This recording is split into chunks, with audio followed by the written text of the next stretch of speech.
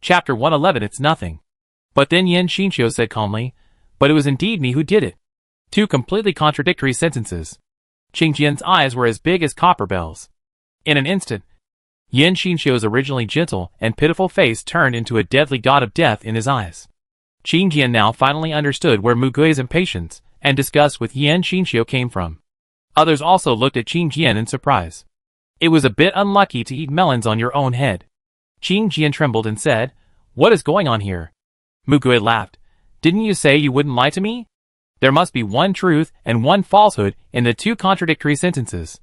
Yen Xinqiu smiled and said, "Both sentences are true." Qing Jian, "Hey." Mu Gui looked back at him. But he just spread his hands. "I don't know." Qing Jian, "What?" Mu Gui, "I said I don't know why he did this. I saw him kill you and some other people from the surveillance camera. But he went out after killing them. Why don't you ask him yourself?" Mu Gui pointed at the person behind him. Yen Xinqiu smiled at him in relief. Qing Jian got goosebumps all over his body. Yihui, besides this? Mu Gui, he can rewrite other people's memories and make them obey him. Later, basically all the leaders in the major bases were his people. Yihui, do the major bases you mentioned also include the capital? Mu Gui nodded, yes. The two Yihui spoke at almost the same time. When did this happen? Mu Gui smiled faintly. Probably in 2075. He retired at the end of 2079. And the world was destroyed less than a year later. Mu Gui admitted that he really didn't know him very well. At first, he met Yen Xinqiu only because he was forced by the Blue Bureau and the team members to see a psychologist. Later, he went there often, just to chat normally, relieve his mood, play some boring psychological games, fill out some forms, draw pictures, etc. Mu Gui never talked to him about confidential things. Yen Xinqiu was just a psychologist with a good reputation at that time. Some team members would go to him for psychological counseling regularly. That's all. He had no contact with politics, fighting and other things. And no one knew he had superpowers. Then, suddenly one day, that thing happened suddenly.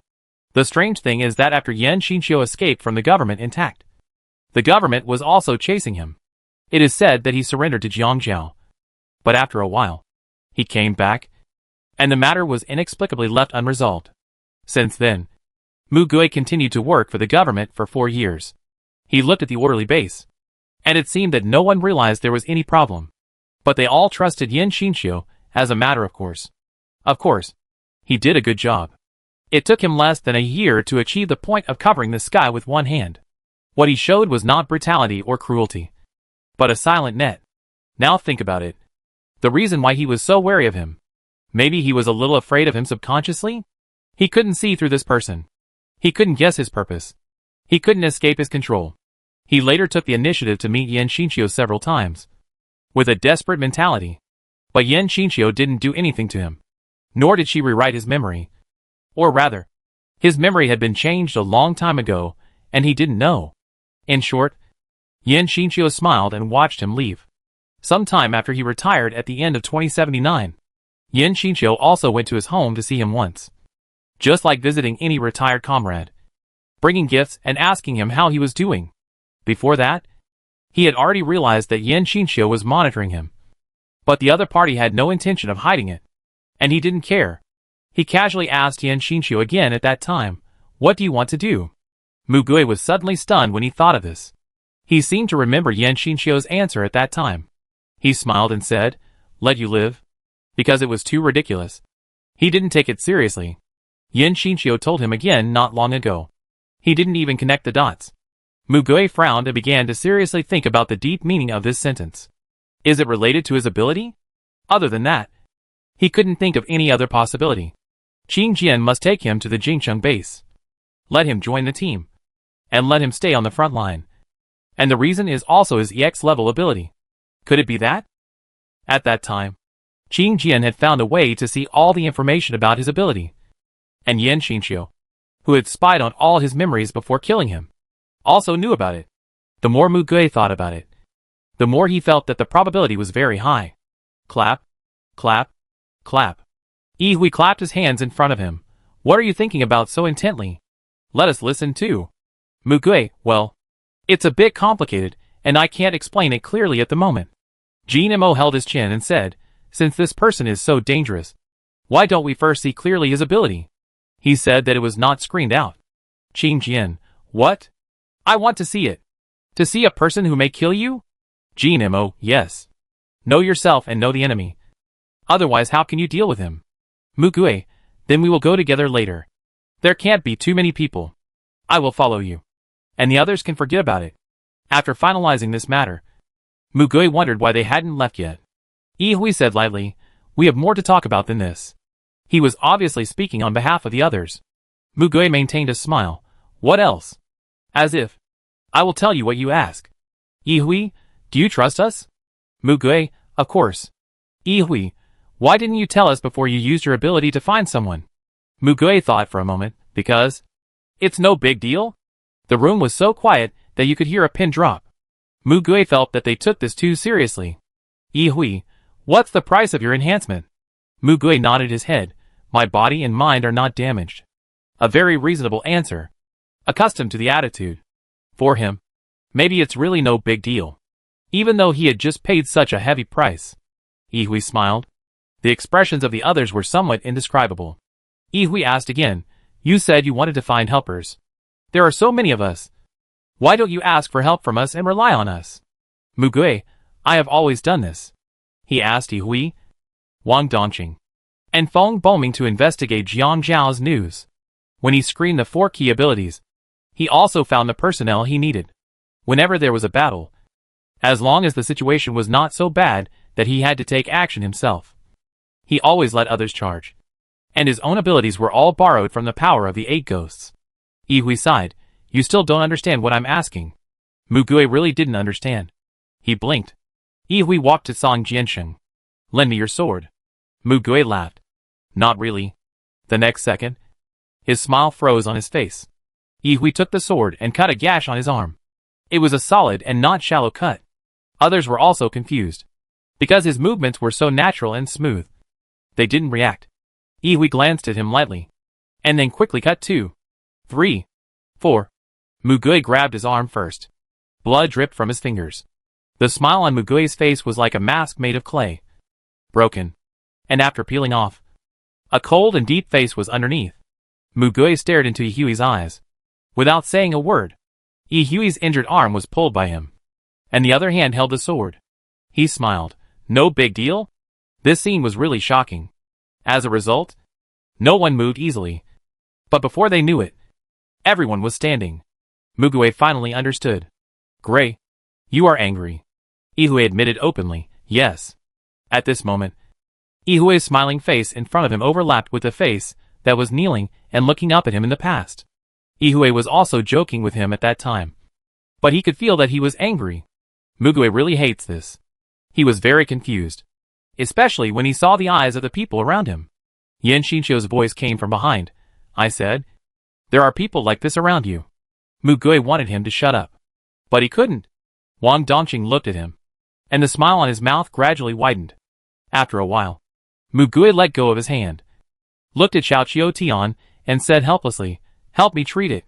Yihui also wiped the blood off the sword and handed his hand to Xiao Qiu Tian's ruler knife.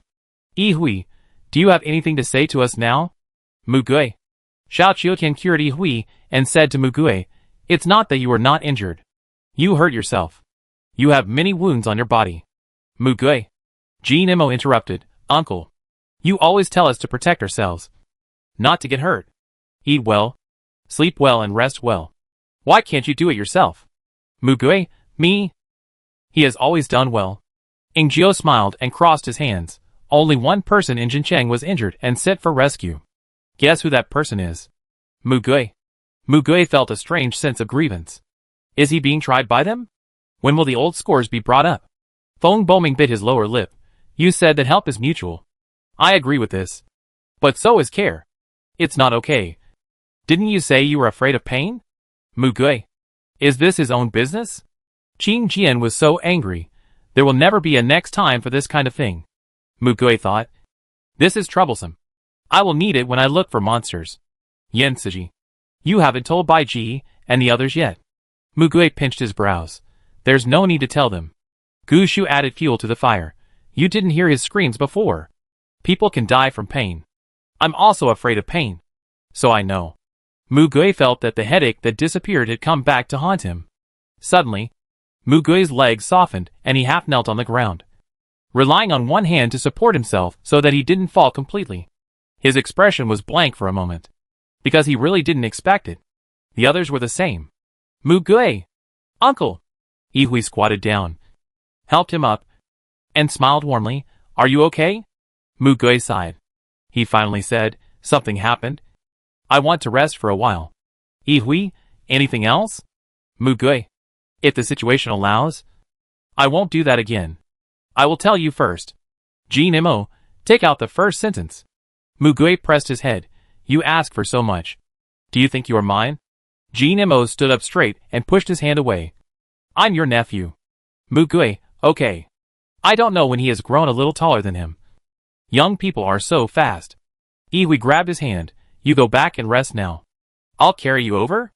Mugui. This is a terrible déjà vu. Ihui smiled. You can hold me. I can hold you.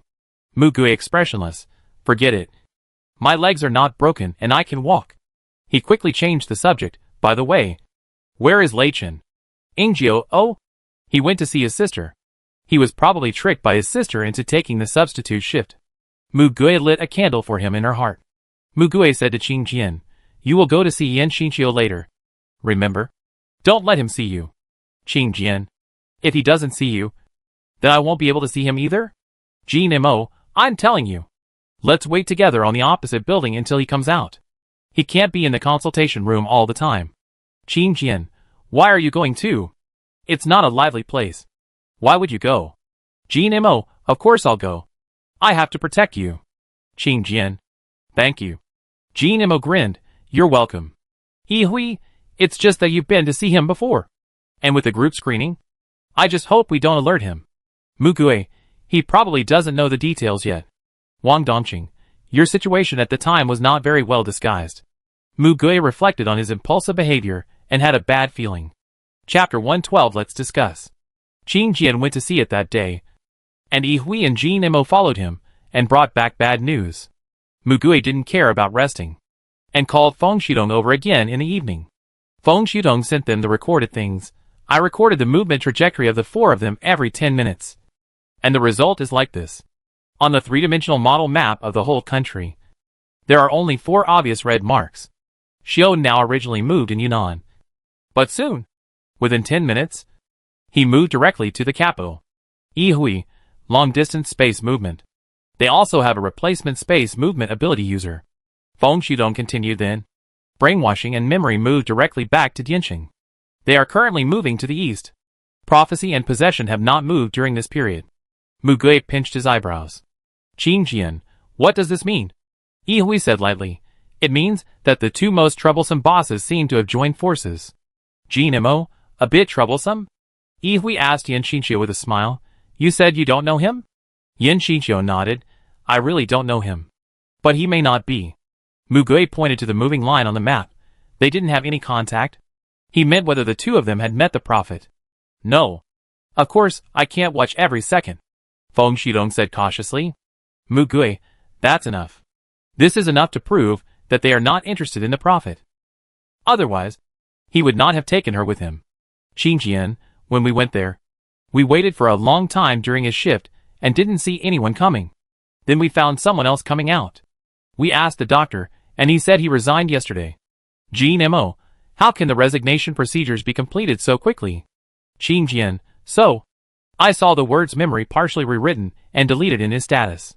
Mugui, in other words, if he used his ability on someone. You could tell? Qingjian, yes, and he has touched other people before. So they have no doubts about his sudden departure. Mugui, this is well prepared. They may have already contacted each other. Qingjian, what should we do? Next? Mugui thought for a moment and said, don't worry about him for now. Jinmo, really? Didn't he do the Jincheng incident? Mugui, you have also heard the recording. His target should be me. Since he has found me, he will not do that again. Everyone else nodded. Only one person rejected this. Yan Xinqiu spoke again. Not necessarily. He is a guy who enjoys destruction. Although I don't know his ultimate goal. Many people will be hurt in the process. But you don't have to worry. You can't beat him now. His whereabouts are already in your control. You have to continue to accumulate strength. At least wait until the prophet is brought back before making plans. Mugui was silent for a while. He couldn't deny it. Every word of Yan Xinqiu spoke what he thought. Wang Dongqing stroked Ruby's ear and murmured, "If we know his facial information or real name, we can investigate his background." He was also very curious about the true face of this person. This was the first time he knew someone who was better at hiding his identity than him. The woman who appeared out of nowhere was also in the same group with him. At present, they didn't even know whether the other party was a man or a woman. And the ability of Qin Jian, that was expanded to the whole country, could only get a name for the ability. Mugui, we have to go to Dianqing. But not now. I still need to do something. Ingio, after they leave. Pick up the prophet? Mugui, besides this, we have to see what they did there. He was very curious about what attracted him there. Maybe he could find a clue to them. Yin, what are you going to do next? Mugui knew that he was fulfilling his promise and smiled. Just pick up 2 people. He looked at Yihui. Will you go with me? Yihui was about to say hello when his watch rang. He looked at it and saw that it was a police hotline. He raised his eyebrows. He rarely received calls in this regard. The Supernatural Disaster Management Bureau had a special criminal investigation team in charge. But he still answered it.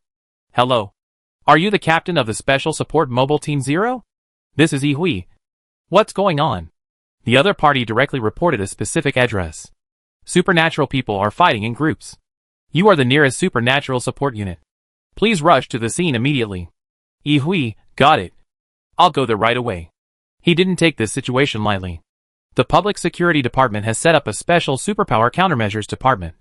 And the police are not short of talents with superpowers. The Superpower Disaster Bureau also has a superpower criminal investigation team to assist. If the nearby dispatched agencies fail to solve the problem immediately and call for support, it means that it is a difficult target. Mugui, if you can solve it, we will. Wang Dongqing pushed an image in front of them at this time. It seems that you have to go there too. Mugui was speechless and stood up to leave. The others followed him. The crime scene was indeed very close to the building. It was already dark outside. But due to the power control, only a few main street lights were on. It was a construction site for repairing a building. The construction site, with sand flying everywhere, had been surrounded by dozens of criminal police. They held pistols, but did not dare to fire easily. After Yihui and the squadron leader showed their credentials, they walked into the security area together. There were not only police cars parked outside, but also ambulances. Yihui saw the people in the encirclement. 36 people. But there was only one person standing. That was a girl. A petite girl of about 1.6 meters tall, with straight black hair cut to the bottom of her ears, a faded hooded long-sleeved shirt on her upper body, and a pair of tattered jeans underneath. She had no bangs, revealing a smooth forehead, neck and face. The skin was so white that it was transparent and shiny in the night. Judging from her facial features, she was a cute child with a delicate and small cat face. 15 or 16, or even 14. Young and fragile. It is easy to give people such an impression just by looking at her appearance. But there was no smile on that delicate face like a doll. And the dark eyes and tightly pursed red lips revealed terrifying violence and murderous intent. She held a red brick in her left hand and held a 200-pound man in her right hand, holding his collar. Her trouser legs and sleeves were stained with scarlet blood. The man was so scared that he shouted, "Help! Help!" The girl lowered her eyes and raised the brick. "Stop!" One of the detectives shouted. Bang! A shot accurately blew up the girl's hand holding the brick. The girl's hand was still raised, but her palm was gone. The brick fell to the ground. Ah! The big man took the opportunity to break free from her grip and crawled forward screaming. However, before the blood fell to the ground, the hand grew back at an incredible speed. Mugui's face sank and said to Yihui, "Tell them not to shoot." Yihui opened her palm. Except for the dripping blood, there was no trace of any scar on her hand. She frowned and her facial features twisted instantly. "Fuck. It hurts so much. And you shot me." She let out a violent sound that was totally inconsistent with her petite body.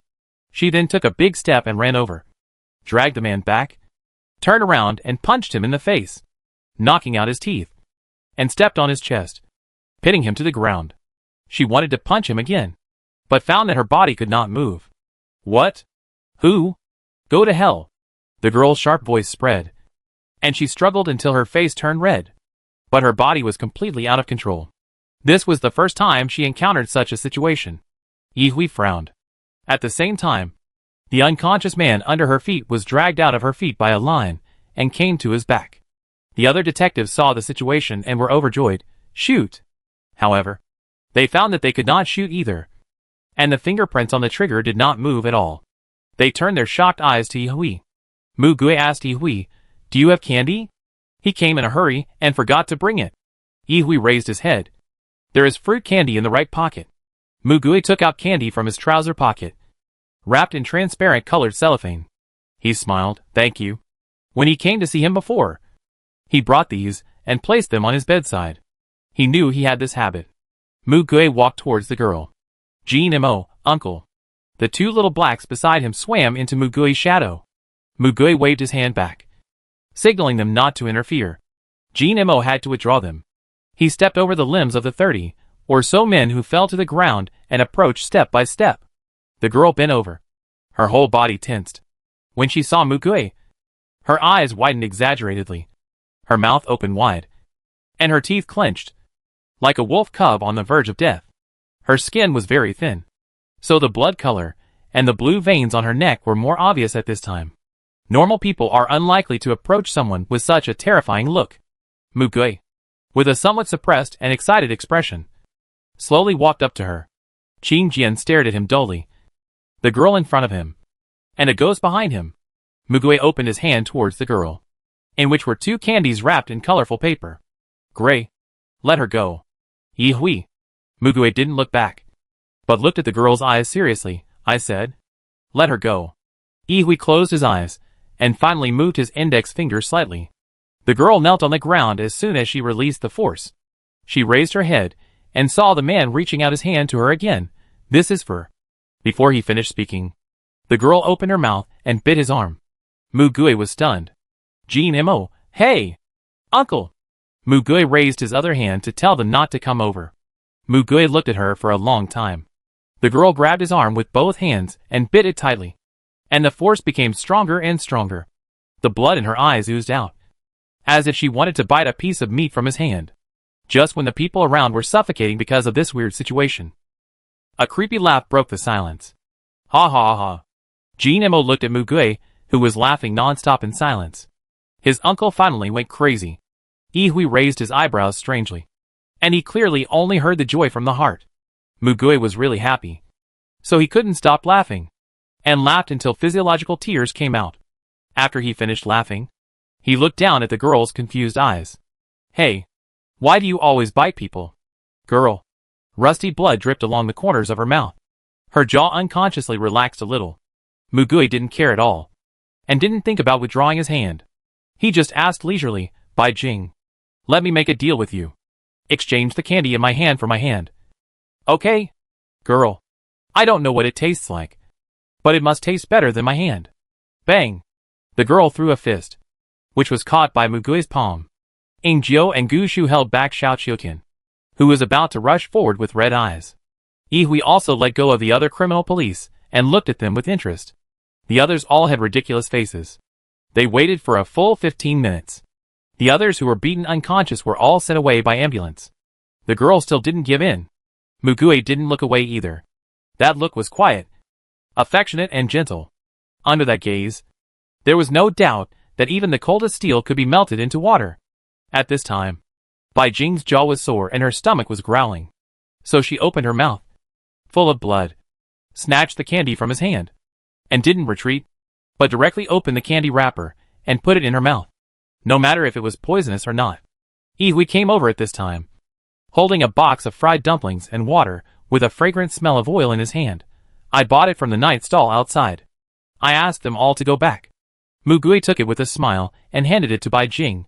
How thoughtful. Bai Jing sat on the ground and ate voraciously. Several ellipsis marks appeared above Jean Mo's head. "Uncle, who is this? Do you know him?" Xiao Qiuqian ran to Mu Gui to treat his wounds. He looked into Bai Jing's eyes, as if he wanted to kill her thousands of times. Mu Gui reached out and pinched the girl, who was about to run away after eating a free meal. He just gently pinched her neck, like holding a kitten or puppy. Bai Jing stopped struggling. She turned around slowly, frowned, and just stared at him. Mu Gui said, "I won't hurt you. And I won't let anyone beat you again. Come with me, Bai Jing." She lowered her head, rubbing her fingers back and forth, and her nails rang softly. This was a promise. Mu Gui touched her head and hugged her gently. Bai Jing opened her eyes wide. Jin Mo and Qing Jian did the same. Mu Gui smiled and said, "Go back and take a shower. Then eat something and have a good sleep. You should have felt relieved after beating those people. And you can sleep well at night." Mu Gui embraced Bai Jing and gently pushed her. She followed him back. She threw her hat on her head and kept her head down. Jin Mo, "Uncle? Let's forget about her beating people." Mu Gui, "Oh? If a group of people wanted to rape you, would you resist beating them to death?" Jin Mo, "And they didn't die?" Mu Gui smiled. Nothing could be said. Yi Hui patted Jin Mo's shoulder. "Your uncle is angry. Don't pay too much attention to his tone." Jin Mo didn't pay attention to Mu Gui's tone, and looked at the girl's back with a sour look. Wang Dongqing raised the corner of his mouth. He knew why Mu Gui was angry. He was angry about why he didn't pick her up earlier. Chapter 113 by Jing Cherry. Since Qin Jian conducted a capability screening for the entire base, Bai Jing was naturally included. Of course, he had seen too many people with abilities in those days, and it was impossible for him to remember them after just one meeting. And he did not have the memory of Gu Shu. Mu Gui took him to where he lived, and Yi Hui asked someone to arrange a room for her. She went in and fell asleep without hesitation. "Yi Hui, how are you going to deal with her?" Mu Gui stood at the door with his hands behind his back.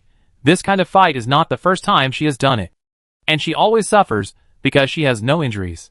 She actually doesn't have any strong fighting power or any superb fighting skills. She can fight 30 people at once purely because of her special ability regeneration. With a VG level regeneration ability, it is impossible for her to not die. There are still many situations that can kill her. Her ability is a little different from Shintu Shursan. Shintu Shursan can be resurrected after death, but he cannot regenerate important parts of his body while he is alive. For example, if he loses his hands or feet, he will not be fully recovered unless he dies once and resurrects again.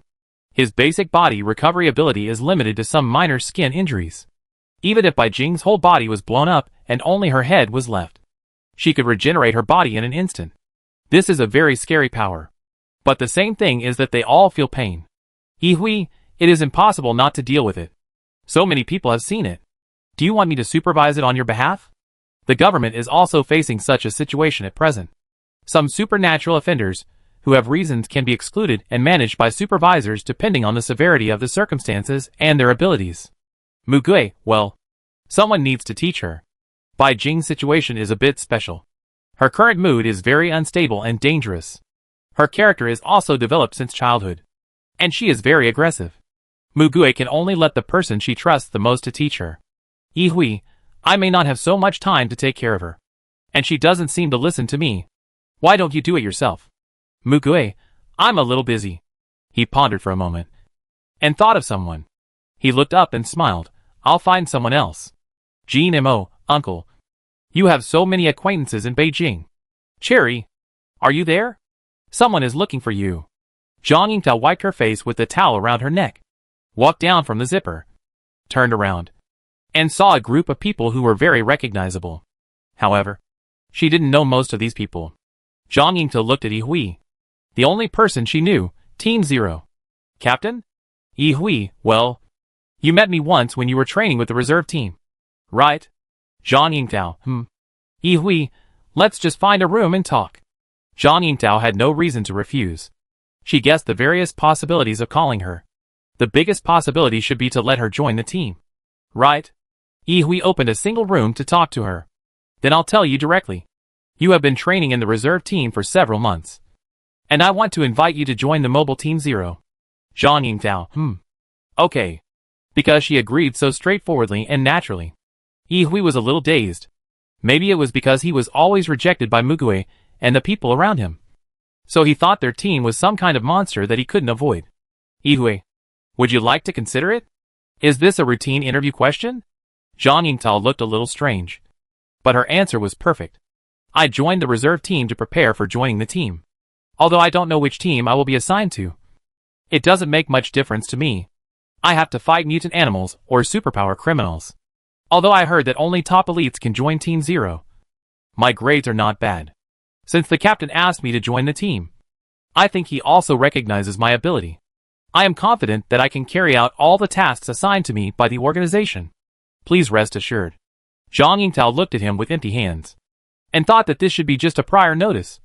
And the appointment documents had not yet come down. Yi Hui smiled.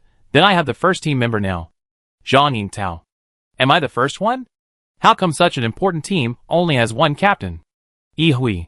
The logistics personnel and other things are all complete. You are the first official team member. I am still looking at the others. Zhang Yingtao suddenly felt a little unreliable. Yi Hui looked up and down at the young woman. Because she was training. She was only wearing a black sports vest and sports pants. She was very strong. With 8 abdominal muscles on her abdomen, and smooth and beautiful muscle lines on her arms. At a glance, it can be seen that she has been exercising for many years. Her black hair was cut short and refreshing. Her eyebrows were beautiful. Her facial features were majestic. And she was handsome. He had read her profile. She was just over 21 years old this year. Her father was a boxer. She had practiced boxing with him since she was a child. Her foundation was solid. After several months of professional combat skills training, her strength was already quite good. Her ability was damage feedback. It would directly feed back all the physical and energy damage she received to the attacker. And she would not be hurt. The moment the damage was caused, the damage was transferred to the attacker. It was also a very suitable ability for combat. But it could not affect others. Yi Hui held his cheek. And the more he thought about it, the more strange it felt. Why didn't he think of taking her in before? Zhang Yingtao, anything else? Yi Hui, I want to give you a task. Zhang Yingtao was slightly surprised. Now. Yi Hui, although it's not a combat task. Zhang Yingtao. Yes. Since it's a task, there's no reason not to accept it. They walk out the door together. Mu Gui asked him, have you agreed? Yi Hui, well, I'll go right away. Mu Gui extended her hand to Zhang Yingtao. Mu Gui. Zhang Yingtao shook her hand back and answered with her own name. Then she heard the murmurs of people around her. Jin Mo, so normal. Qing Jian, too normal. Feng Boying couldn't help but smile and whispered. Stop talking. It's as if normal people are rare creatures. Zhang Yingtao was a little confused. Yi Hui teased her. They seem to have some problems with their brains. But they are all easy to get along with. Zhang Yingtao remained calm. Well, I know that people with outstanding abilities have some eccentric personalities. The people who were shot. Zhang Yingtao saw a girl sleeping on the bed in the dormitory. Her limbs were as slender as a doll. Her skin was like a peeled hard-boiled egg. And her cheeks were as small as a cat. She fell into deep thought. Mu Gui, that's her. I would like to ask you to take care of her for a while. And by the way, be her coach and teach her fighting skills. Oh, and all kinds of common sense and basic knowledge in life. Yi Hui, what do you think of her? Zhang Yingtao told the truth, very cute. Jin Mo. You haven't seen that guy bite or beat anyone. Mu Gui smiled and said, she always hates men. But she has no bad feelings towards girls. There are more men here. So I want to find a trustworthy girl to teach her. Zhang Yingtao. So her personality is not very good? Mu Gui. She is soft-hearted. Zhang Yingtao. I understand. She said to Yi Hui, Captain, I will try my best to complete my first mission. Leave it to me. Yi Hui raised his eyebrows and looked at Mu Gui. Someone called me Captain. Mu Gui, you will have more team members. But I will not be one of them. Yi Hui, why not let them share a dormitory? Bai Jing will join the team later anyway. Right? Zhang Yingtao nodded and obeyed the arrangement. Mu Gui, that's fine. Ask her herself. If she is willing, she can move in. Yi Hui, I noticed that you didn't reject them joining the team. Why? Mu Gui, if they are willing. What's the point of me rejecting them? Yi Hui, so I will go around you to persuade them. And you won't have any control over it? Mu Gui clapped his hands. I wish you success. Yi Hui, perseverance is my strength. But it's good like this now. No rush. Although Mu Gui always denies it. But he and his team have actually been a mobile team that is no longer in the system. Qing Jian looked at the 8 people behind Mu Gui and sighed. So far, the true identities of these 8 ghosts have been revealed. They are also real people in reality. Except for Yan Xinqiu, who ran away. Qing Jian no longer has the fear of them that he had when he first saw them. Except for Yan Xinqiu, who wanted to kill him. But at the same time, he couldn't forget the doubt that had been lingering in his mind. They are all very powerful superpowers. Why did they die?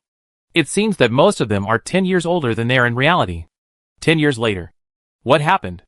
Is it so horrible? So many powerful superpowers died in it. Mugue, you are all here. Let me tell you. You will still stay in the base. Train when you need to train. And rest when you need to rest. In a month, we will set off for Yincheng. Jean Mo, uncle. What about you? What are you doing during this time? Mugue showed a bright smile. I'm going to play with Baiji for a while. Mugue told Ai Buji about this in the message in advance. So he and Ai Qinqian cleaned out a laboratory in advance. When Mugue walked in, he saw several clean and tidy rows of shells. Ai Buji smiled and waved at him. Brother Mu. Mugue walked over to them and touched their heads. Ai Qinqian smiled and lowered his head. Then picked up the full submersible machine beside him. I'll go over there to study for a while. Although he lost his eyesight, he could still get full submersible imaging stimulation directly input into the brain nerves. He had talked about this with Mugue before. He said he wanted to use the machine to learn the characteristics of some mutant animals currently included. After the reorganization of the Academy of Sciences, most of the departments were cut off. And finally only the Department of Mathematics and Physics, the Department of Chemistry, the Department of Earth Sciences, the Department of Information Technology Sciences, the Department of Technology Disciplines, and the Department of Life Sciences and Medicine were left. The Department of Life Sciences and Medicine was later separated into the Department of Biology and the Department of Medicine. Biology is particularly important at present. And the Mutant Biological Information Collection Department under it is also working overtime to collect as much information as possible on mutant organisms.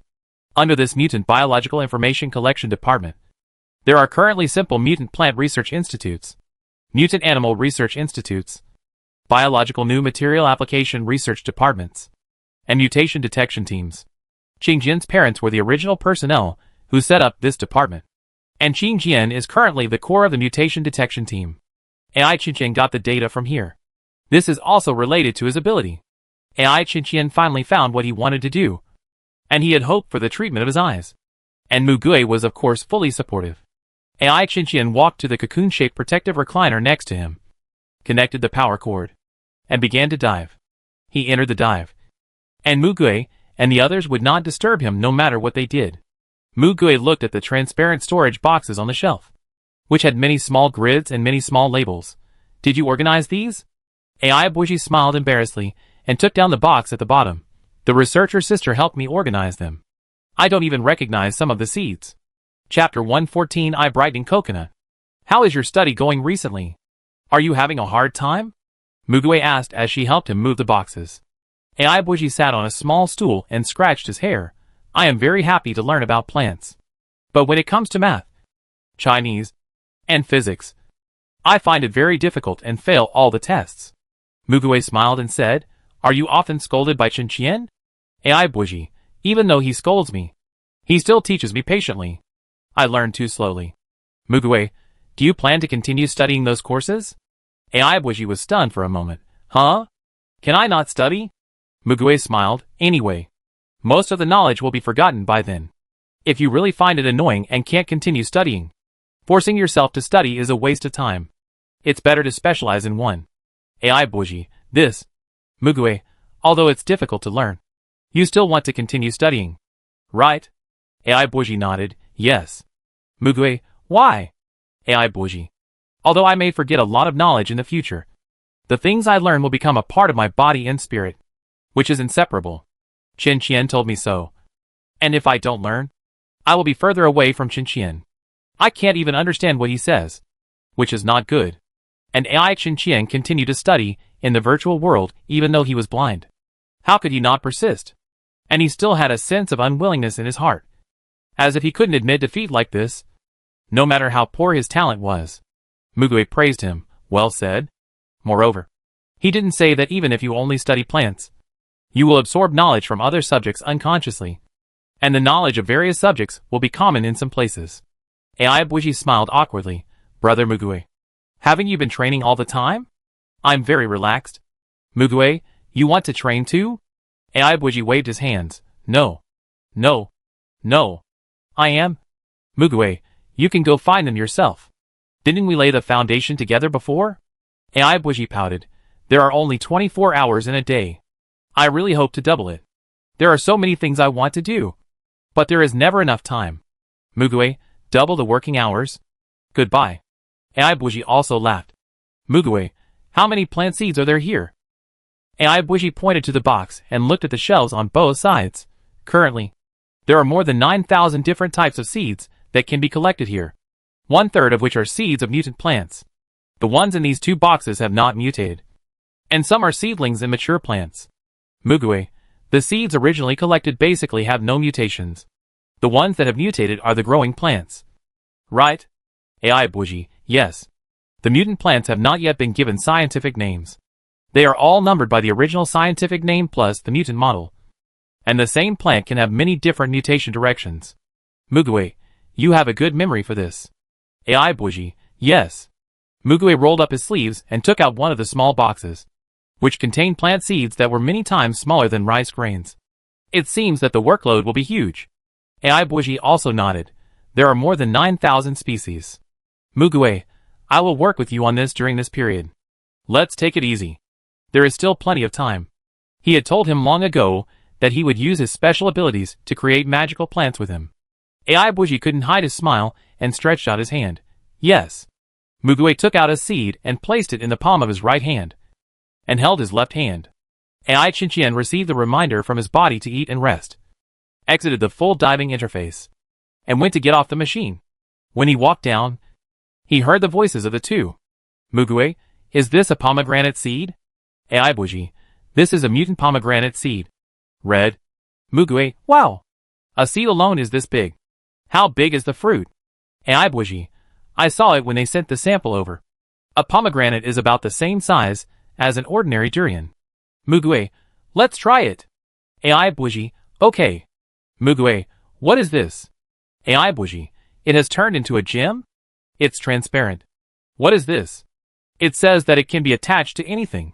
When it is attached to an animal, a thin needle and a thin tube can be extended to draw blood.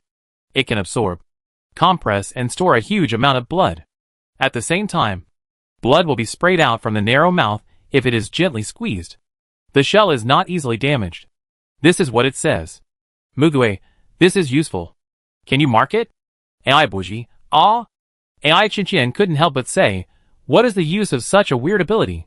Mugue, it has a miraculous effect when combined with a specific ability. Mugue asked Aibuji again, does it say how many liters the huge amount of blood is? Aibuji, no. Mugue, not very careful. We need to do experiments. Mark it. And put it in the cabinet. Aibuji, brother. I think we need to build a big cabinet to store these things. Some of them will move. Is it really okay? Mugue, you are right. I will ask someone to build a sturdier one to store the samples. It depends on how long they are stored. It would be better to add a camera.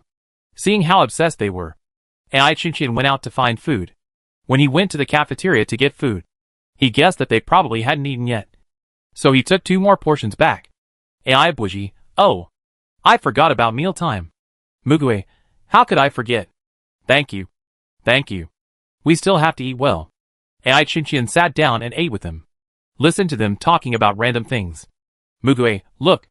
Did the spider vine wrap itself up? Aibuji, oh. Really? Mugue, it grows so fast. I feel like there's not enough space in the cabinet. Aibuji, ah. This pitcher plant is spraying acid. Mugue, stay away. Or should we ask a researcher to help? Aibuji, I'll get the pump. After dealing with these minor issues, they sat down to eat. Mugue thought for a moment and said, these meals don't taste good. I'll make lunch boxes for you during this time. Make 3 servings per person and put them in the refrigerator. Take them out and heat them up when you want to eat. Ai Chinchien, where are the ingredients? Mugue smiled and said, 4 vegetables and fruits. We have cypress branches to transform. 4 meat. Just pick one. It should be enough for a month. Right? Wait for me. I'll have someone pick one and send it over. The next day, Feng Boying and Jean Mo set a huge mutant pigeon. They slaughtered it together and stuffed it into the big ice storage of the Botanical Research Institute. Not to mention the three of them. All the staff of the institute could eat it for several days. However, although the amount of meat required for the daily meals of the staff here is a huge amount, there are also special people to supply it, so they don't have to worry about it. On the contrary, fresh fruits and vegetables are hard to come by at the base, because some methods of growing mutant plants have not yet been discovered, and the mortality rate of ordinary plants due to wilt is getting higher and higher. The current research center of the Institute of Plants is still on this. So in the following days, Mugue prepared delicious food in different ways every day. The three of them had different dishes on the table every day. He was a good cook, so more researchers came to eat for free. Sometimes, he couldn't help but cook with mutant plants, making a lot of messy things and letting them taste them all. When the researchers saw the magical plants created by AI Boji, they couldn't help but take a few to study, and this became uncontrollable. The room originally had only 3 people, but after a few days, people came and went more and more frequently. But AI Qingqian didn't think it was noisy. He was still studying quietly in his own world. New cabinets were also approved and built, configured according to the top specifications. As time went by, more and more plant samples were placed in them. Some researchers came directly to help them observe, record, and do experiments. And this unknowingly became a big project. The two of them continued to work attentively. Mugue took the seed and looked at it. Rice? Have we done this before? AI Boji flipped through it quickly. No. Is this a mutant? Mugue looked at the rice grains, as big as croissants, and couldn't help laughing. AI Boji first let the mutant rice seed grow, and then used his ability to create a new plant based on it. And as a result, a huge ear of wheat appeared in his hand. He read the introduction on the page. Grows fast. Tastes good. Rich in nutrients. Resistant to bacteria, insects, cold and heat. Wow. Mugue cut off a grain and looked at it. I won the prize. This rice is a genetically modified variety. It seems that the base does not have to worry about food problems. He called a researcher to send this new rice type C number 1, benign, to the breeding base. Mugue said to AI Boji, you see? It will always play a huge role somewhere. AI Boji clenched his fists. I know. He now remembered what Mugue said to him before. For a long time, he thought Mugue was comforting himself. But now, he deeply realized this meaning. Mugue was telling the truth. His ability might really have great significance. It was full of infinite possibilities. He and Mugue were now exploring these infinite possibilities, which made him excited and fulfilled. In a month, they tried all the seeds. And during this period, people kept sending new ones. Although only 1% of the plants he created were of practical value, most of them were very precious research materials. The last few days, just when they were about to finish, the thing that AI Boji had been secretly looking forward to in his heart appeared. Qingqian. I succeeded. I succeeded. AI Boji threw himself on AI Qingqian, who was coming back from getting food. AI Qingqian didn't understand. What success? AI Boji put a coconut in front of him. AI Qingqian smelled the fragrance. What is this? AI Boji's voice was trembling. There is juice in it that can make blind eyes see again. Although it was just a simple introduction, but it was what they needed most. AI Qingqian was stunned for a moment. His hand was tightly held by AI Boji, and the excitement dripped from him. He hesitated for a long time, and finally did not say what he really thought in his heart. This should be a cure for normal blindness, right? His eyes did not have any physiological damage, so the possibility of being cured by it was not great. He did not want to break AI Boji's hope directly, so he said, well, I will try. But if it doesn't work, don't be too disappointed. AI Boji, I should be the one telling you this. Mugue came over and gathered his thick clothes and said, this is a little different from medical treatment. It was created by Boji's ability, so I don't know what effect it will have. Don't be too pessimistic. Since there are no side effects listed, it means it will not harm your body. Just give it a try. AI Qingqian's heart was also beating fast when he heard him say this. They tried it that day. The coconut juice dripped into his eyes, which was slightly sour and bitter. He then drank the rest. He didn't feel anything when he first drank it, so AI Boji didn't believe it and made more for him. He drank coconut juice all day, but he still couldn't see at all. He ate normally on the second and third days. Under AI Boji's hope, he drank coconut juice, ate coconut meat, and ate various coconut products made for him by Mugui. AI Chinchien himself was used to disappointment. But every time he disappointed AI Buji and Mugui, he couldn't bear it, so he was willing to continue trying. Just when they all gave up hope, Mugui and the others were about to set off. AI Chinchien woke up and opened his eyes. This time it was no longer pitch black. Instead, it was a hazy grayish white, as if covered with thick gray sandpaper. There were some dim lights and extremely blurred pixel-like color dots in his vision. AI Chinchien was unbelievable at first. And then he found various strong color pictures to verify. Bright red. The watch showed him a pure color picture. A faint red halo covered by gray tones appeared in his eyes. This thing was so blurry that it could only be distinguished by careful observation. But he did have a sense of color. He tried several more colors, all of which were high saturation pictures. And the results were similar. He could recognize that the flesh-colored mass walking in front was a human face. Although he couldn't see the face clearly, he knew that it was a person. The moment he realized this fact, AI Chinchien couldn't stop crying. AI Buji came to comfort him and cried with him, "If it doesn't work this time, we will find another way to cure your eyes." AI Chinchien raised his head with tears in his eyes. Who said it won't work? He could see two dark and flesh-colored colors in his eyes. He knew that was AI Buji. He stared at the super blurry color and couldn't help laughing. You can see a little bit, although it's blurry. But it's not completely black. AI Chinchien put his hands on his head and face. I can see that this is your hair. This is your face. And this is your ear. AI Buji was stunned for a long time. AI Chinchien called him. Hey! Aren't you happy for me? He pulled his cheek gently. AI Buji burst into tears. Mugui laughed at the side. AI Chinchien had to comfort AI Buji again. Why do you cry when you are happy? Are you made of tears? Can you squeeze out water if you pinch it? AI Buji sniffed. His voice intermittent. Is it possible that I can't cry when I am happy? This is called tears of joy. Woo woo woo woo. His nose and eyes were sore. And he was so happy that he hugged AI Chinchien and refused to let go. Mugui called Chinchien to see AI Chinchien. Chinchien looked at it and said, there are more words on it, saying it is the second stage of evolution. Mugui, what does it mean? Chinchien was also surprised. His ability has become stronger. And there are cost conditions on it. After using his ability a certain number of times, his eyes will be completely blind. But after a cycle, which is about a few months, his eyes will recover. And then his ability to control animals will become stronger and can be used more times. This is called stage evolution.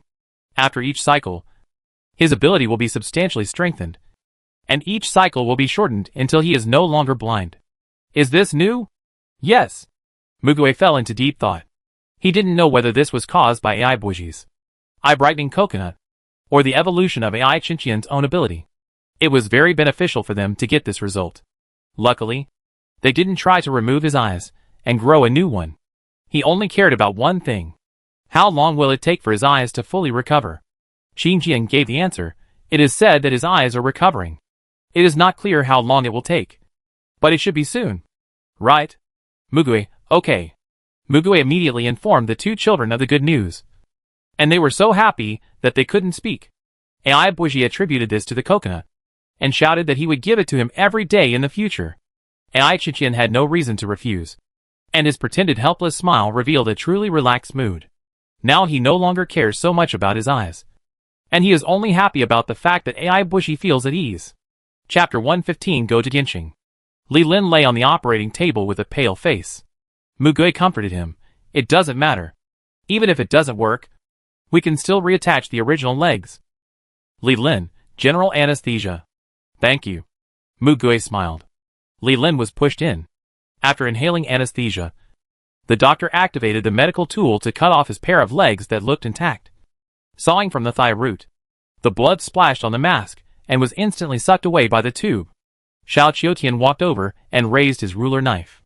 Cut. On the broken limbs. Within a few seconds, the legs grew back. All the doctors showed amazed eyes. When Li Lin woke up from anesthesia, he saw the light green curtains next to the bed. A group of people stood by the bed waiting for him to wake up. Chinchien, are the costs divided into one-time and continuous? Mugui, I guess this is a one-time one. Otherwise it would be explained that each use requires a certain cost. Wang Dongqing, It depends on whether his ability comes with a bug fix patch. Li Lin. Mugui, awake. A doctor walked up to him and looked into his eyes. Try to move your legs. Li Lin hadn't responded yet. Doctor, the anesthesia has just worn off. It's normal. As he spoke, he tapped the pen in his chest pocket on Li Lin's thigh and used a little force. Do you feel it? Li Lin felt a little stinging where he was poked, and he slowly opened his eyelids. He sat up with the help of the people next to him, stretched out his hand to pinch his knees and legs, and he was speechless. Jean Mo. What's the result? Yes or no? Li Lin opened his mouth, and even he couldn't believe it. Yes. Xiao Qiutian retracted his ability and sat in the back with a blank expression. Qing Jian, get up and walk around. Li Lin tried to move his legs without relying on others' help. Mugui, let go of your hands. Li Lin was startled and let go of his hands that were subconsciously supporting his legs. He just moved his thighs with the strength of his lower body and sat down on the bed. It was less than a year since he lost his legs, but he almost forgot the feeling of walking with his legs. Li Lin's eyes turned red. He leaned on the handrail beside the bed to prop himself up. His legs were not weak. He was so scared in the operating room, but he could walk when he woke up. Everyone made room for him. Li Lin walked among them stiffly like a robot, sometimes even with his hands and feet. But he was walking, and walking very smoothly. A short silence. There was a roar of applause around him. Li Lin covered his face and cried with joy. Finally, he hugged Xiao Qiutian, who looked confused, with tears of gratitude. This happened the day before Ai Qingqian's eye treatment took a turn for the better. They tried it again later, and after Li Lin regained consciousness in his legs, he could use his abilities again without suffering any cost. What was even more surprising was that the distance he could teleport increased significantly as his legs healed. On December 29, 2060, Mugui gathered people and prepared to set off.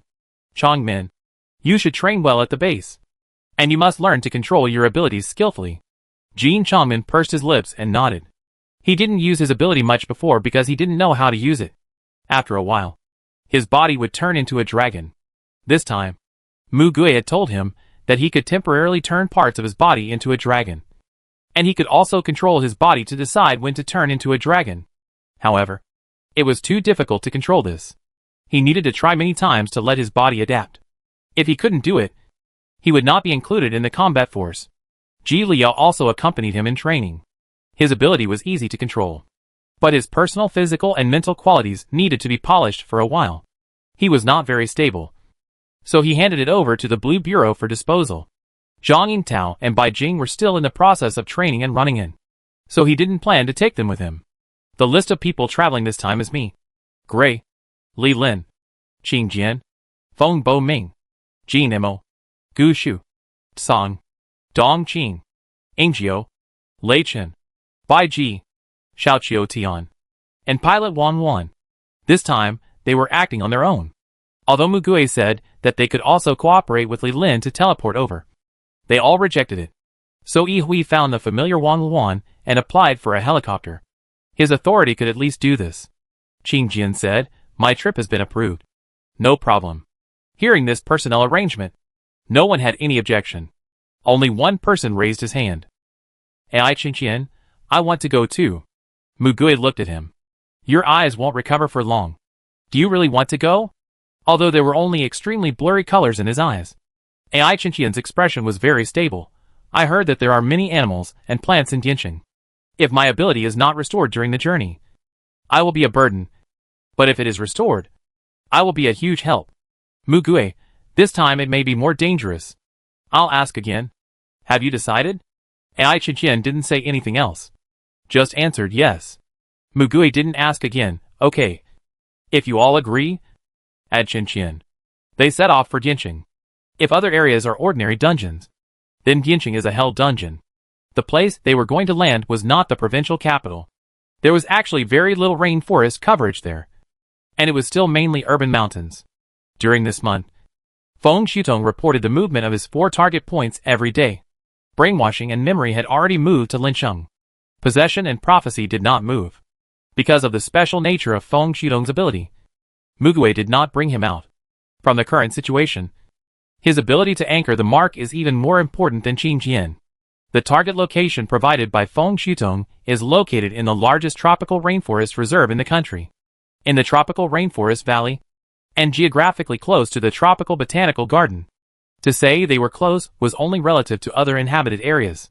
Landing in the tropical botanical garden was their best choice. They flew for 2 days, and finally arrived at the botanical garden. This botanical garden has more than 10,000 species of plants. Baiji, you have to get busy. Qing Jian looked down at the endless forest below and smiled. Ai Baiji held Ai Qingqian's hand beside him, his eyes full of anticipation. Along the way, they also encountered no less than dozens of attacks from birds in the air. Fortunately, they were protected by Ingzhou's ability, and killed by other ability users. In the end, they were able to approach this place safely with their spirits tense. Mugue reminded them, don't relax just because you're almost there. The next step is the one that you really need to be careful about. Feng Boming looked down from the window, and a faint golden light flashed in his bright eyes. After a long time, he finally spoke. There are really too many. It's really a paradise for mutant creatures to fight. Yihui pointed to the distance and patted Mugue. That? Did you see it? Mugue stared and narrowed his eyes. I see it. The trees in the forest have grown taller together. Logically, the crown level should not be too different. But in the distance ahead, there is a huge red-brown crown that protrudes significantly from the plane of the sea of trees, roughly 1/3 higher than the crowns of other trees. And the coverage area is also very large, probably more than twice the range of the botanical garden below. Logically speaking, they would not touch such a mutation exception. But what a coincidence. That was their destination. Mugue and the others said, let's settle down in the botanical garden first. Secure the temporary station, and then go in to explore. Okay. Wang Luan, prepare to land. Lei Chen vomited with a plastic bag. He was not only afraid of heights, but also airsick. The first day was fine, but the rush on the second day made him finally vomit everything in his stomach. Ingzhou patted his back. Oh, if I had known this, I wouldn't have eaten so much. Lei Chen. Ugh. They chose a vacant area with few buildings to land. In front of them was a pond, which was filled with swollen plants, and no water could be seen. The roads next to it connected the major parks. The botanical garden is a scenic spot after all, and the roads and vacant areas are still planned.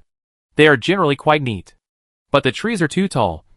Each one is 50 meters away, and landing is like going down a well. But before they landed, they used radar to detect that there was no one left in the botanical garden, and they couldn't even find someone to ask. As soon as they got off the helicopter, the insects, rats, snakes and ants hiding in the woods nearby came over after smelling the smell. Yihui used his ability to chop some big trees for firewood and placed them in the middle of the square. Feng Boming lit a big fire. In order to drive away these messy things, they lit the bonfire as big as possible. Ai Buiji grabbed a handful of gray hay from the backpack on his back and threw it into the fire, burning it into thick green smoke. Feng Boming asked curiously, what is this? Ai Buiji clapped his hands and laughed. Insect repellent tobacco. Dry it and burn it with fire. Most insects and snakes hate this smell. Qing Jian came over. I've never heard of tobacco having this function. And if this is really tobacco, isn't it harmful to the human body? Did you create it? They also went to visit Mugue and the others on the way, so they knew about this. Ai Buiji, I confirmed that it's harmless, and what's written in the book is correct. I also asked a researcher to verify it. Most of the plants he created have very different functions from the prototypes, and cannot be judged by common sense. Because I knew I was coming here, I prepared some in advance, and threw them in every once in a while to ensure that most things would not dare to approach. They had done their homework before coming here, and had undergone survival training for more than half a month. Yihui looked up at the towering ancient forest. It's very convenient to make a temporary shelter. Jean Mo looked at the remains of the building that was trampled by something next to the open space and sighed. Yihui called him, Jean Mo. Some of your little blacks.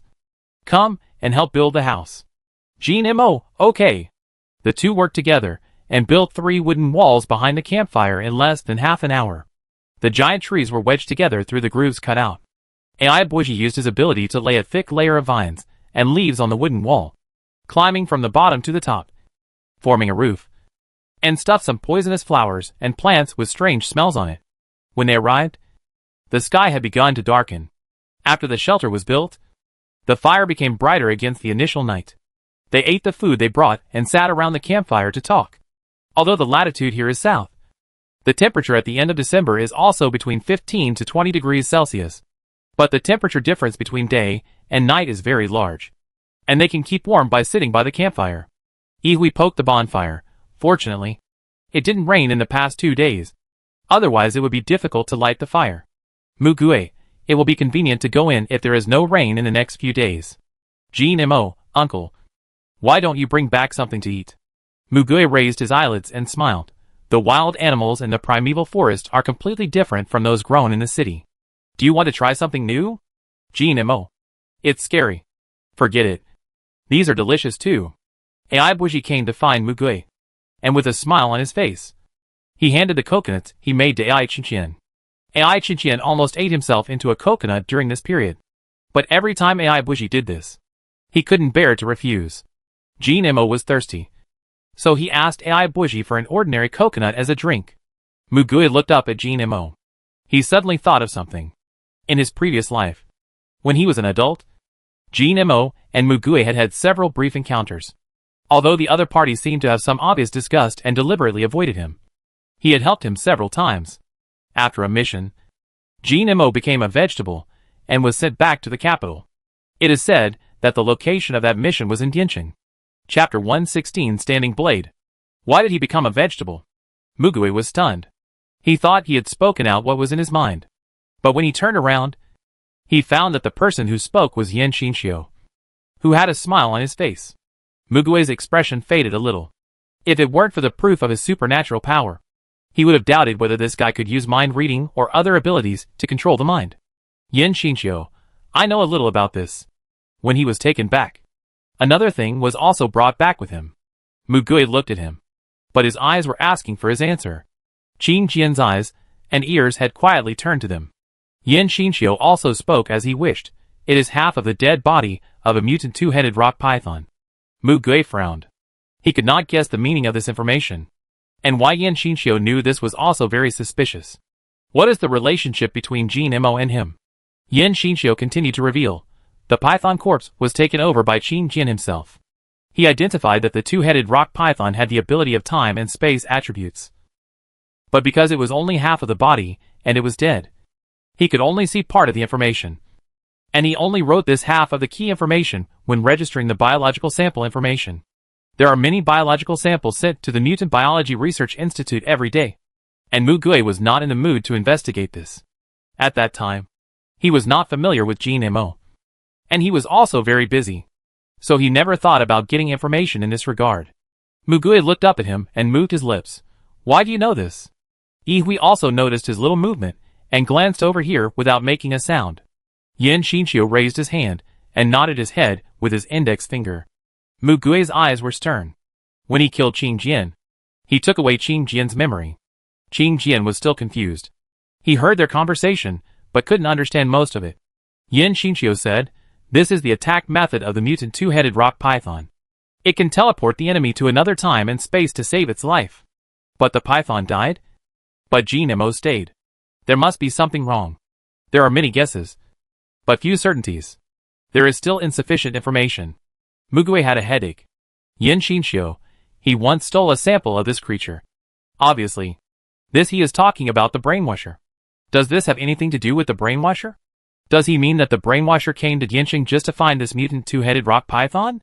But the two-headed rock python in the previous life was obviously dead.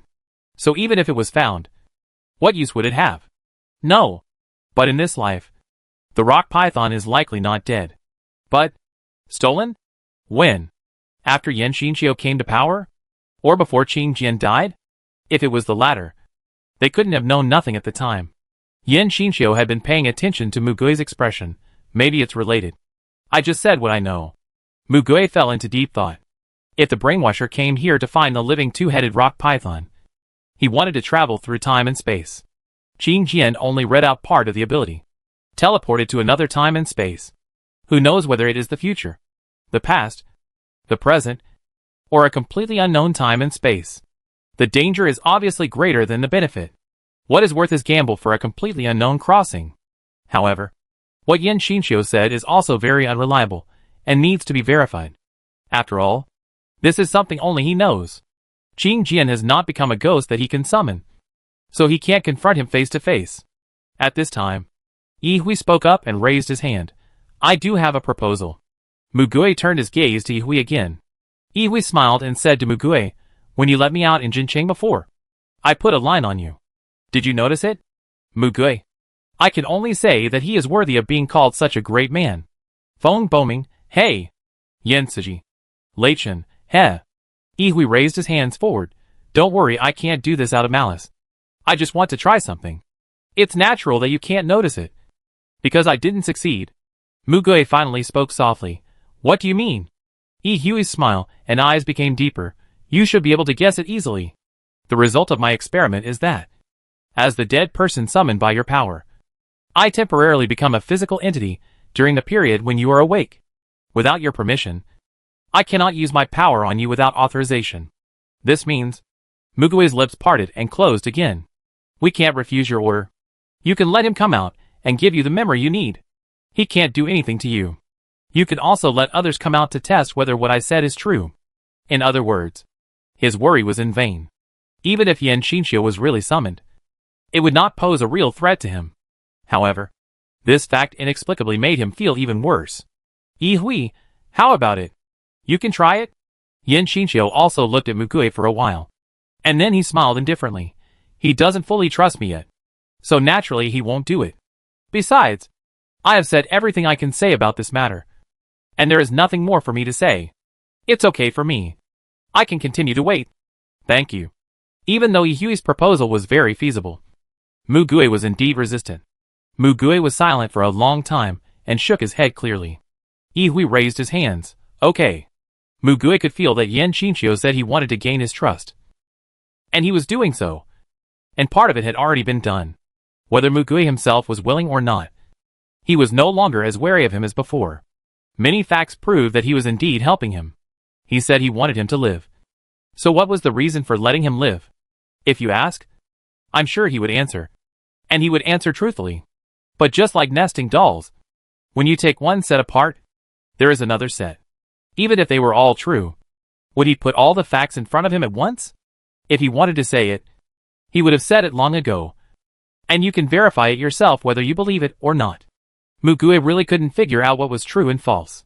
And at this time, he would always think, if Qing Jian could also identify the truth of these ghosts' words. Mugui took a sip of water.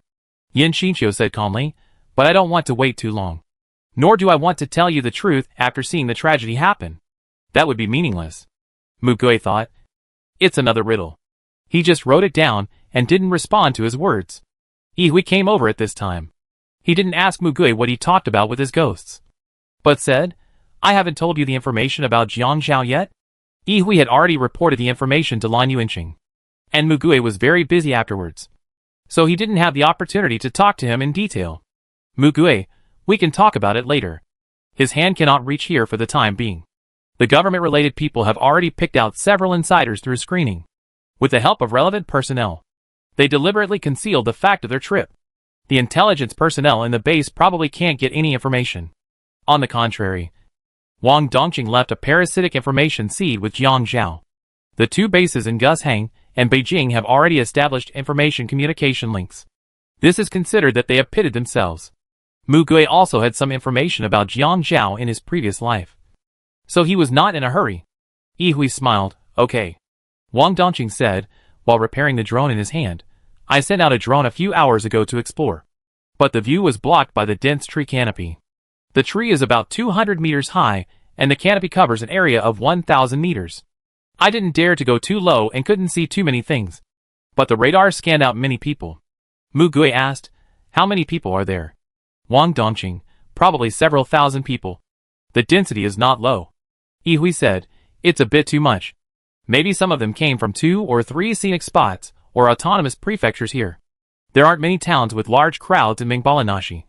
Only many villages scattered in the valleys of the rainforest, and some tourist attractions occasionally filled with tourists. Feng Boming was a little worried. I don't know if the people inside are friendly. Ji Nimo, we'll know when we go in tomorrow. Qing Jian, Mugui. Who are you going to guard here tomorrow? He knew he had to go. Mugui looked around and said slowly, Wang Wan, Li Lin, Feng Boming, Gu Shu, Song, Dong Qing, Lei Chen, Ai Buji, Ai Qingjian, Xiao Qiutian, these people stay. Li Lin asked first, don't I need to send you there?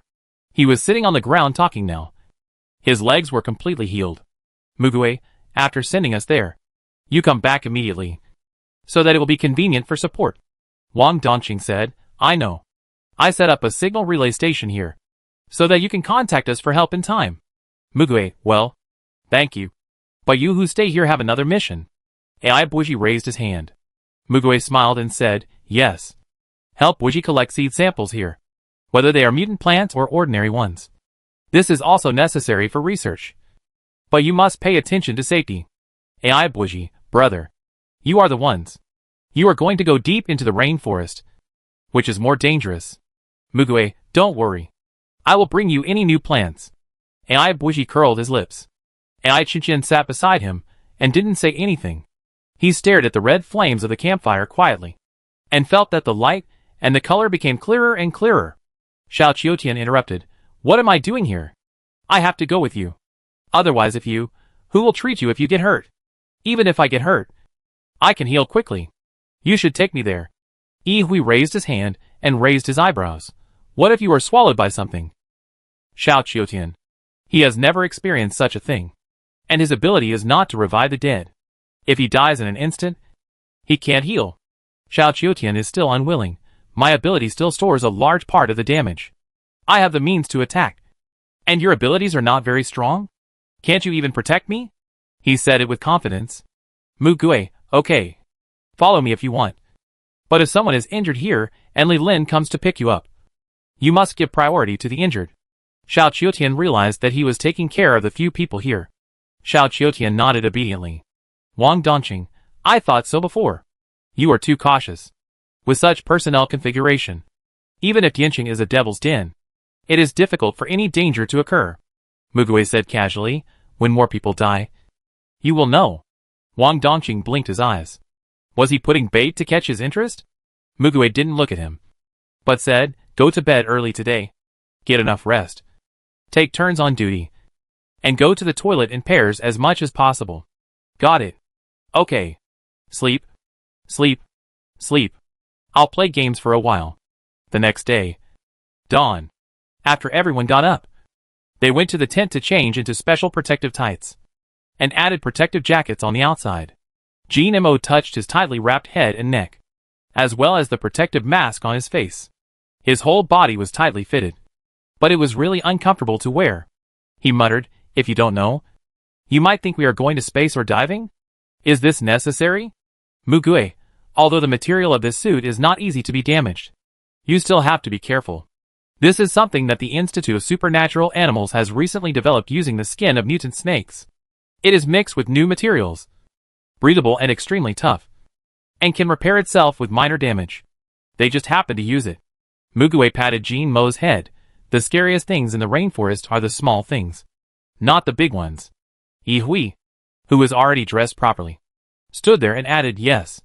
Even if you just walk in it and breathe the air, there are countless spores, plant dust particles, flying insects, viruses, and bacteria waiting to stick to the skin of living things and get into the human body. Ingio clenched her fists and moved her hands and feet. She looked a little excited, regardless of the purpose and mission. She seemed to particularly love to break into dangerous and novel situations. Yin Yen habitually conjured up a sword and then put it back, confirming that even with such clothes and his hands covered, it would not affect his ability to use it. Qing Jian shuddered twice and quickly put on the mask. It took Li Lin only 1 second to send them over. Unlike the wet and rotten soil they imagined, they landed on dry land with both feet. They turned around and met a group of people. Mugui glanced around and pulled up a polite smile. They landed in a bad position. They were surrounded by a group of people. There were also hundreds of blades rushing from their feet to their heads. Chapter 117 Under the Red Tree Courtyard. The blade was cold and sharp, close to the hand, and the side of the cheek flashed with cold light. But the knife only restricted their movements, and did not hurt any of them.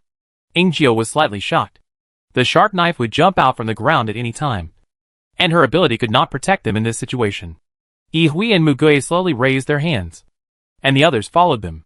Jin Mo stared at the shadow behind the man in front, and Xiao He tentatively poked his head in, and then retracted it. Qing Jian also followed them to observe the surrounding situation. This was a large square that had been cleared. The sand on the ground had been swept and smoothed. There were many people on the square, lined up in a formation, a bit like students lining up for morning exercises, or square dance anties lining up.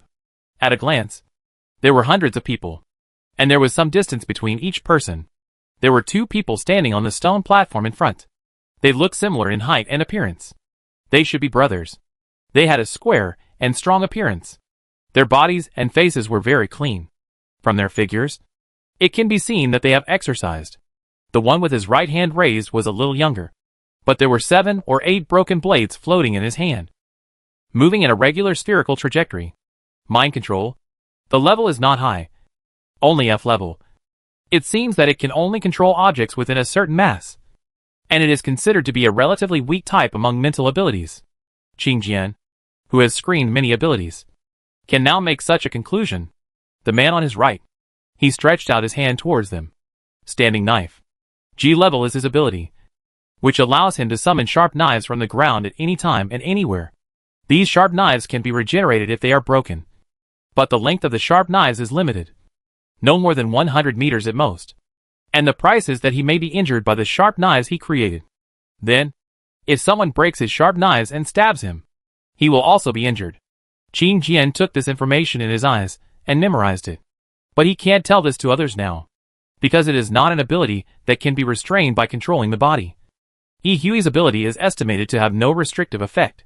Of course, he had no doubt that Yihui could kill them instantly. Now, in this situation, he could only leave it to Mugui's mouth. Mugui raised his hand, and under the transparent mask, his face with obvious advantages showed a gentle smile. We are explorers who accidentally strayed into this place. We are from the capital, and are also here to find out if there are any survivors, and provide support and help. Lu Jingxi looked at them with a sullen face, and had no intention of pulling off the blades beside them. Teleportation ability user? Appearing suddenly without anyone noticing. The only thing he could think of was teleportation. After they landed, Li Lin did not move back. He was waiting for Mugui's instructions. Mugui said at this time, "Go back." Li Lin hesitated for a second and disappeared on the spot. Their hands were now separated, and no matter how powerful Li Lin was, he could not take them all away now. Xiao Qiutian's raised hand clenched into a fist, because he saw that the group of people behind him were not real students or square dance antis. Although they were of different ages, they all held a long knife in their hands. It was a long straight wooden stick with a blade tied to the top. Although it was rough, everyone held a blade, and it was obvious that they were practicing. The source of the blade was probably the man on the stage in front. Right? Ingjiu quietly unfolded his reversal shield. Although he couldn't stop the blade under his feet, he could at least stop the blade flying from outside. Those people subconsciously raised their knives, but didn't act easily, probably because they listened to the man. Mugui smiled and raised his head. "Look, he's gone." Lu Jingxi asked, "What are you wearing?" "Mugui, we thought we would enter the rainforest, so we changed into this to save our lives." They had never expected this place to be like this, so entering here was an accident. He expressed this meaning. "Yihui, I don't think you want to hurt us. If you don't need help, how about we leave now? Saving our lives is important. We don't want to stay here at all. This is called retreating to advance." But the 2 men whispered to each other, and seemed to be very wary of unauthorized intruders like them. It is very difficult to prove one's innocence in this situation. If these people don't have the ability to detect lies, there are few ways to prove that they have no bad intentions. At least their current behavior is definitely suspicious. Mugui sighed inwardly. It can prove that Qing Jian has the skill of lie detection. But Qing Jian is on their side, so it's useless. In this case, Lu Jingxi said coldly, "We will temporarily separate you for a period of time. Of course, we will provide food. Once we verify that you have no other ideas, we will let you go." Mugui smiled. This guy has brains, but probably not much. But he can't be blamed. Their ability configuration is a bit over the standard, and the other party has no ability to detect. Mugui made eye contact with the others, and most of them showed that they would be patient. Since this person didn't mean to hurt them immediately, it wouldn't matter if they were locked up for a while. There was only one exception. Xiao Qiutian tore off his gloves, and his wrist was cut by the blade, and blood flowed down the blade. What? Both of them opened their eyes wide. Mu Gui turned around and saw what he had done, and couldn't help but frowning. Xiao Qiutian didn't even look at him, but raised his hand and said to himself, I can treat any injuries. If any one of you is injured, I can help you treat them. But after the treatment, you must trust me. Let them go. Cooperate with the work, and let us understand the situation here. Lu Jingxi walked down the stone platform, got closer to them, and saw that the wound on his wrist had indeed healed. Lu Jingwen. Brother. Lu Jingxi's eyes flickered for a moment, and he gently moved his fingers, and the blades beside Xiao Qiutian retracted into the ground, leaving only some small pits. Xiao Qiutian lowered his hands and held the ruler knife in his hands.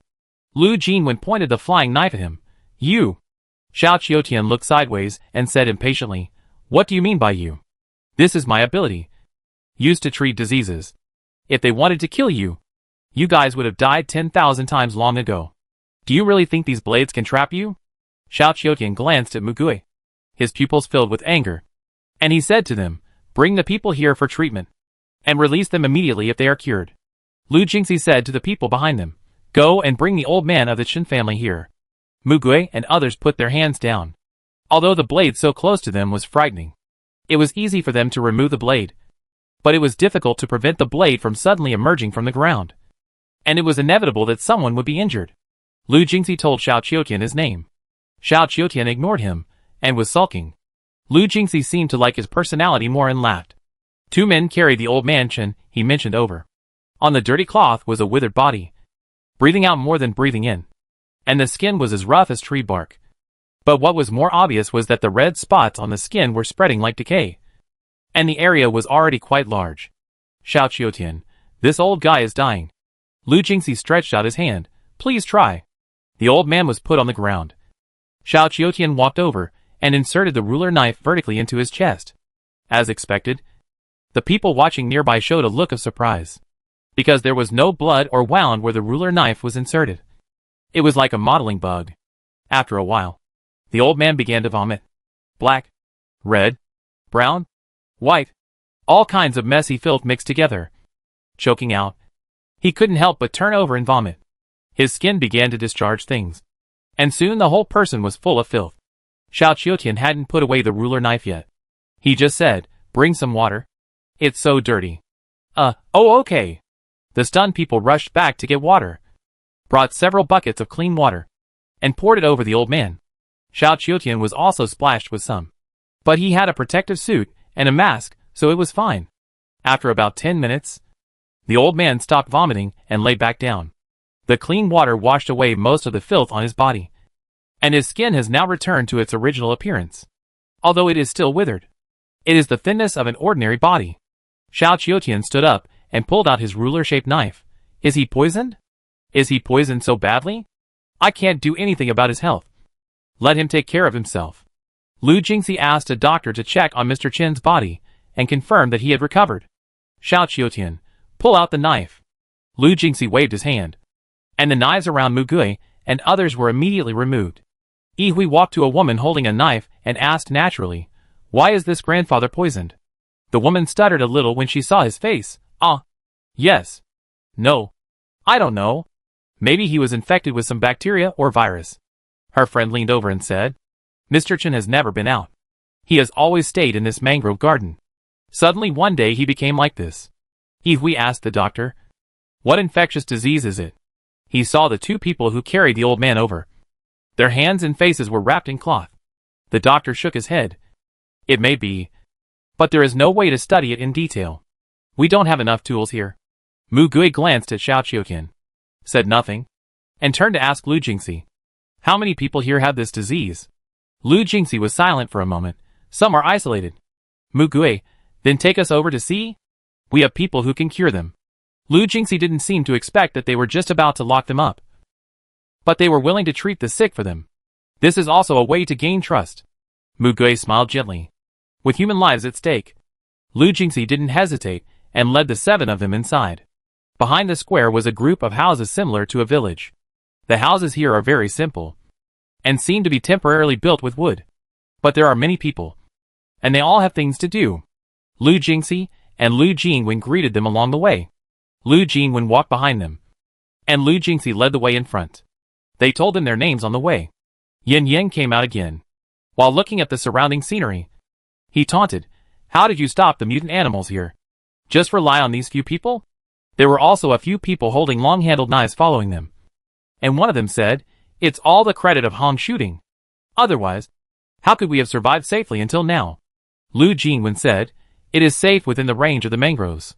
Mutant animals dare not approach." "Yi Hui, why don't they dare to approach?"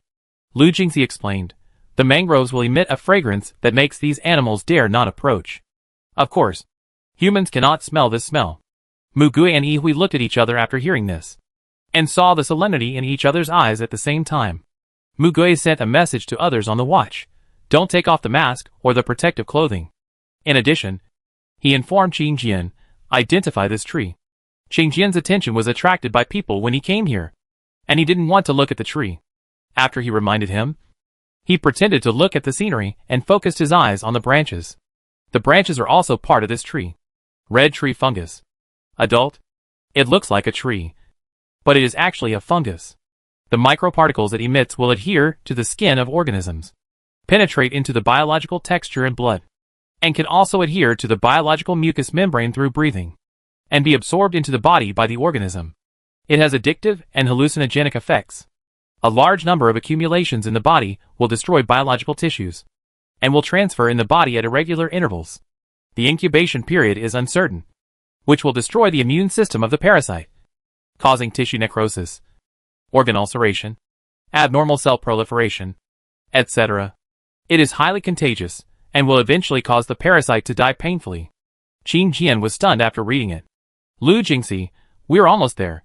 Qing Jian took a stiff step, typing away. Mu Gui and the others received Qing Jian's message at the same time. They also arrived at their destination. It was a prison dug deep underground, with tree roots on top.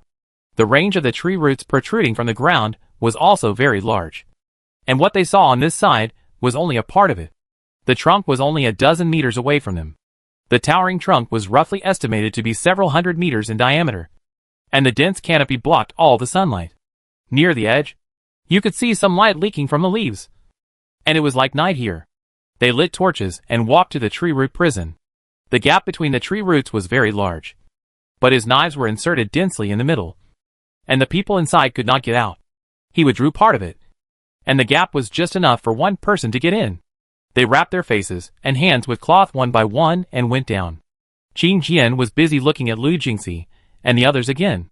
His attention was previously on Lu Jingxi and Lu Jingwen's abilities, but now he found that there was a line of words in the physical fitness introduction of the others. Abnormal bacteria spores are lurking in the body. On the other hand, Lu Jingxi and Lu Jingwen do not have such words. He does not know why there is such a difference. Among these people, several also have low-level superpowers, but some of those with superpowers have similar markings, while some do not, and all those without abilities have such words. Is it because superpowers have a chance to eliminate invading bacteria? It seems that it is only a matter of time before these people get sick. These bacteria spores can enter the body through the skin, and they are also unable to prevent it. It seems that Lu Jingxi and the others don't know about this either. Qing Jian walked to Mu Gui and asked softly, "Do you want to tell them?" Mu Gui shook her head. "Let's see what happens first." They jumped down from the gap in the cage. Below was a cave-like space. When they walked in, they could see a group of people. There were also 2 fires on the wall inside, which made those people look like ghosts. Only Lu Jingxi and Lu Jingwen followed them down. The others stayed up there to guard with flickering eyes. Lu Jingxi approached with a torch. "Xiao Bao, go to sleep. Don't cry. Be good." A woman with half her face rotten hugged a piece of rotten meat wrapped in rags and coaxed gently. A man with ulcers all over his body sat on a table made of earth and stones. Fresh meat and fruit were placed beside him. He didn't touch them. Instead, he grabbed the bark fragments and soil clods from the wall in front of him and stuffed them into his mouth. His sternum was clearly covered with skin, but his stomach was strangely swollen into the shape of a football. Every time he stuffed something in, he chewed it with his broken teeth, revealing an expression of satisfaction and enjoyment. There was also an old man hiding in a corner, scratching his skin with his fingers with fallen nails. The flesh on his face and arms was torn to the bone. But he still stared, muttering itchy so uncomfortable. There were more than 20 such cases, and several of them were lying on the ground and had already died. This place was just one of the cages. Jin Mo touched the hairs on the back of his hand and felt cold. Ingio asked, "There have been so many cases, and you have never thought of exploring why they got sick?" "Lu Jingxi, we have tried. The water and food sources are clean. At least my brother and I have eaten until now, and we can't find any others. Most of these people have never gone out since they came in.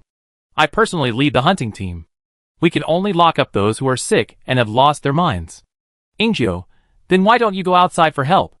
"Lu Jingwen, do you think we don't want to?" Lu Jingxi stopped him and said lightly, "The thousands of people who survived around here gathered here. We want to go out, but there is a rainforest outside. We don't have the ability to teleport over long distances like you, and we don't have flying machines. Even if we have them, we can't escape at all." Xiao Qiutian walked between the two of them, curled his lips and said, "You guys chat slowly. I'm going to save people first."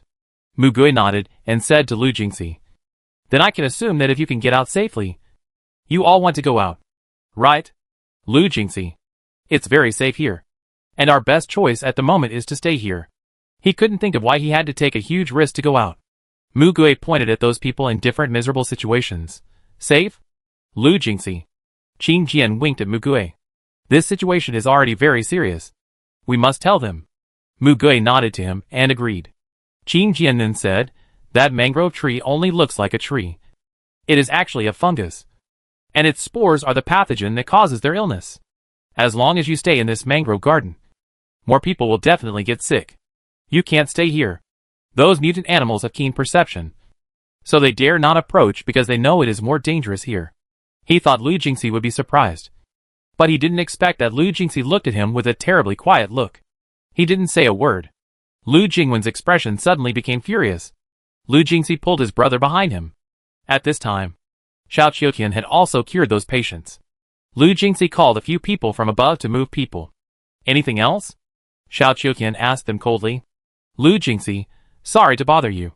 There are 4 more places." Mu Gui thought that this reaction was abnormal, and he raised his hand to Qin Jian, asking him not to speak. Yihui smiled. "Let's go." They walked through 4 isolated cages together, cured the people and brought them out. Jin Mo couldn't help whispering to Qin Jian, "It's useless to cure them like this. As long as they are still here, they will get sick again." "Qin Jian, how should I know? They don't seem to believe what I say." Jin Mo looked down and saw the message Mu Gui sent him. "Let your Xiao He find out if there are other places where people are imprisoned." Jin Mo's heart was lifted, and his fingers quietly flicked a small black pearl out. The black pearl rolled on the ground and merged into the shadows and floated away. Yihui and Mu Gui talked to Lu Jingxi about their purpose of coming here. They only said that they came on behalf of the Beijing base to explore whether there were any survivors and provide assistance. After listening, Lu Jingxi just replied calmly, "Thank you for saving these sick people. But we are fine here. We can still survive by helping each other. We don't need assistance. Lu Jingwen, rest here for a while. You can leave quickly." He muttered softly, "Say the same thing as those stubborn old donkeys. Let us go." "All dead? What's your intention?" Mu Gui pretended not to hear him. He seemed to have given up persuading him and said, "The teleporter here can't come back for the time being. We want to rest for a night before leaving. Is that okay?" Lu Jingxi, "Yes. Of course. I'll arrange a place for you to rest." Suddenly someone ran over and said to him, "Brother Lu, the spiders outside? No butterflies. And others are chewing the red branches like crazy." Lu Jingxi stood up. "I'll go over now." "Is no one injured?" "No." No one dared to get close. Some of it had been bitten off, leaving some gaps.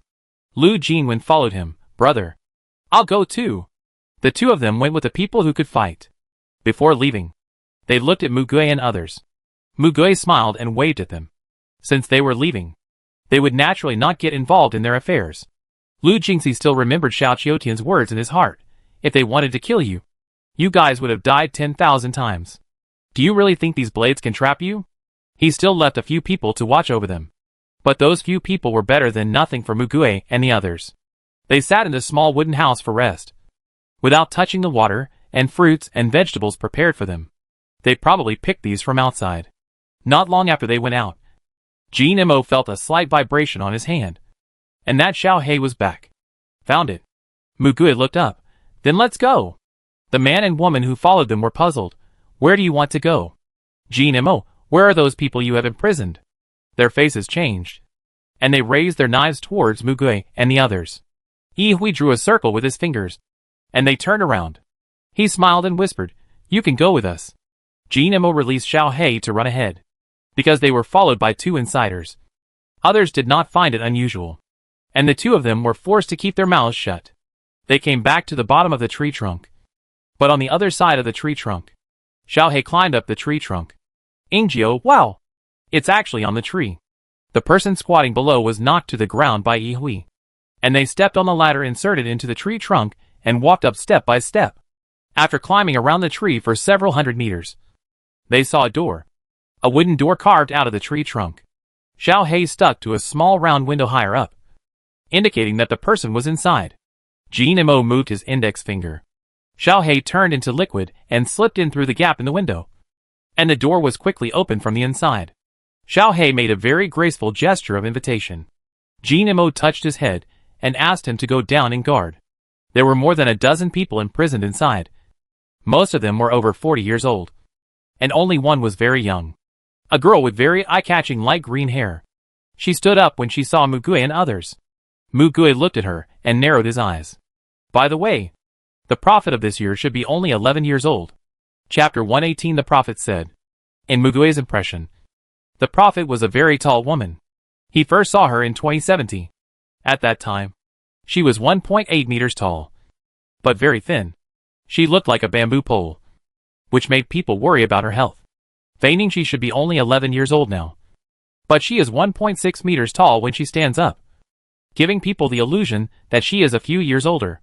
When she saw Mugui and others coming in, there was no surprise on her face, but she said calmly, "You are finally here." The voice was a little hoarse, as if she was still in the voice change period. On her young face, there was a calmness beyond her age. Mugui, now they are dealing with the attack from outside. You can tell us about the situation first. Yihui, it seems that the people here are not sick at all? Unlike those who were imprisoned below, most of the older people here are not sick. Fei Ningxi lowered her eyes, because this is the interior. The spores are all sprinkled from the leaves and buds.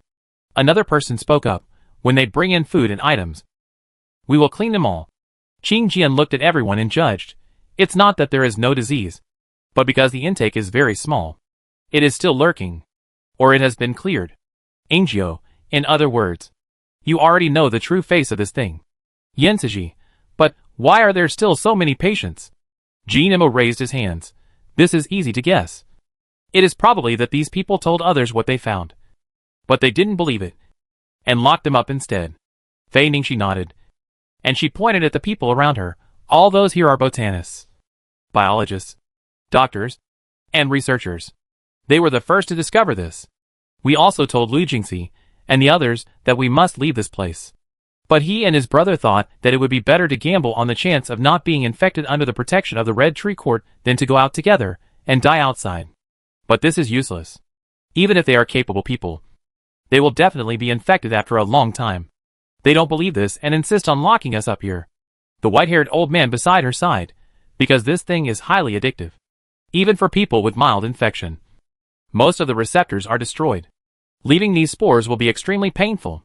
Even if the symptoms of the body are temporarily cured, they can't get out at all. The middle-aged man with a crew cut raised his fist and said angrily, the situation is already very serious. But Lu Jingxi doesn't even listen to our advice. Mugui didn't expect this. He asked Xiao Qiutian, can yours cure this? Xiao Qiutian, you mean the receptors related to addiction? If it is damaged by external factors, it should be reparable. Mugui, that's fine. Mugui looked at the girl. Ningxi, you can see the scene we are coming. So what range can you see? Qing Jian carefully observed the prophet. Ability, prophecy. Can foresee the future at any time point in his vision. The future he sees and hears is derived from the current world line and has a certain probability of changing. The prophecy ability can only be used once a day, and the vision at a time does not exceed 10 minutes. The price is that the hair and eyes change a color every day. Qing Jian was speechless when he saw the price behind it. Although it was a strange price, it was very pleasing. For her, using this ability would not cause any loss. As expected, superpowers are not equal. Some people do not need to pay, while others pay a heavy price. He thought of his own ability, which also does not require any price, but does not have any attack or defense skills. From this point of view, the profit is similar. From this perspective, is it also a kind of balance? Fei Ningxi answered Mugui's question. I saw you coming. You will take us away. She pointed at Qing Jian and said, he will tell me the relevant information of my ability. Qing Jian slightly widened his eyes. So after you saw me, you knew the information about my ability? Fei Ningxi nodded calmly. What you said is basically what I already know. I have used my ability more than once and figured out the limitations and costs. The future will change. Just like the content of my conversation with you now will not be exactly the same as what I saw more than a month ago. I am also a variable in the world. Jin Imo muttered. Now I know the difference between a true prophet and a false prophet. Fei Ningxi continued, in fact, my ability is not as strong as you think. I can't see the future outside my own field of vision. I can't see the future of others. And, she paused briefly, if I use my ability and can't see anything, then it means that at the time I want to see, I have already died, which will also consume an opportunity to see the future. Mugui's eyes flashed with strange colors. This means that you have seen the future in which you have died. Fei Ningxi did not hide it either. She said slowly, during the time I was locked up here, I used 2 opportunities to peek into the future of 20 years and 10 years. But the result was that I saw nothing. This is undoubtedly a cruel fact. To know that one day in the future you will no longer be there. But she told him in such a calm tone. It is hard to imagine what this girl has experienced in a few months. Fei Ningxi pursed her lips and lowered her eyes. Death is a key node in a person's life, and it is more difficult to change than conversations. The first time I used my ability was in my dream. I saw my parents die, but I couldn't change the ending. After that, I also saw other people die several times. Without exception, they didn't survive. Mugue smiled. But you said that the future can be changed. The corners of Fei Ningxi's mouth seemed to rise slightly. Yes. Just because there was no change in the past doesn't mean there can be no change in the future. Since conversations, behaviors, and events can be changed due to variables, so can human life. I don't know whether my positive actions will bring good or bad changes. I have seen the possibility of my early death. A broken jar is still a broken jar no matter how hard you smash it. I think I should try my best to find a way to survive and save more people. Mugue once again felt that this child really shared the same ideals as himself. Mugue knew what he should say at this moment. He stretched out his hand. We are here to take you away. Fei Ningxi held his hand back. I know you will successfully save everyone here, and I will definitely return to the capital with you safely. This future will not change. She will decide the future she wants. Mugue, really reliable. The moment Fei Ningxi withdrew her hand, Qing Jian asked, this is all you have seen in these days? Then do you know what will happen next? Fei Ningxi, it is not easy to find the key point. Sometimes you may waste these 10 minutes without getting any useful information. So after seeing you, I started from the time I saw you and looked at the next few time points in order. I didn't see any danger for the time being. The people around her added, we know that we can't get out of here safely with our own abilities. So we have been staying here since Ningxi predicted your arrival. Lu Jingxi is not a big villain and is not bad to us. He is just deceived and has a stubborn personality. Yes, I hope you can help us persuade him. The others are the same. They only want to guard this place and let more people survive. This is another goal of Mugue coming here. Mugue's eyes were dark. You said more than a month ago? Lu Jingxi was deceived? Fei Ningxi knew what he wanted to ask. So she started from the beginning. Originally, the people around us were scattered. Most of the tourists, villagers, scholars, researchers, and staff in the major scenic spots were such people. In such a place, only a few survived. We experienced the scene of hell, and the 2 brothers Lu Jingxi and Lu Jingwen rescued so many people and gathered them together. Lu Jingxi's ability was not strong, but he had a strong sense of responsibility. Everyone was happy to follow him. He wanted to build a shelter for everyone to rest in peace. But the shelter was soon destroyed. At this time, someone made a suggestion to him. He said that he found a kind of red mangrove with a fragrance that mutant creatures dare not touch. Everyone focused their attention. They all knew that the supernatural person they were looking for finally appeared. Fei Ningxi continued, the mangrove was originally just a small tree. Not as big as the mangrove you see now. There was originally a person in our team who had the ability to catalyze growth. Whether it was animals, plants or fungi, they could accelerate their growth to a certain extent. With the help of his ability, the mangrove grew up. We all know now that this is a fungus. And fungi can grow and reproduce indefinitely as long as they have nutrients. At that person's suggestion, Lu Jingxi let this person with special abilities catalyze the growth of the mangrove. And it grew to such a large scale. Seeing that there were indeed no wild animals approaching, other people moved in and built a simple house under the tree. However, the person with special abilities, who catalyzed the growth, died not long ago. He was the person who had the most contact with the mangrove. And he got sick the earliest. And he didn't think about protection at the time. Mugue, what's this person's name? Fei Ningxi, Feng Yin. Harvest. Continuation. These two words. Yi Hui opened his watch to search. Fei Ningxi, we have seen him. He has a heavy scar on his face. And the lower half of his face looks like it was burned by fire. He usually wears a mask. He has a deep male voice, and is about 1.8 meters tall. I don't know his age, but I think he is no more than 40 years old. Probably in his 20s or 30s. The AI assistant screened out the qualified candidates from the old database. We saw a string of identical names and different avatars in the information column. There are fewer men under 40 with this name than expected. However, if we want to lock on their target from these people, there is still a lack of information. And except for those in the base in Beijing, these people are almost nowhere to be found. Jean Mo couldn't help asking, do you trust him so much? You do whatever they say? Fei Ningxi bit her lip lightly. That's because he saved us. What? Fei Ningxi forced a bitter smile. It's not easy for us to survive here. Finding a safe shelter is what everyone hopes for. At this time, Feng Yin, who saved us, proposed this feasible suggestion. And everyone agreed. After confirming that there was no danger, we moved in. Feng Yin did not ask for anything. He told us not to leave the Red Tree Court easily, and then left by himself. Qing Jian, is it possible that he really didn't know about this? Fei Ningxi, I saw it in the prophecy. I overheard their conversation by chance. What did you see? Feng Yin said to Lu Jingxi at the time, if someone uses some seemingly reasonable but unsubstantiated reasons to try to trick you out of the Red Tree Court, you should be more suspicious and put everyone's safety first. Qing Jian took a breath. This seemingly caring statement was actually a hint, suggesting to him that all those who wanted to take them out of the Red Tree Court had bad intentions. And he himself did not stay here, asking for nothing, which further consolidated his image as a hero in everyone's mind. And they would not doubt his words.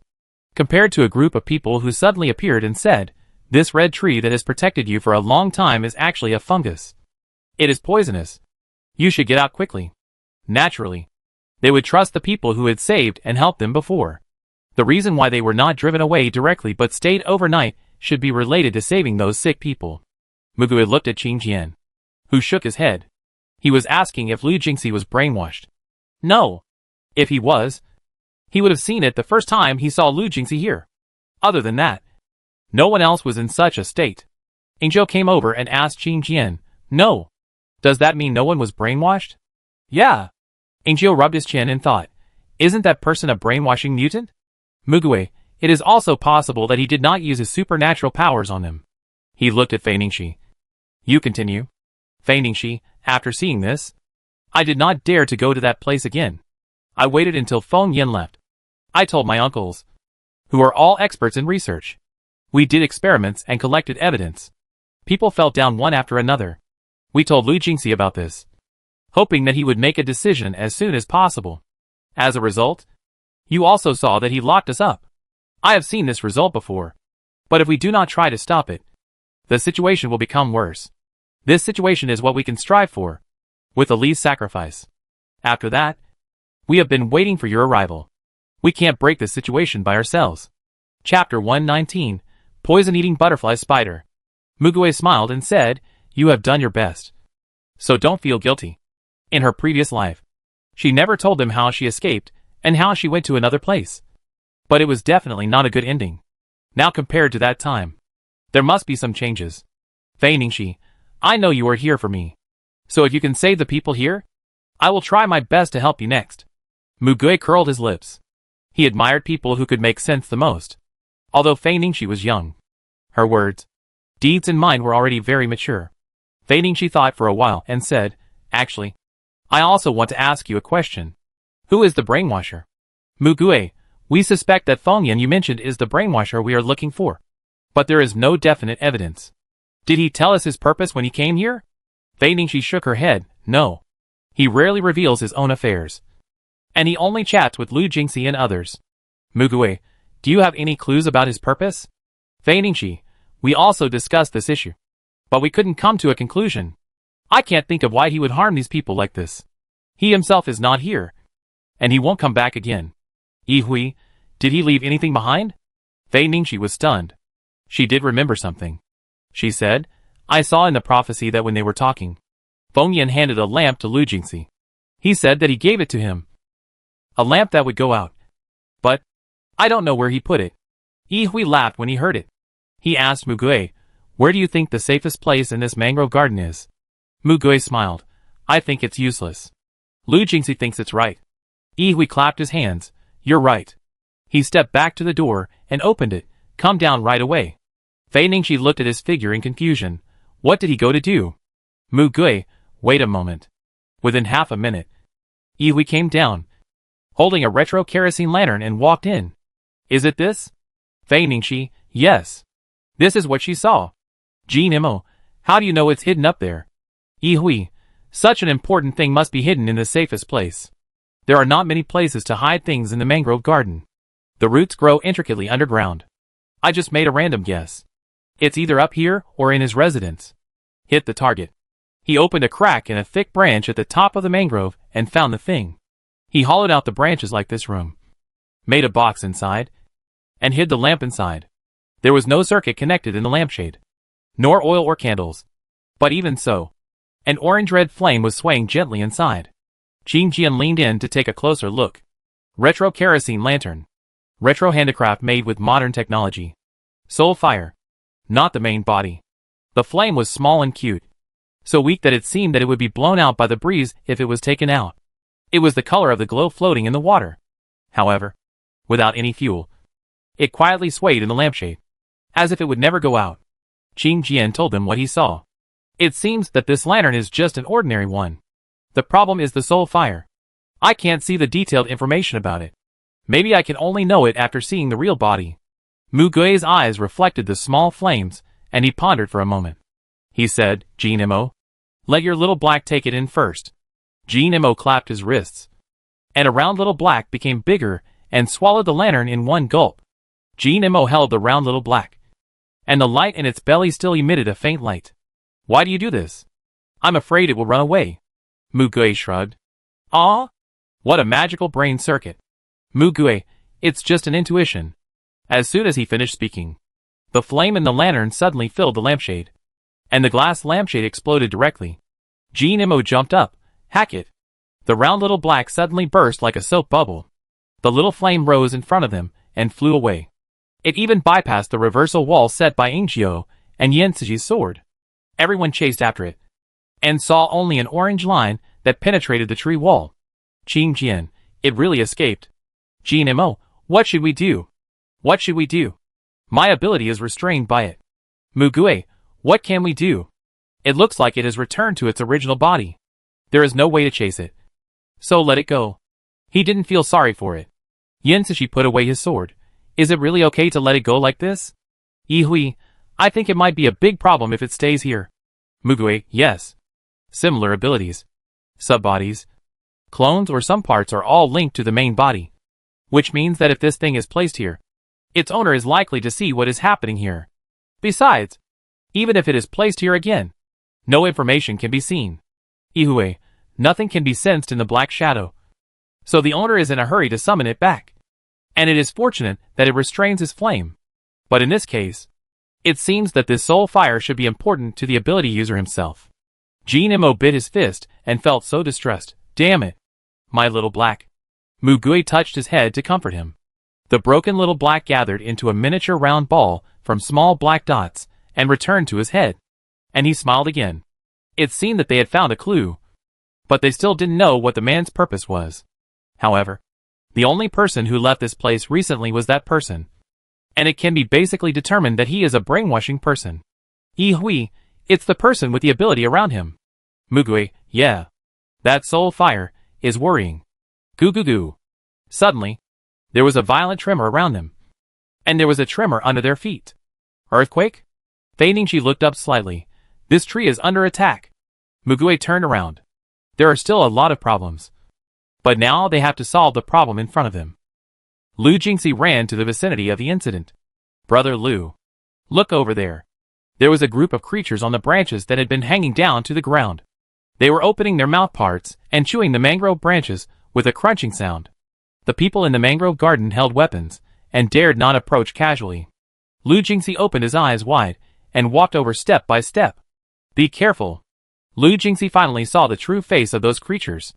A pair of colorful scale wings, like a butterfly, spread out lightly and thinly behind the back.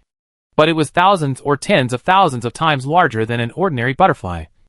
And its body was not a butterfly, but more like spider. Lu Jinwen murmured behind him. 8 red eyes, 4 pairs of legs, long abdomen and antennae, and a trunk covered with black fluff. It looks like a perfect blend of butterflies and spiders. Lu Jingxi looked very serious. Where did this thing come from? Someone answered, before, when we went out hunting. We saw some giant cocoons hanging on some trees. Although some were half-eaten, there were still many left. We didn't dare to touch them at that time. But now they have broken out of their cocoons. Lu Jingxi looked around and saw dense butterflies and spiders flying onto the branches of the mangroves, occupying the territory and starting to eat frantically. Some of them even had soft wings, obviously just emerged from their cocoons. But their number could already be tens of thousands. In addition, there were other creatures waiting behind them, salivating. Lu Jingxi, clear all these things. Yes. They were divided into teams of 10. The low ones attacked from the ground, and the high ones climbed up the branches. Hundreds of white blades emerged from the ground, pierced the butterfly spiders, and then immediately retracted. But in the process, they could not avoid accidentally damaging the branches. The broken blade in Lu Jingwen's hand flew out, and under the control of his mind, he cut off many wings and limbs of the butterfly spiders. The bodies of butterfly spiders and broken branches fell to the ground one after another. It was easy for them to kill these things, but there were too many of them. Ah! Lu Jingxi turned back suddenly when he heard the scream. The team member was covered with green thick liquid, and half of his body melted immediately. Everyone be careful. It's poisonous. The medical team rushed forward and carried the man away. Maybe those people can be saved if they are found.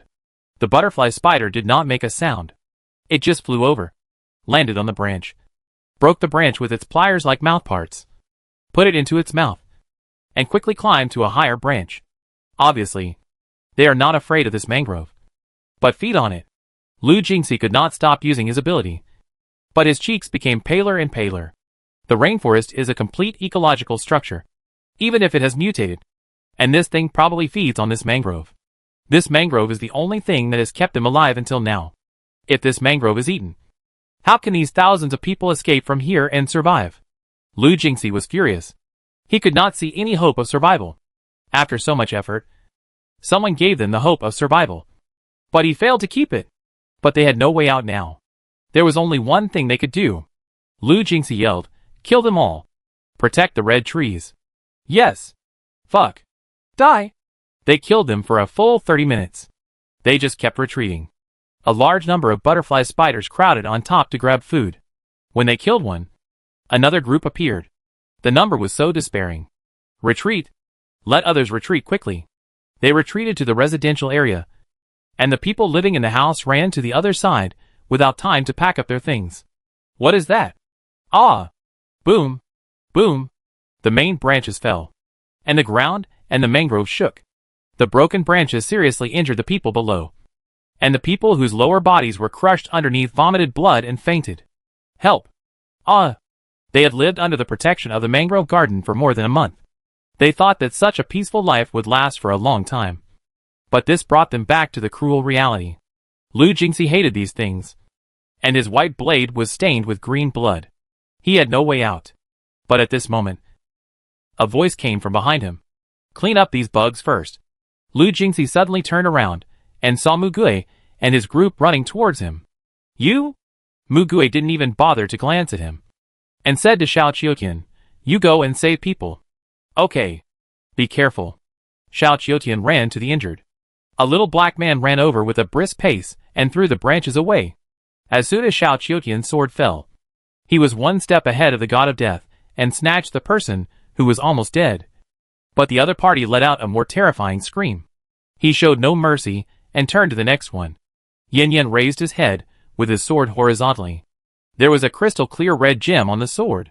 It was the blood-sucking pomegranate seed given to him by Ai Boji. He pressed his fingers lightly, and countless blood beads splashed out. Under the control of his blood sword, they floated in the air and turned into deformed slender blade whips. Go! The blood blade flew out, piercing the butterfly spider's body. Green blood splashed, and became a sharp sword to cut off their own kind. Jin Mo threw all the black beads on his wrist, and the black beads merged into a giant black crow with white eyes. It flew over, grabbed the insects and threw them to the ground, piercing them with its long beak. Yi Hui's palms were originally facing up, and he gently pulled them down, and dozens of butterfly spiders flipped over and fell to the ground, being dismembered in an instant.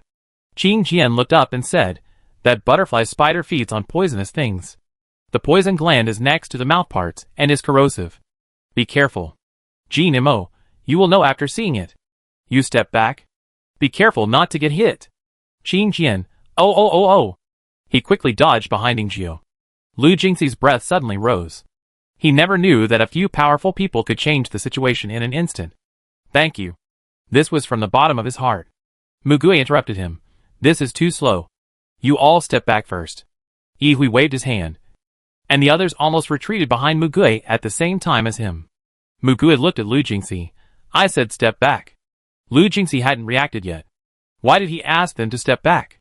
But frightened by his loud voice, he turned around and ran back. Mugui, use your abilities in front. Lu Jingxi, but if my swords become more numerous, they won't be able to reach the height. Mugui, do it. Lu Jingxi held his breath and raised his hand. Thousands of white blades were pulled out from the ground, but the height was no more than half a meter. Mugui raised his hand and pressed down. Boom, boom, boom. Bang, bang, bang, bang. In an instant, the butterfly spiders and branches above fell to the ground like raindrops, shocking the world. The white blades on the ground also caught these invaders well, cutting off their lifeline. The sky above the land in front of them was instantly cleared. Lu Jingxi stared at this scene blankly. Lu Jinwen shouted, Tree!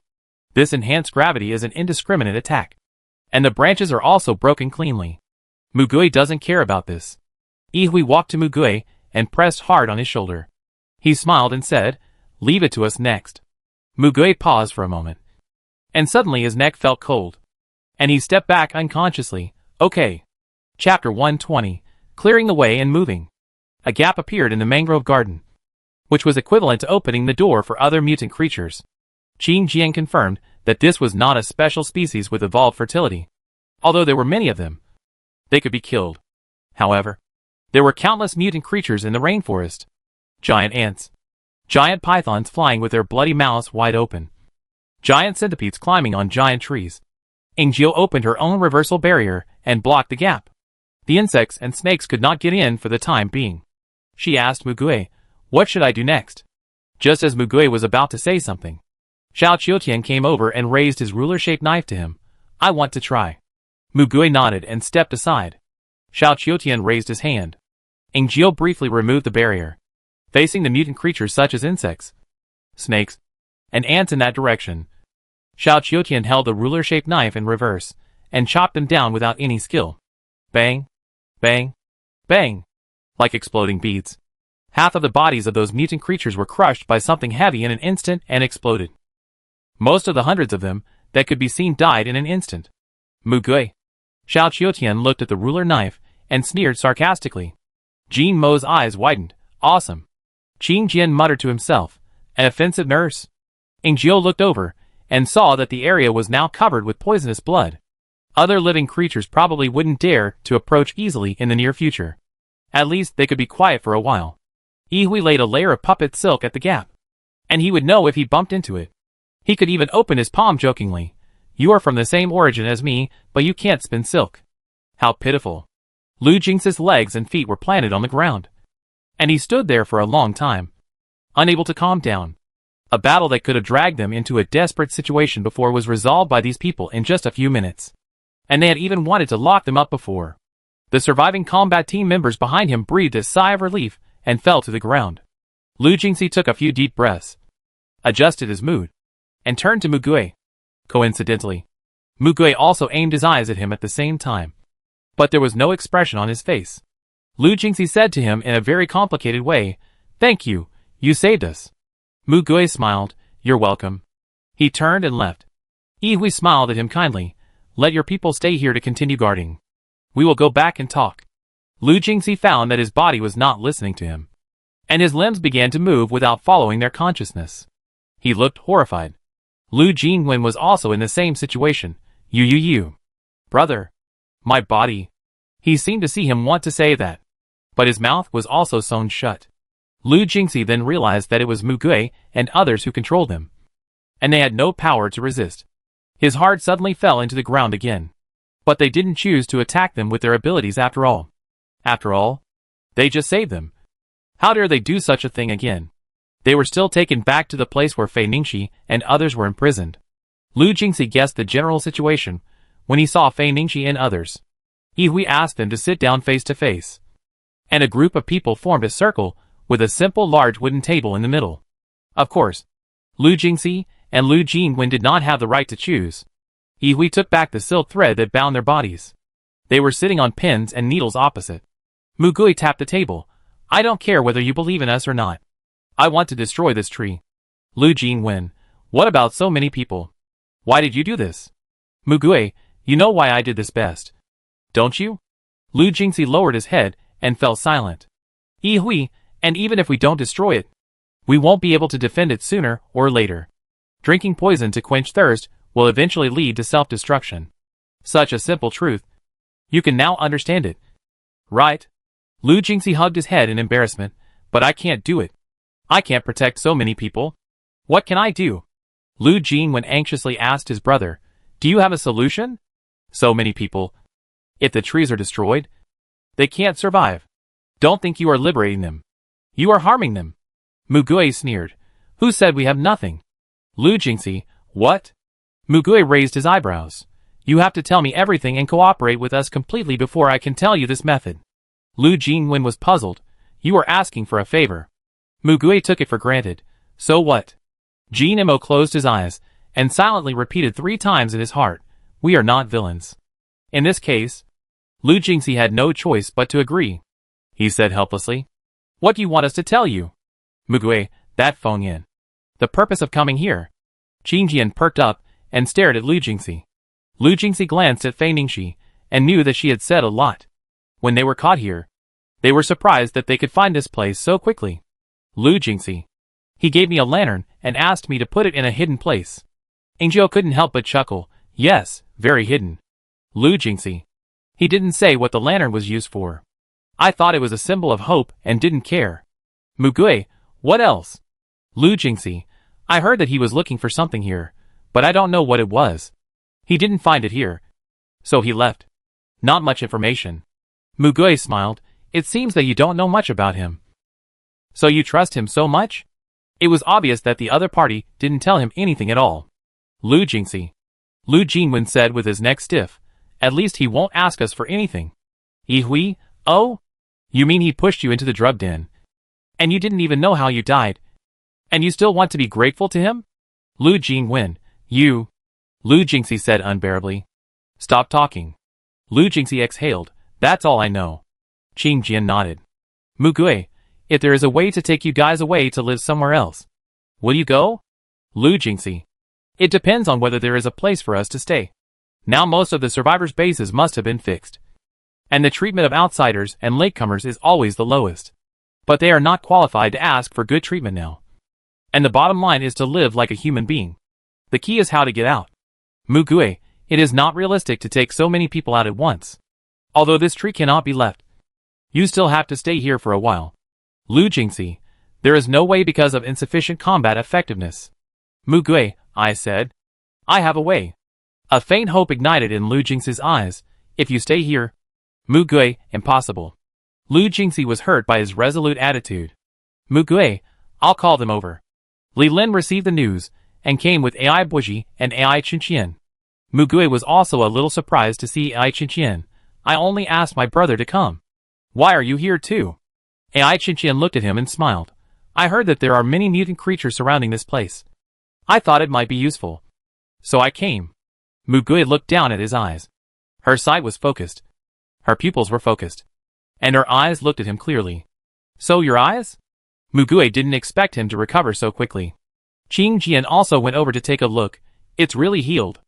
AI Qinqian's eyes were pure black, with translucent spots floating under the light, making them even more flawless. Because he was blind, his vision was always blurry and facing the ground. So no one knew this. His face was carved out of the same mold as AI Bushi. But his temperament was completely different. He was like a young black kitten, calm and mysterious, and his smile was soft and harmless. AI Bushi, who was standing by, had a big smile on his face, and seemed to be a little proud. Look, this is my proud brother. As if to say so, Mu Gui touched his head. Okay. I'll tell you if I need your help. AI Qinqian lowered his face slightly. Yeah. His eyes were secretly beating with suppressed emotions. Mu Gui looked just as he thought, and even more beautiful than he imagined. She was a beautiful and gentle person, but he was ashamed to say such a thought. Mu Gui looked at AI Buji. Is everything going well for you? AI Buji nodded repeatedly. Mu Gui, I will go back to listen to you after the specific things here are done. Now, I need your ability. AI Buji had a book in his hand, a plant illustration, and he smiled at Mu Gui. They had repeated this process countless times in the past. Mu Gui, Giant's P. AI Buji, that. He turned the page and stopped at a certain position. Nimo, what is it? Giant's P? Fairy tale? Mu Gui smiled slightly. Nimo knew he was going to keep it a secret again, and curled his lips in surprise. AI Buji, where should it be placed? They were standing in the simple square where they first came. Mu Gui looked at Lu Jingxi. Where do you think is suitable for living? Lu Jingxi didn't react, and subconsciously replied, What? Mu Gui, forget it. You can't decide even if I ask you. He asked Yi again, how about the botanical garden? It's connected to the road. Yi, it's pretty good there. But there are many kinds of plants there. AI Buji, we went out to investigate today, and there are no large-scale toxic plants, and no aggressive plants. Mu Gui, then we'll set it there. He contacted Lei Chen directly. Lu Jingxi still didn't understand what he wanted to do, so he asked, does the botanical garden refer to the tropical botanical garden nearby? What do you mean set it there? Mu Gui, your temporary base here in the future. Lu Jingwen, what? That place is almost 2 kilometers away from here in a straight line. How did so many people get there? Besides, this is in the rainforest. Mu Gui raised the corner of her mouth. Then how did you get here? Lu Jingwen was speechless. They naturally sacrificed themselves to get here. Of course, there is a way to get out. Just go to the nearby highway and walk east along the highway. However, there are many dangers along the way, and it is not clear how much of the highway has been destroyed. There are still too many people, and it is difficult to protect them even with so many powerful superpowers. Mu Gui, don't worry. If there is no road, we will open a road to get there. For some reason, Lu Jingxi did not doubt whether he could do it at all. He asked, how to open it? Mu Gui sent a message, start. He did not answer Lu Jingxi's question. But soon, they heard a sound. Bang! Bang! Boom! The sound came first. The ground shook. This movement was several times more powerful than before. It was like a giant's foot stepping on the ground. Lu Jingxi gritted his teeth and looked up. He was blocked by the shade of the tree and couldn't see anything. But the loud noise continued to explode in his ears. Boom! Boom! Boom! Boom! Boom! Boom! The frequency increased. There seemed to be a tearing explosion mixed in with it. Chi chi chi chi. Yi glanced at Mu Gui, who was waiting with his hands in his pockets, and smiled. How arrogant. Mu Gui, you have to tell Lei Chen this. About 10 minutes later, the loud noise was as close as it could be. Lu Jingxi said anxiously, could this be? He thought it was an attack by some giant mutant creature. Mugue shook his head. Bang! Boom! Blue-purple electric current fell from the sky. They turned their heads and saw a gap on the edge of the mangroves. Beyond that, there was a scorched earth road. A straight line appeared in the sky, and the dusk filled the gap. On the ground was a thick layer of tree soil and carbonized ashes of unfortunate animals. A cold-faced man walked in from inside. Of course, he didn't look that intimidating even though he was fully armed and wearing protective clothing. Lu Jingxi, Lu Jingwen, and some people watching nearby turned into dull stone statues. He never expected that. Open a path. Meant literally. Lei Chen walked up to Mugue and frowned. Why did you ask me to do this? It was quite troublesome to control the forest fire. And in order not to cause accidental damage here, he could only smash it little by little. Mugue patted his shoulder. Well done. Then he raised his hand. Take everyone here. Lei Chen looked at the small houses not far away, and the scale of the village behind. No wonder. Lu Jingxi looked at them with awe. It turned out that their superpowers were just playing house in front of these real powerful people. Mugue said to Lu Jingxi, gather everyone and leave as soon as possible. Although Lu Jingxi didn't know what to do in the tropical botanical garden, and what the Giant's Pea was, he could only do it. Chapter 121 Giant Pea. Lu Jingxi was the de facto leader of this small survivor base, so he quickly gathered everyone in the square. He stood on the stone platform and said loudly, next, please pack up your things within an hour, and we will move everyone to the tropical botanical garden. But even if he suddenly said such a thing, the people below would not just say okay. Let's go!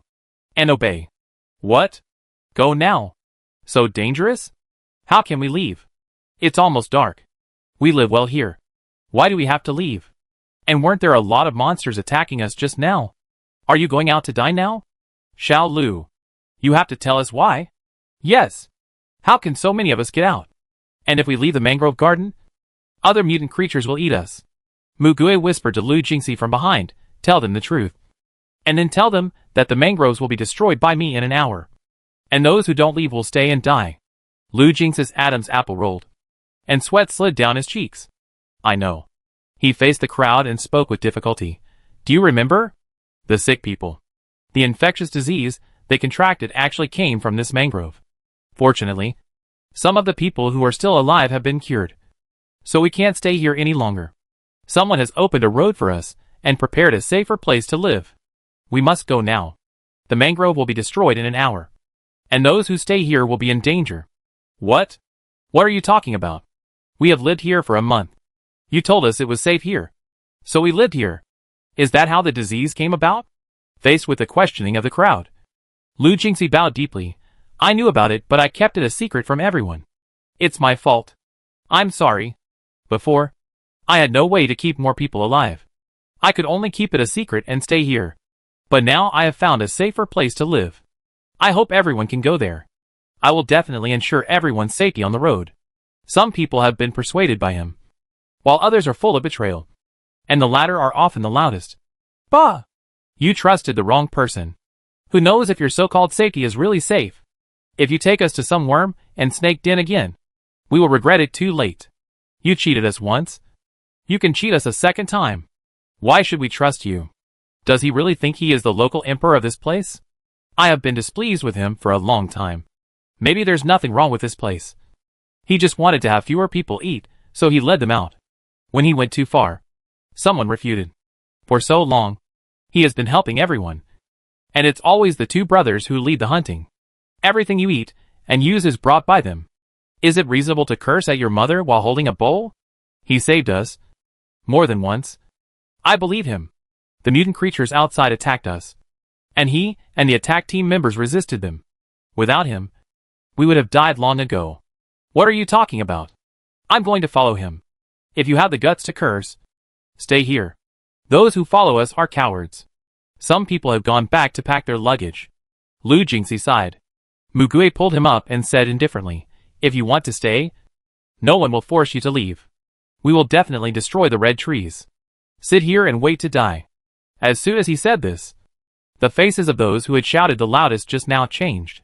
Some people changed their eyes, admitted their weakness, and quietly slipped away. Some people stiffened their necks. Who the hell are you? There's a dog barking. Mugui stared at him. Where's the dog barking? A bolt of lightning as thick as a baby's arm landed precisely at the man's feet, leaving a circle of black. The man lowered his head in horror, raised his head, and sat on the ground in fear. Lu Jinwen watched from the side, and suddenly felt that his and his brother's usual methods were not that cruel. Under the organization of the people who usually do things, the people hurried back to pack up their things.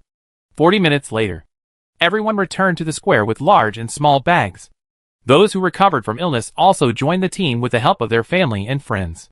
After going through so many hardships, they still cherished their lives, and no one chose to stay. Lu Jingxi walked in front. Lu Jinwen was at the end of the team. Yi Hui, Qing Jian, Jin Mo, Xiao Qiutian and others were on both sides of the team. And Ying Jiu deployed a reverse barrier to protect everyone. When Lu Jinwen, the last of the team, left the mangrove garden, Mu Gui and Yin Siji approached the mangrove. Mu Gui collected some mangrove branches, leaves and rhizomes as biological samples, and then said to him, "Let's do it."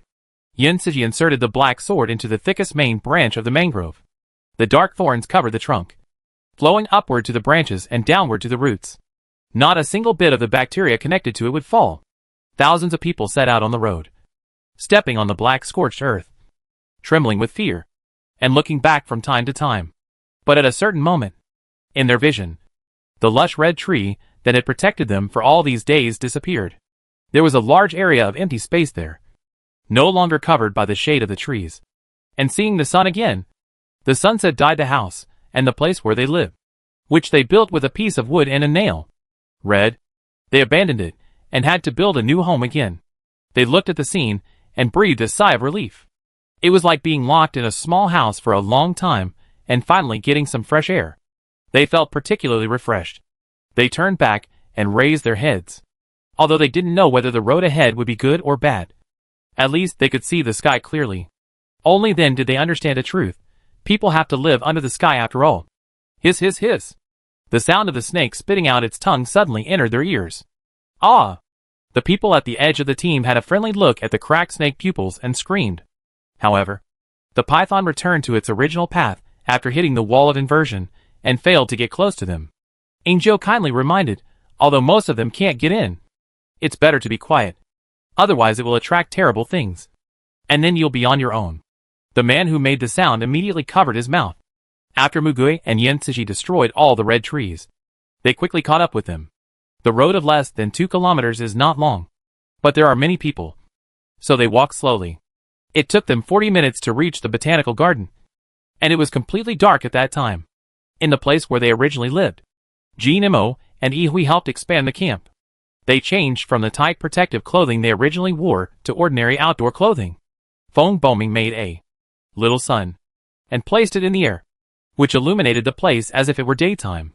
Mugui picked a piece of land nearby, which was originally planted with precious plants, but it was all burned, leaving only scorched earth. Planted here.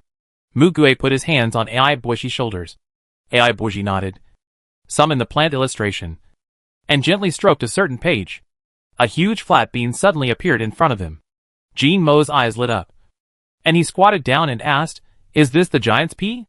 Ai Buishi smiled and explained, "It was originally a giant 9-dragon vine seed that mutated and became giant. After my ability was strengthened, it was transformed into a giant's pea. So it was called this name. The bean was as big as 3 or 4 beds combined, so it was worthy of the name." So? Ai Buishi squatted down and put his hands on the bean. His ability to make plants grow quickly began to work. The radical bit through the seed coat like a green snake, winding down, drilling into the soil, supporting the embryo. The cotyledons opened, the stems and leaves rose, and the seed coat fell off. This process took only a few seconds.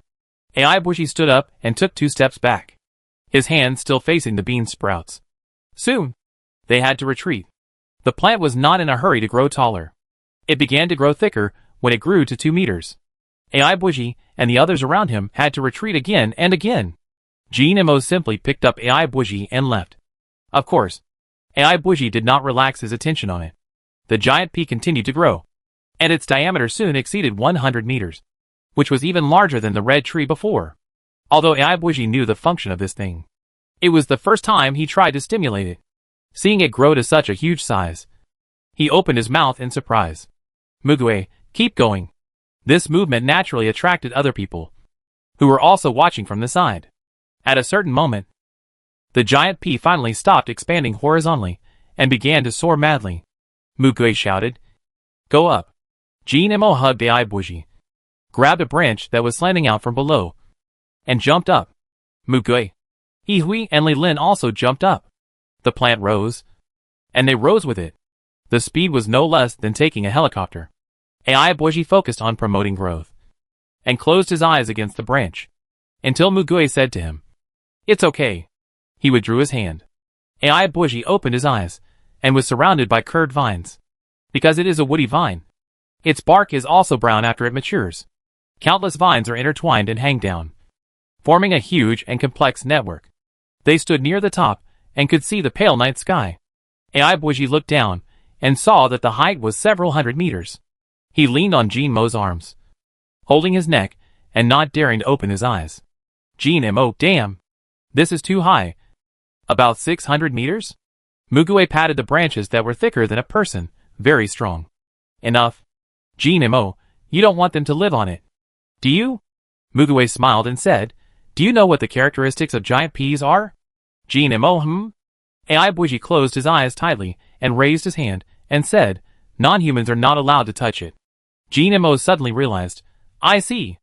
Thanks to this feature, mutant creatures can neither climb up from below nor mutant birds can attack this plant from above. As long as they are within the reach of the leaves and vines, they are safe. Of course, conversely, all humans can touch and climb up, whether they are giants, superpowers, or ordinary people. This is what the people living here need to worry about." Mugue smiled slightly and wanted to continue, but he suddenly felt a needle-like chill on the back of his head. Yan Xinqiu whispered in his ear, "Mugue, look up." Mugue raised his head suddenly. In the night sky that should have been shining with stars, there was a huge eye, and the clear pupil completely reflected their figures. Nothing could be hidden. Chapter 122, Eyes of Overlooking.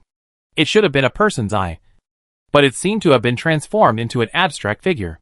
Mugue stared at the huge eyes and whispered, "Look up." Yihui felt that there was something wrong with his voice, and looked up. He asked, "What do you see?" Mugue raised his lips slightly. "It seems that you can't see it.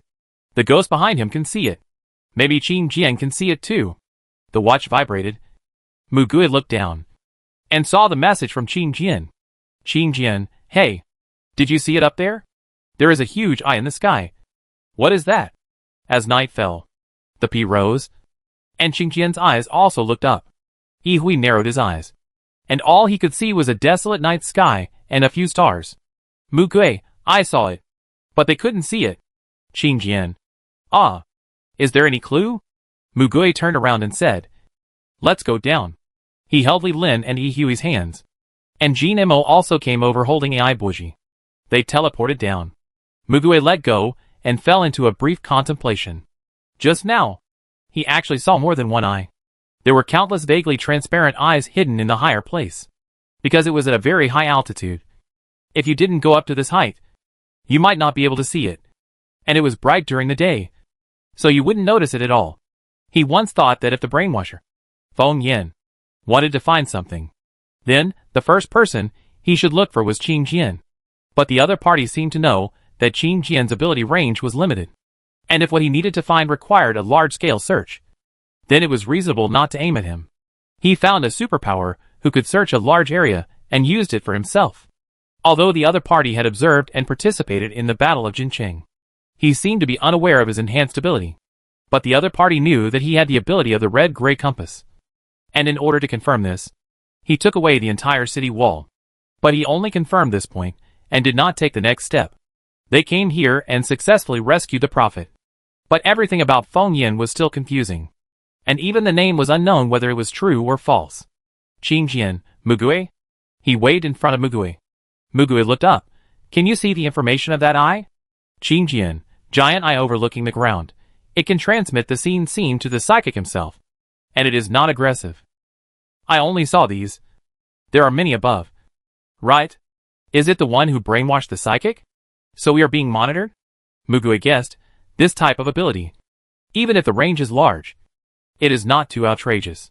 They have left. But they still left such things here. Which means that what they are looking for is likely still within this range. They need to continue to keep an eye on it. And it is obviously more important than destroying the people in this survivor base. Mugue thought, why don't we give it a try?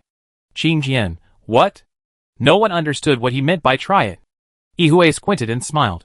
You want to find what they are looking for before them? So, you have a clue? Mugue, a little bit. Maybe if we find the two-headed rock python, we will get a little bit. Yihue smiled. Then what are you going to use to find it? Mugue, the old method is the most convenient. But he remembered the previous situation. It may not be found in this area. He thought for a moment, but gave up the idea. Yihue smiled and patted his shoulder. At the same time, on the other side, Song Jianxing stretched out his finger and poked Gu Shu's shoulder. Song? What? Gu Shu was originally helping others build a temporary rest tent. He turned around and saw Song Jianxing standing behind him. He blinked and asked. Song Jianxing showed a smile. I am a little familiar with the existence of time and space attributes, including the owner of this body, and Mugue over there. Go and talk to him. There is another thing with time and space attributes. It is here. He said, pointing his index finger to the ground. Gu Shu looked at him in a daze. Gu Shu opened his mouth. Ah, it's you? The god of time and space hadn't appeared for a long time, and he didn't react for a while. But he remembered the last time he appeared clearly, so he could recognize him completely. The god of time and space nodded with a smile. Song Jianxing fell to the ground again. Gu Shu quickly supported him. He gritted his teeth and laid him flat on the ground. Frantic, ah, you bastard. You're still talking. Running too fast. Feng Boming passed by them and asked with concern, what happened to him? Gu Shu, you're just in time. Take care of him. I have something urgent to tell Mugue. Feng Boming, oh. Gu Shu ran to Mugue in a hurry. After Jin Imo came down, he ran to help chisel the tree trunk to build a room. He was next to him. Seeing Gu Shu running so fast, he also wondered and asked, what happened to him? Feng Boming shook his head, squatted down and raised Song Jianxing. Song seems to have fallen asleep. He may be too tired. I moved him to a more comfortable place and let him continue to sleep for a while. Jin Imo stood in his original position. Oh, go ahead. I'm here. Although Gu Shu didn't know what the god of space and time meant, he knew that the situation must be urgent. He found Mugue, repeated what he had just said, and made the same movements as the god of space and time. Mugue? Huh? Mugue was also confused for a moment. He didn't understand why Gu Shu suddenly came up with this. Is there another thing with space and time attributes? Two-headed rock python? A terrible guess crossed Mugue's mind. Gu Shu pointed downwards. Yes. He said it's here. He said? Who told him? It's here? In Ginching? Mugue, you mean here? His feet stepped on the ground. Gu Shu tilted his head. To be honest, he didn't know where it was. It's all because of that god of time and space. He only said half of his words every time. Knock, knock, knock, knock. The stones at his feet jumped up and down quickly. Mugue felt the vibration under his feet. Earthquake? Earthquake? Oh my god. What should I do? Not only him, but other people here also felt the obvious ground shaking. Some people could only squat on the spot with their heads in their hands. Mugue shouted, Jin Imo. Jin Imo, got it. I'm ready to get up. He pulled open the beads in his hand, and many black pearls fell to the ground, wandered into everyone's shadow, and rose again, waiting beside everyone like a guard. Heiyi made up for the lack of numbers. He also left a little black man, who was about the same height as him beside him. The vibrations under their feet became more and more intense, and they could only be on guard. Everyone stopped what they were doing and stood where they were. Mugue looked down at the ground. He always felt that something was wrong. Compared with ordinary earthquakes, the fluctuations of this vibration were very strange, and the source of the earthquake could not be found. Could the source of the earthquake be right under his feet? Below? The ground under Jin Mo's feet cracked and bulged, and the artificial stone slabs broke and fell off. However, before he could dodge, he was knocked into the sky by a huge force. Huh? He flew up. Below him was a huge bloody mouth, and the fangs came into close contact with his face. His head hit the edge of the teeth with great force. He raised his head and lost his mind instantly. Xiao He beside him grabbed his arm and threw him higher into the sky. The giant python held Xiao He in its mouth, and the guard Xiao He turned into a black liquid and flowed out, flying to catch Jin Mo. Unexpectedly, the python's body was extremely flexible. It twisted its head and hit Jin Mo's back with its nose. Because of its small size, the little black snake only had time to resist part of the impact for him and was knocked out together. In the end, it could only wrap half of his body. Other black shadows also gathered quickly, but they were a few moments late after all. Jin Mo was hit by this force and flew towards the woods opposite. Hui tightened his hand suddenly and quickly pulled Jin Mo back, who almost hit the tree. Mu Gui took 2 steps at a time and held Jin Mo, who flew back in his arms. Jin Mo fainted from the impact, with an obvious red mark on his forehead, but no serious external injuries. No shock or suffocation. Mu Gui shouted, "Catch it!" Yi Hui, Feng Bo Ming, Lei Chen, Yin Suji all rushed forward. Angel created a barrier to protect everyone. Mu Gui wanted to release the ghosts behind him, but was stopped by Yin Xi and Xiao. They are enough. Yi Hui was about to strangle this big guy, but noticed the words Mu Gui used. Catch? Catch alive? This is much more difficult than killing it. After Lei Chen paralyzed the big snake with lightning, Yi Hui controlled the body of the big guy. But Yi Hui couldn't control it all the time, because it was too big and half of it was hidden underground. Feng Boming and Yen Yen didn't dare to go too far when they heard that they had to save its life, so they only injured part of its body. They were in a stalemate. Li Lin was driving away the people around to avoid being affected by the battle. Lu Jingxi also used his special ability to help, but the blades of him and his brother broke on the brown-red scales of the python, so they could only watch. Xiao Qiuqian ran to Jin Mo and Mu Gui, and without saying a word, he inserted the ruler knife into Jin Mo's body. Mu Gui just touched Jin Mo's body, and several ribs might be broken and his internal organs might be damaged. But these were nothing to Xiao Qiuqian's ability. Jin Mo frowned and coughed up a few mouthfuls of blood unconsciously, and continued to faint. Xiao Qiuqian stood up, healed. Although he could experience the pain of being injured again, he was still in a fainting state, probably because he couldn't feel clearly. Mu Gui's cheeks tightened. He wanted to kill the thing directly, but he knew he couldn't. At this time, a small figure ran towards the giant snake. Chen Qian, what are you going to do? Ai Buji also ran over to chase him. Ai Chen Qian came to the 2-headed rock python. He shouted, "Lower your head and put your eyes in front of me." Yi Hui nodded and forced the giant snake's head to the ground.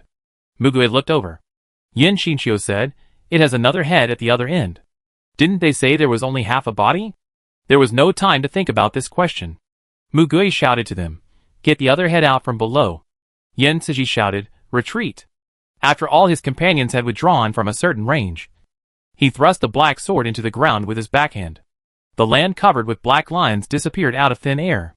There was indeed a body twisting wildly below, and the half body connected to the head above seemed to be falling off. The skin in the middle part that was exposed seemed to be tearing. Yi Hui smiled. "Want to escape?" He grabbed the upper half of the snake with his right hand. He freed his left hand to restrain the lower half of the snake that was frantically drilling down. Yen Ciji jumped into the pit and continued to destroy the soil layer below. Feng Boming's light turned into chains, burning the scales of the giant python and piercing into its body. The soil splashed. Yen Ciji quickly jumped back up. The lower half of the snake struggled painfully and raised its head from below. That was also a complete snake head. A bolt of lightning struck the head, and the force was controlled, so it only made the snake's eyelids tremble. But it did not faint.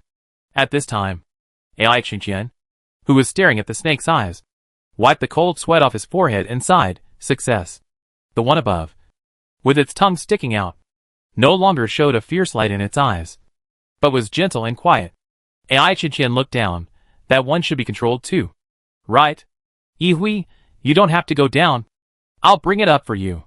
He raised his hand, and the snake at the bottom of the pit was thrown up. Ai Qingqian began to focus on controlling this one again, in order to prevent the python from getting angry again.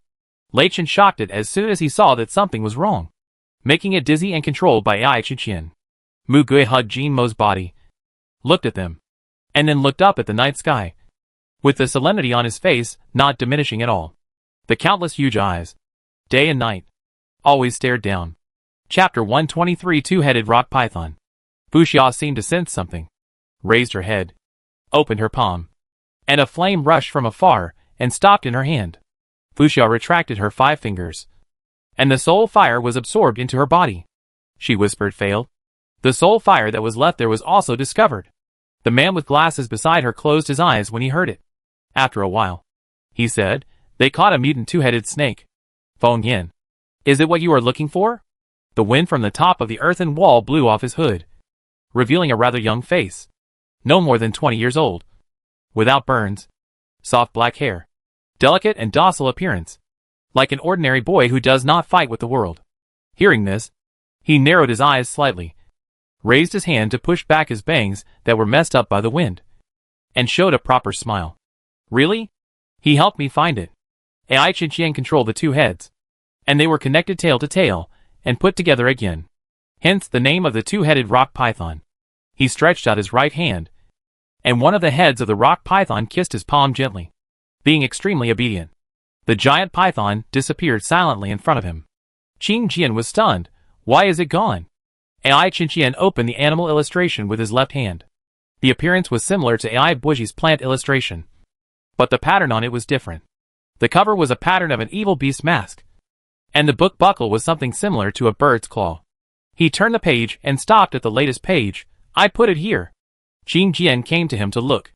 As expected, there was a double-headed rock python pattern on it. It was just like the Pokemon illustrated book. He thought to himself.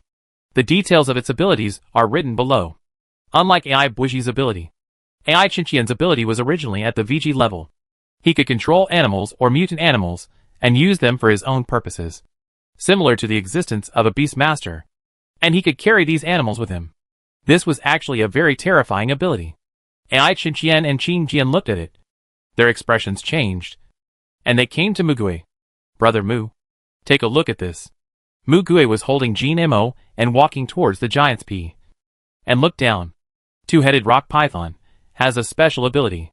In order to save its life, it splits its body into 2. One head swallows the enemy and teleports the enemy to another time and space, while the other head escapes and waits for regeneration. Transmission restrictions can only teleport its consciousness to the past time and space itself.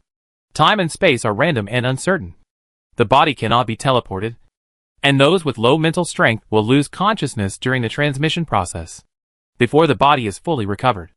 This ability can no longer be used. Mugui paused. He felt the blood rushing to his heart. He slowly moved his eyes, and fell on Jin Mo's face. So, this is his purpose. He heard Yan Xinqiu's whisper. If Qinqian in the previous life left him behind in order to give this world a chance, then, this Feng Yin, who went to great lengths to find this two-headed rock python, was it to allow himself to return to the past? But even if he goes back to the past, the time is uncertain. How can he guarantee to go back to the time he wants? The information about the two-headed rock python was from his previous life. So this person must have known about it in advance so that he could make this series of arrangements, including Jincheng and Shijing at that time. Obviously this person has the memory of his previous life just like himself. His ability is indeed brainwashing. But after reversing time and space, why can he retain his memory? Is he also a special multi-ability person? But he currently only knows 2 special cases of multi-ability people. One is himself, and the other is Yan Siji with multiple personalities. Mugui couldn't figure it out. After solving one mystery, many more came up. It's really annoying. However, what bothered him most now was Jin Mo's side. He put Jin Mo down and touched his forehead. The red mark on his head was gone. But he still didn't wake up. He pursed his lips and confirmed with Qinqian. Check if his consciousness is still in his body. Qinqian, do you suspect he was tricked? He quickly looked at Jin Mo. Huh? He was stunned. Mugui, what's wrong? Qinqian, no abnormality. AI Qinqian showed a puzzled look. Isn't this a good thing?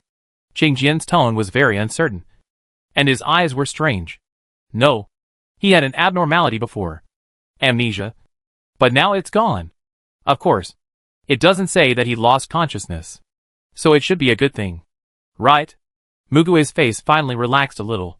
It's a blessing in disguise that he recovered his memory, which is a good thing.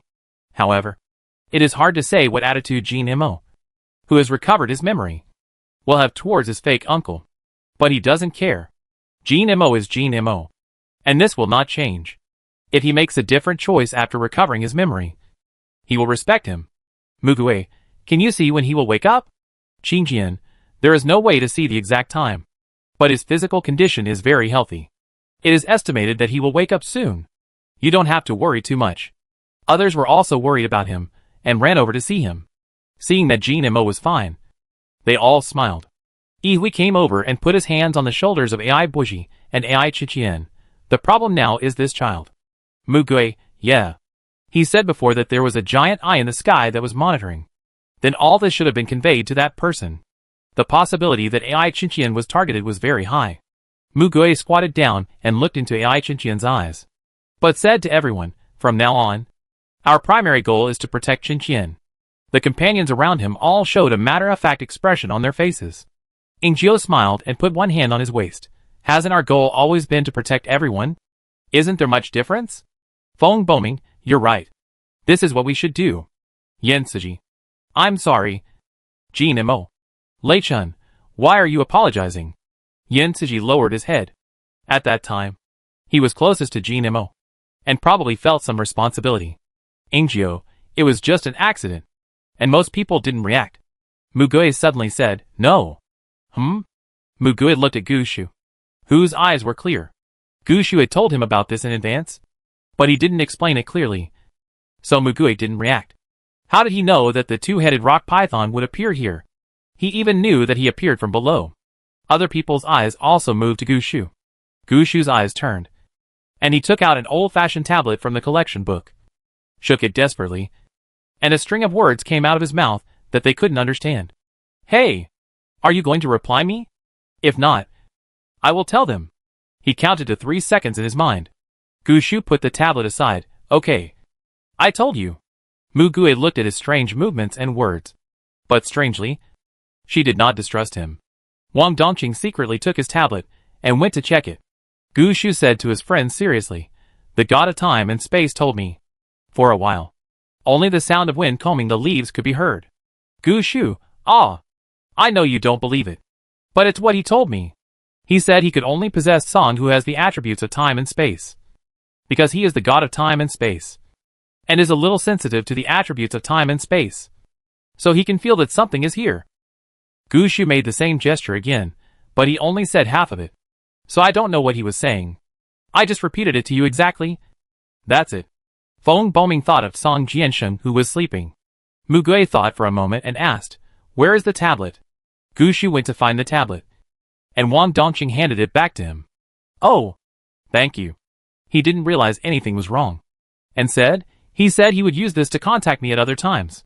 He showed him the text that had appeared on the screen before. It was hand-drawn on the drawing software, so it was preserved.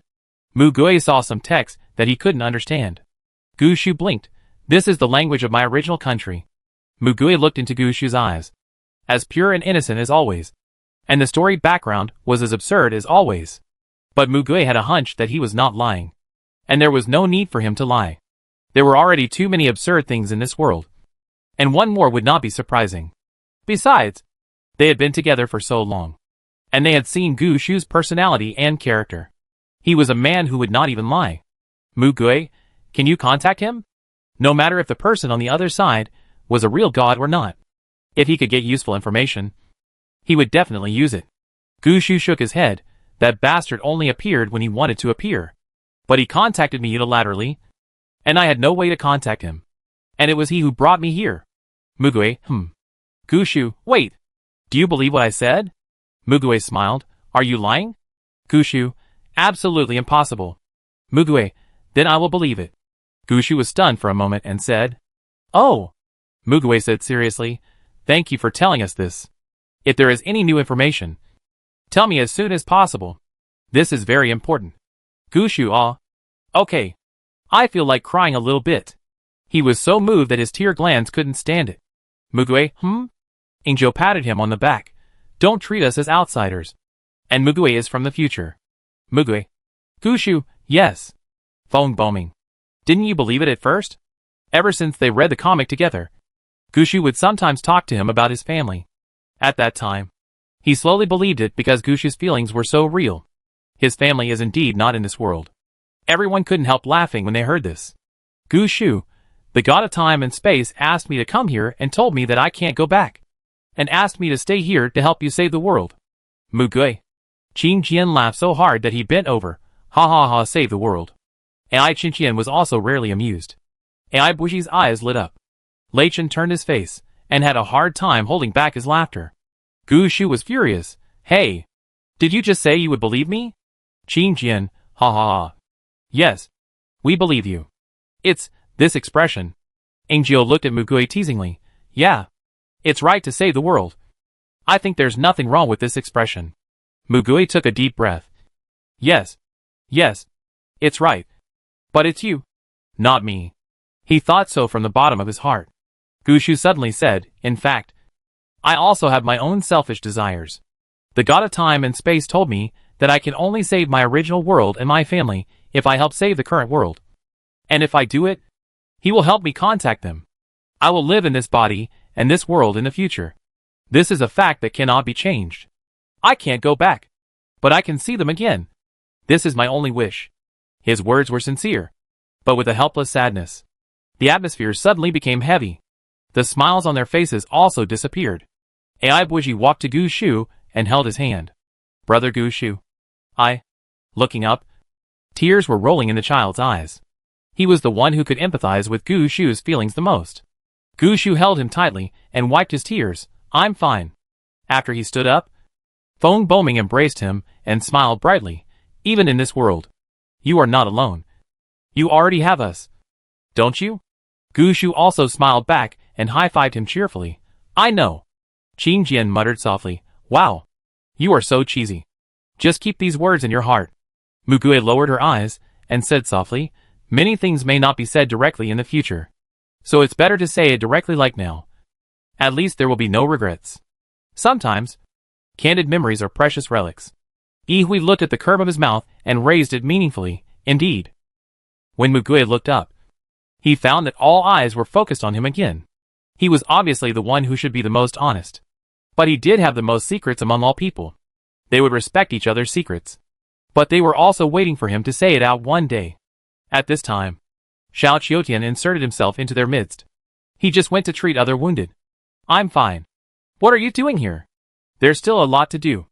Isn't there? Mugui was rescued by him, and was relieved to have escaped. However, at some point, Jin Mo had already sat up from the cot. Wang Dongqing, hey. He's awake. Mugui turned around and asked, are you feeling unwell? He reached out to rub his head. But Jin Mo grabbed his wrist. Mugui was stunned for a moment. Jin Mo frowned, raised his eyelids, and opened his mouth. Uncle? Chapter 124. Jin Mo. Mugui's eyes changed. He lost his smile. He did call him uncle. But the tone of his voice was obviously not the Jin Mo he knew. Jin Mo looked calm and steady, looking up at him with cold eyes. Mugui slowly squatted down, his right hand still held by Jin Mo. He stretched out his left hand and put it on his neck, staring into his pupils and asked, who are you? Jin Mo slapped his left hand away, shook off his right hand, and said with a sour face, I was just about to ask. Who are you? Feng Boming, Jin Mo. What are you talking about? Mugui is your uncle? Jin Mo glanced at him and frowned. Feng Boming? Feng Boming slightly widened his eyes, feeling uncomfortable. Jin Mo had never called him like that. Wang Dongqing's eyes were full of strangeness, as if he had discovered some hidden plot. He asked, you don't have amnesia, do you? Jin Mo sat up straight, put his fists on his knees, and looked left and right. His eyes and face were full of strong pressure. He said slowly, of course I don't have amnesia. Yihui looked at him quietly. This Jin Mo was now on alert. Mugui immediately confirmed that this was not Jin Mo. Not only he could feel it, but others could see it too. After all, most of them had been together for a while. They looked at each other and fell into a speechless silence. But Jin Mo's next sentence broke their imagination. Jin Mo looked at Mugui, his facial features slightly twisted, revealing a hint of murderous intent as if he couldn't suppress it. The face and voice are my uncle, Mugui's, but he died 10 years ago. Jin Mo looked at them one by one. Team 0 Captain Yihui, Light Sword Feng Boming, Blood Sword Yin Suji. They shouldn't be here either. And Lei Chen. Your captain should be another Mugui. Not my dead uncle. Lei Chen was dumbfounded. How could it be related to him? Lei Chen behind Mugui opened his mouth. No way. It's not what I think. Mugui was startled. A cold light flashed in Jin Mo's eyes. And he jumped up and punched him in the face. The black shadow behind him suddenly rose up, followed his steps, and wrapped around his body, covering his body like a layer of dark armor. Bang! Mugui took a step back, pushed the two children away with his right hand, caught his right fist with his left hand, and at the same time, knocked Jin Mo's left fist that was aimed at his abdomen with his right knee. With just one move, he understood that this was not the reaction speed and punching power of the teenage Jin Mo. Jin Mo's eyes also flashed with surprise briefly. This illusion actually gave people such a solid texture. Yi Hui moved his hands, and his pupils shrank slightly. He failed. His puppet thread could not connect to Jin Mo's body. This was the first time this happened. Jin Mo changed his fist into a palm, clasped the 5 fingers of Mugui's left hand, and grabbed his knees. The black shadow followed his body, Feng booming through a ball of blazing light in front of Mugui. He wanted to use light to overcome Jin Mo's shadow, but he couldn't hurt him. Who knew that a big black mouth rose behind Jin Mo and swallowed the blazing light in one gulp. Mugui's right hand turned into a knife, knocking Jin Mo's hand off his knees. But he didn't retreat. Instead, he took the initiative and clamped his index fingers tighter, strengthened his strength, and pressed forward. Bang! He pressed Jin Mo onto the bed. Of course, the simple bed could not withstand this force and collapsed directly. Mugui folded his knees to press down Jin Mo's arms, clamped his neck with his right hand, and pressed Jin Mo's right palm to the ground with his left hand. But at the same time, a black shadow turned into a sharp cone and pressed against Mugui's heart. Just as the shadow cone was spinning forward, Mugui shouted, "Stop it!" Jin Mo looked at his uncle's face. He knew he had to take action. This was just a fleeting illusion. He had to break this mental dilemma. But he found that he couldn't do it. His face was still young, gorgeous like an oil painting. It was the same when he died, cold like a painting from the old times. He thought he had forgotten it long ago. He had forgotten the last relative with whom he did not have such deep feelings. His chest rose and fell violently. He could not move his hands after all. Mugui did not know his changing state of mind, but felt that he was not so decisive. He said, "I am not an illusion, and I will not kill you. So don't think about killing us." Mugui let go of his hand first, and Jin Mo did not continue to resist. Gushu had already opened the collection book and was watching the situation closely. Mugui stood up slowly and held out his hand to him. Jin Mo looked at him for a long time and finally handed over his hand. He felt the temperature of that hand. His uncle's hand was always a little cold, but it also had the normal body temperature of ordinary people. It's not a corpse. Of course, it is body temperature. This sentence suddenly popped up in his mind. I forgot when he said it, but it was probably his uncle who said it to him. If it is an illusion, it is too real. The feeling of fighting and the delicate temperature. Ah! Why am I locked up? Why can't I move my body? Who are you? Uncle! Help! Why am I possessed by someone? Get out of my body. A voice suddenly appeared in my head. Jin Mo. Feeling more real. Like the pain of splitting the brain in half. Mugui touched his head. What's wrong with you? Jin Mo swayed and took 2 steps back. Xiaohei doesn't listen to me either? Okay. I'm going out. I'll get out even if I have to. Jin Mo, holding his head, shut up. Mugui. Qing Jian. Looks like schizophrenia. People will feel unfamiliar with their own voices. He couldn't tell at all that this was his voice 10 years ago. And he just thought it sounded stupid. Why do I suddenly have no strength? I can't move. What are you? Psychic? What do you want to do by stealing my body? Jin Mo. Thinking, steal? What do you mean by steal? This is not my body? He opened his eyes and looked around but couldn't find a mirror. Wang Dongqing kindly handed him a glass of water. There is no mirror. Will this do? The artificial light from Feng Booming was still on, reflecting on the water in the glass. Jin Mo saw his own face. It was undoubtedly his own face. But it was his face when he was young 10 years ago. He was completely stunned. Mugui probed.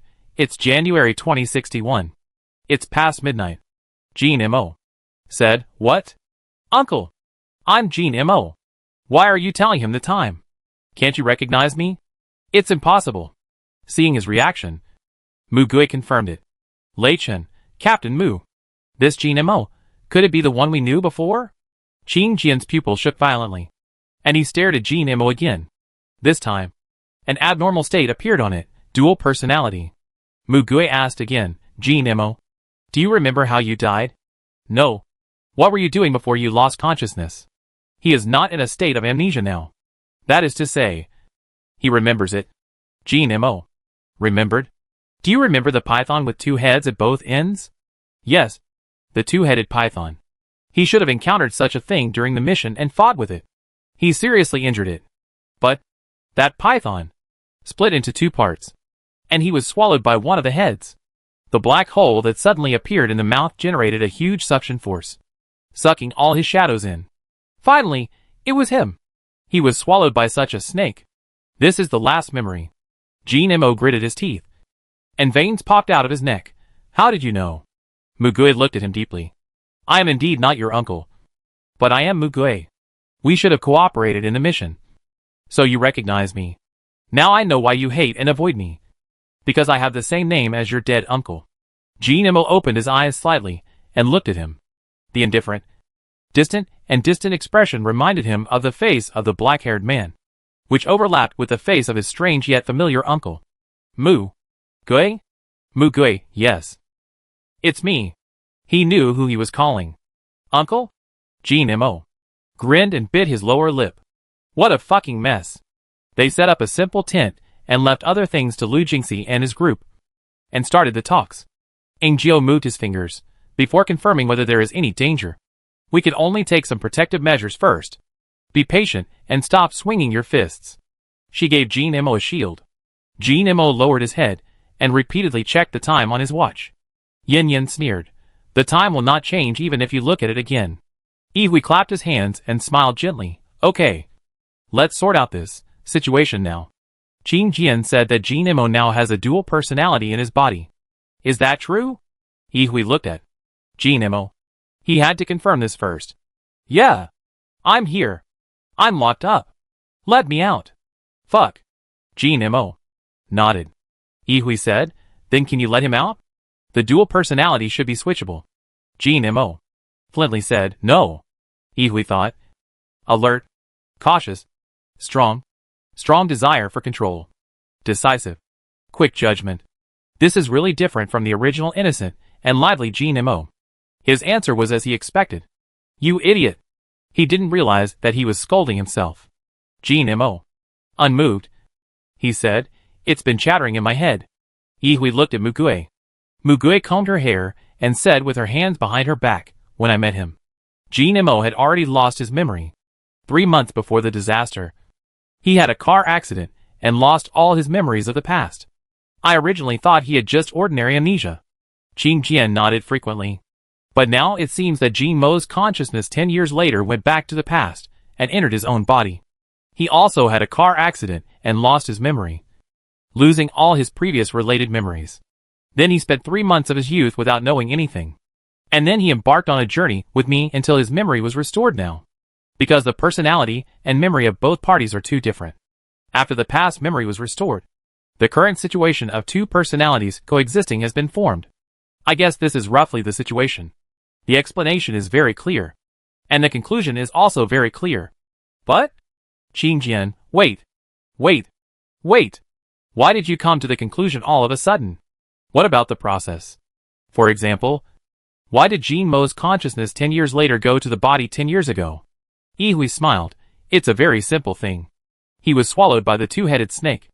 Qing Jian finally caught up with the train of thought. The ability of the mutant python is included in AI Qingqian's animal illustrations. Qing Jian, but why did you, and the 2-headed rock python? Jean Mo answered him briefly. I encountered it during the mission, and I was caught by negligence. Lei Chen's eyes wandered between them, and finally asked the question that many people wanted to ask. Did you know each other before? I mean, 10 years later?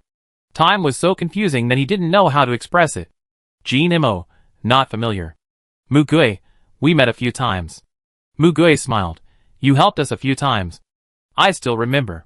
Jin Imo rolled his eyes. Either it was convenient or it was on the way. I can't remember clearly. The other Jin Imo in his mind suddenly quieted down. And his intuition told him that there was something fishy. Lei Chen coughed lightly and pointed at the two of them with his fingers. So, you two are equivalent to another person from the future. And you two are from the same future. The two people knew the same thing. So it should be like this. A creepy coincidence. Almost? What about me? You said my captain. He never forgot the scene when Mugue went straight to find him. Did they know each other in the past? Or in the future? Just pure curiosity. Jin Imo, you are? Mugue interrupted him with a smile. It's not important. Right? Anyway, we know each other now. Jin Imo glared at him with a sullen face. What about my uncle? Mugue, dead. Jin Imo, the one in my mind is still there. Mugue, yeah. Jin Imo, what about my uncle? Mugue smiled, dead. Jin Mo's anger was suddenly ignited. Chapter 125 Life or Death Decision. Mugue tapped her head with her finger. As you can see, I also lost my body. At that time, we should have died at the same time. But my consciousness 20 years later entered this body by mistake. I haven't heard his voice anyway. He was haunted by many other ghosts. Jin Mo's anger was squeezed back into his body when he encountered Ingzio's reverse wall. And his eyes revealed unwillingness. He has gradually believed that he has returned to the past. But he cannot accept that he cannot save his relatives after returning to the past. But now this Mugue is my uncle. Even if there is no blood relationship. Hey, you are also me. The me from the future. Let me come out and say a few words to them. Jin Imo, no. Then die quickly and go back to your time. The Jin Imo in his mind was about to explode with anger. So much so that this Jin Imo here also felt a severe headache. Although Jin Imo was annoyed, he also regained some rationality through the pain. He asked Mugue, it is 2061 now. So, the blood tide has not happened yet. Finally, we got to the point. Mugue nodded, not yet. But there is not much time left. He didn't know much about the Jin Imo 10 years later. But in their few exchanges, he could confirm that this Jin Imo was a responsible and reliable captain. And that monster number 0. No. And he was also one of the survivors who had personally experienced the two most serious disasters in the past decade. Jin Imo swept through the crowd again. And finally stopped at Mugue, changed. Things have changed a lot. Mugue, with me here, things will naturally change. Jin Imo, how do you know that things won't end worse? Mugue, because people who should have died survived. He didn't know if other people died because of the butterfly effect caused by his actions. But the people he cared about survived one by one. He has always been selfish. This is enough. What he needs to do is to let them continue to live. And gather strength to overcome greater disasters. What he can't do alone, he lets more people survive to do. And they must survive in the end. It is not a tragic victory, but a great victory. A crushing victory. A victory without anyone's sacrifice. The peaceful environment created by the victory. Where he can spend the rest of his short life in peace. This is his ultimate goal. Which has never changed from beginning to end. If Jin Imo heard what he said, he would definitely say it was absurd. However, he didn't say it. Jin Imo. Really? Such a conversation. Perhaps only those who have experienced that era can understand the deep meaning. Jin Imo suddenly became much quieter. And his emotions were completely suppressed. Mugue, we can take you with us. But you have to let Jin Imo come out and talk to us. I mean the 15-year-old one. His birthday hasn't come yet. So he is still a 15-year-old child. He could see that the personality of the 26-year-old Jin Imo was dominant. Jin Imo, why do you think I will go with you? Mugue, if you don't let him out, I will assume that he is dead. And I have no obligation to take care of you. You can stay here and do whatever you want. This is Diancheng. It shouldn't be easy for you to go to Beijing alone. Right? Jin Imo, heh. Did you hear me? Let me out. Jin Imo narrowed his eyes dangerously. Don't use this method on me. I won't accept it. And I didn't avoid you because of my uncle's name. Fake. Qingjian. Why? How did a straightforward person grow up to be a stubborn and arrogant person? Mugue, Jin Imo. Jin Imo, wow. Uncle. Even if my body is taken away by someone else, you should not easily say that you will leave me here. What if I can be saved? What if I can be saved? I will be sad.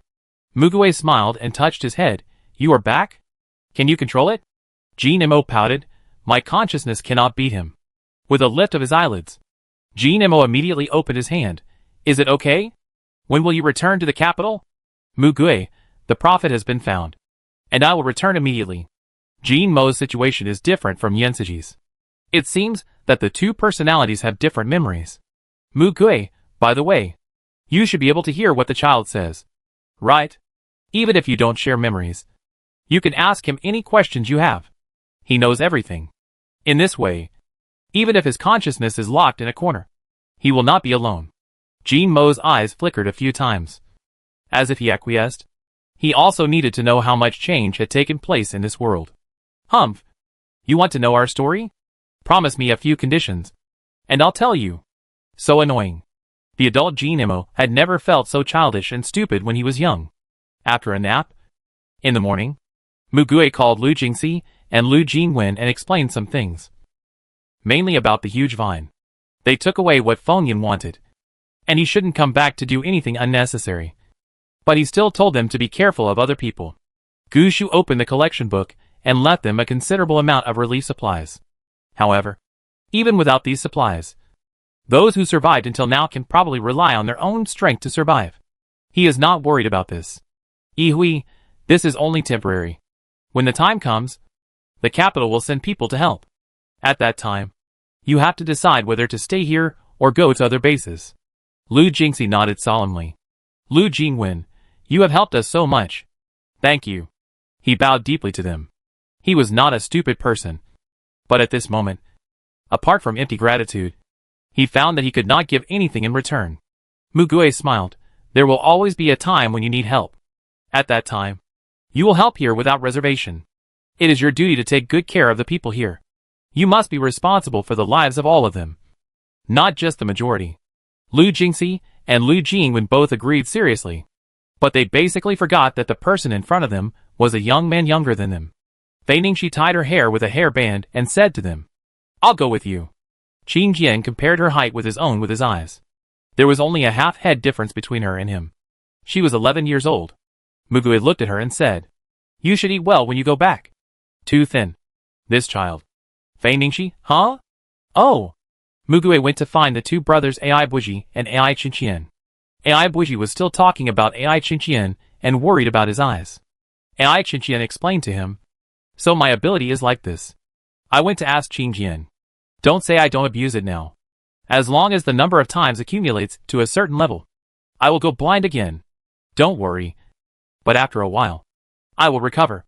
And then I will become stronger. And the time of blindness will be shorter than the last time. This cycle will repeat until I am no longer blind. Do you understand? Ai Buji's face was full of I don't understand. He looked at him with a pair of deer-like eyes. Can't you not go blind? Ai Qinqian, anyway. It has recovered. It proves that it is only temporary. It's no big deal. Right? Mugue came over. Buji. How is your mission going? Ai Buji stood up immediately. Brother Mugue. We collected about 100 kinds of species. Some of which are mutated and some are not. Most of them are mutated. I think they are more useful. So I tend to collect mutant seeds. Mugue, you guys are pretty quick. They collected so much in less than a day. But compared to what should have been here, this is less. Mugue, do you need to give me 2 more days? Ai Buji's eyes lit up, if possible. After all, there are not so many opportunities to come here. So we should not miss the opportunity to collect some. Mugue, okay. Everyone come to help this time. Their trip was postponed for 2 days. The largest survivor base in Lincheng. At this time, the earthen wall of the base had been raised to a huge height of 100 meters. The circular high wall surrounded the survivors and the area where they lived tightly. There was also a vertical wall rising slowly inside the wall, forcibly dividing the space inside the wall into 2 halves. The wall was so high that only birds or flying superpowers could not cross it. And the wall was so thick that only powerful superpowers could not easily penetrate it.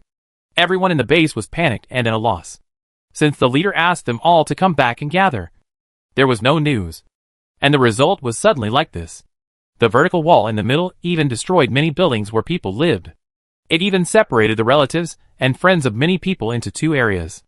This is Huolan's ability. Why? Some people recognized that this was something that could only be done by Hulan, their hero and core figure who built this base. The gate of the base would always have a space for opening and closing unless there was a beast tide or a similar major danger. Now the door has disappeared, leaving no gap at all, clearly not wanting them to leave. The Hulan they were talking about was sitting next to Feng Yan, staring expressionlessly at the commotion of the crowd below. Feng Yan heard the news that the two-headed rock python was caught, turned his head and smiled at Fu Xiao like, "Honey, I will not break my promise to you. But you spent some time playing games with me. Can you wait?" Fu Xiao's expression was as calm as a spring lake without waves. And she said softly, "It's okay. Besides, the energy of the things taken away in this way would be more than she imagined." The look she gave to the black dot representing a person below was like observing an ant crawling away from the ground. Anyway, it's all for the purpose. So it's no big deal to join in his bad taste for a while. It's not the first time. Feng Yan cleared his throat and opened his lips to the watch. His voice quickly spread through the central broadcasting station connected to the entire base, and from the broadcasting devices in every corner of the base. "Hello everyone. It's a rare New Year holiday. Let's play a game together. What is it? Who is broadcasting? What happened? We can't get out. Why don't you let us out? Hulan, where are you?" Feng Yan sat on the edge of the city wall, swinging his legs, and continued, "Of course. Everyone is a participant in the game. I won't miss anyone. Do you remember the secret arsenal that your leader accidentally discovered during his search? The weapons and ammunition that were left there, and could not be taken away, were carefully hidden by him. Of course, he did this to resist external threats in the future, and to prevent this thing from being used by those with ulterior motives. Now those slightly larger firecrackers are buried in some places in the base. Just press a small switch. Bang! He raised the last syllable slightly. By the way, the amount of these small firecrackers is enough to blow up this base more than a dozen times." Feng Yan seemed to have seen something interesting and shifted his sight. A superpower stepped up into the air and turned his head towards this side. Feng Yan smiled slightly. "Go ahead." The man lying on the top of the wall with a white-painted heavy sniper responded, "Yes." Red, coming out of the muzzle. Only a faint afterimage remained. It blasted straight towards the head of the man in the air. The man seemed to realize that he was being targeted, and hurriedly changed direction in the air, shooting towards another direction with all his strength. He thought he had escaped for the time being. Boom! The body exploded in the air, turning into a blood flower. The limbs flew heavily, falling on the ground of the base and on the roof of the house. Ah! The bullet's originally straight trajectory followed the direction that the man changed, and also turned a corner, following closely, hitting the target, until it gave him death. Feng Yan continued with a smile. "Just now, an Ikaros fell. Everyone should abide by the rules of the game." Chapter 126. The third option. Unable to escape. Unable to resist. There were definitely many warriors. But when all the warriors who tried to climb the wall were shot down, and they couldn't even see the shadows of the group of people standing on the top, they were desperate. The man with glasses sat next to him with his eyes closed. But any details of the actions of everyone below were visible in his god's eyes in the sky. Yan Xinxiu hid his fists in his sleeves, and all the emotions on his face were carefully restrained in his chest. Feng Yan, with so many examples. Can you finally calm down and listen to me tell you the rules? Most people walked onto the streets, squatting on the ground and shivering as if they were avoiding a natural disaster. Some people listened to the radio while looking for the instigator. Feng Yan held a telescope and watched the grand scene with interest. The base is divided into two areas. The number of people in these two areas is roughly the same. Of course, I haven't counted them, but it's probably about the same. The rules of the game are quite simple. On both sides of the middle wall, in front of the 756th Hospital and Jiandu Bank, there are launch program switches. These two switches control the ignition program of the missiles buried in the other half of the area. The missile will not fly out from the launcher. It will only explode on the spot. Also, it will trigger a chain explosion of other missiles buried nearby. So be careful. There is a timer next to the switch, counting down for 2 hours. As long as one of the switches is pressed first, everyone in the area where the switch is pressed first will survive. If no switch is pressed at the end of 2 hours, the missiles buried in the two areas will accidentally detonate at the moment the countdown reaches 0. By the way, both switches are in my eyes. If I find someone trying to destroy the switch or cut off the electrical signal in the entire area, I will detonate in advance. Both areas. Don't try. Then, make your choice. 3, 2, 1 game start. Feng Yan raised his lips and smiled, and pointed his index finger at the countdown confirm start option on the holographic screen. 2 hours. 1 hour 59 minutes and 59 seconds. The people in the left half of the area started to move. They found the device in front of the 756 hospital, and also saw the countdown electronic clock and surveillance camera next to it. At the same time, the people in the right half of the area quickly gathered at the door of Jindu Bank. Both switches were placed in the most conspicuous places. No one dared to step forward for a while. However, time was passing mercilessly. 1 hour 23 minutes and 46 seconds. The seconds counted slowly, stimulating the crowd's sensitive nerves. Do you really believe what the guy hiding his head said? But he has killed several people. How can we guarantee that we can survive if we press the switch? The other party has other means of detonation, and it may end up blowing up both of us. Then what do you say? Wait for death. If we don't press the switch on either side, we will die anyway. We will die anyway. If we follow his rules, we may survive. Are you betting that a killer will keep his promise? If you have the guts, go and kill him instead of staying here. The same conversation was going on both sides at the same time. Everyone who gathered there would be crushed by the pressure of this death tarsal bone. Before the missile detonated, the monster called emotion had exploded in a chain everywhere. No! Can't press it. My daughter is on the other side. I don't believe that few of you have relatives on the other side. I would rather die than press the switch. So you dragged so many people to be buried with you? What did you say? More and more people gathered around the two switches. Of course, some of them gathered at the city wall, looking for the culprit along the wall. Feng Yan was watching happily, and found these people, which was a bit disappointing. He said casually, those who don't follow the rules of the game will be eliminated directly. The man with the white heavy sniper slightly adjusted the direction. Every shot was the death of a life. Fu Xiao raised her arms and made a small embrace, with her palms facing each other and her fingers slightly bent. A lotus lantern was floating in the center of her palms. The handle of the lamp was short, at most the size of a short-footed cup. The lotus petals of the lamp overlapped, and the veins on the petals were clearly visible. The whole body was as clear and transparent as crystal. Where the wick should be placed was a warm flame like the glow of the sunset. The flame was jumping actively at this moment. There was no oil or firewood, but the sparks were crackling. Maybe that's what others saw. But it was different in Fu Xiao's eyes.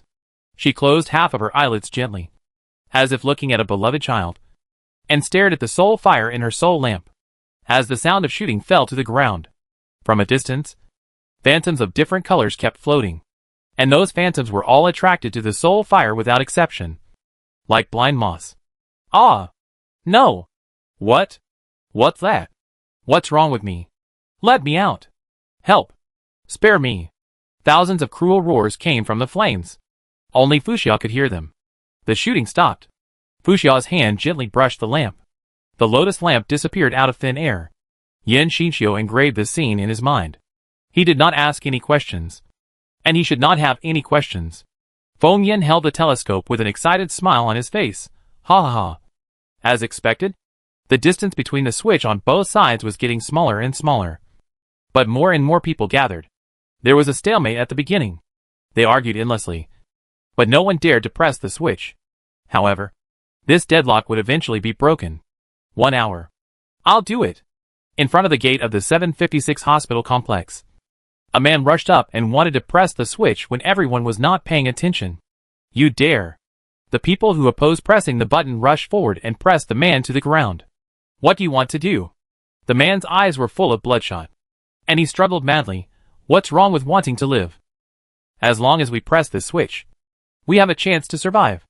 We're going to die anyway. Why not take a chance? I'm saving you. Bullshit. Are you still a human being? But, isn't that what he said? What did you say? You saw it too. All those who climbed up the wall and flew up were killed. Do you have the ability to find that person? Where is Wulan? Where did he go at this time? He? This wall is probably built by him. Right? He is praised as a hero, and no one knows what kind of person he is. You bragged to others a few days ago that he saved you. Didn't you also curse him secretly with your friends? What about those powerful superpowers? Where did they go? Anyone with a little ability tried to find the man's trace. And this situation has not stopped. It means they have not succeeded yet. Or they have failed. No matter which one. The countdown is still ticking. Feng Yan is wearing headphones and watching with great interest. Right area. Think about it. There has been no explosion on our side yet. Isn't it because they haven't taken action?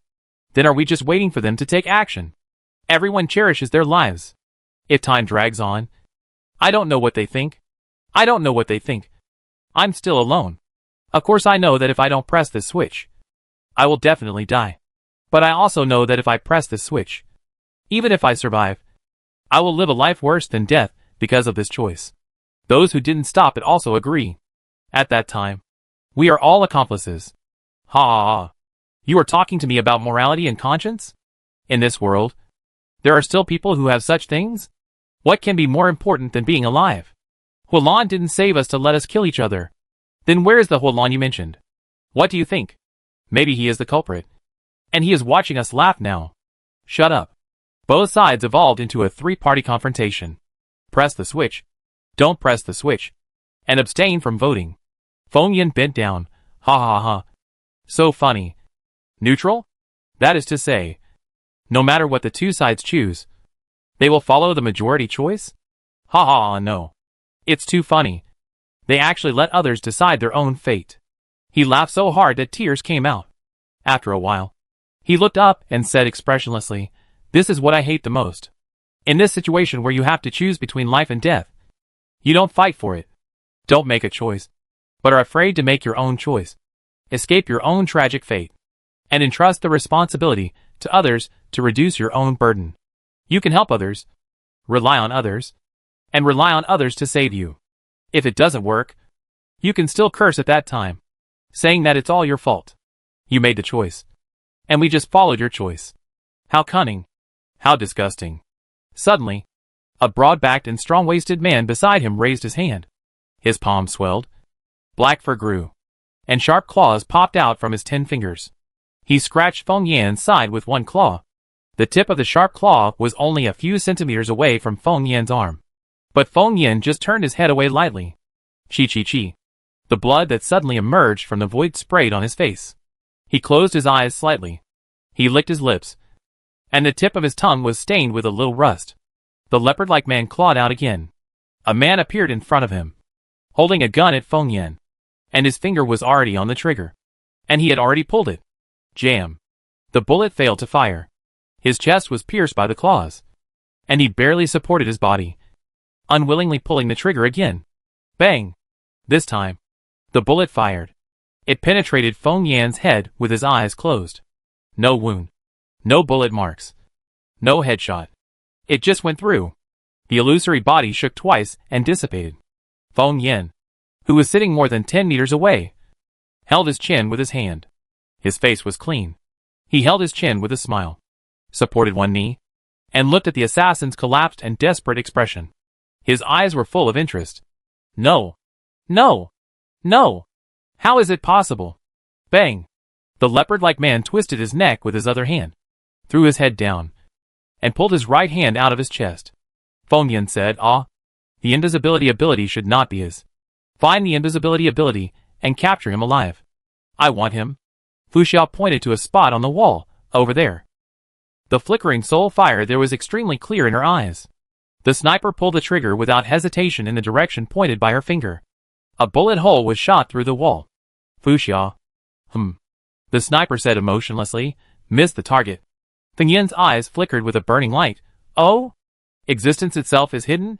Wang Qinghua's ability is that as long as he exists, he can hit, and as long as he aims, he will chase to the ends of the earth. There is only one possibility for a miss, which is that it does not exist. I want it even more. Fu Xiao's finger followed the direction of the soul fire that never disappeared. He is going to escape. Feng Yan clapped his hands. Zhang Yi. A woman with a low ponytail and brown freckles on both sides of her nose raised her hand, and the blue translucent Rubik's Cube in her hand quickly rotated and finally stopped at an angle. And the group soul fire also stopped moving. After about 10 minutes, the flame began to flicker. Fuxia's finger gently touched the butterfly scar at the corner of her eye, and she glanced at Feng Yan. Feng Yan smiled and said, "Don't let him die." Zhang Yi closed his hand into a fist, and the magic cube disappeared in it. A man appeared from the city wall out of thin air and fell down. Feng Yan, Duan Duo. The man turned into a huge and agile black leopard, and stepped on the earthen wall with his 4 claws to make a pit, and jumped down step by step, picked up the falling invisible superpower, and jumped up along the vertical wall. Feng Yan asked him to put the superpower at his feet. He squatted down, pulled out a dagger from his ankle, and stabbed it hard into the man's palm. At the same time, a fist hit his chest. Cough. Cough, cough, cough, cough. Ah! The man who was temporarily holding his breath in shock woke up, and the severe pain made him scream. Feng Yan grabbed his hair and looked straight into the other person's eyes that opened involuntarily. After a few seconds, Feng Yan let go of his hair, patted his cheek, and pulled the knife away. Feng Yan took out a bandage from his pocket and wrapped it on the wound on his hand. "What's your name?" The other person looked at Feng Yan and answered obediently, "Zhang Weizhen." Then he coughed twice. His hands were full of blood, probably because the blow just now broke his sternum. But he was just dazed. He didn't shout even though he felt the pain. He just looked at Feng Yan seriously. Feng Yan raised his lips, pulled the man up, and said, "Feng Qing, go down and bring someone here. Shan Chun, you cure him." Feng Qing stroked her scorpion braid on her shoulder. "Okay." She squatted down and picked up 2 small pieces of soil, which were shining, and then she threw one of them under the city wall and put the other at her feet. Her body disappeared, and when she reappeared, she was carrying a man with her. "Wow! You are?" She screamed as soon as she landed. Duan Duo put part of his leopard claws on his neck and stepped on his chest with his feet. Tai Shanshan, dressed in a clean high school student outfit, squatted down. There were several needles between his 5 fingers, the needles like acupuncture, piercing into the man's body on one side and into Zhang Weizhen's body on the other side. Then the man lying on the ground began to cough up blood and wailed in pain. "Ah! It hurts. You cough, cough, cough. Throw it away." Duan Duo heard Feng Yan's order and kicked him down. The man fell desperately from the 100-meter-high wall that had protected him for a long time and turned into a pool of lifeless flesh and blood. Yan Xinqiu stared at the man on the ground with his eyes wide open. He engraved his face deeply into his memory. Feng Yan asked Zhang Weizhen, "I'm curious. Why was the assassin injured by Duan Duo just now? But you were not?" Zhang Weizhen told him everything. He didn't have physical contact with me. His invisibility lasted for a short time, and he couldn't hide his existence. But he could attack others. Feng Yan, so, having physical contact with you can hide his existence? Yes. Both the body and the supernatural power can be hidden? Yes. Both can be hidden. Feng Yan held Zhang Weizhen's hand affectionately. Ha ha ha. So powerful. But I still can't hide from your eyes. He tilted his head and looked at Fuxia. Fuxia's expression remained unchanged. I just saw his soul fire. Feng Yan, how long? How long can it last? Zhang Wei replied calmly. Theoretically it can last forever. But it needs to keep in contact all the time. And in this case you can eat but can't attack and hurt others. Feng Yan's sweet and evil smile bloomed on his cheeks. This ability is good. I like it. After solving the problem here, he looked at the game center again. Both sides were already fighting. Feng Yan's mouth curled up wantonly. Let's make a bet? See which side presses the button first. They both said their choices emotionlessly. Left or right? Feng Yan, well, then I'll choose both sides at the same time. He didn't say that there were only options A or B. He insisted on choosing C. His childish face seemed to be filled with obsession. And that look was filled with a kind of innocent cruelty. He was intoxicated by this inhumane game and never tired of it. Chapter 127, the fourth option. The two sides fought endlessly for the right to choose between life and death. And the person who gave them two problems with bad intentions gave them a third option. All disputes will eventually have a result. The two sides were almost the same. And a group of people occupied the switch position. On the left, in front of the hospital, in order to guard the button that determines the life and death of the other side. Dozens of people surrounded the device so tightly that not even a fly could fly in. On the right, at the bank entrance, a man, guarded by a group of people, put his hand on the switch button. He only needs to press it lightly, and the person on the other side will be blown away. 15 minutes and 35 seconds. 15 minutes and 34 seconds. Even at this time, time still passes by bit by bit. 15 minutes. Feng Yan spoke again. There are still 15 minutes left. Tick. Tick. Hurry up. His voice was full of joy. Everyone below felt a chill all over their body when they heard the voice. Someone shouted, "Will you really let go of the people who pressed the switch first?" Feng Yan's mouth curled up again. Of course, I have to abide by the rules of the game. Left side. Did you hear that? As long as we press it, we can live. But we are not dead yet. The other side didn't press it. There are also our relatives and friends over there. There are also living people on the other side of the wall. The people on the other side are human beings. But the people here are not? Is their life more noble or our own? My whole family is here too. Didn't you hear what that madman said? He will blow us all up when the time comes. For your own life, sacrifice the other half of the people.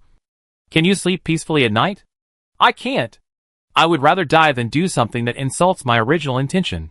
I don't want to live like this. Then let me ask you. If the people on the other side are not as many as us, not your relatives and friends, but only a person you don't know at all, and killing him can save all the people here, will you press the switch? Right side. You can't do this.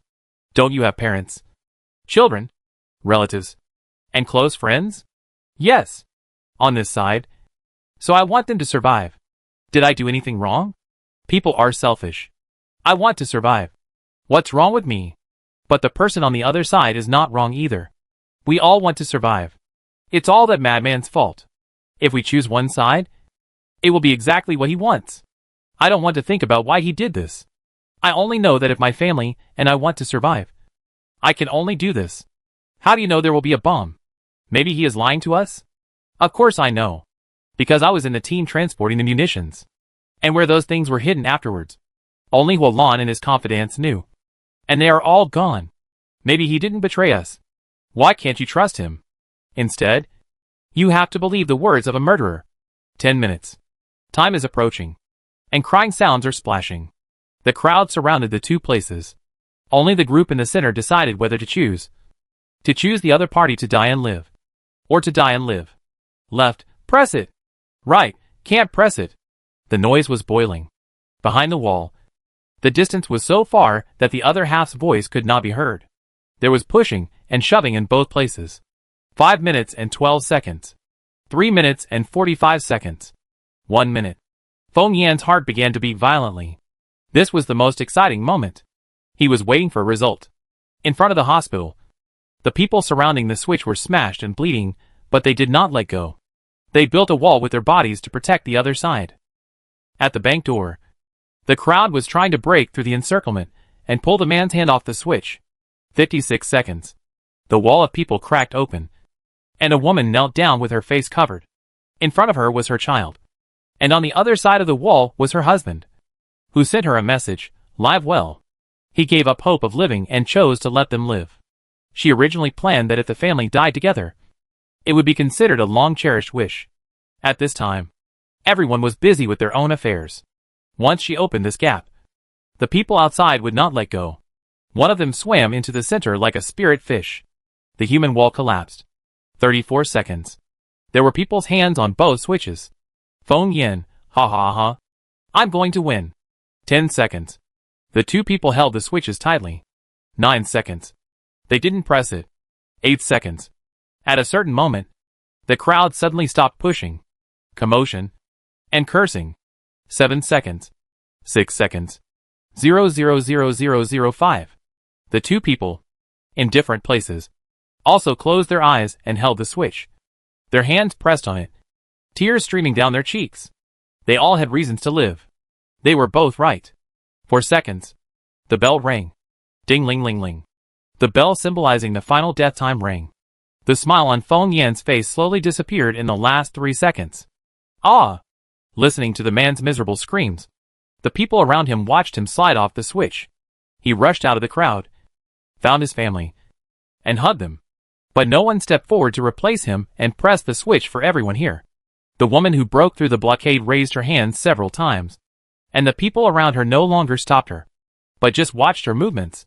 But the hand didn't fall after all.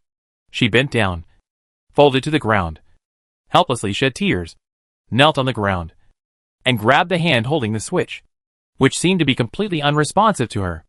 "I can't do it," she cried. Similarly, no one took over her. They all sat down where they were, as if they were relieved. Family members were around, holding hands or hugging. Those who were not around were also closely connected in spirit. 3 seconds. 2 seconds. 0,000,001. 0,000,000. Witnessed the return to zero together. Closed his eyes in resignation. If death is their fate, at least, all the people present will accompany him all the way. And he will not be alone. At least, they did not die before the countdown reached zero. Which was enough. Tens of thousands of people chose the fourth option at the same time.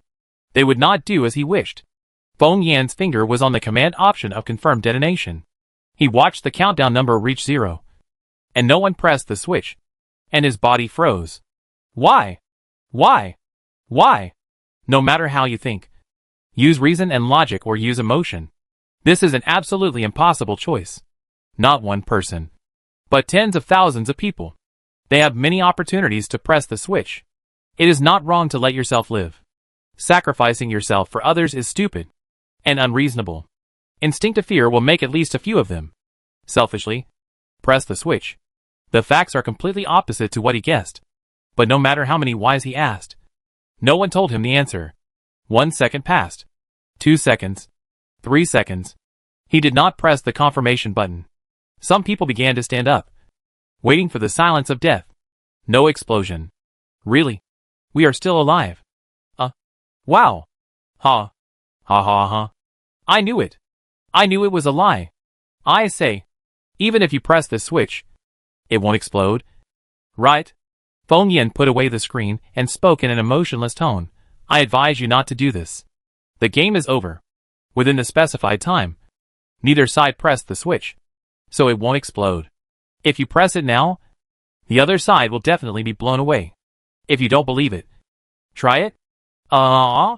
Someone also raised his head and asked loudly, "Are you testing us?" He didn't dare to say anything provocative. He would rather believe that this was just a bad prank. The voice on the radio just wanted to test their humanity. Feng Yan rolled his eyes, rubbed his fingers, put his fingertips together, and smiled sweetly like a daisy again at the corner of his lips. Maybe I'm just soft-hearted. Yan Xinqiu kept staring at his whole body, not missing any details. So he could be sure of one thing. This demon was definitely not soft-hearted, or wanted to let them go on a whim. He was angry. He just hid his anger under the fragrant petals. A deceptive, sweet trap. His heart suddenly sank. Yan Xinqiu knew he had to speak. He said, "I go down?" Feng Yan turned his head strangely. "You want to save them?" Yan Xinqiu shook his head. "Maybe there is someone with the ability you need." His back was wet with cold sweat, and the sweat slid down his bones. He suppressed the trembling all over his body. He was alone. He couldn't save these people, but he wanted to save them. So he couldn't just sit there. If he were here, he would definitely make the same choice as himself. So he had to do this. Yan Xinqiu looked directly into Feng Yan's eyes. A moment's breath. He lowered his head. Feng Yan turned back without any abnormality. He no longer broadcast his words. He casually said, "I don't need it anymore. Hualan, you go down." Yan Xinqiu knew that he would never have the chance to save these people again. He couldn't rewrite Feng Yan's memory. He bumped into a lock on Feng Yan. It was a lock he put on voluntarily. He put it on him personally. It was a memory lock that could only be put on him with the consent of both parties. Without the consent of the person who put the memory lock on him. Even if he had the ability of memory, he could not rewrite the other person's memory. He put it on himself. But he didn't have such a memory. Yan Xinqiu's mind was blank. Feng Yan finished his sentence at this moment. "Go and kill everyone in this base, leaving no one behind." Fuxia opened her hands, and the lotus lamp full of Buddha nature appeared in front of her chest again. Hualan stood straight and tapped his feet lightly after hearing the words. A corner of the earth wall suddenly sank, like an elevator, carrying him to the ground, with flat yellow land under his feet. Hualan's eyes were calm and traceless, without any room for independent thinking. He would only faithfully execute the only order in his mind. Kill them all. Hualan put one hand on his back and raised the other hand. The soil at his feet was turned over. A huge earthen puppet rose from the ground. Like the stone man in the fairy tale book. It was bewitched and had the ability to move. And was born only for destruction. Then there were thousands of earthen puppets. The puppet's hands were placed on the ground. Huolan stepped on it, and was lifted up to the giant's shoulders. The earthen puppet began to run. The earth shook violently. Did that guy really let us go? He was just lying. It's really too much. We must find the guy. But have you forgotten the people who died? What? Earthquake? That's Earth Puppet? Huolan. Is it Huolan? He's back. Some people have seen the Earth Puppet running towards this side. And the leader standing on his shoulder. Who built the base and sheltered all the survivors around. He has stepped forward countless times to save this base. Their hero. Subconsciously, happiness surged on his face. No matter how they talked about him before. Their first feeling when they saw him was trust and dependence. Huolan looked at them and smiled faintly. Under the feet of the earthen puppet. Red blood splashed, carrying dust, fragments of tiles and brick walls, and swept over. Help! Run! Ah! Why? Huolan! Why? Huolan raised his hand and pointed at the crowd in front. Kill them all. Feng Yan laughed again. But Yan Xinqiu could no longer tell whether it was happiness or anger. Or the little complacency of achieving the goal. He just felt that his body was as cold as ice. Under that, it was an abyss. Or hell. He closed his eyes. Unable to bear to see or hear anymore. Chapter 128 Devouring Evolution. After collecting the plant seeds, Mugui and his group took a helicopter back to the capital. The first thing they did when they returned was to meet Lan Yuanxing. Qingjian went with them. So his identity as a prophet was confirmed. Fei Ningxi's hair turned black today. But her eyes turned golden. Like a skinny black cat with golden eyes that popped out of the streets. Fei Ningxi told Lan Yuanxing again what she had said to Mugui before. The predictions and speculations 10 and 20 years later. She can only see what is within her field of vision. If she cannot see anything after 10 years, it means that she is dead or the world is destroyed. Even if the time she foresaw was in her own dream, she could still hear the voice beside her. Mugui predicted that the world would be destroyed in 20 years. And the death of the prophet he saw in his previous life was 15 years later. Which means that this time, things have changed again. And the death of the prophet has come earlier. Lan Yuanxing nodded. I know the situation. We will protect you with the most complete power. Fei Ningxi remembered what Mugui said to her on the way here. Your special ability will allow you to enter the capital base and receive superstandard protection. Can you accept this? Fei Ningxi knew what he meant. It is protection and guardianship. Her every move will be monitored and her freedom will be extremely restricted. Fei Ningxi, but the leader you mentioned is a reasonable and upright person. Right? Mugui, yes. Fei Ningxi, then there is nothing to worry about. After all, the original intention is to protect. They protect my special ability. And my life is incidental. I cherish my own life very much. This is a good deal. So Fei Ningxi smiled and said to Lan Yuanxing, thank you. Lan Yuanxing looked at her mature smile that did not match her age.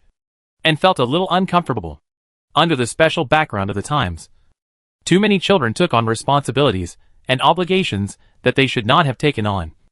And he could do nothing about it. So he sighed. Lan Yuanxing did not let himself immerse himself in sentimentality for too long. He asked, you have one chance to predict in a day.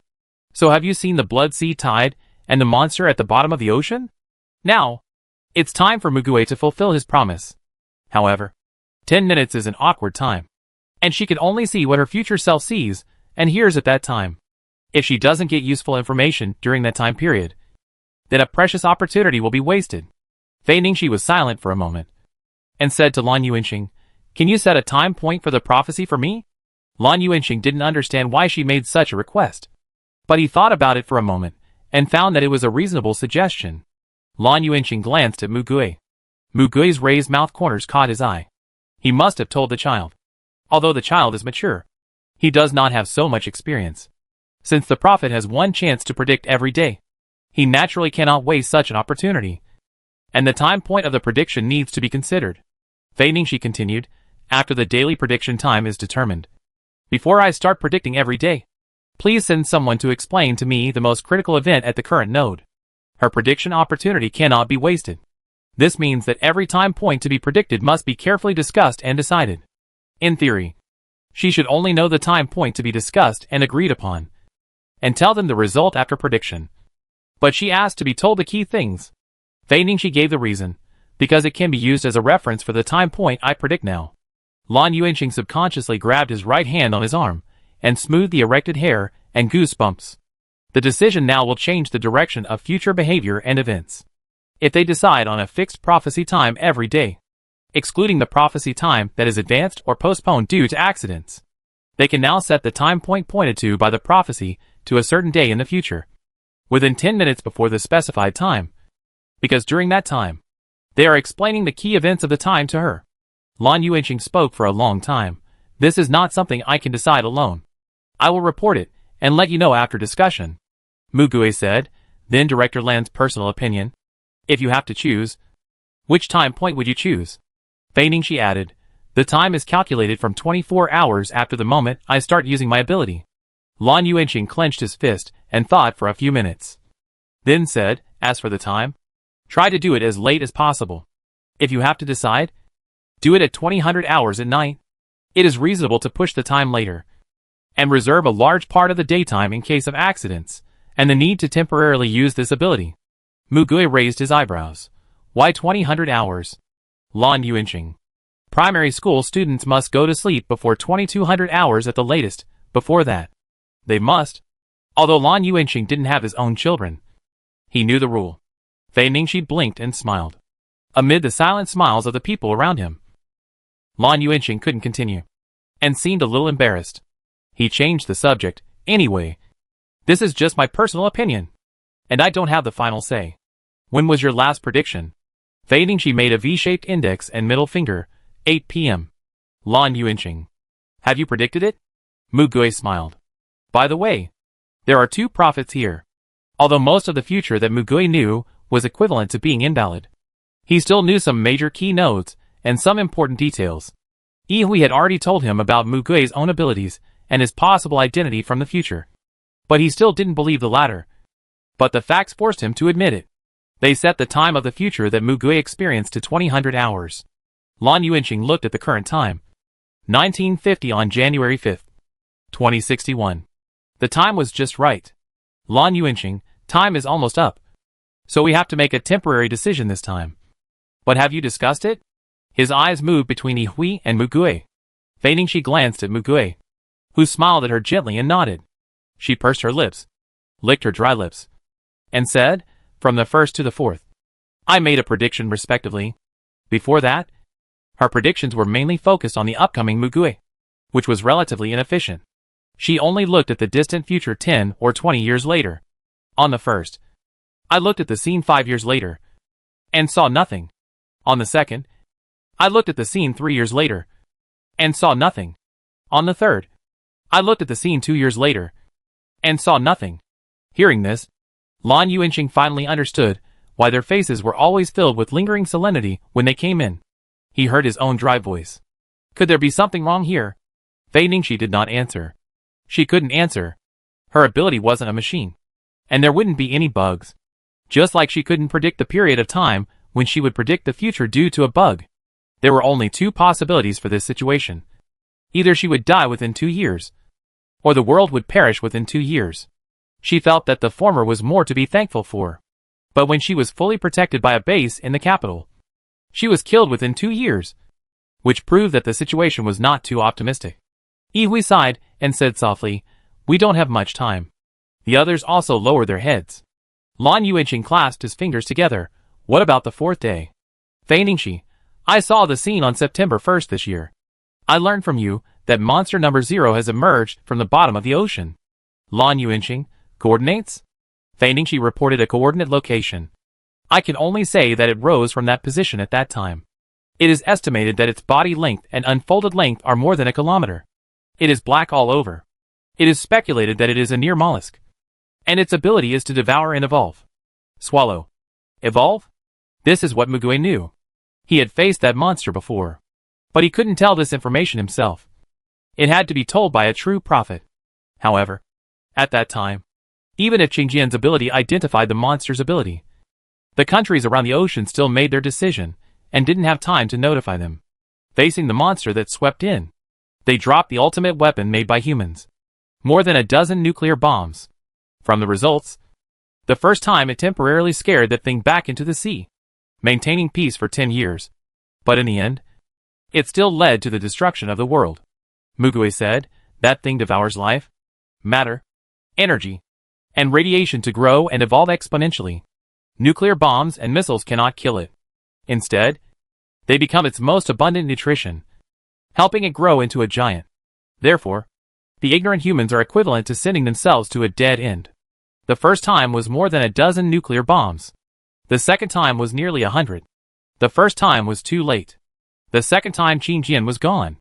They had no basis to say that this monster had supernatural powers. And other countries did not believe it either. Even if he didn't get involved, he had no power to resist. The world was swallowed by darkness.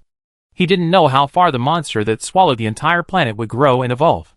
Because he would die by then. He died on the day the world was destroyed. It was just different from the time he experienced.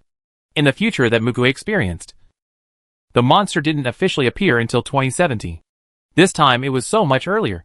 Something must have happened in these few short months. And the butterfly effect of what he has done so far will soon turn into a violent storm and bite back. But he will not regret it. He will not regret anything he has done in accordance with his heart. If it happens again, he will do the same thing. And he also believes that they will rewrite this future together. Lan Yuanqing closed his eyes and asked solemnly, I will report all this truthfully. Can you be responsible for what you said? Feigning, she said firmly, I can. Mugue crossed her arms and leaned on the sofa with her legs folded. I don't want to see the same mistakes repeated. So whether you believe it or not, I will do what I want to do. I just hope that I and the people around me can survive. As for responsibility, this is something that can only be discussed when you can still survive. Chapter 129. Found it. Before Lan Yuanqing could answer Mugue, Yihui reminded him, it's time. Feigning, she looked at the time, which was exactly 2000 hours, sat down on the chair, and closed her eyes. Lan Yuanqing had not heard the time that was to be predicted today. Mugue said, it's May 1st. Feigning, she's lips slightly opened, but no sound came out. She needed to concentrate on remembering those possible future scenes. They waited quietly for 10 minutes to pass. Feigning, she looked at Mugue as soon as she opened her eyes and blurted out, Jiang Zhao and Feng Yin are being held in a special prison for people with special abilities. Mugue was stunned. Are you talking about Feng Yin? Feigning, she emphasized the tone. No. It's Feng Yin. The pronunciation is different. Mugue, can you type out which two words they are? Feigning, she shook her head. I just heard the conversation. I didn't see the text. Lan Yuanqing, what is the prison number? Feigning, she, number 1. It is currently the highest level of special prison for superpowers. The superpowers imprisoned inside are basically in a dormant state. Except for research and utilization. They will not be touched at other times. Mugue narrowed his eyes. Did you say how you caught them? Feigning, she's eyes were a little strange. It was just as you expected now. You said it yourself. Mugue. What's the time? March 18th. Lan Yuanqing, about that brainwasher. There's someone you need to see. He turned to Qianqi and asked. Call her over. In less than 5 minutes, someone came to the door. She was wearing a thick white windbreaker. Her long hair was tied into a bun, and her facial features had a rather cold temperament. Captain of Team 4. Xueyue. Lan Yuanqing briefly introduced them. Mugue recalled her information. Xueyue is a strong psychic. Her ability is very special. She can't control others' minds like brainwashing, but she can read other people's thoughts and memories, and create short-term illusions through mental power. She can't delete memories like memory users, but her ability can be transformed into substantial energy, distorting, attacking, and defending other energies, and can also use mental power to manipulate the movement of matter. Her mental power is probably the highest level among psychic-type superpowers. She does not activate her ability through vision, but within a certain range around her. Her ability will affect her. If there is one person who can try to remove the brainwashing, it is only her. Lan Yuanqing, Xueyue saved a brainwashed person. A few days ago, she had a brief conflict with the brainwasher. Xueyue nodded and began to briefly describe her experience a few days ago. Xueyue was originally responsible for the dispatch mission in the southern area. After she successfully connected with the survivor base in Lingue, she thought she could finally report back to Beijing. There, She met a man from Lincheng who was also sent to investigate other bases. He told her that there was a survivor base in Lincheng that had not yet connected with the central government, and the current leader was a very responsible person. Xueyue led the team to go there. When she approached there, she discovered strong collective mental and energy fluctuations not far away. So, she left her team behind and flew over first. However, she was still a step too late. The supernatural being who controlled the land had killed all the survivors in the base, and the city was full of corpses.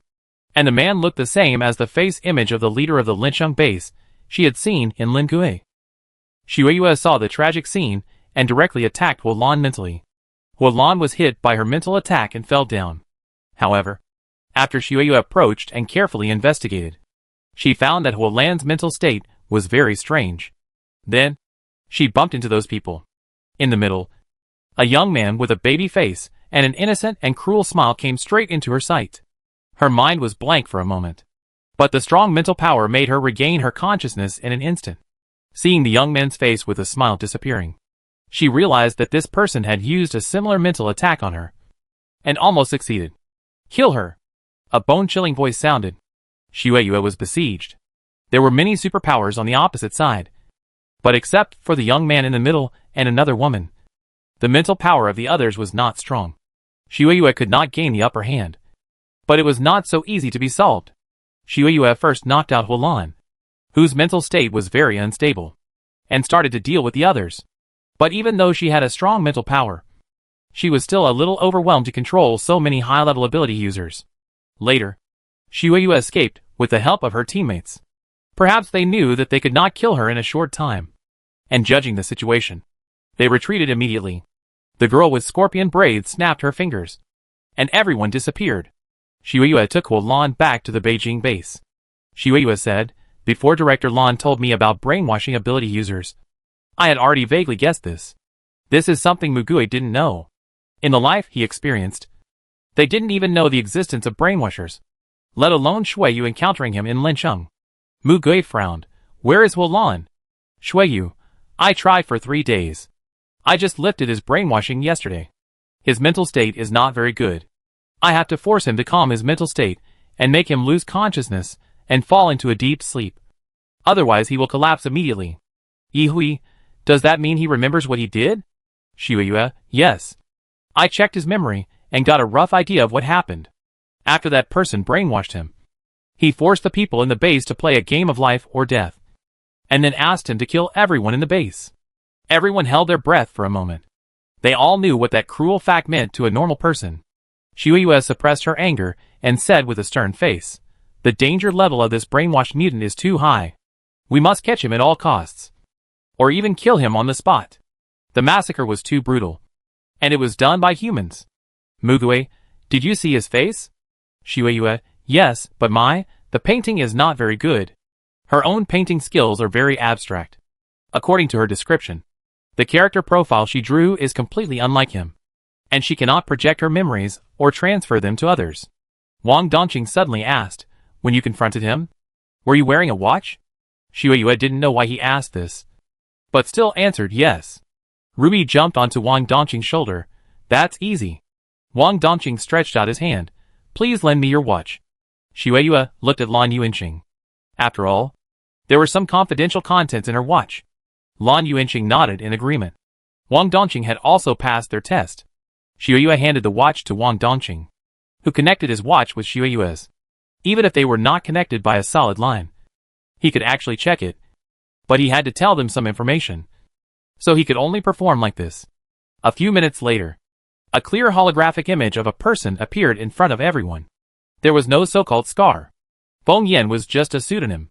Ruby's eyes flickered, and she smiled at Dongqing. Her fingers passed through the air, and dozens of screens overlapped.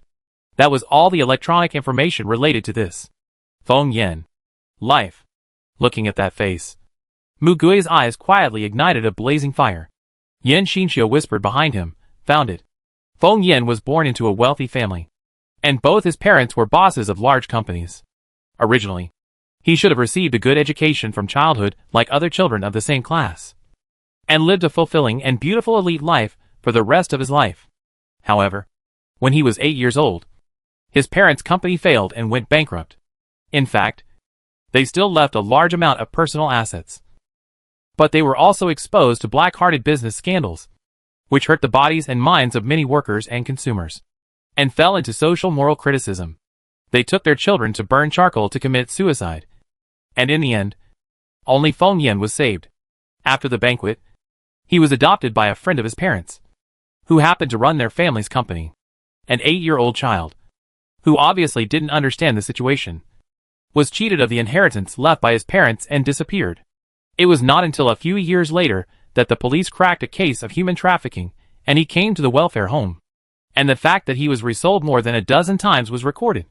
The case of the man who used bad means to frame his parents, ruined their company, and spread rumors that caused them to commit suicide was also implicated.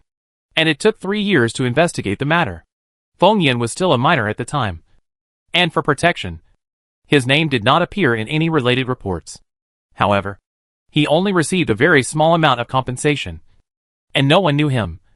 And no one gave him assistance. A few years later, it was revealed that the welfare home where he worked had abused children and sold children at high prices in the name of adoption. And it was closed for rectification. At that time, it was discovered that he was not on the list of children protected and taken in by other welfare homes. He was adopted by a family a few months before the incident at the welfare home. Looking back, every family that adopted a child from the welfare home was investigated.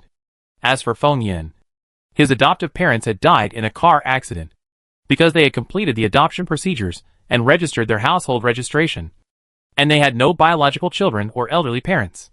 He legally inherited the estates of both parties.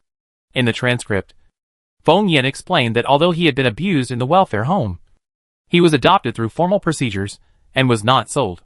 He lived a good life after being adopted and was not abused. The results of the investigation were indeed true, because it was a relatively large case, with adoptions and trafficking mixed together. His case was very common. After he explained the situation truthfully, no one came to him again. After that, Feng Yan passed the college entrance examination in Hangzhou with the help of inheritance. He attended school every day and had good social relationships at school. But he didn't have any close friends. Internet information showed that he liked sports and painting, but they were all amateur level. Sports were for exercise, and painting was just random scribbles. He would post on social media, but only posted pictures and never wrote text. From this perspective, apart from his turbulent childhood, Feng Yan's entire life journey was relatively normal. He was unlucky, but also seemed lucky to have lived to the age of 20. Wang Dongqing, well, there is no record. Qing Jian asked, what do you mean there is no record? Wang Dongqing, if you are dissatisfied with a certain social phenomenon, or have been treated unfairly, or feel that the school's operations are disgusting and the courses are extremely boring, most people will either complain verbally with friends or vent in a corner of the internet. Because of the anonymity system, at least on the surface, people cannot see who is speaking, and there will be many cases of speaking without restraint. Qing Jian, ah indeed. He also wrote something like the course is shit, and the thesis is too long. Wang Dongqing, there are not many people who don't use the internet now, let alone those in the city. Even those who are keen on real-life social interaction will express their opinions and comments on the internet. As long as they are posted, they will leave traces, no matter where they are, no matter whether they are deleted or not. There are also browsing preferences, all of which will be recorded in the data. Mugue stared at all the information. Really not. Yi Hui raised his lips and showed an interested look. Oh! They both noticed it. Ruby raised her paw. I won't miss it. No. No! There are no signs of deletion or modification. Wang Dongqing, this person basically never used online social media in his childhood and adolescence. He probably studied and played games through a single machine. The account he used was also his parents', and the information was messy. The personal terminal he later owned and the account he used, except for the extremely normal chat records with classmates and teachers. He did not leave any comments anywhere on the internet. He only took pictures of people or things other than himself and his extremely poor paintings. He only browsed online materials related to learning, and did not express personal opinions on any events or express his emotions. There is no pattern to the music he listens to. He just plays pop music on repeat. The recordings he keeps are also flawless. Simply put, It is impossible for a person to be so calm by nature, unless he does it on purpose. Tragic childhood experiences may cause antisocial personality disorder, and the probability of such people having dark psychological emotions is 100%. It is also impossible for a person with psychological shadows to never find ways to comfort and vent. Yihui thought for a moment and asked, "Where are his paintings?" Wang Dongqing pulled up the photos of the paintings he had taken. They looked at them for a while. Wang Dongqing raised his eyebrows and said, "Based on my shallow understanding of painting, his paintings don't look like the work of a personality disorder. Instead, they look like a child's graffiti, full of simplicity, innocence, romance, and completely rough skills." Mu Gui and Yihui looked at each other, and Mu Gui asked, "He drew on paper, right?" Wang Dongqing searched. "Yes. I saw it in his friends' chat records. They said they saw him painting with a drawing board and paper in the park." Mu Gui, "Where are the original drawings?" Wang Dongqing. He paused. "Found it. But why did he burn all the paintings after he finished them?" It was just a very inconspicuous sentence. His classmates' doubts. Mu Gui, "So this is it." Qin Jian, "What's wrong with this sentence?" Yihui, "It's not that he didn't show his dark side. He just burned it all. Smeared on the painting. Then burned it. There are few eyewitness testimonies, which means that he usually draws in places where others can't see and where the surveillance can't see. People with deep scheming and who have been forbearing for a long time will burst out with what kind of power. And now they have seen it. Chapter 130 Fishing Operation. Qin Jian, "We know his life story. So what? Just knowing how patient he is doesn't mean we can catch him based on that." Mu Gui, "Generally speaking, people who want to invent a time machine, do they choose to go back to the past or go to the future?" Qin Jian, Are you talking about movies? Most of them are about going back to the past. Right. Although in recent years, there have been more people going to the future. But if we really compare them, going back to the past is much more difficult than going to the future, theoretically speaking. But either one is still science fiction, which is not yet possible with modern human technology. Mu Gui, "I have been wondering why he wanted to capture the two-headed rock python. If he wanted to use its ability to go back to the past, there must be a corresponding reason. Now this reason is complete." Qin Jian finally connected the two things. "Ah, you mean? He wanted to change his tragic experience in the past. So he wanted to capture this thing." Mu Gui, "It could also be to realize some ambitions." Yihui, "How did he confirm it? Before this, no one knew that the two-headed rock python had its abilities. This Fengyan has never found it. So how did he know about it?"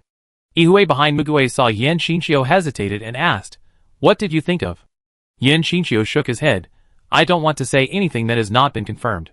Mu Gui thought for a moment and said, "This is just my guess. But at present, all signs show that he has the same memories of the past as me." Yihui, "Yeah. I think so too." However, even Mu Gui didn't know much about the two-headed rock python in his previous life. At that time, he only had half of the corpse and a vegetative gene MO. How did he know all the abilities of the two-headed rock python?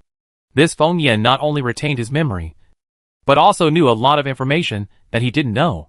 From this point of view, he and Yan Xinqiu have some similarities. Lan Yuanqing smiled and said, "I only know how to analyze intelligence. You are the best at it. How about it? Do you have a conclusion? But why does he have the memory of the past?" "He is still not sure about this," Mu Gui said casually. "Anyway, catch him and ask him. We will know the reason." Yihui smiled knowingly. The mantis stalks the cicada, unaware of the oriole behind. Mu Gui, "It might be more appropriate to catch two dogs biting each other at once." Wang Dongqing couldn't help but curl up his lips when he heard this. Qin Jian, "It seems that these two are talking on different channels again." Lan Yuanqing, "You seem to have a plan. Explain it to us in detail." Yihui, "Director Lan, do you remember the last time I reported Jiangzhou?"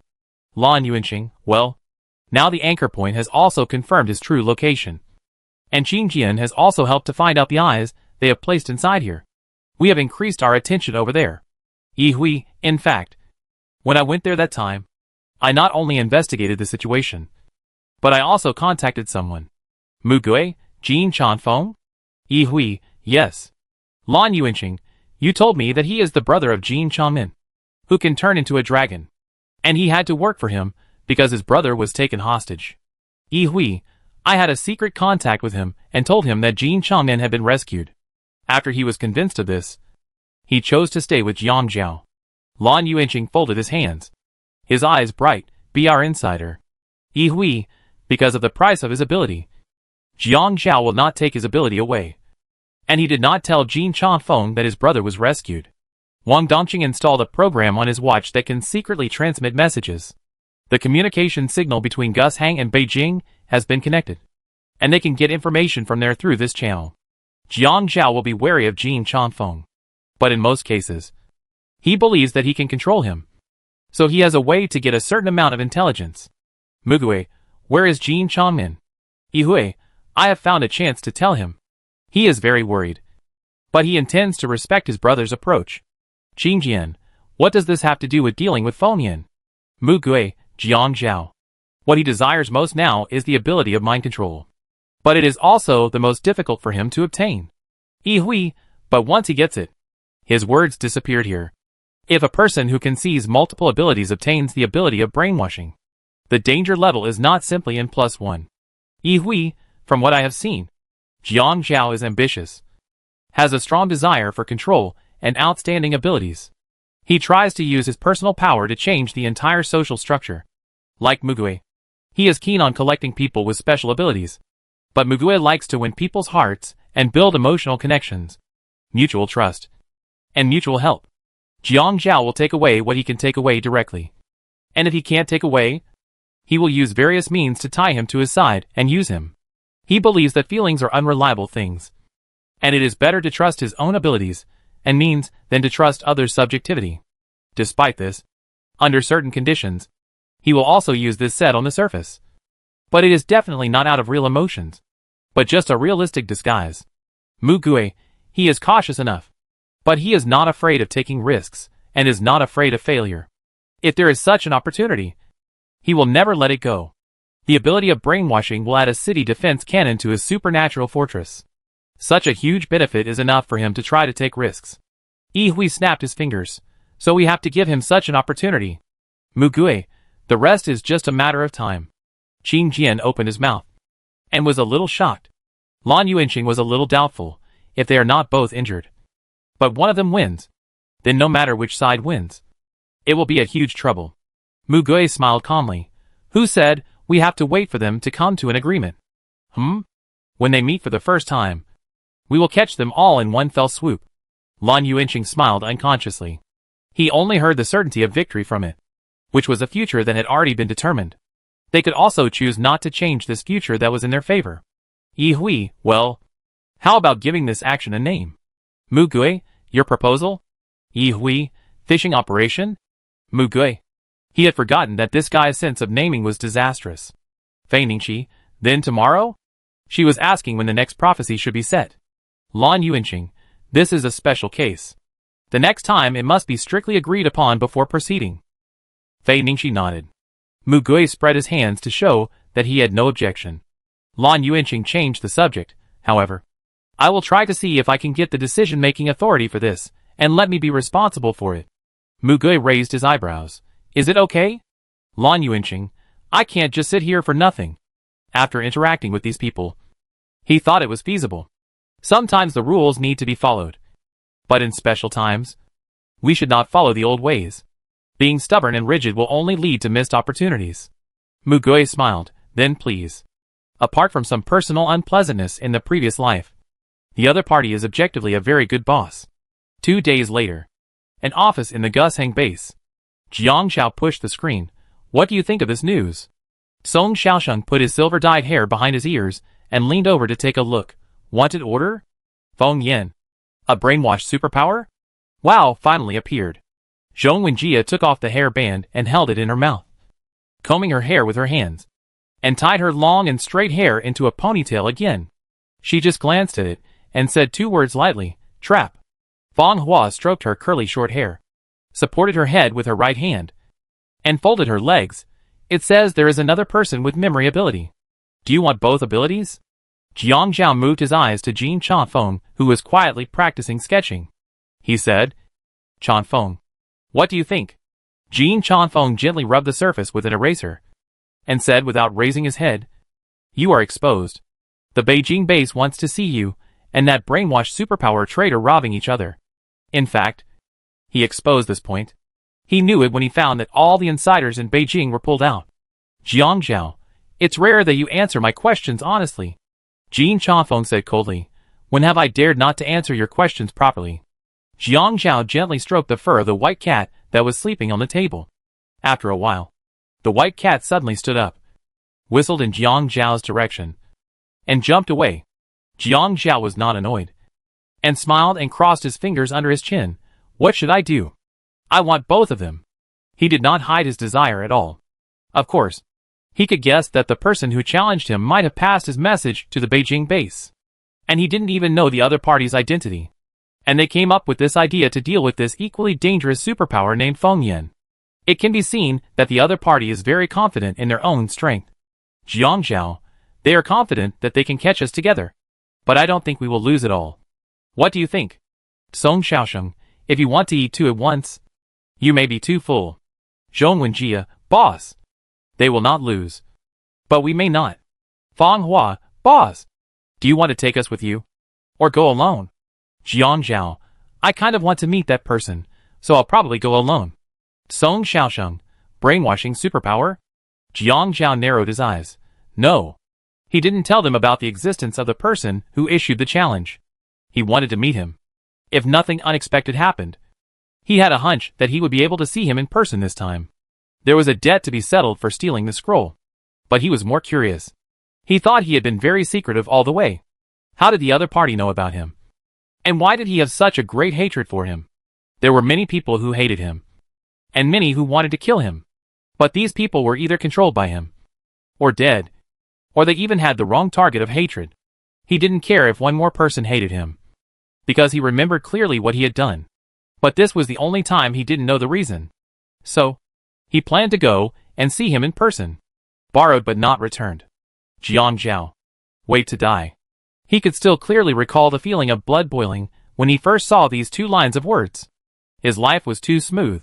Before the disaster, he was born in a family environment that could best bring out all his talents. After the disaster, he got the ability that best suited him. Before the disaster, stimulation and challenges were rare for him, because he was almost not afraid of anything, had the conditions to do anything, and could do anything well.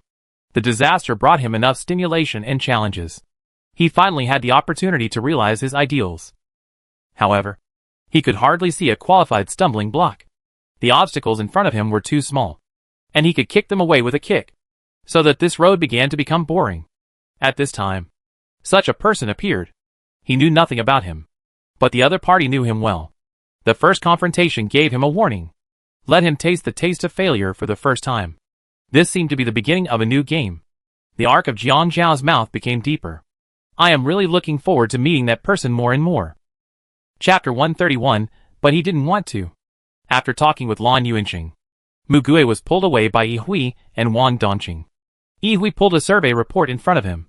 I asked someone to thoroughly collect the office and dormitory of the psychologist Yan Xinxiu. Mugui quickly scanned it and paused. Nothing was left. What's wrong?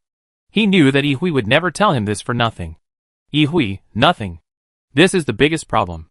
Wang Dongqing pulled up the personal information database. His personal information. All the information is comprehensive. But there is one thing missing. Mugui. What is it? Wang Dongqing, fingerprints. Mugui opened his mouth, looking really surprised. Yan Xinxiu's expression did not change, just staring at Mugui's profile from above. Yi Hui was also observing him, and continued. A thorough investigation of his 2 rooms showed that there were no fingerprints of his. Mugui. Why are there no fingerprints? Yi Hui, but there are other people's fingerprints. A lot of them. He paused and continued. He left in a hurry, and didn't have time to remove traces from the room, because erasing fingerprints will also wipe out other fingerprints. Our people also investigated the access control system, and found that he had never entered fingerprints. You also know that the access control systems of non-core confidential places are relatively loose. Generally, one of the 3, pupil, face, and fingerprint, is sufficient. He has always passed by scanning his face, and the facial scanning adjustment degree is the highest. Wang Dongqing continued to add, Although most of the physical ID cards are no longer used in big cities, and people are used to using electronic IDs, physical IDs are still necessary. But ordinary people usually enter fingerprints, face and other information when entering their identity information. And I am no exception. He has no fingerprint information, which can only mean that it has been deleted, either internally or externally. But his DNA information can be obtained in these 2 rooms, and they are all consistent. So this can only prove. Mugue took a deep breath and concluded, he has no fingerprints. Wang Dongqing licked his lips. Ruby, what do you think are the possibilities for a person not leaving fingerprints? Ruby blinked and fluttered her eyelashes like a small fan, coating to cover fingerprints. Wearing gloves. All 10 fingers are broken. Skin diseases that cause keratin to fall off. Burns and skin grafts. Artificial surgery to erase fingerprints. And all 10 fingertips are worn and damaged. He and Mugue had visited him before, and he didn't wear gloves or coating on his hands. The first 3 possibilities are ruled out, and the latter is a way to make the original fingerprints of the human body disappear. But his fingers also have no signs of skin disease, burns or wear and tear. His palms, from a distance, are very normal. Of course, it is unlikely that they can see clearly whether there are fingerprints on each other's fingers at that time. Wang Dongqing retrieved Yan Xinxiu's information. The car accident he had encountered did not cause him any physical injuries, only brain injuries. After regaining consciousness from a vegetative state, he never suffered from skin diseases, burns, and never went to the hospital for surgery. All the possibilities listed have been ruled out. Then, the question is, how did he do it? Mugue suddenly asked. Had the other fingerprints been confirmed? Of course. They are all on file. Mugue looked at his slowly frowning brows and smiled. I do know of a possibility. That is, burns and scalds on the skin can be repaired through the latest modern biological glue technology. If the surgeon is skilled, except for a slight change in skin color, there is almost no difference from normal skin. Of course, if the repaired part is on the finger, then the fingerprint will no longer exist. Wang Dongqing, there is a doctor in the country who is highly skilled in similar surgeries. He is also the inventor of this treatment method. His entry record in the past 10 years is in 2050. It has been 61 years now, so it should be in the past 11 years. By the way, there is currently no one in the country who can perform this surgery. Only his team in the world knows how to do it. Compared to skin grafting, the biggest advantage of this technology is that it has a high probability of repair, a fast healing speed, and a low secondary inflammation rate. When he said this, he couldn't help but smile. The most interesting thing is that this doctor came to China at that time. The visa record showed that he was traveling, but he brought almost his entire team with him, and he was taken away as soon as he entered the country. Well, he was taken away by the public security, the Hangzhou Municipal Bureau. But there is no record of where he went. This trip lasted for a long time, and he left the country and returned to China 6 months later. Mugui's breathing stopped at some point. The smile faded from his face. His eyes stared at the ground, and no one knew what he was thinking. Yihui patted his shoulder. Do you have a clue? After all, Mugui knew some future intelligence. Mugui looked up at them, took a deep breath, exhaled, shrugged, and spread his hands. I thought about it for a long time, but I couldn't think of it. Yihui had a gentle smile on his face. Did you not think of it? Or did you think of it, but thought it was impossible, so you ruled it out? Mugui pulled the corner of his mouth. It's the same.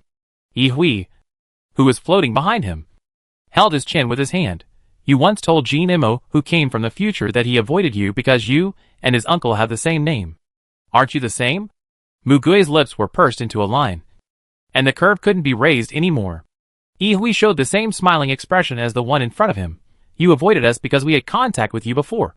So why did you avoid that person? That person refers to Yan Xinxiu.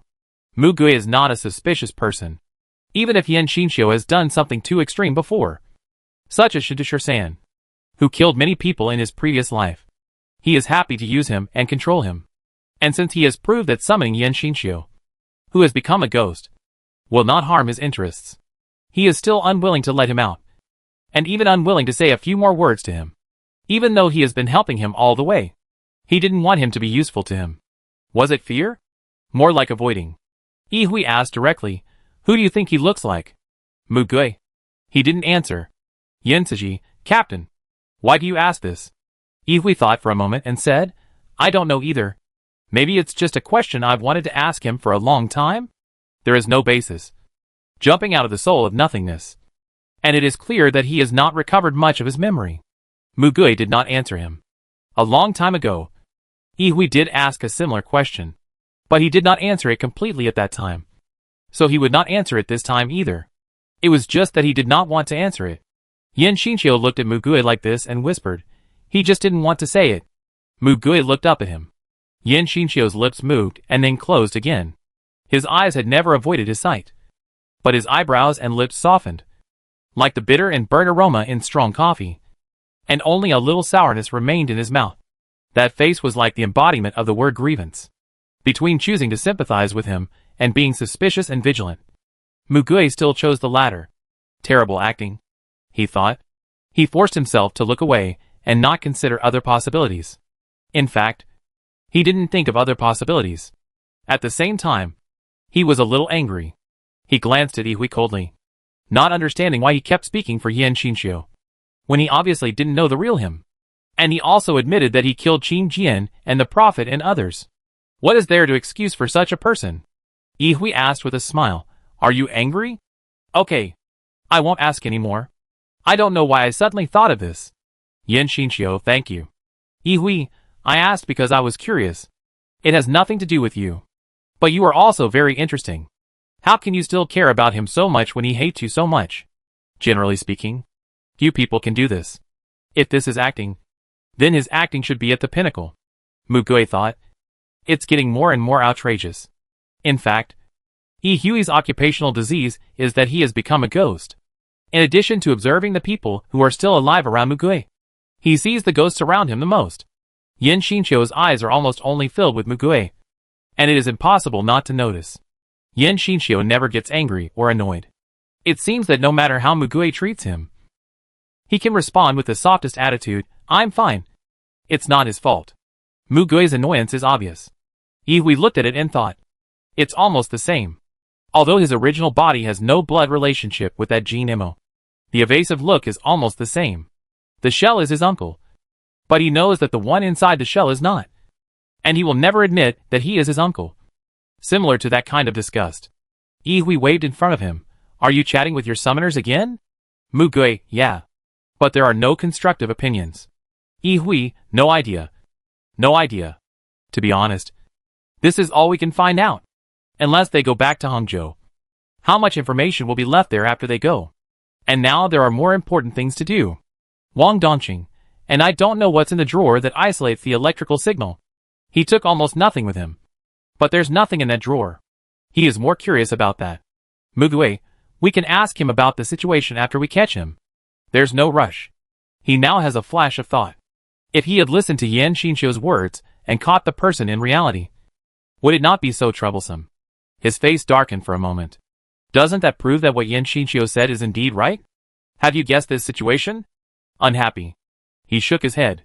Obviously, he should have worked with them to find out Yen Xinqiu's past, which would have helped him to find out his purpose. But the closer he got to the truth, the more he resisted, and even thought about not investigating further. It would be best if he didn't know his identity. Even if Yen Xinqiu really had ulterior motives, he could have made good use of his special ability. After all, he was already protected. And even if Yen Xinqiu was released, he couldn't hurt him. But he didn't want to. It's not that he didn't notice his subconscious resistance, which was very abnormal. It's just that as soon as this awareness came out, he buried it. He thought he had no interest, and no need to know Yen Xinqiu's background. In Yihui's eyes, Yen Xinqiu looked at Mugui like that again, with a gentle appearance. But in those deep eyes, there was always a desperate fire. And Mugui knew nothing about this. Chapter 132 Guardian Angel. A few days later, Mugui squatted down to help Ai Chiqian tidy up his clothes, and pressed his shoulder. You staying inside and protecting yourself is the biggest help to us. Understand? Ai Chiqian nodded and smiled. I know. The two-headed rock python became a page in his animal encyclopedia. As long as this thing is still the enemy's target, then they always have a trump card. It is a foregone conclusion that the enemy is targeting him. He was going to play hide-and-seek with the other party now. Mugue chose a perfect hiding place for him. In Xinju came from behind and stretched out his hand to Ai Qinqian. His expression was very gentle, and Ai Qinqian quickly shook hands with him. Mugue, I only asked you to send one person over, but I didn't expect you to come in person. In Qianju's white hair seemed to increase in proportion, but his complexion looked healthier, and his body muscles seemed to grow, and his body was much taller and stronger. He smiled and said, after all, I can open the entrance anywhere. Mugue, what about the exit? Yin Qianju, if you ask, we can temporarily set it here. Mugue, I think this room is good. This is a quiet room, and there is no surveillance. Mugue asked again, are there any markers? Yin Qianju said lightly, you will know when we go in. He raised his right hand and turned it gently, and a white vortex appeared in front. Mugue did not ask others to watch. Only Ai Buji left to say goodbye. Ai Buji hugged Ai Qinqian again. Even though he had hugged her more than a dozen times, Qinqian, you will come out soon. Brother Mugue said, I have an important mission, so I will not accompany you in. Ai Qinqian wiped his tears helplessly. Go in quickly. You are the elder brother. Stop acting like a spoiled child with me like this. It's not like you can't get out. Ai Buji pouted his lips and whispered, Who said that? Who said that elder brothers can't act like spoiled children with younger brothers? Mugue pulled him back. In Qinju led Ai Qinqian and stepped into the white vortex. After a while, something poked its head out from the white vortex. A pair of long rabbit ears. Ai Buji's eyes widened. Then there was a rabbit head. Rabbit. He hadn't finished his words yet. The rabbit's body appeared. He was dumbfounded. Mugue. The rabbit standing on its hind legs was wearing cloth pants and a vest. The muscles of its limbs and abdomen were as hard as stones, with distinct blocks. One of the rabbit's eyes seemed to have been cut by something. The oblique scar looked very hideous. It glared at people like a gangster, as if it was going to scare people out of their wits. Ai Buji was not afraid at all. His eyes flashed like a dozen incandescent lamps. The rabbit lifted a huge rock with its front paws and stepped out of the white vortex. The rock was almost as tall as Mugue and weighed several hundred kilograms. But the muscular rabbit didn't seem to have any effort. He threw the stone tablet with the 3 words Taoanjing on it to the ground, breaking the marble floor. He clapped his paws. Hey! Scar! I told you not to throw it like that. A girl's crisp voice came from inside. The rabbit named Scar froze for a moment and jumped back angrily. Before his head retracted, he used his front paws to make a salute gesture to Mugue and Ai Buji. Mugue and Ai Buji looked at each other and couldn't help laughing. The people and machines sent by the Beijing base to explore the offshore area have all returned. In more than one place, the sea of blood is surging intermittently. The sea level measured by the remaining satellites also shows an accelerating upward trend. It is still January, and the relative temperature has not risen yet. But compared with the average temperature in January in previous years, it has also risen by 3 to 4 degrees Celsius. In summer, the temperature will rise further, and the sea level will advance inland at a crazy speed. Fei Ningxi's prophecy for July included a part about the blood tide, and what she saw was that the base was abandoned and the coastal defense line was established. The final result was failure. The coastal defense line established with supernatural powers collapsed across the board, and many bases were submerged by the tide. After more than 10 days, Yi Hui informed Mugue that the base relocation was finally finalized. When this base was originally built, it was designed as a mobile city, and the energy required for movement was mainly provided by Lei Chen and Lei Yi. Finally, the relocation site was decided to be Yinzhou. It was not possible to move north or south, and to move west, it would have to cross the mountains. Logically speaking, it was impossible to move a city over mountains with the current level of technology. But they now have superpowers. This mobile base was built to serve as a package. If there were no corresponding superpowers, it could move some distance in the plains, but it would be impossible to cross mountains. But with a superpower that can make super large objects float, crossing mountains would become possible. Also, according to the current investigation, there is no large base in Yunzhou. Most of the survivors fled to the west or east, so it is convenient to move there and station there. The Beijing base will first send people to Yunzhou to contact and clear the land to ensure that there are no humans stranded in the migration area, and then start the overall movement program. Ai Buji was very curious about the movement process, so he asked Mugue if he could see it. Mugue saw that many people had the same idea as him. So he suggested that everyone go up and take a look. In order to ensure the safety of the movement, hundreds of helicopters will follow them throughout the journey. And they will take one of them. Originally, they took this helicopter with the mentality of having fun and watching. Qing Jian. Director Lan. Why are you here? Lan Yuanqing didn't know why he was on the same helicopter with them. He was wearing the black duty uniform of the Disaster Bureau, clenching and unclenching his fists, as if preparing for something. He heard Qing Jian's words and replied, Xiaomu is here. Just in case. Mugue spread his hands in front of their gaze. Feng Boming leaned out, eyes wide open. It seems to have started. Amid the roar of propellers and the vibration of flight, looking down from a high altitude, dust rolled out from the outside of the city wall. The city wall, made of metal splicing, seemed to have risen by dozens of meters. The people in the base had long been informed of the news of the base relocation. Even if there were objections, there was no big wave, because this was a unanimous decision made by the top. And the reason was also announced. If they did not move and stay here, the base would be submerged by the sea monster wave in a few months. The entire base was mobilized and preparations began a few days in advance, just for this day.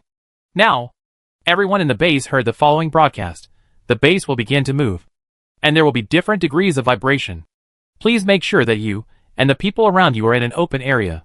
Traffic control is in place, and no vehicles are allowed to operate. Otherwise, you will be at your own risk. The ground will not crack. Please rest assured. Please check the storage safety of flammable chemicals again. Please check to make sure there are no sharp objects around you. The long warning has been repeated over and over again since early morning. Boom, boom, boom. The huge monster climbed up from the ground. The metal skin like a city wall was also underneath the rising city. And at the bottom was a track that was stuck there and did not extend out. Qing Jian's work did not involve this aspect. He was surprised when he saw this situation. Is it originally going to move by track? If it is not wheel rail, is it magnetic levitation?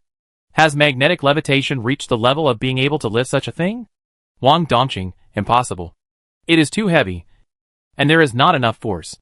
Lan Yuanqing, the suspension should start to work. Then, they watched the entire base surrounded by the city wall slowly float up into the sky. Qing Jian had screened so many psychics that he had long forgotten it. He sighed sincerely. Fortunately, there is no weight limit and excessive cost. It is obvious that if there was, this psychic would never do this. Lan Yuanqing said, there is a cost.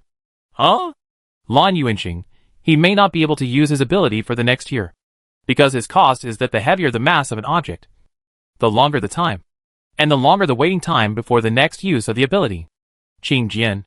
Haha. Is it still like this? Oh my god.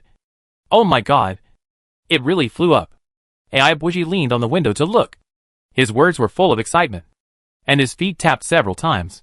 Angio looked at the giant city floating in the air and complained, it looks like a tin cup without a handle. The kind from the end of the last century. Yen Siji pointed outside, this thing. It's not moving. How can it be moved? The base that successfully floated just rose straight up and stayed at a certain height. Lan Yuanqing took a deep breath, unbuckled his seat belt, and stood up. Stand back and hold on tight. They all retreated from the hatch to the inside and grabbed the handrails. Lan Yuanqing ordered the pilot to open the hatch. In the cold wind at high altitude, he stretched out his hand. 6 golden giant swords appeared again, competing with the sunlight.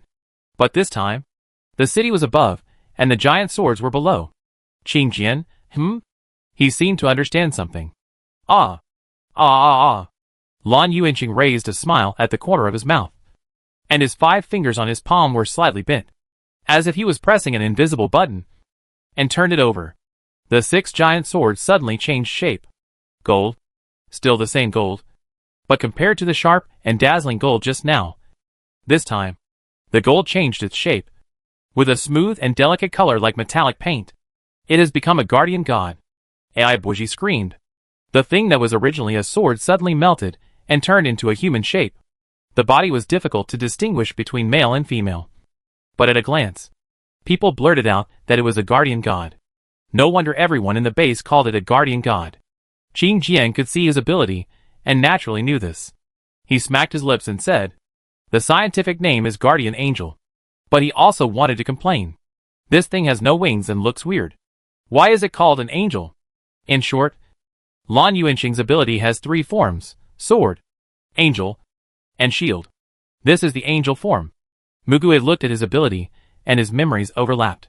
To some extent, it is similar to Jin Mo's ability. It just doesn't need to absorb shadows to become stronger. It is not restricted by day and night. It is huge and strong. But at the same time, it will not grow. And it cannot leave Lan Yuanxing a certain distance. This is why Lan Yuanxing needs to guard the capital base all the time. With him, the base is indestructible. Of course, there are exceptions to everything. Mugui closed his eyes slightly, forcing himself not to think about it any further. Ha ha ha. Angio's laughter reached his ears. He opened his eyes, and saw the 6 guardian angels, 4 of whom bent down slightly, holding up the city with their hands, and the other 2 pushed from behind. The base pressed on them, looking overwhelmed. Feng bombing. They look pitiful. Gushu. Can they resist? Jin Mo, what the hell? How can we get through? Jin Mo, ha ha ha. He was rolling in his own mind. Yen Siji. Do you need help? Mugui glanced at Lan Yuanxing. Lan Yuanxing still had a faint smile, and he gently pushed with his palm. The 2 guardian angels behind also began to exert their strength. The base began to move forward. The 6 angels took a step, but suddenly their whole bodies floated in the air. Then, they began to walk in the air with big strides, and their steps were as if they were walking on flat ground. This was not relying on the power of suspension. Almost everyone who saw this scene for the first time was stunned. Angels are still angels. Even without wings, they can fly. Lan Yuanxing clicked on the watch, connected to the communication channel, and said loudly, all machines follow closely. The advanced reconnaissance team always pays attention to the ground movements, especially before landing, to ensure that there is no one at the landing point. The outer reconnaissance team pays attention to the attack of mutant birds. The guardian angels do not need protection. You only need to protect yourselves and pay attention to the sky above the base. The command center controls the direction. If you deviate from the route, notify me in time to make corrections. Everyone, stay highly focused. We will be there soon. Chapter 133, It Will Not Break. Almost all the superpowers in the capital are escorting the base for this migration, and the base landed in Yunzhou without any danger. In this way, at least the rear is settled. Even if the sea tide floods most of the lowlands in the north, it will not cause 2 tragic casualties. At the same time as the base migration was finalized, the team sent out from various places to contact the survivors' bases also returned one after another. They brought good or bad news, but they could not rest for too long in the capital and had to go there again, because most of the bases sent by these teams to contact were on the east and south sides, and most of them were coastal city bases. They needed to go again to inform the bases of the rising sea level and shrinking coastline, and help them to transfer. But this time, they brought a small doll that was distributed uniformly. The dolls all had an eye pattern printed on their foreheads that looked like an ancient totem. It is not only the vision of living things that can be shared. This is an attempt made by Mu Lian at Mugui's suggestion. In the experiment, the scenery in front of the dolls was all visible, although voice could not be transmitted. Messages could be transmitted through text and the like. In today's difficult long-distance communication, this is the only feasible means of communication. Therefore, Mu Lian was directly placed in the command center, responsible for real-time message transmission. In Yunzhou, the tower began to be built. Peng Feifei, the tower ability user, was controlled by a special person and is now serving his sentence outside the prison and working for the government. Although the tower is controlled by him, its safety, defense and carrying capacity are very strong, which is suitable for alleviating the shortage of living space in the base. After the first tower was built, the prophet Fei Ningxi and the anchor positioner Feng Shudong were sent into it.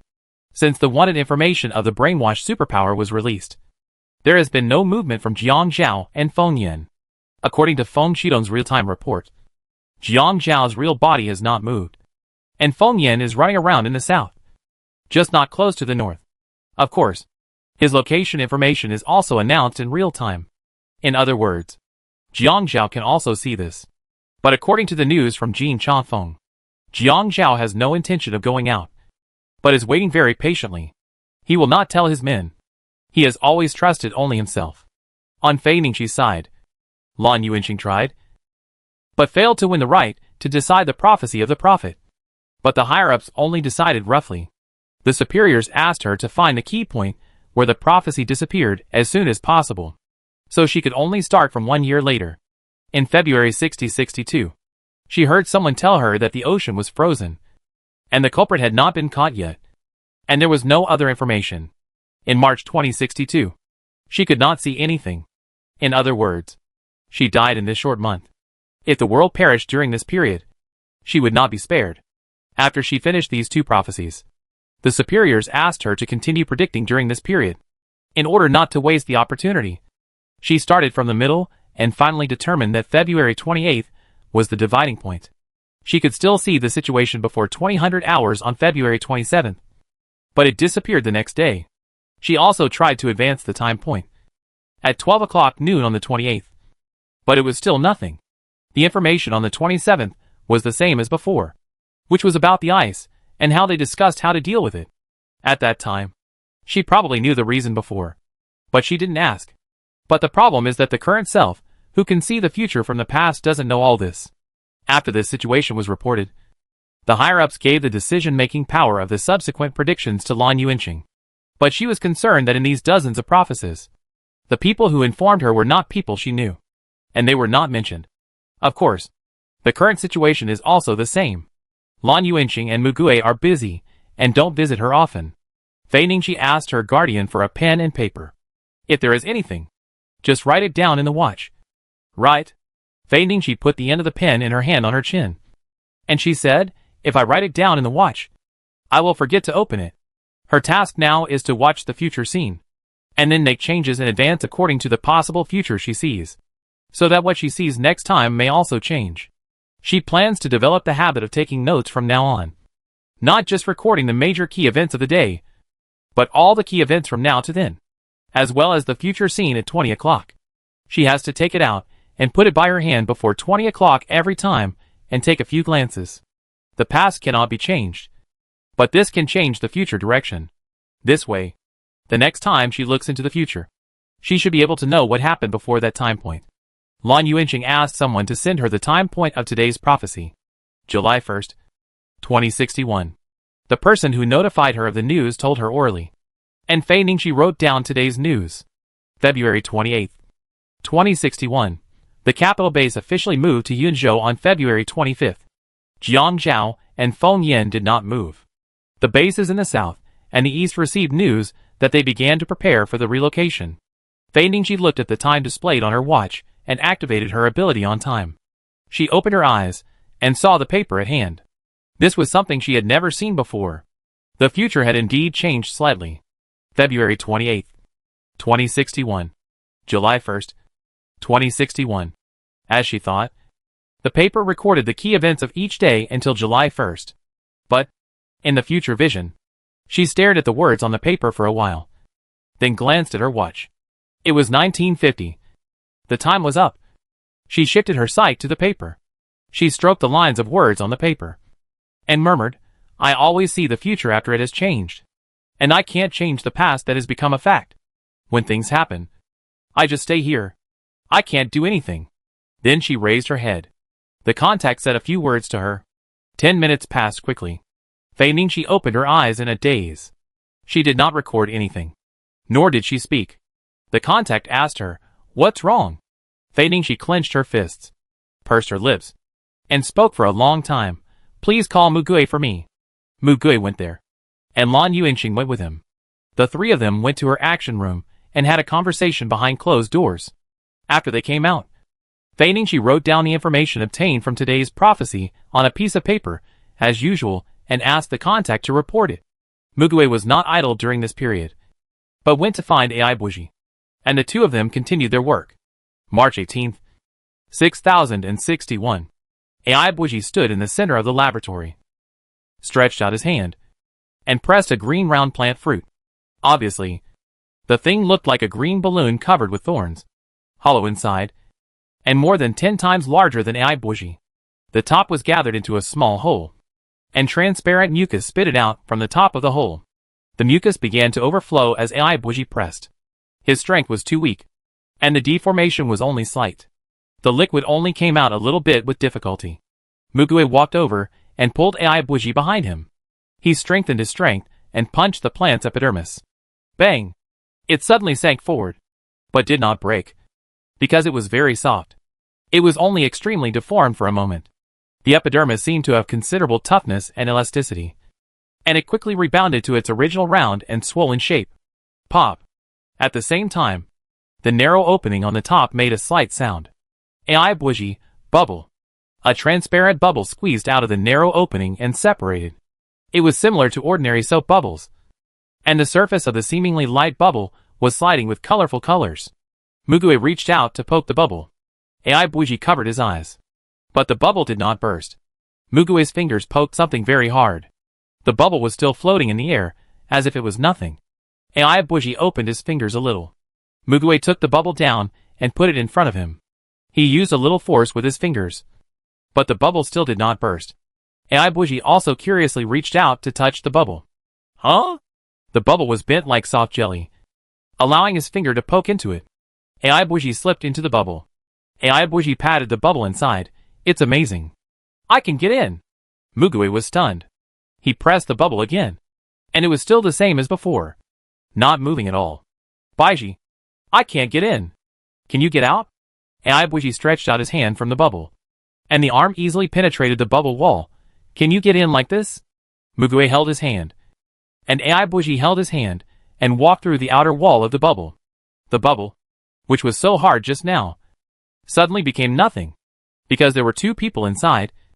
The bubble did not float anymore, but fell to the ground. But it was still round, and did not deform because of the people inside. Mugue was inside, let go of AI Bougie's hand, and asked him, "Can I go out?" AI Bougie said, "Yes." Then Mugue walked out naturally. Mugue turned around and looked at it and laughed. AI Bougie was still playing inside, falling down in the bubble and getting up again, opening his arms and stepping on the bubble to move forward. Mugue let him play for a while and said, "Come out?" AI Bougie, "Yes." AI Bougie jumped out. He held Mugue's hand and put the created plant into the plant atlas. They could see the pattern and notes on it. Bubble nailhead fruit. Function: the fruit secretes bubble mucus inside, and squeezing it hard will produce bubbles. Only with the permission of the ability user can enter and exit the bubble, unless the ability user withdraws the ability. The bubble will never burst. AI Bougie scratched his head, not knowing where such a thing could be used. Mugue looked at the note. His eyes and mouth corners slightly curved at the same time. Just at this moment, the watch vibrated.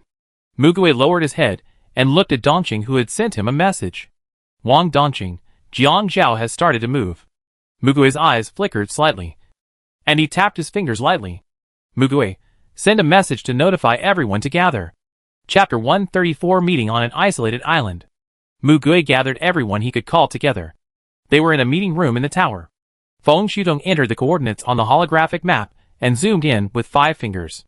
It was an island in the ocean near the location of the number 0 sea monster. The brainwasher is here now, and the memory user is not with him. They all stood by the table, staring at the map. Mugue pondered. Since Feng Yin had the same memory of his past life as him, it was not surprising that he knew the location of the sea monster. But what was he going to do there? They had no idea what Feng Yin was going to do. After the news of his arrival at this place was released in real time, Jiang Zhao set off. The target was clear. That was to go to Feng Yin, and he was ready to take action. Mugue first asked about the situation on Jiang Zhao's side, and then he turned to Wang Dongqing. "Where is Jin Changfeng?" "Wang Dongqing," he said that Jiang Zhao didn't take him there, but he had found an opportunity to put the locator I gave him on Jiang Zhao. Mugue, okay. They also know Jiang Zhao's current location, and Wang Dongqing synchronizes it to the map. Jiang Zhao is currently rapidly approaching Feng Yin's location. He will arrive in about an hour. This speed is the speed of a helicopter. He should not have the ability to move in space. Mugue and then repeated the abilities that Jiang Zhao currently possessed. Scroll of paintings. I learned from Master Su that the ability he took from his teacher is said to be up to 8 paintings, but 4 of them have been destroyed by us. I don't know if he can continue to create new ones. Then, there are ice, fire, strength enhancement, lie detection, gravity, and recovery. The abilities of ice and fire are very strong, and the costs and limitations are unclear. Moreover, When he uses the ice and fire abilities, he is immune to high temperature, fire, low temperature, and ice. Moreover, he has mastered these abilities very well. People without certain combat experience cannot directly confront him. His strength enhancement ability will cause him certain physical damage, but he also has the ability to recover. They are not very strong abilities, but it is not easy to seriously injure him. Finally, possession. This is his own ability. You must not look directly into his eyes. People with weaker mental power than him will be possessed. His mental power should be stronger than most people. After Mugue finished speaking, the others nodded and asked sideways, who is with him? Wang Dongqing, Song Xiaosheng, Fan Hua, Sheng Wenjie. These three people. Song Xiaosheng's ability is to emphasize the sense of existence. Fan Hua's ability is distortion. And Sheng Wenjie's ability is decomposition and reconstruction. The three of them don't hide their abilities very much. They didn't go to the Gusheng base in vain, and basically figured out the basic situation of those people. They had previously told everyone about the role of abilities. Mugue didn't bring anyone else? Wang Dongqing, except the driver. That's it. He didn't bring any more people. Mugue nodded. He just wanted to confirm this. After all, the current situation has changed a lot from what he knew in his previous life. But Jiang Zhao's side seems to have not changed much. Of course, it is not ruled out that they added people along the way. Mugue looked at Shuiyu and asked, what about Feng Yan? Shuiyu was the only one among them who had confronted Feng Yan head-on and had not been brainwashed. Shuiyu had already reported the situation of Feng Yan to Lan Yuanqing before, but had not told these people yet. She said in a heavy voice, there was a sniper who could track and hit the target, a leopard-like ability user, and a teleportation ability user. I don't know about the others. There were 11 people present at the time. I couldn't fight so many people directly, so I tried to use my mental power to influence them. Except for the leader Feng Yan, and one of the women with butterfly patterns next to their eyes. The mental power of the others was not as good as mine. They were all affected by me. But it was just an influence. They didn't faint. I couldn't control them for a long time. There was no way to capture or kill them in that state. So I could only watch them escape. Mugue, it's good that I was able to escape from them and save one person. Mugue said this sincerely. Luckily, she was the first to arrive alone. If there were other team members with her, it might be bad. Shuiyu took a deep breath and sighed, but I was a step late after all. When she came back from there, especially when she faced Wulan, she couldn't help but wonder if she could have saved so many people in the base if she had arrived earlier. Mugue said calmly, no matter how much you regret the past, it won't change. It's better to focus and catch him. Shuiyu, yes. I know. Mugue's mind was running through various situations quickly, and his face was outlined with a calm smile. Jiang Zhao should have guessed that this side deliberately released the information to him, and the intention of wanting to take advantage of the situation was obvious. Despite this, he still went. Jiang Zhao was not careless.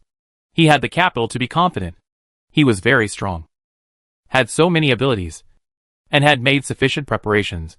So he dared to go directly. Jiang Zhao wanted to see him. But according to the current situation, Jiang Zhao did not retain his memory like them. He was in the dark. Jiang Zhao was in the light.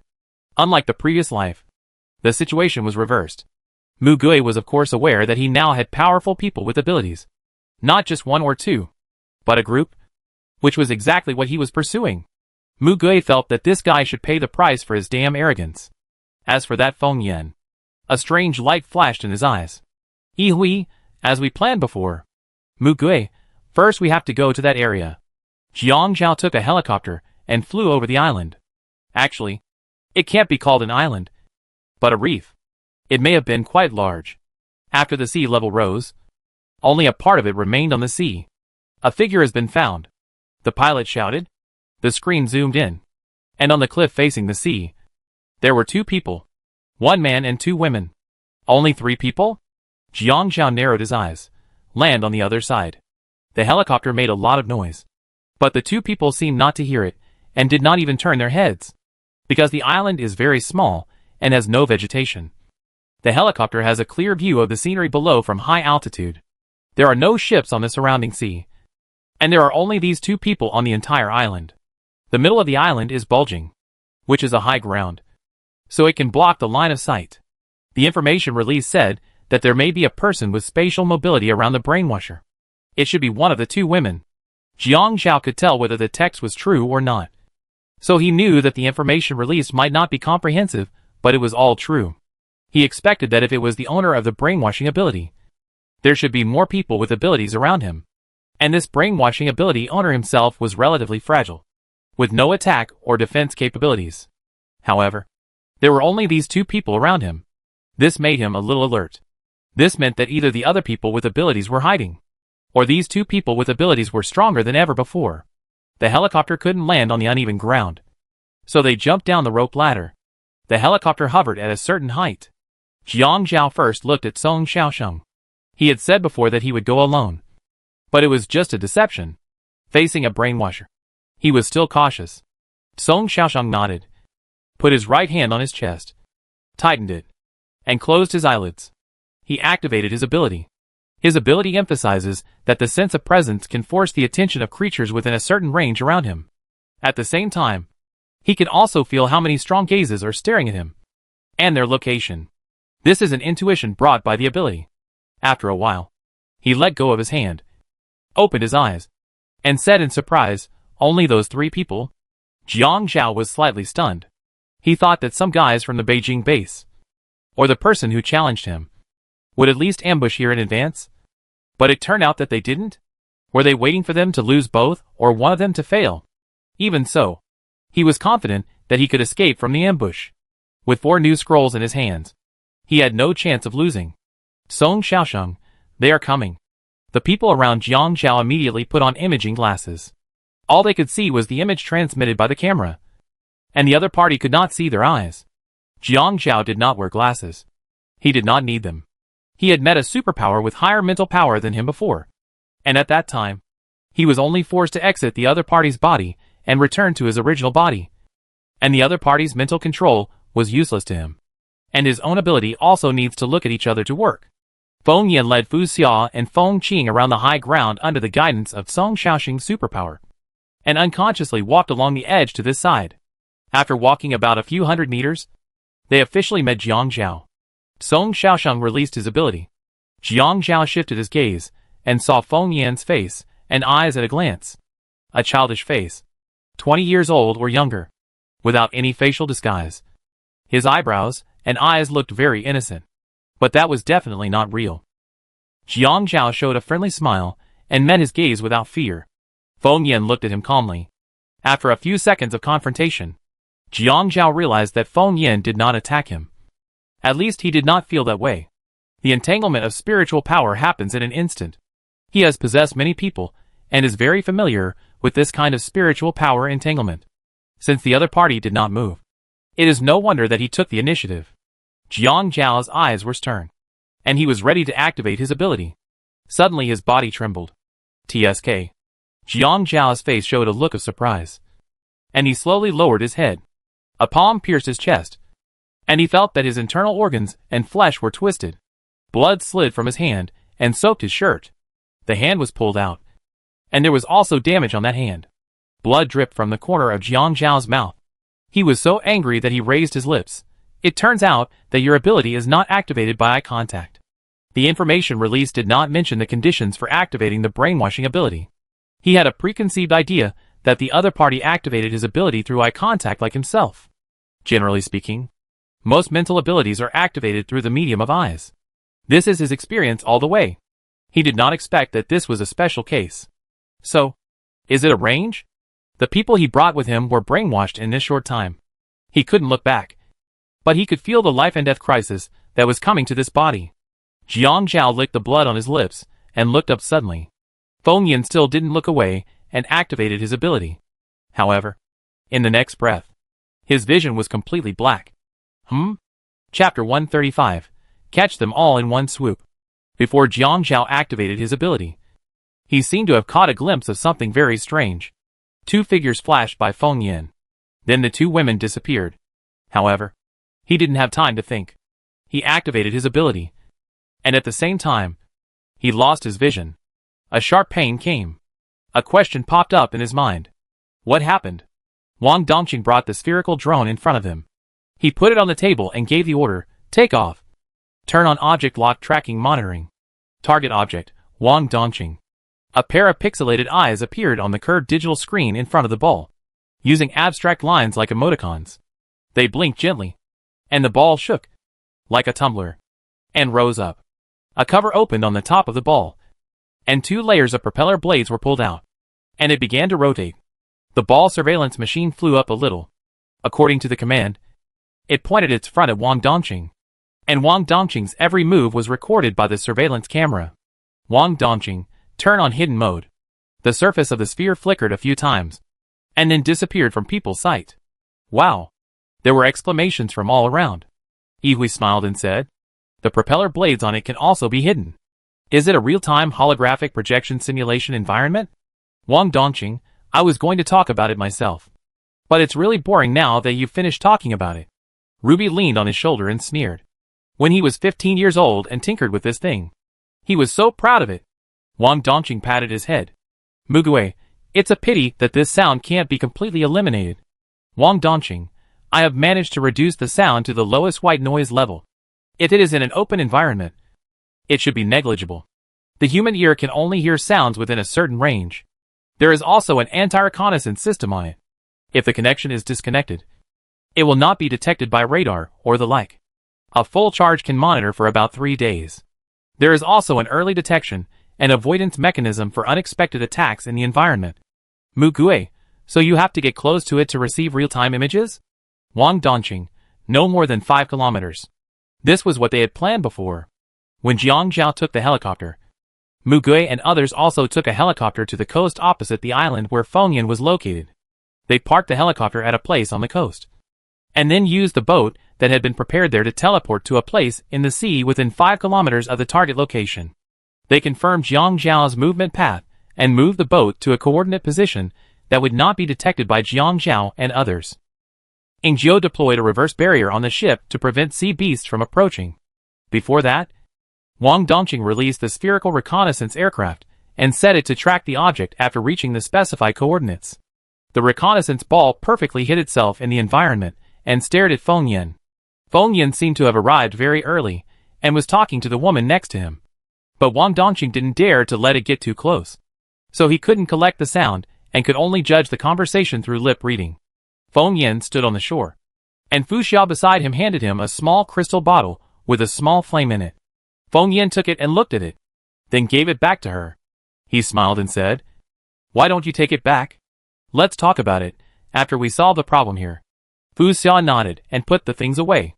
Feng Qing squatted down and stood up again. "When are you coming? You have been standing here for several hours. The sun is hot, and the sea breeze is disgusting. It smells like blood." Fengyan, you didn't bring an umbrella? Feng Qing pulled up his hat to cover his head, put his hands in his pockets, turned around and faced the direction of the direct sunlight. "It's inconvenient to hold one more thing in my hand." Wang Dongqing looked at the image and said with a smile, "Looks like a tourist." "Ruby, Jiang Zhao is here." The positioning reality shows that Jiang Zhao has come near Fengyan. The reconnaissance ball turned the lens, and the helicopter was placed inside, while on the other side, another lens was turned on, and the image of Fengyan was not lost.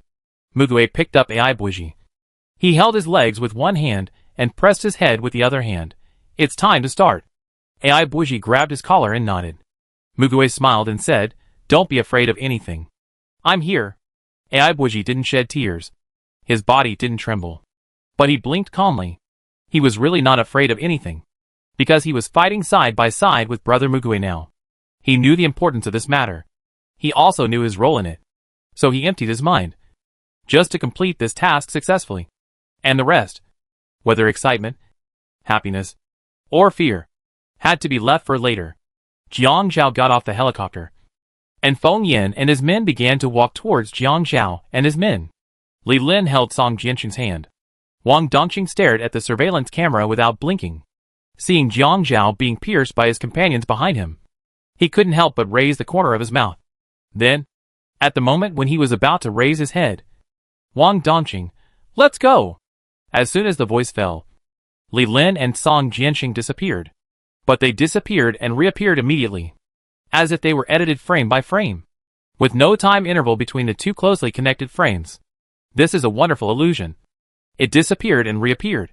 But it seemed as if it had never teleported. Two people were thrown to the ground.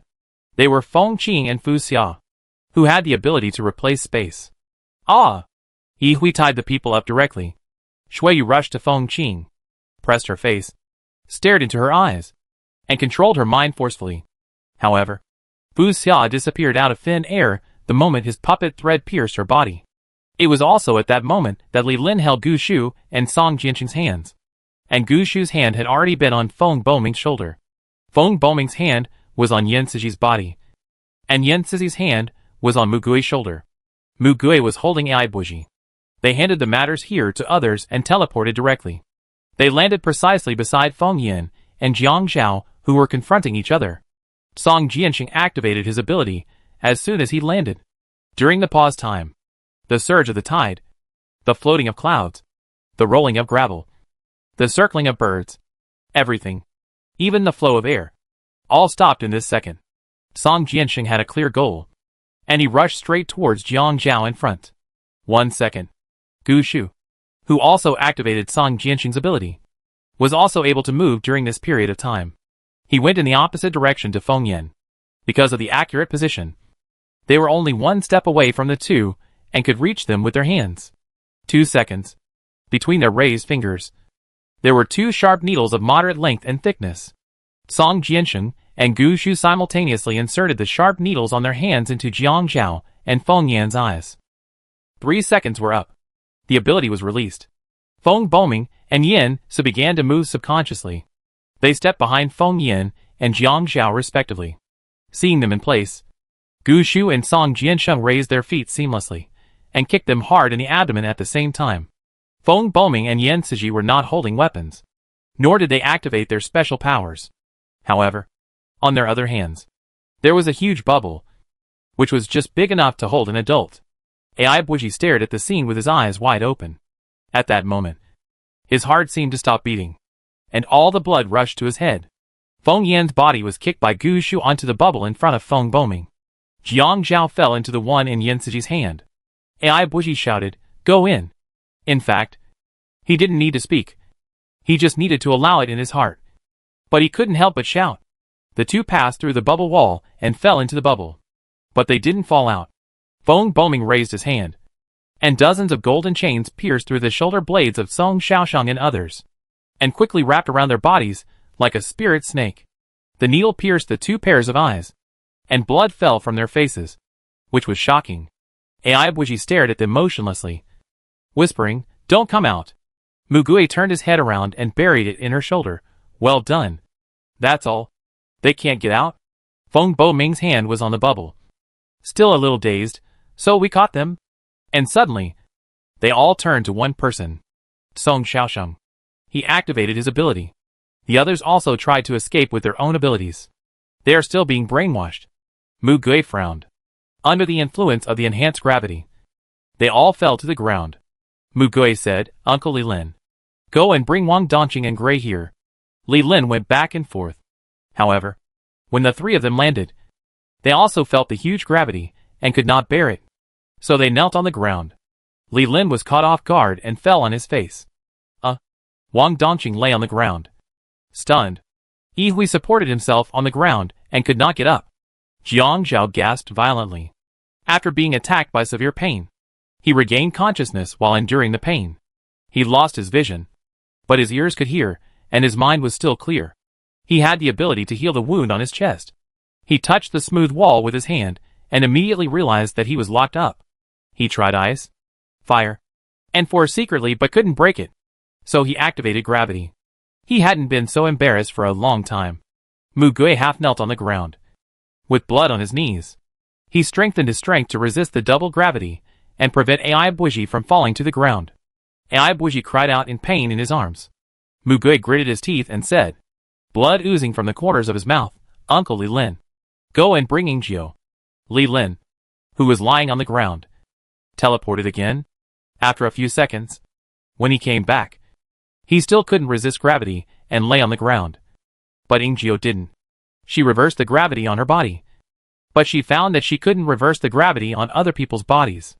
So, she walked over and pressed Mu Gui's shoulders. Ingjio looked into his eyes and nodded. Reversing the enhanced ability. That is, weakening. Mugui weakened Jiang Zhao's gravity field and stood up. Wang Dongqing patted the dust off his body and said exaggeratedly, "This is really the closest I have ever been to death." Then he raised his head as if he had put on a smiling mask. "Ruby. Knock them out." Ruby ran to Bubble, raised her paw, opened the soft leather cover with the largest pad, and sprayed anesthetic gas at Jiang Zhao. Then he jumped to Feng Yin and did the same thing. And then he went to inject anesthetics into the people brought by Jiang Zhao one by one. After confirming that these people were anesthetized, he jumped back to Wang Dongqing. Li Ling got up panting, feeling that his old bones were about to break. But at least, he managed to hold on. Mugui scanned the islands and reefs, but her nerves were still hanging. Ruby reported after scanning, "Except for those present, there are no other lives." Wang Dongqing raised his hand. "Reconnaissance plane number 1. Tang Yuan. The reconnaissance mission is over. Come back." The reconnaissance ball showed its shape and flew into Wang Dongqing's hand. The pixel image of Happy Blink appeared on the electronic screen. Wang Dongqing thought it was very cute, touched it, and held it in his arms. Yihui tied up these people and said to Mugui, "Let's go. It's risky to stay here any longer." Mugui, "Yes." Li Lin walked over and they touched each other. Of course they would not forget the 2 bubbles and the prisoners inside. Li Lin took them back to the boat. And Feng Qing was lying on the ground. Yihui winked at Mugui. The other one disappeared. Mugui's eyes flashed with something strange. And there was a large circle of fish corpses floating on the water next to the boat. Lei Chen said to them speechlessly, "Are you back? Do you eat electric fish?" In just a short while, so many mutated sea creatures attacked them. Mugui nodded. "Let's go ashore first." Li Lin moved them to the shore again. The seawater has flooded the road by the sea, but it is better on the shore than in the ocean. Mugui looked at Shui Yu. "Please check for us first to see if anyone has been brainwashed." They also knew from the surveillance just now that Feng Yin did not rely on visual contact to activate his ability. So the only thing they could think of was the range. If they were brainwashed silently, it would be absolutely impossible to return to the Beijing base like this. Mugui did not bring Qingjin this time. Shui Yu nodded seriously and looked at them one by one. "No." She paused and continued. "I have confirmed it.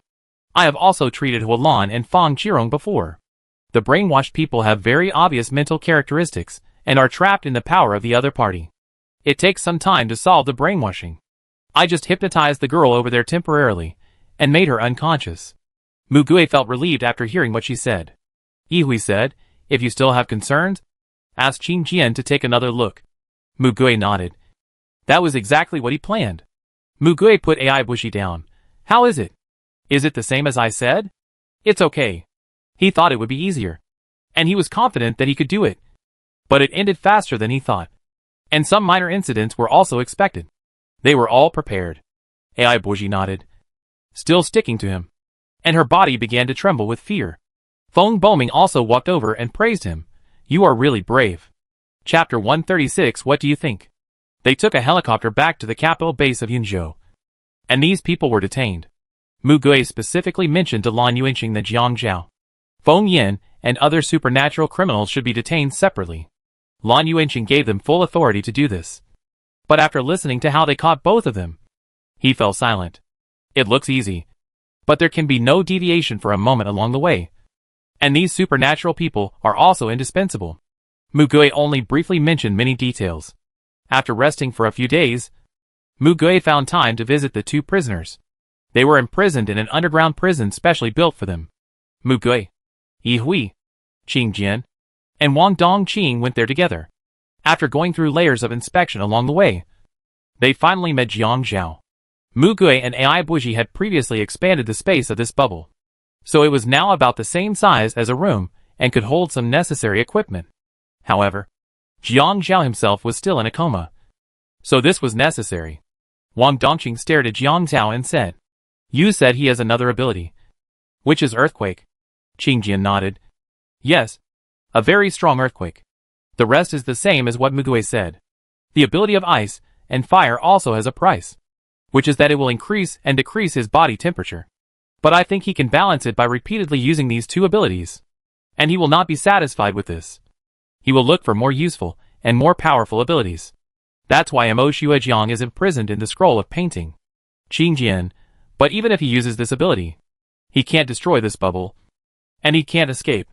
Mugui, he will commit suicide once he wakes up.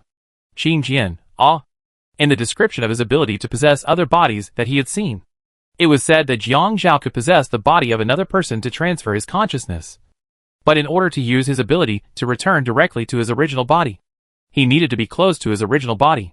His ability was activated by eye contact. And now he has lost this ability. They performed eye surgery on him and removed his eyeballs. So he can no longer see. And he can no longer escape by possessing the body of someone close to him. Then the only way is to commit suicide. After this body dies, he will return to his original body. And all his abilities will be taken back with him. He can return to his own body without leaving this bubble. Which is why he cannot wake up now. But long-term anesthesia will also cause problems with the body's functions. They are worried about this. Yihui smiled. He can't escape. Qingjian was wondering. Mugui said, calculate the time. Now he is about to wake up. I just want to tell him something. Before he came, he informed the people here to stop anesthetizing Jiang Zhao. Qingjian had a question in his mind. Didn't he ask him something? He asked, is it really okay to wake him up? Didn't you say he would commit suicide? Mugui smiled and didn't answer for the time being. Soon, the machine monitoring Jiang Zhao's vital signs issued a prompt. Mugui took a chair and sat in front of the empty room isolated by the bubble. It's useless to pretend to be dead. I know you're awake. Jiang Zhao heard this voice, and was sure that this was the person who declared war on him. Mugui, it's a pity that I can't kill you myself. But I will do everything I can to make you deserve a death penalty. He is now going to fulfill his promise. Jiang Zhao didn't get angry after hearing his words, but instead raised his lips slightly. I don't remember you. For a person seeking revenge, nothing can be more infuriating than this sentence. However, Mugui's situation is a bit special. Mugui's tone became cheerful. Of course I don't remember. You have never seen me. Jiang Zhao didn't understand the meaning of his words. Mugui, you and I have a grudge in our past lives. Jiang Zhao. He began to wonder if he had run into a serious mental patient. Mugui, I know you are wondering why I know so much about you. Why I can find you so easily. Why I can catch you directly. And I also know that you are looking for an opportunity to commit suicide. But you really want to know all this. So you will continue to talk to me, hoping to get the answers to all this. Jiang Zhao smiled. Then will you tell me honestly? Mugui, I will. Jiang Zhao, I'm all ears. Mugui crossed his legs, rested his elbows on his knees, and held his chin, in a way. You are my teacher. Jiang Zhao felt that every word this person said would be beyond his expectations. Mugui then asked, do you know my name? Jiang Zhao. Of course he didn't know. Mugui, do you know my ability? He didn't know either. Mugui, do you know who has special abilities here? Jiang Zhao's expression remained unchanged, but his heart rate increased. Mugui smiled and raised his eyes gently. Isn't this what you always do? I've learned well. Haven't I? Jiang Zhao finally knew what this guy was up to. He was humiliating him. From childhood to adulthood, he was the only one who looked down on others from a high position. He has always been the only one who controls others. And no one else controls him. He has lived a smooth life. Even if there are difficulties, he will continue to solve them, and then move forward. He could always grasp the situation in advance and control everything. He was perfect, and had the perfect ability that suited him best. When others were struggling to survive, he only thought about one thing: how to use such an environment to make his life more interesting. So he determined his goal. Mugui, you want to build a society of ability order, where the strong can promote development, restrain each other, and the latter is clearly divided. People of each class have their own duties and maintain absolute class nature. People of the highest class restrain each other in balance, while people of lower classes are suppressed by strength and class and always obey and never have the heart to rebel. In such a stable society, you stand at the top of the pyramid. Am I right? Jiang Zhao had never said these words to anyone. He had always kept this goal in his heart. And now, it was spoken by someone he had never met. He felt that he should be angry, but he only felt a sense of powerlessness. For the first time in his life, Mugui looked at his former enemy, now a prisoner. When he finally looked back at the failures in the past, he found that Jiang Zhao's strength lies in the information gap. He hid himself well. He raised all the available forces. Moreover, he spent a lot of time and patience to understand the other party. While being cautious enough, he was not afraid of taking risks and gambling, because he had the capital and ability to do so. He has always done well. In the past, he was defeated by Jiang Zhao and had no power to fight back. At that time, he was not alone, and there were many people around him, but they didn't know Jiang Zhao at all, and didn't even know that such a person existed. So they were completely defeated. So easily. If one failure is the end, there is nothing you can do. But he got a second chance. Failure is not terrible. What is terrible is not learning from it. This kind of enemy is terrible. But on the contrary, he can learn from the opponent's way to win. After really exchanging positions, he found that it was really so easy. Of course, he selectively forgot how much time and effort he spent to get to where he is now. Mugue, when you stepped into this obvious trap, you were thinking that you could use this way to see me and understand me, and then slowly prepare to eliminate me as a threat. Jiang Zhao. Mugue, why do you think you can do it?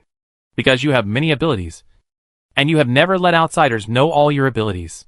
You never think you will really fail, and you always leave yourself a way out. Jiang Zhao said, but you know? Mugue talked to him patiently. Yes. I knew it before I identified your ability. But Jiang Zhao didn't understand why he knew all this. He had just told him the answer. But Jiang Zhao had no way of knowing about this situation in advance. Jiang Zhao didn't know that Mugui's ability could reverse time and space, and that Mugui could retain his memory and return to the past. Nor did he know that Mugui knew all his abilities and weaknesses, and was planning to kill him from the beginning. Mugui didn't mean to explain in detail. He just told the other party this fact. Ignorance is the greatest fear. Jiang Zhao felt that this person must be provoking him. So the most important thing he should do now is to stay calm. Mugui, I told you when I wrote those 2 lines. Jiang Zhao remembered. But he didn't care, because those people he locked in the painting could also call out his name. There were many people who hated him, and he couldn't consider them one by one. And he had dealt with everyone very well, until the scroll of painting was destroyed. Everything went off track. Think about it now. At that time, this person already knew that the scroll of painting was the power he had seized. And he knew where the scroll of painting was. He knew how to destroy the painting world. And his goal was very clear, which was to save people. He was very interested in him. But he never considered the possibility of falling into his hands. Mugui smiled with eyes curved. You never thought that there would be a person with overwhelming power to defeat and capture you. Jiang Zhao may have had a short-term failure in his life, but after easy efforts, he can always do well. He has no dreams, because everything is just a goal that is destined to be achieved, and complete failure is not within his consideration. Even in this situation, he believed that he could escape successfully by relying on his own plan. This was the case under normal circumstances. In the prophecy told to him by Fei Ningxi, it was indeed realized. Mugui, you have created 4 new scrolls of your paintings, right? Qing Jian was shocked. Jiang Zhao clenched his hands. Mugui, you didn't think you would die. Nor did you think you would be trapped here forever. Jiang Zhao didn't even need to speak. The words in his heart jumped out of Mugui's mouth one after another. Mugui, you can use the scroll of painting to take away the bubble that trapped you. Use the earthquake ability to shatter the base, and then escape successfully. If you fail, you can also commit suicide. Return to your own body, and wait for a comeback one day. Mugui also knew all the ways out that Jiang Zhao wanted. Mugui, why did I let you wake up and explain all this to you when I knew everything? His smile was charming and full of ironic malice. What do you think? Jiang Zhao. Jiang Zhao's hand suddenly loosened. He didn't know. He really didn't know at all. Chapter 137. Are you relieved? How can Mugui stop him from escaping? What other means does he have?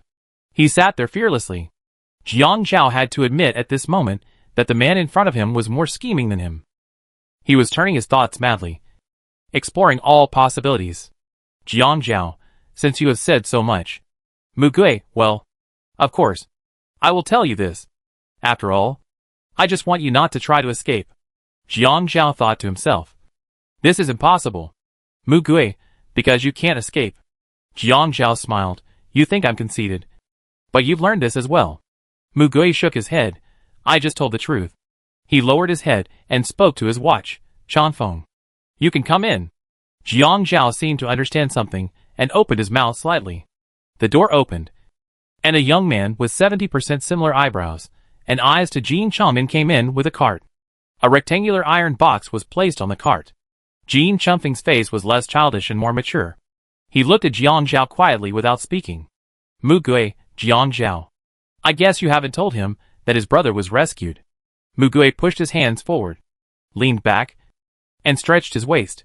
If you don't take away his ability directly, I can understand that he will fall into a deep sleep after using his ability a few times. But why did you leave him there? Jiang Zhao bit his lip lightly. I didn't tell him where my body is. He didn't even tell anyone that he had a real body. Mugui, of course he can't find it. But I can. Jin Changfeng pushed the cart over and placed it on the ground. Mugui, your original body is here. He should be able to hear the sound of the wheels. When Mugui asked Yihui, Wang Dongqing, and Feng Boming to go to Gushan to investigate, they were looking for the appearance of his current body. He also knew that the real body could not be found by relying on the superficial information. So, later, with the anchoring mark, they found the location of his real body. Not the body he is using now, but the one with the ability to take over another body. This is a very crucial step. Mugui, the body is intact. Jiang Zhao's cheeks were covered with cold sweat. Mugui, it's just that the head and body are a little separated, and it is currently frozen. He can't kill Jiang Zhao now. Can't he let Jin Changfeng do it to a body that is almost like a corpse? He has witnessed so many deaths around Jiang Zhao, and helped him do so many dirty things. He doesn't care about doing this anymore. He stayed with Jiang Zhao for so long just to wait for this day. Jiang Zhao took a deep breath, and the darkness was still in front of him. Mugui said in a brisk tone, if you had committed suicide at the beginning, you might not have heard me tell you the truth. Because at that time, death was real death. He had no body to return to, and no body for him to take over and escape. That didn't matter to Mugui, but he would have lost a lot of fun now. Jiang Zhao leaned against the bubble wall in silence. Mugui didn't care whether he reacted or not, and seemed to remember something and said, your lie detection ability is not activated by sight, but can also be distinguished by hearing with ears. When you hear a sentence, an expression pattern will automatically appear in your mind. When you tell the truth, it is a smiling face. And when you tell a lie, it is a sad face. This was the result that Qin Jian saw when Jiang Zhao first identified it. Mugui's mouth curled up in a strange arc. You should have felt it. The lie detector was not activated. Qin Jian on the side stared at him. Why? Mugui, similarly, you are waiting for your recovery ability to restore your eyes. But why don't you feel your eyes are recovering? Jiang Zhao's heart sank. The hand behind him secretly used his ability. But no matter lie detection, recovery, ice, fire, force, earthquake, or gravity, none of them could be activated. Wang Dongqing was so happy that he kept his eyes wandering between the two. Yihui looked at Mugui, thinking, just when Qin Jian couldn't help but want to interrupt him. Mugui called his name, Qin Jian. Qin Jian, what? The sound of the second word was slurred. Mugui, look at him now. See his ability, and then read out the name of his ability. The last time Qin Jian looked carefully at his abilities was when he had just sent someone in. Qin Jian looked closely. Anti-possession reversal. After reading the first one, he knew what was going on. Ingjiu and Mugui had come once during this period. Reversed all of Jiang Zhao's abilities. Anti-lie detection, ice absorption, fire extinguishing, irreversible, anti-gravity control, anti-shock, anti-painting scroll. Anti-possession means that no one can possess him anymore, or the object he applies this anti-possession ability to cannot be possessed by anyone. Anti-lie detection. No one can lie on him, or lie on someone who uses lie detection ability to apply anti-lie detection ability to him. So even if Qin Jian focuses on him now, he can't use lie detection skills to determine whether Jiang Zhao lied. Of course, it's still possible to rely on your brain to judge and think for yourself. Irrecoverable. It can make the injured person unable to recover by himself or repair the wound through supernatural powers. Absorbing ice. His original ability was to generate ice and then control ice. But now, he can absorb ice and snow unconditionally. His body temperature will not drop anymore, and he will no longer have the characteristics of low temperature and ice immunity. Creating fire and controlling fire. After reversing, it also becomes extinguishing fire, and the body temperature will not rise. And at the same time, It will no longer have the characteristics of high temperature and fire immunity. Controlling gravity has become anti-controlling gravity, which means that others can no longer exert the ability to control gravity on him. And of course, he himself can no longer control gravity. Triggering earthquakes has become anti-shocks, which can absorb vibrations and even eliminate and smooth out earthquakes. But it is impossible to trigger earthquakes again. Anti-scroll of painting. From the space that generates the scroll of painting, to creating and controlling all the materials inside the scroll of painting, has become the ability to easily destroy the scroll of painting. It can destroy, and can only destroy this specific ability item of the scroll of painting, and he can no longer use it. Qing Jian did not say the details. The more he read, the more incredible it seemed to him. Mugui spread his hands. Look, they are all very good abilities. Right? Wang Dongqing could not help but laugh secretly. Ruby grabbed his ear and whispered, his personality is as good as yours. Jiang Zhao moved his face towards the direction where Mugui was speaking. Mugui knew that he would not give up so easily. So Mugui continued, reversal. The owner of this ability is not me, but someone else. If she does not take the initiative to remove the supernatural power in you, your ability reversal state will not disappear. This is continuous, and it will be the same even if she dies. But I am sure that she will live a long life. At least longer than you. Jiang Zhao felt the voice in his ear gradually fade away. In the endless darkness, the characters could not be pieced together into a complete sentence. He didn't quite understand what this person was saying. Mugui repeated again, didn't I say that you can't escape? This is the fact. Not an exaggeration. Jiang Zhao opened his mouth and finally asked, when did you start planning all this? Mugui repeated, in our previous life. We have an old account to settle. Jiang Zhao said softly. I don't believe it. You are lying to me. You are deceiving me and making me despair, leading me to commit suicide. He did not deny that he really wanted to do this, so he blocked all his ways. Mugui, the part about the reversal ability is true. You should have verified it. As for the rest, whether you are willing to believe it or not, it has nothing to do with me. If you commit suicide, it will save us a lot of effort. If you don't commit suicide, we will also take care of you. But the care may not be so thoughtful. After all, the person who created this cage for you can't be here to watch you all the time. Your death sentence is basically certain. I will make it happen as soon as possible. It's just the difference between an ugly death and a nice one. If the original consciousness or soul in this body still exists, he would consider it. But after Qing Jian saw it, he found that it didn't exist. So he wouldn't hesitate. Mugui felt that letting him suffer in this place for decades seemed to be a good choice.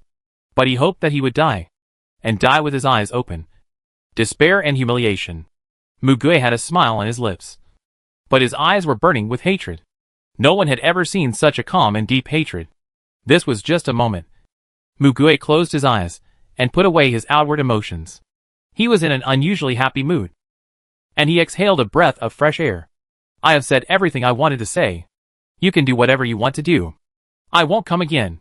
He stood up and said goodbye. Let's go together. You don't have anything to ask him, right? There shouldn't be any valuable information on him. Qing Jian shook his head, but asked him his ability. Mugui, oh, don't feel sorry. I have asked Gu Shu to copy his ability. Qing Jian, you are awesome. Mugui accepted the compliment frankly. Thank you. Jiang Zhao heard his footsteps go away, and for the first time, he was overwhelmed by confusion and bewilderment. He shouted, who are you? Why do you hate me so much? Mugui paused for a moment. He didn't look back, just smiled and said, I won't tell you my name. As for why I hate you, you can think about it again. How many people have you harmed? See if you can find some clues from it? Of course, I think you should not remember. Your memory in this regard is very poor. The elite education that has been ingrained in Jiang Zhao since childhood prevented him from doing such a shameful thing as cursing. But he didn't know what to do. He didn't even understand why he suddenly failed. He didn't know who he lost to. He didn't know the other person's name from beginning to end. He lay there in a daze. He had never felt so powerless in his life. Since he was born, he basically wanted to do something, and he could do it as long as he tried hard. But at this moment, he couldn't do anything, and he didn't have the ability to do anything. He couldn't think of a way to get out of here, and every minute and every second after that, until he died, he couldn't do anything. The only people who accompanied him were the robots that monitored and cleaned up. And his own body. The door quickly closed. Yihui asked Mugui, "Do you feel relieved?" Mugui turned his head, as if he was looking through the door at the prisoner behind him. But Qing Jian could see that his eyes were fixed on the 8 ghosts floating behind him. Mugui slowly uttered 2 words. "Relieve your anger." Yihui smiled at him. "You did a good job." Feng Bo Ming, "Me too. It's very relieved." Yen Siji, "This is the most suitable ending for him." Lei Chen, "Heh. Compared to what he has done, this is a good ending for him." Jin Changmin, "Thank you for saving my brother. It feels so good. This bitch deserves it." Zhang Yingtao and Bai Jing looked at him speechlessly, with a gleam in their eyes. Yan Xinqiu looked at Mugui tenderly, and the look in her eyes seemed to be distressed. Qing Jian felt that there were countless curious butterflies fluttering in his chest. But he also knew that he couldn't ask. He was not qualified to ask. Mugui didn't let his emotions ferment. He turned around again, and there was only a smile on his face as usual. Chapter 138, Playing Hide and Seek. They then went to see the situation of Song Xiaosheng, Zhong Wenjie, and Fan Hua. They were quite cooperative and told everything. However, they were very clear about shirking responsibility, saying that Jiang Zhao needed their abilities, but could not take them away for the time being. So they used despicable means to force them to cooperate. Of course, it is very easy to investigate what they did. Qing Jian, "Why don't you go and see Feng Yan?" Mugui, "As for that place, I can't get in now. Director Lan has issued a death order, so let them handle it." Qing Jian asked curiously, "Where is Yihui?" Yihui, "I applied once, but was rejected." Qing Jian, "Huh? You too?" In his impression, Yihui's authority is quite high. Wang Dongqing, "Xiao Qiutian and Xueyue have been in there once. How about I help you get in?" Mugui, "Well, forget it. There's no rush. Anyway, the people are already in there, and it's probably just temporary. Director Lan should have his considerations." Wang Dongqing, "Okay." He immediately laughed. "You don't have much hatred towards Feng Yan?" Obviously, what he did was more serious.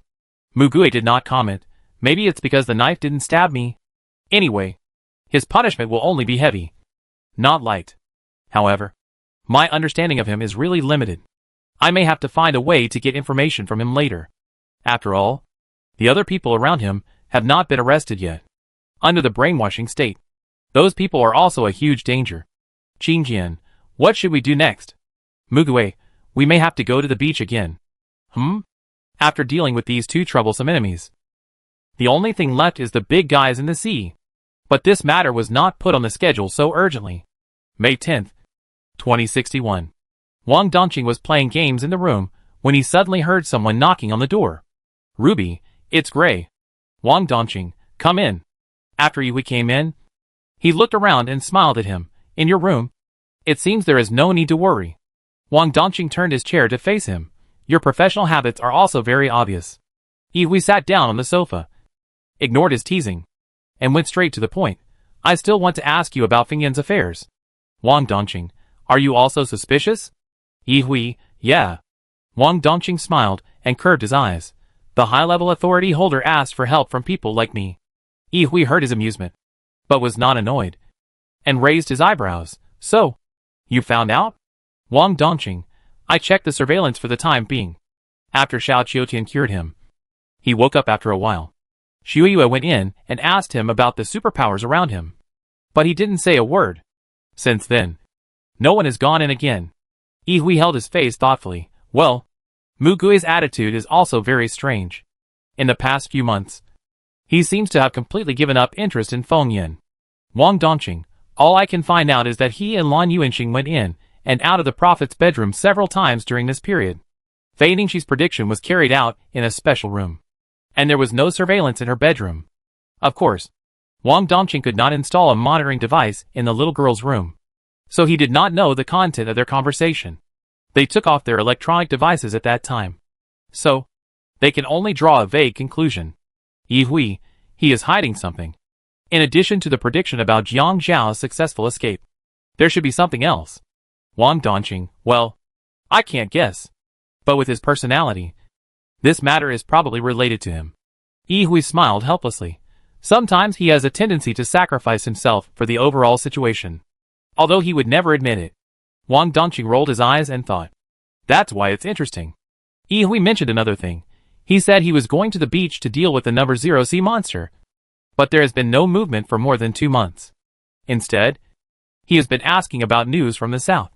Wang Dongqing, he was asking about a person named Lu Dingmu. There were too many people with this name. The team returning from the south didn't know the person he was asking about. After asking a few times, he stopped asking. Yi Hui, he is waiting for him to show up. Wang Dongqing, maybe he will show up one day in the future. Yi Hui looked at him and smiled knowingly. Wang Dongqing turned the pen in his hand. He has learned a lot from you. Yi Hui, after all, I am his master. Wang Dongqing, it's the same in essence. He hides his true face very deeply. Yi Hui, I don't agree with this. I show my true side to everyone. Although there are many. But this is all me. He hasn't learned enough in acting. He is just holding on. Wang Dongqing, so do you plan to solve his knot? Yi Hui, I can't do it. Wang Dongqing, oh? Yi Hui, his hard knot is not in the present, but in the past. Wang Dongqing pondered for a while. I can't find out the future he knows. But you mean to ask me to find out his real past? Wang Dongqing, can't you find it yourself? Yi Hui blinked mischievously. My ability is limited. After all, I am not as good as professionals. Wang Dongqing, you are really good at praising people. Wang Dongqing touched Ruby's head. Get his past information. I mean Mugui. When he first noticed Mugui, he was not interested in paying more attention to the dead party. Now that he thinks about it, he must have a lot of things hidden in him. Ah, Wang Dongqing suddenly said, if he knew we did this, would he be angry? Yi Hui smiled. Will he be? Wang Dongqing, ha ha ha. I'm looking forward to his expression. They seem to have never seen Mugui really angry at the people around him. All his anger was directed at his enemies. Yi Hui was silent for a moment and then said, then don't check it. Ruby, the results are out. Wang Dongqing stroked Ruby's fur, hesitated for a while, and said, he is not very willing to talk about this with others. Probably he didn't want others to explore these without permission. Yi Hui, yeah. He never asked about their past. Although he knew the past of most people around him. But most likely, those were told to him by themselves. If it was at the beginning of the disaster, Wang Dongqing would not hesitate. And Yi Hui would not hesitate either. But they have come all the way to now. Some things have changed. Wang Dongqing put the pen on his head and fell into distress. After all, his original purpose was for these. When he was about to approach, he hesitated. Perhaps there is another point. He would not think that such a thing is a burden. But if Mugui knew it, there would always be a gap, which would not be worth it in the long run. He couldn't guarantee that Yi Hui wouldn't tell him. Ruby, will you watch it or not? Decide quickly. Yi Hui stood up calmly. I'm leaving. Wang Dongqing, are you sure you don't want to watch it? Yi Hui smiled easily. I changed my mind. After all, psychiatrists can't be detectives. And I'm not a psychiatrist. We're just friends. I'll wait for him to tell me. Wang Dongqing, what if I can't wait any longer? Yi Hui, I'll ask him directly. Wang Dongqing, if you don't ask now, don't you know he won't tell you? Yi Hui, then there's no need to know. It doesn't matter. The one standing here now is the current Mugui. Even though he always keeps a little distance now. But he believes this won't be forever. Wang Dongqing, what if I choose to see it? Yi Hui, that's your business. I just gave a little reminder. Wang Dongqing, oh, shirking responsibility. Yi Hui, what are you going to do? Wang Dongqing held Ruby's paw. Keep this information sealed until I lift the order next time. Seeing Yi Hui's playful eyes, Wang Dongqing smiled and said, don't worry about my self-discipline. Ruby, you humans thinking logic is really awkward. Okay. It's executed. Before Yi Hui left, he turned his head and looked at Wang Dongqing. Hey. You? Wang Dongqing, I have a name. Yi Hui, Mistletoe. Wang Dongqing blinked. Oh? Yi Hui's expression was gentle, compared to the impressions of others. You are actually a more pure person. Wang Dongqing tilted his head. Yi Hui went out. He turned the chair back to the table, and saw a bunch of mistletoe, with white berries, in the glass bottle in front of him. That was what he asked Ai Buji for on a whim a long time ago. And it is still as fresh as ever. He was stunned for a moment, and then suddenly laughed. After practicing a few games, Feng Boming and Yan Siji began to chat while jogging on the treadmill. Yan Siji asked him, Bo Ming, have you settled your parents? Feng Boming took the towel off the armrest and wiped the sweat off his face. And smiled, I just brought my parents here. They may need to adapt to life here. But now I can go back to see them every day. Yan Siji was also happy for him. Well, congratulations. Yan Siji is not a talkative person. Nor is he good at it. But Feng Boming saw him like this and often talked to him. So he could talk to him more. He was about to ask something. It's so noisy. A familiar voice suddenly came to his ears. They both turned their heads. Jean Mo accelerated on the treadmill. Looking bored. Feng Boming showed an excited expression. Look. It's version 1.0 now. I guess version 2.0 is chatting with him in his mind again. Yan Siji's mouth also raised a small arc. Indeed. Because they now have something in common. It seems that psychologically, the distance has been shortened. Feng Boming, by the way. Did you want to ask something just now? Yan Siji, I was thinking about the question that Mugui asked before. Feng Boming, yes. I also find it strange. A few days ago, when Mugui came to watch them train, in addition to bringing lunch boxes, he also asked them a question. Are you good at hide and seek? They all looked at each other blankly, not understanding why he suddenly asked this. Mugui just smiled. It doesn't matter if you are not good at it. Just find someone who is good at hide and seek, and help catch ghosts together. The rules are slightly changed. Only one person will be caught by the ghost, and that person will not be out immediately. Everyone works together to catch the ghost and rescue the person. Feng Boming thought for a while and asked, Is this training? Mugui, well, it's just a game. When can you get together and play it? Lei Chen, what's going on? We are not children. Why play hide and seek?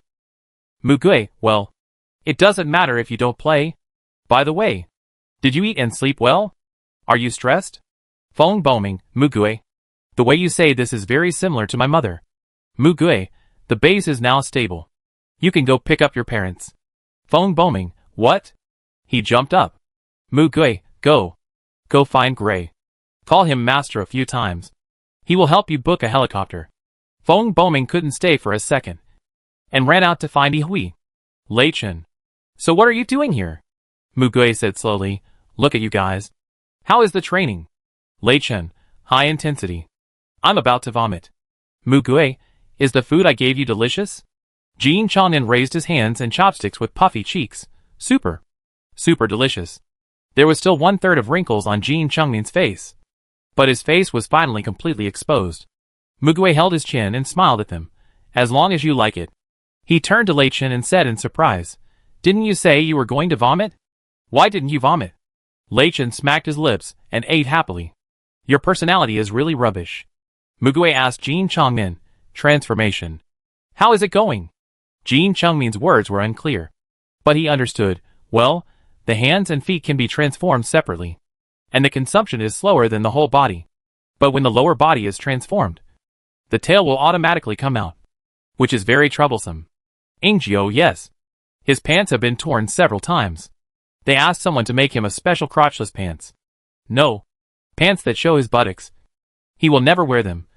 Ha ha ha. Jean Changmin blushed and sank under the lunch box. Don't mention this. Sister Ing. Don't come to see me transform. What's so good about it? Ingio. Hey, but I like to see the dragon form. When can you let me touch its tail to satisfy my desire? Maybe I won't go over there. How about that? Jean Changmin's face was red and blood was dripping. His head was shaking as if it was about to fly out. No. No. No. Mugui, it seems that my help is not needed. That's good. Yan Siji, Song Jiansheng and Gu Shu went to a larger venue. There are many things he needs to try that cannot be done indoors. I will keep these two for them. They will be back tomorrow morning. They can be eaten by heating them up. Mugui, okay. At this time, Bai Jing, who was sticking to Zhang Yingdao, leaned over to Mugui, raised her delicate face, tugged at the corner of his clothes, spread her palms towards him, and stared at him with her smart and clear cat eyes. Mugui took out 2 candies from his pocket and put them in her palm. She took the candies and immediately closed her hand, retracted it, and then Zhang Yingdao pulled her face back and turned her back.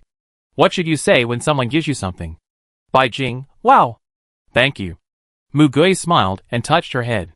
Lei Chen, this guy is like a pet. Bai Jing stared at him coldly. Lei Chen turned his face away speechlessly. Zhang Yingtao ate with a blank expression. This is the most difficult task I have ever done. The captain is worthy of being the captain. Mu Gui smiled at her gently. But you did a good job. Thank you. Zhang Yingtao asked curiously, why do you want to say thank you? Are you her brother? Mu Gui, it's okay to treat it as such. He joked, you are a few years older than me. Do you want to be my sister? Zhang Yingtao, that's fine. Mu Gui. Ingjiu slapped the table, ha ha ha. Zhang Yingtao remained calm. I don't have any children in my family. I'm the only one. If I adopt a child, if I die in battle, there will be someone to take care of him in his old age. That's good. Mu Gui. His smile was a little hard to maintain. Zhang Yingtao raised her head and saw that everyone was looking at her. What are you doing? Is it a joke? My special ability means that I'm the least likely to die. Xiao Jing and I are both like that. You guys are too sensitive. Her ability is damage feedback, which means she will not get hurt and will be hard to die. Bai Jing broke the silence. I will be your sister. Zhang Yingtao pointed her finger at her forehead. Forget about you. You can't even take care of yourself. Bai Jing frowned, turned her back to her. Zhang Yingtao poked her waist with her elbow. How about this? Don't put the plate on other people's heads when you eat next time. And I will consider it. Bai Jing, they provoked me first. Zhang Yingtao, then you can find a corner to beat them up instead of making trouble in the cafeteria. I will also be deducted points. Of course, don't beat them to death. Don't cripple them either. Bai Jing, so annoying. Why are there so many requirements? It's so disgusting. Can all men in the world die? Lei Chen, Mu Gui, Jin Changmin, Yan Siji. Ingjiu laughed until he was silent. Lei Chen, can you teach her well? Zhang Yingtao, I didn't teach her this. Bai Jing seemed to remember something and pointed at Mu Gui. Except this. Jin Changmin was injured. What about me? Bai Jing, Lei Chen, I will practice with you in the afternoon. Do you want to? Bai Jing, come on. Zhang Yingtao, I advise you not to dig a hole for yourself. Mu Gui smiled. Lei Chen. Do you want to practice with me? Lei Chen. Forget it. In the end, because the topic was diverted by a lot of things, no one remembered the original question for the time being. But Mu Gui did say some inexplicable things sometimes. Although Feng Boming felt strange, he didn't think much about it. Maybe he was afraid that our training was too intense, so he let us play a game to relax. Feng Boming smiled. He always worries a lot in this regard. Yan Siji was still thinking. Feng Boming said, he doesn't need to worry about this at all. We have our own games to play. Let's continue playing the last game today. I'll guess. Yan Siji was interrupted by him. But he didn't refuse. He smiled and said, okay. I'll ask them. Chapter 139, let's play guessing game. No matter how many times he does it, he still finds it magical. Feng Boming's eyes lit up slightly. Can you really talk in your mind? How? Can you see each other's faces? Yan Siji, it's a bit like a house, with 5 rooms inside. Everyone lives in their own room. If you want to visit, you can knock on the door or the wall. You can also see each other's faces. They are all different. When one person comes out to dominate the body, the others are in their own rooms. There is also something like a big screen on the wall. You can see the outside scene, but you can't control your body. Jin Mo heard what he said, pressed the deceleration button, and slowed down. Feng Boming, you said you can see each other's faces? Yan Siji smiled and said, well, I look like this, and then Brother Yan looks a bit like me. The same age as me. He will grow up with me. Ren Anan is a 7-year-old sister. She doesn't look like me, but she is very cute. Brother Meng Huai is 5 years older than me. He is a very gentle person, but his piano playing style is different from mine. He likes intense music. Sister Hongwan is 11 years older than me. She, ha ha ha. Anyway, very beautiful. The 3 of them will not grow older. Feng Boming's face was full of envy. You only told me the names and genders of these people last time. Having them talk to you in your mind is like having 4 friends around you. It's so lively. Yan Siji couldn't help but burst out laughing. Feng Boming, huh? What's wrong? Did I say something weird? Jin Mo, who was not far from them, interrupted. 1 person is enough. And there are 4 more. Won't you be annoyed? Feng Boming, How could it be? Yen Siji waved his hand. Ah. No. I don't feel annoyed. But I just remembered that what you just said is very similar to what Mugui once said to me. Feng Boming's expression became brighter. Really? Yen Siji, yes. When we were young, he and I became friends. He said that this is equivalent to having 5 friends. Feng Boming smiled. It seems that we are in tune with each other. Feng Boming said after a while, actually, I want to ask you about your childhood with him. But there was no chance and time some time ago. But now that both enemies have been caught, he finally has some free time. However, he still took into account the feelings of the two and did not dare to speak casually. Yen Siji smiled. It's okay. Mugui doesn't really mind that period. He just doesn't bother to mention it. Feng Boming, then tell me, what kind of child was he when he was a child? Yen Siji, well, he doesn't like to laugh much, and looks a little cold. But everyone is very close to him, because he is actually a person who loves to take care of others. He doesn't admit it himself, and always asks children who want to be close to him to stay away. He is with me just because I don't stick to him as much as others. In addition, he is very resistant to being adopted. He is very smart, so he tries every means to avoid meeting those adoptive families. Feng Boming, did he mention anything about what happened before he entered the orphanage? Yen Siji thought for a moment. I heard from the teacher before that he seemed to have been adopted once, and then sent to the orphanage again. But we were still young at that time, and he never talked about things before. So I don't know. Feng Boming. Is that so? Adopted once? Was he abandoned? Feng Boming felt a little distressed. He saw that Yen Siji was still reminiscing, and smiled. That's all for today. Tell me what you think of. I'm happy to hear your past stories. Yen Siji nodded. Okay. Well, they agreed. Yen Siji raised a finger towards Feng Boming. Feng Boming stared at his face. Siji. Yen Siji raised his lips. I am Meng Huai. Feng Boming. Your personalities and eyes are so similar. Then he raised his second finger. Yen Siji blinked at him with a smile on his lips. Feng Boming answered immediately. Renainen. Renainen opened her eyes wide and was about to pounce on him, but she forgot the treadmill under her feet. Feng Boming grabbed her. Hey! Be careful. Turn off the treadmill first. Renainen looked at him with stars in her eyes. Feng Boming was not as shy as before. He smiled back at her and automatically put the image of a little girl into his mind. That is, a little sister. It was not easy to persuade her to go back. Yen Siji stretched out the third finger. Feng Boming quickly pointed at him. Yen Yen. Both of them answered the questions in seconds. Yen Yen slapped his finger away.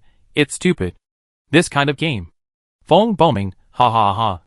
You must have lost the 1v4 vote to them. Right? Yen Yen, TSK. Despite this, he would still cooperate with him. The fourth finger.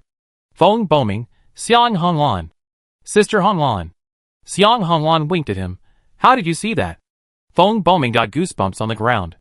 Method of elimination. Method of elimination. But he still smiled and said, the temperament is very strong and sexy. Xiang Honglan, young man has good taste. If you were 10 years older, I would want to pursue you. Feng Boming laughed dryly. Ha ha ha. Sister is really good at joking. They played several rounds again and again.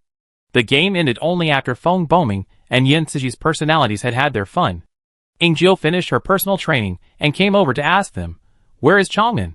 I said I would go to watch his transformation training. Yen Siji, he went to see his brother. Feng Boming, isn't his brother still under investigation? He can't move freely for the time being. But he is allowed to see his brother every once in a while. And he always goes on time. Ingjiu, that's the case. Forget it. Don't bother them anymore. She had heard about this as well. Jin Chanfeng had done a lot of things for Jiang Zhao before because he was coerced by him. But he assisted in the arrest and performed well in the investigation. So the higher-ups were deciding to reduce his punishment. But it would still take a long time. Ingjiu sat there and took a sip of water. I was just chatting with someone and heard that the new captain of Team 5 has been appointed. Who? Ji Liu. Yen Siji, why is it him? Jin Mo turned his head slightly. Ingjiu, isn't Jiang Zhao crazy? After Ji Liu went to see that madman once, he passed the psychological test. In addition, the captain of their team unfortunately died in a previous mission to support the South. So he... The top deputy captain was naturally promoted. He is quite responsible and takes the mission as if he doesn't care about his life. She added, oh, by the way, Xiao Qiuqian, who went with him, did not pass the test. His paranoid tendencies have become more serious. I don't know why. It is said that he also said, I chopped off Jiang Zhao's limbs repeatedly, then chopped them off again after he was cured. This scared the psychologist so much that he treated him one-on-one for several days. Feng Boming turned off the treadmill and turned around to chat with them. Where is the captain of Team 6? That incident was a joint effort of the two teams. Right? I heard that when they came back, both captains were gone. Ingjiu wiped his face. I heard from Sister Shuiyue that based on the strength of her superpowers, she wanted to recommend Hualan. But his situation is not very good. The incident of him going crazy some time ago was also quite a big deal. Right? Yan Siji.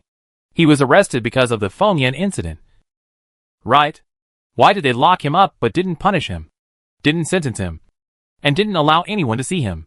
Feng Boming, I think it's right not to let anyone see him. After all, it was brainwashing. The Blue Bureau must have other considerations. However, Hualan had too many personal grudges to be the captain. So the matter was shelved. Ingjiu, speaking of which, there is one thing that I have always doubted. In the message sent by classmate Feng Shudong in the group before, he said that the 3 anchor marks of brainwashing, memory, and possession have disappeared. I can understand possession, but the body he marked is dead. So how come brainwashing and memory disappeared? Feng Boming, is it because of the bubble of Baiji? Ingjiu, then only Feng Yin was locked up. And Feng Shudong said that he tried to mark a person with the position vacated by the possession of the body, entered the bubble, and tested it. And it did not disappear because of it. Yan Siji. Could that person be Mugui? Ingjiu smiled. Yes. She continued in this way. Except for the prophecy that has not been unmarked. He has a total of 5 anchor mark positions. And 4 are vacant. Mugui occupies 1. And there are 3 left. But he tried to mark 3 people. But couldn't. He could only mark 1 more. He disappeared. But he didn't really disappear. Why is that? Feng Boming. I can't figure it out. He also asked Jin Mo. Yan Siji. Did Mugui say anything? Ingjiu spread his hands and shrugged. He didn't say anything. And you asked me? How should I know? Everyone should think about it in their hearts. When you think of it, tell him in time. June 15th, 2061. It was less than a month before the blood tide broke out in July. Under the coordination of Base 001, many large coastal bases completed most of the transfer. Those that really could not be moved inland were moved to places farther away from the sea. The Prophet took a look again a few days ago and determined the specific date of the outbreak. Their remaining task was to build coastal defense projects.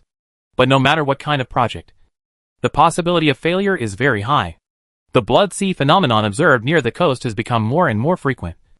And the coastline has also advanced a considerable distance. If we wait until the blood tide officially breaks out, and the beasts in the ocean surge, it will be even more difficult to move. Mugui looked at everyone. We will go there today. Feng Boming looked at him unwillingly. Do we really not have to accompany you? Mugui smiled. Yes. We are enough.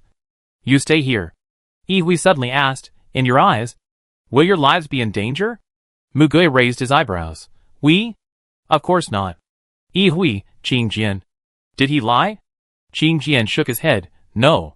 Yihui smiled. Okay. Mugui, even if your puppet thread touches the sea monster, it will lose its function and be swallowed in an instant. So you don't need to go.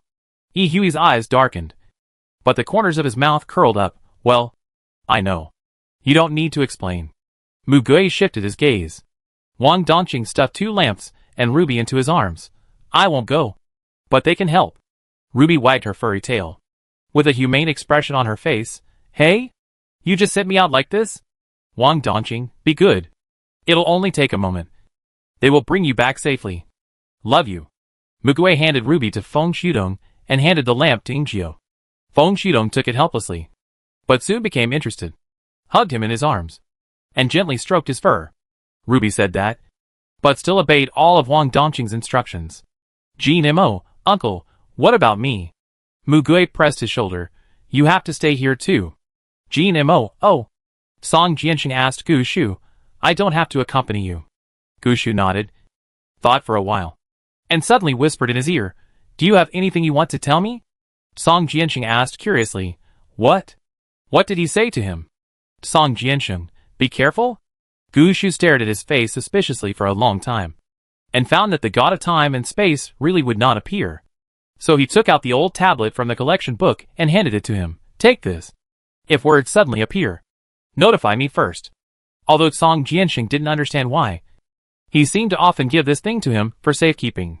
So he picked up the tablet and nodded solemnly. Okay. Come back as soon as possible. We will watch you here. Gushu, don't worry. Chapter 140 10,000 meters deep sea. The 8 people who took the helicopter to the ocean again were Mugui, Ai Buji, Gushu, Ingjiu, Qingjian, Li Lin, Feng Shidong, Mulian, and the intelligent electronic pet Ruby. They took the helicopter to a different island from the last time. Due to the rising sea level and the infestation of sea beasts, the island that originally had people was less than half of its area, and there was no human presence. The island that mainly relied on tourism was left with only a pile of dilapidated ruins. Standing on the east coast of the island and looking over, they reached the edge of the deepest abyss in the world. Qingjian looked at Mugui with an indescribable look. Mugui held his hand. Mulian drew eyes on Feng Shitong and Qingjian's heads. Not only Qingjian, but also Gushu, Ingjiu, Mulian, and Feng Shitong looked at Mugui. Mugui smiled. You don't have to do this.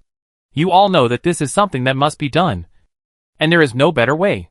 Qingjian knew this, but a part of his heart still tightened involuntarily, and he was very angry and annoyed. Mugui, then go down from the coordinates mentioned before. If you can't find it, expand from this point as the center. Qingjian said sullenly, It is limited to the range of this trench. If it exceeds this range, I will withdraw my ability. Mugui, well, that's fine. Mu Lian and Feng Shutong both nodded at him. Let's start. The 4 of them closed their eyes at the same time. Qingjian's goal was very clear. He sank 10,000 meters directly, and quickly according to the precise coordinates given by the prophet. The marine life was too huge. He passed by the countless light spots that gathered in his field of vision, and his scalp suddenly tingled. However, he immediately came to his senses because there was something even bigger that attracted his attention. Qingjian and Feng Shudong shouted at almost the same time. Found it. It took only a few seconds for them to find the huge monster at the bottom of the world's deepest abyss. The vast energy emanating from it was impossible to ignore it. There were a few tiny words written on it. Devour evolution. Feng Shutong held his breath and immediately anchored it. At this point, the location of monster number 0 and its complete body shape were all outlined in his mind. Qingjian immediately let go of his hand. Mugui closed his eyes involuntarily and held his forehead for a moment. Qingjian stared at him. His throat tightened a little. Are you okay? However, he regretted it after he said it.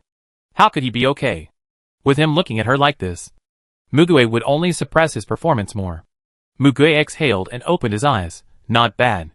The time was short, so it was pretty good. Mugui said to Feng Shidong, Build a model. Ruby, I'll help. Although it is the deepest trench in the world, the deepest part of the crust trench is suspected to be the bottom, and humans have visited it before, so there are models simulating deep-sea terrain. Feng Shidong and Ruby worked together and quickly built a holographic model of the location of the sea monster number 0 on the seabed. Ruby, hee. Let's do it this way. Feng Shidong stretched out his hand and turned it in a circle. The length of the tentacles may be longer. He hesitated, otherwise. I'll go down with you. Mugui rejected him. One more person means one more risk. The 4 of you should take the helicopter back now. Qingjian was surprised. We are going back now. There is only one helicopter? Mugui, wait at the coast first, and come pick us up after everything is over. Mu Lian quietly drew an eye on Ruby's forehead. Mugui saw it, but said nothing. Qingjian still had a bad intuition. Mugui's cautious and neurotic style of doing things. He was familiar with it over the past year. If there were combat forces that could be used, he would usually go all in. But this was the first time that he excluded so many powerful combat forces. Even if they were just guarding the coast, it would be fine. Most of his companions, he didn't even allow them to come from base 001. Although they all felt that Mugui had her own considerations, they chose to believe Mugui. But Qingjian saw that it was not only him who had not expected it. but also others who had not expected what Mugwe was up to. Mugwe pointed behind him. Even if something happens, I still have these 8 here. Yen Xinqiu seemed a little surprised. And then his eyebrows and eyes showed a softer expression. This was the first time that Mugwe had included him. Qingjian, didn't you say that if you can't use them, don't use them? Mugwe, so, for the time being, there will be no time to use them. Qingjian, for the time being? Mugwe, as much as possible. Okay. You guys go. Mugwe is determined. And it is difficult for others to stop him from doing what he wants to do. Qingjian can only get on the helicopter with the others. They flew to the coast and waited for news from Mugwe and the others. Mulian, I'm watching. After sending them away, Mugwe took a deep breath and said, Baiji. AI Baiji held his hand and created a bubble nail fruit. A huge bubble was squeezed out of the fruit, which was large enough to accommodate more than 20 people. That's about it. The 4 of them plus Ruby easily stepped into it. Ingio added a reverse barrier outside the bubble to isolate the bubble from the outside world. Mugwe looked at the 3 of them and smiled peacefully. Are you ready? Ingio smiled and his eyebrows curved. Anytime. Gushu's eyes were firm. I will do it well. AI Bushi held the nail-head fruit and answered loudly. Ready. Mugwe smiled and lowered his eyes. Then, let's go down. Gushu opened the collection book in his right hand and turned to the page that said teleport. Ruby jumped onto his shoulder, and the other 3 people gently put their hands on him. The next second, they appeared in the deep sea 10,000 meters below. It was pitch dark. Crackling. Ruby turned on the eye flashlight, and Ingio turned on the portable searchlight that Wang Dongqing gave her. They could see each other clearly. It was too quiet. It was as if all the sounds from the outside world had disappeared from their ears. Humans call themselves the overlords of the earth. But people always forget one fact. Humans have not conquered the ocean. Never. This is a true desert of life. Staying in such a place, even if only temporarily, will be overwhelmed by the fear from the heart. AI Bushi trembled all over, and Mugwe held his hand to reassure him. The bubble was sinking, but soon fell to the bottom of the sea, the bottom of the deepest abyss, because there was a reversal barrier outside the bubble. The seawater was pushed away, creating an outer empty circle of about 10 meters. The bubble will not be crushed by the pressure above 100 MPa. This reversal barrier is only to resist the push of the sea current and the attack of other sea beasts. However, at this depth, even the number of mutant sea beasts is very few. Mugwe, Ruby, can you determine the location? Ruby, yes. It's out. His detection function is also the most advanced. When approaching this distance, he can also measure it through scientific means. His eyes projected a holographic screen, showing their current location and the outline model of the sea monster.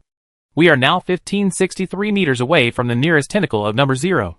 They did not teleport directly to the top of the monster's head or body, but chose to stop somewhere near it. Mugwe, the exact spatial location. Give it to Gushu. A string of data and a clear graphical diagram were listed on the screen. Gushu memorized it carefully. Once he memorized it, he would never forget it. Mugwe, we can't stay here for long. Unbreakable bubbles cannot be broken by any force. But there are exceptions. That monster is an exception. He will devour any energy, matter, or creature. Bubbles are also products created by superpowers. As long as the monster wants, he can devour them. Mugwe knew that Gushu would not forget. But he still asked again, what are you going to do? Gushu nodded, teleport. Get close to it. Let it in. Pause time. Collect its abilities. And then teleport back. Mugwe, okay. He turned to AI Bushi. Bushi. Now, you have to allow the monster to come in. Otherwise, the first thing it did was to devour the bubble that it could not burst directly. According to the previous Life Slice research, this sea monster is said to be a mutation of the giant squid. Although its appearance now does not look like the original one at all, more like a chaotic dark collection. But it still retains many characteristics of the original creature, such as a developed nervous system. AI Bushi nodded, and used the nail fruit to create a smaller bubble, which could accommodate about 3 or 4 people. Gushu went in, and AI Bushi put his hand on the smaller bubble. I allow it to come in. In order to avoid taking the bubble away, Ingio also built a small reversal barrier under the smaller one. Gushu knelt at the bottom of the bubble with his hands on the bottom. Mugwe, if something unexpected happens, Come back immediately. Gushu nodded. He and the small bubble disappeared from their sight. Ingjio was not easily nervous. But when he saw the scene, his heart skipped a beat. Maybe it was because in the deep sea, missing one person would make people feel panic. As soon as Gushu reached the target point, he paused time. With his head down, Gushu opened his eyes and saw a strange black color. It was an impure black soft substance filled with small gray bubbles. But the gray bubbles gave people a strange feeling of small eyeballs. Gushu immediately understood that it was the body of a sea monster.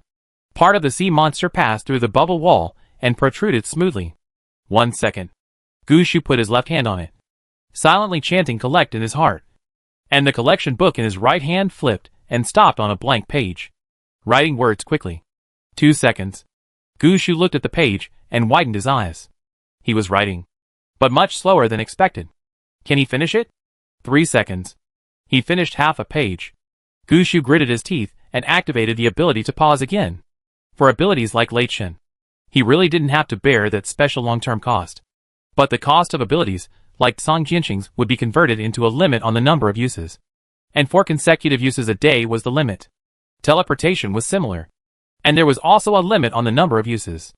But he didn't plan to use it up. When the second time pause expired, he would go back. This was agreed. 4 seconds. Finished 1 page. 5 seconds. Started writing the second page.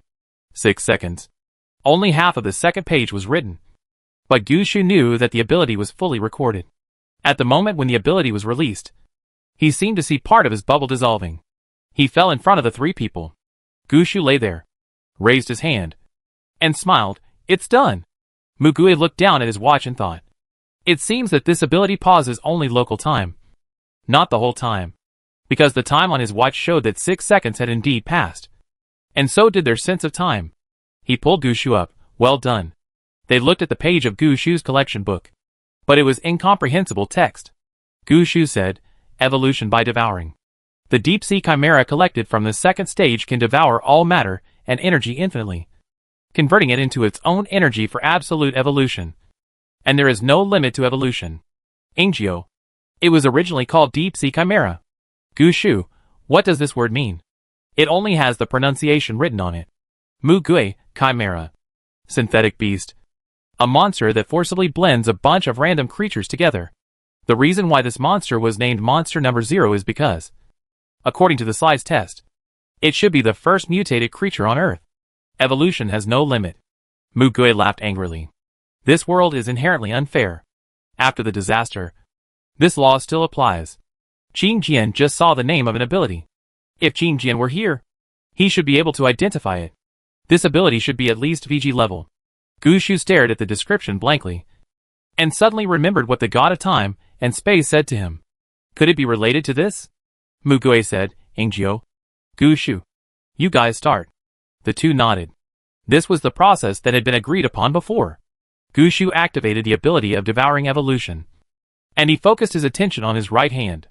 Instantly, his arm, from the elbow to the elbow, turned completely black, with many turbid gray and white bubbles in the black, which looked like eyeballs mixed in. How disgusting. He frowned. Ingjio reached out and pressed on his shoulder, reversing this ability. His collection book turned to a new page, engraved with the new ability after the reversal. It took a while to engrave this ability. Anti-devouring. Give yourself or other things the property of anti-devouring, and will not be devoured by any existence. All 4 of them smiled at the same time. Gushu said, this also worked. Gushu then immediately used the ability of anti-devouring, patted each person, and then patted the bubble under their feet, giving it the attribute of anti-devouring. After he withdrew his ability, he used Qingjian's appraisal to confirm that the anti-devouring attribute on these people and the bubble existed and had not disappeared. However, as soon as he released his ability, he closed his mouth. Mugui supported him. And after more than 10 seconds, Gushu gasped for breath and said with lingering fear, it's the lungs. Both sides are suspended. He felt a little short of oxygen and was breathing frantically. Mugui patted his back. Rest for a while and use your ability later. Gushu waved his hand. It's okay. It will be fine soon. He still likes the ability of teleportation the most. The ability only takes a moment to use, and the cost is only a moment. Mugui, thank you for your hard work. Gu Shu has used his ability too many times. But he can only rely on Gu Shu for this matter. Gu Shu, I also have reasons to do this. And this is all to save more people, and save the world. This is nothing. Mugue didn't act pretentiously. And smiled and patted his shoulder. Then let's go now. It's time to put the big monster in the cage. Chapter 141, Caged. Gu Shu teleported them all to the top of the deep-sea chimera. The giant seemed to be full of curiosity about the uninvited guests, and stretched out its tentacles to touch their bubbles tentatively. But this time, swallowing would not work on them. Mugue looked down at the thing, which showed its chaotic and ugly appearance under the light. He had once felt endless despair when facing this thing, just like everyone else. But now, he has been able to capture and destroy it in advance. As easy as pie. However, at this moment, his true mood is not relaxed. He just feels that their past struggles and despair are like a joke. It turns out that it can be so easy. Mugue just thought about it. He knew that the past could not be changed. He was now standing in a new world. And this world would not repeat the same mistakes. This was what he planned to do from the beginning. He smiled again. Let's start. The spike fruit in EP111's hand began to squeeze out new bubbles. And Mugue and Gu Shu both put their hands on the spike fruit. Mugue strengthened it, and Gu Shu added the anti-swallowing attribute to the bubble. Ingzhou temporarily removed part of the reversal barrier, and the new bubble was pushed downward. The bubble was expanding at a very exaggerated speed. If the expansion speed of ordinary bubbles is similar to that of a human-powered inflatable ball, then the volume of this bubble should be expanding at an exponential rate. The bubble barrier passed through the monster's body and expanded with the monster under their feet as the center. But even at such a terrifying speed, it was still impossible to lock it in a cage in a short time. The searchlight was raised.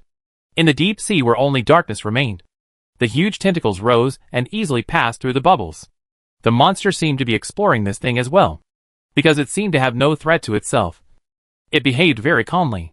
EP111 could feel the size of the body covered by the bubble in real time, and he focused his attention on it.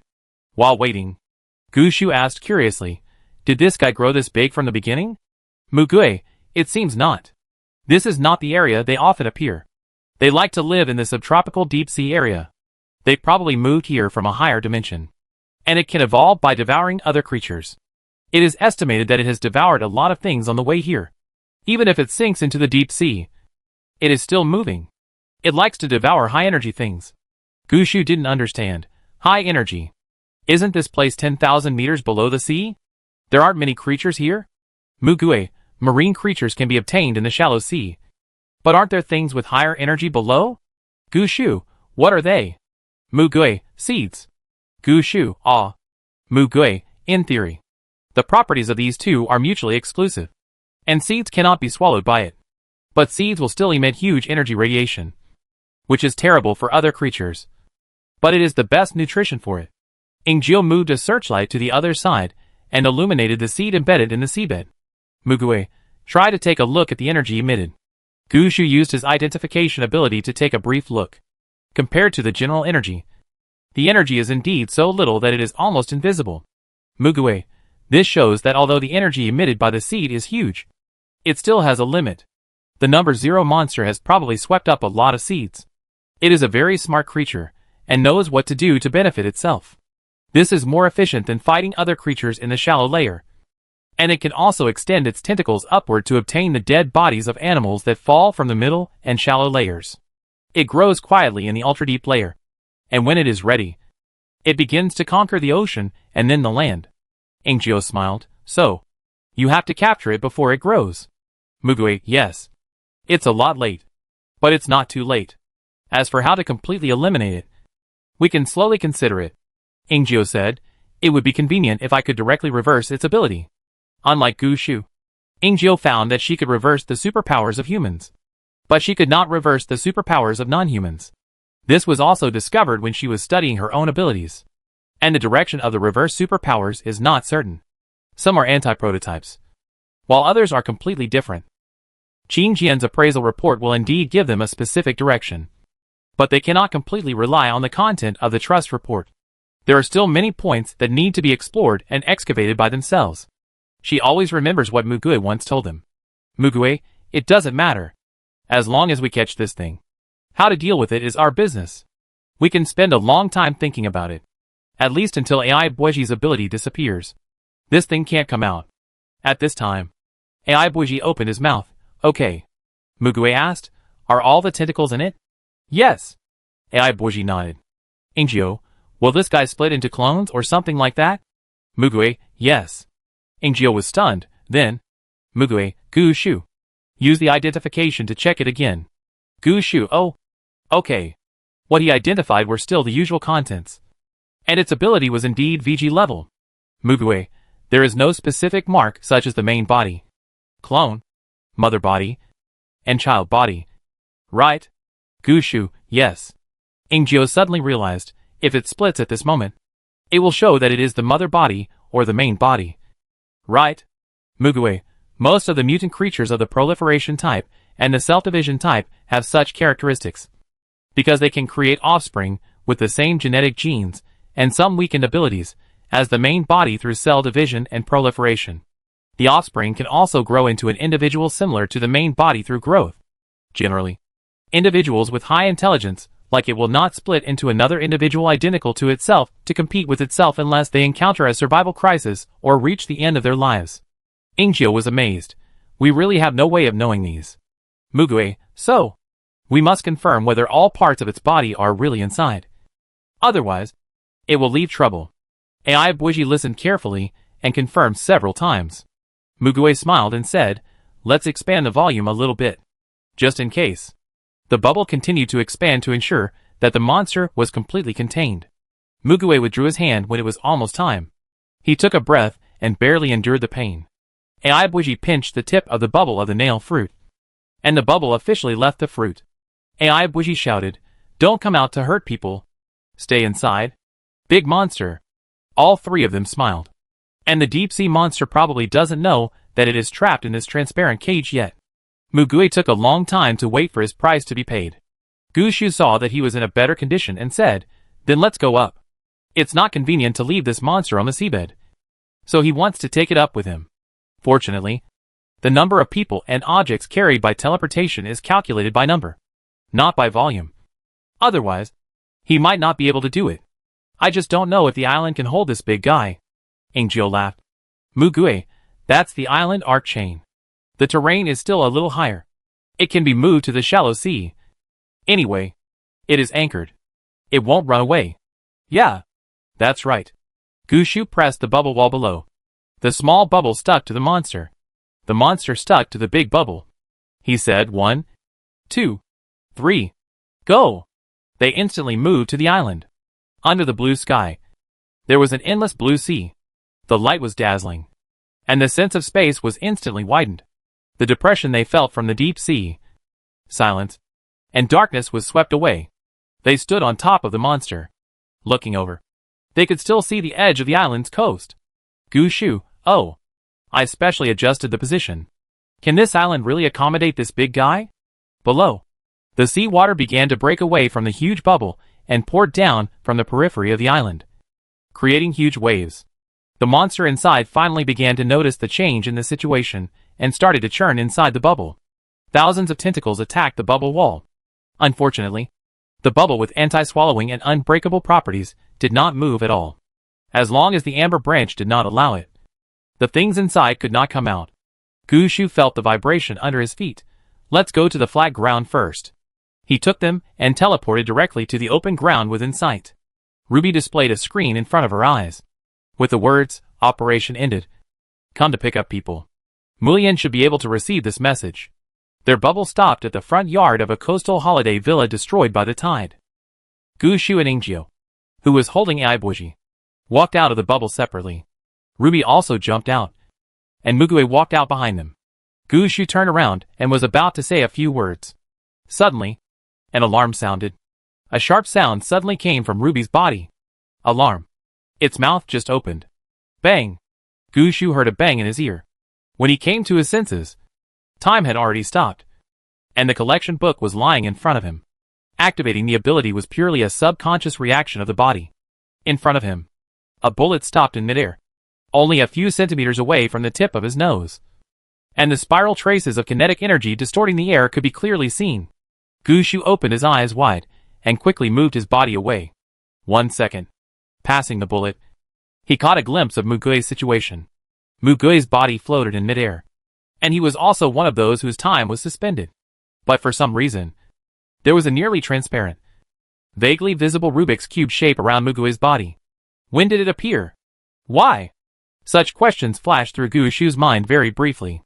Mugui stretched out her hand and looked at him, as if to signal him something, and Mugui's eyes and fingers pointed at the two people, Ingjio and Ai Buji. Gu Shu turned to look at the two of them. Ai Buji still had a smile of ignorance on his face, frozen in that moment. And behind him, Gu Shu was horrified. A black vortex appeared behind Ai Buji at some point, and a snow-white, slender hand stretched out from it, and its fingertips were about to touch Ai Buji. Chapter 142 Imprisonment Object. 2 seconds. The time for thinking is actually much shorter than the actual time. In this short second, Gu Shu stretched his spirit to the extreme, and several thoughts flashed through his mind. What is that thing? Why do you want to catch Ai Buji? What is that thing next to Mugui? He is trapped? Should I save people? Which side should I save? Gu Shu realized that he could only save one side at a time.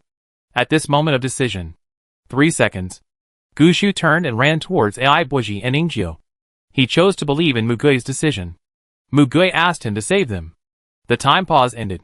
Gu Shu hugged the two of them and teleported to another place. As soon as he landed, he shouted, "Barrier." Ingjio subconsciously hugged Ai Buji and launched a reversal barrier. Then he teleported back. His goal was to be next to Mugui, but he couldn't get in, as if he hit a transparent wall, and his head was dizzy. Gu Shu froze time again. This was the last chance. His cheeks were covered with sweat. It was a nearly transparent Rubik's Cube. You had to get close to see its patterns. It seemed to divide the space into several small cubes. Mugui floated in it and closed her eyes. Gu Shu thought it should be some kind of barrier ability, which could even isolate the space and prevent teleportation. Gu Shu swept around and could not see anyone within his sight. 1 second. Gu Shu quickly reviewed the abilities he had recorded in his mind. He can't use two abilities at the same time. So, if the opponent reacts quickly, he only has one chance. Space displacement ability. There is no way to build a medium now. It's too slow, and it may not succeed. Most of the other abilities are also offensive abilities. He can't use Yensuji's Black Sword ability. If he doesn't control it well, he may hurt Mugui. His brain is now overloaded, but he doesn't have that much time left. Any other abilities are not safe, and there is a high probability that they will not work. The wrong choice would lead to serious consequences. Gu Shu was left with only one choice. Devour. Gu Shu placed his hand on the transparent Rubik's Cube barrier. 2 seconds. 3 seconds. His heart was beating violently, but his mind was calm. At the same time as the pause ended, Gu Shu's arm was stained black by chaos. He was about to crush the barrier. No. He wanted to devour the barrier. In an instant, Gu Shu watched his palm close and move forward, and also watched the transparent Rubik's Cube containing Mugui disappear from his sight. 1,000 miles in a flash. Such a long distance seemed to disappear suddenly. Mugui became a tiny black dot, falling over the ocean far away from him. No, no, no, no. Gu Shu opened his mouth. His eyesight had improved due to his supernatural mutation, so he could barely see from such a distance. A huge black vortex seemed to have stopped there from the beginning. A hand that was different from the one just seen stretched out from it. It was a woman's hand, clenched into a claw shape. The transparent cube that held Mugui was also attracted by this action. Why didn't he see it just now? Is it because he didn't look far away carefully? Gu Shu released his devouring ability and teleported over. But he once again fell outside the designated target point. He fell over the ocean. He felt pain all over his body, as if his body was kneaded and twisted like dough. He endured the pain and moved again. However, there was nothing there. There was no one over the boundless ocean. Gu Shu moved back to the island. He knelt on the ground. Ingjio ran over with Ai Buji. Gu Shu barely propped himself up with his arms. He stared blankly at the ground. His heart beat and his chest ached. His mind went blank.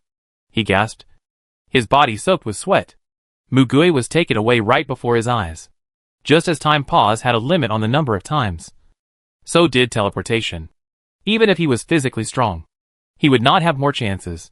After using time pause 4 times and teleportation several times in a row, Gu Shu reached his limit. The helicopter came a little late to pick them up. Ingjiu carried Gu Shu on his back. Gu Shu fainted behind her. Ingjiu had learned first aid during training. She checked that he was not in danger of death. But his muscles and bones were strangely dislocated. They could only rush back to Yunzhou. With the help of Li Lin's ability, it took them 2 hours to get back to Yunzhou. Ruby, the only one who was not affected and was completely ignored, recorded everything on the ground. However, because of the pause in time, the recorded image had the illusion of skipping frames. Xiao Qiuqian cured Gu Shu. Yi Hui gathered everyone in the conference room. After Gu Shu woke up, he told Ruby's image what he had seen. His expression was stiff, but he still tried to tell everything he remembered clearly. Ai Buiji's eyes were red, pinching his palms and biting his lips. But he didn't cry, either tears or sound. Yi Hui looked around and saw that everyone's faces were not particularly bright. He said lightly, "It seems that everyone is still calm. Don't let your emotions get out of control. The more this happens, the more you need to stay calm. Being angry, sad and pursuing responsibility is just a waste of time. Our primary goal at the moment is to find him." Yi Hui turned to Feng Shidong. "Among your anchor marks, there should be Mu Gui, right?" Feng Shidong, "Yes. Not only him, but also the other two who disappeared. Brainwash and memory have reappeared. In fact, he did not mark the superpower, but the individual with the superpower. It's just that he has become accustomed to using superpowers to mark people or things. Mu Gui. Monster number 0. Feng Yin. Yan Xinxiu. This is the existence he is currently anchoring. The two who originally disappeared reappeared again. However, the mark representing Feng Yin is not in the prison specially prepared for him in base 001. Feng Shidong marked the location on the map. It is a location on the northern border, a warehouse of an abandoned logistics base in Hailar New City. Mu Gui and the two people are gathered here. Xiao Qiutian asked coldly, "Didn't Feng Yin get caught? How could he be outside?" Yi Hui, "The one in the prison is probably not the real person. I remember that when I went to Shijing base, I met a guy who could make people hallucinate and create puppets. And I guess this puppet can do a very perfect imitation. Even injured. Xue, but that woman disappeared." Yi Hui also thought of the disappeared woman. Yi Hui pondered for a moment and said, "Why don't we assume that she can create 2 types of puppets? One is this kind, which is almost real, and even Qingjian's identification can't find any flaws. And the other type will disappear after an attack. Or, the one in the prison is her. But this is just a nonsense conjecture. The reason why they are sure that it is Feng Yin himself in the prison is because Qingjian identified his brainwashing ability, which contradicts Feng Shidong's anchor point." Qingjian and Shui looked at each other, and Qingjian said, "Let's go again. But there is still a problem. Lan Yuanqing has issued a death order, not allowing anyone else to visit. Yi Hui, I'll contact him."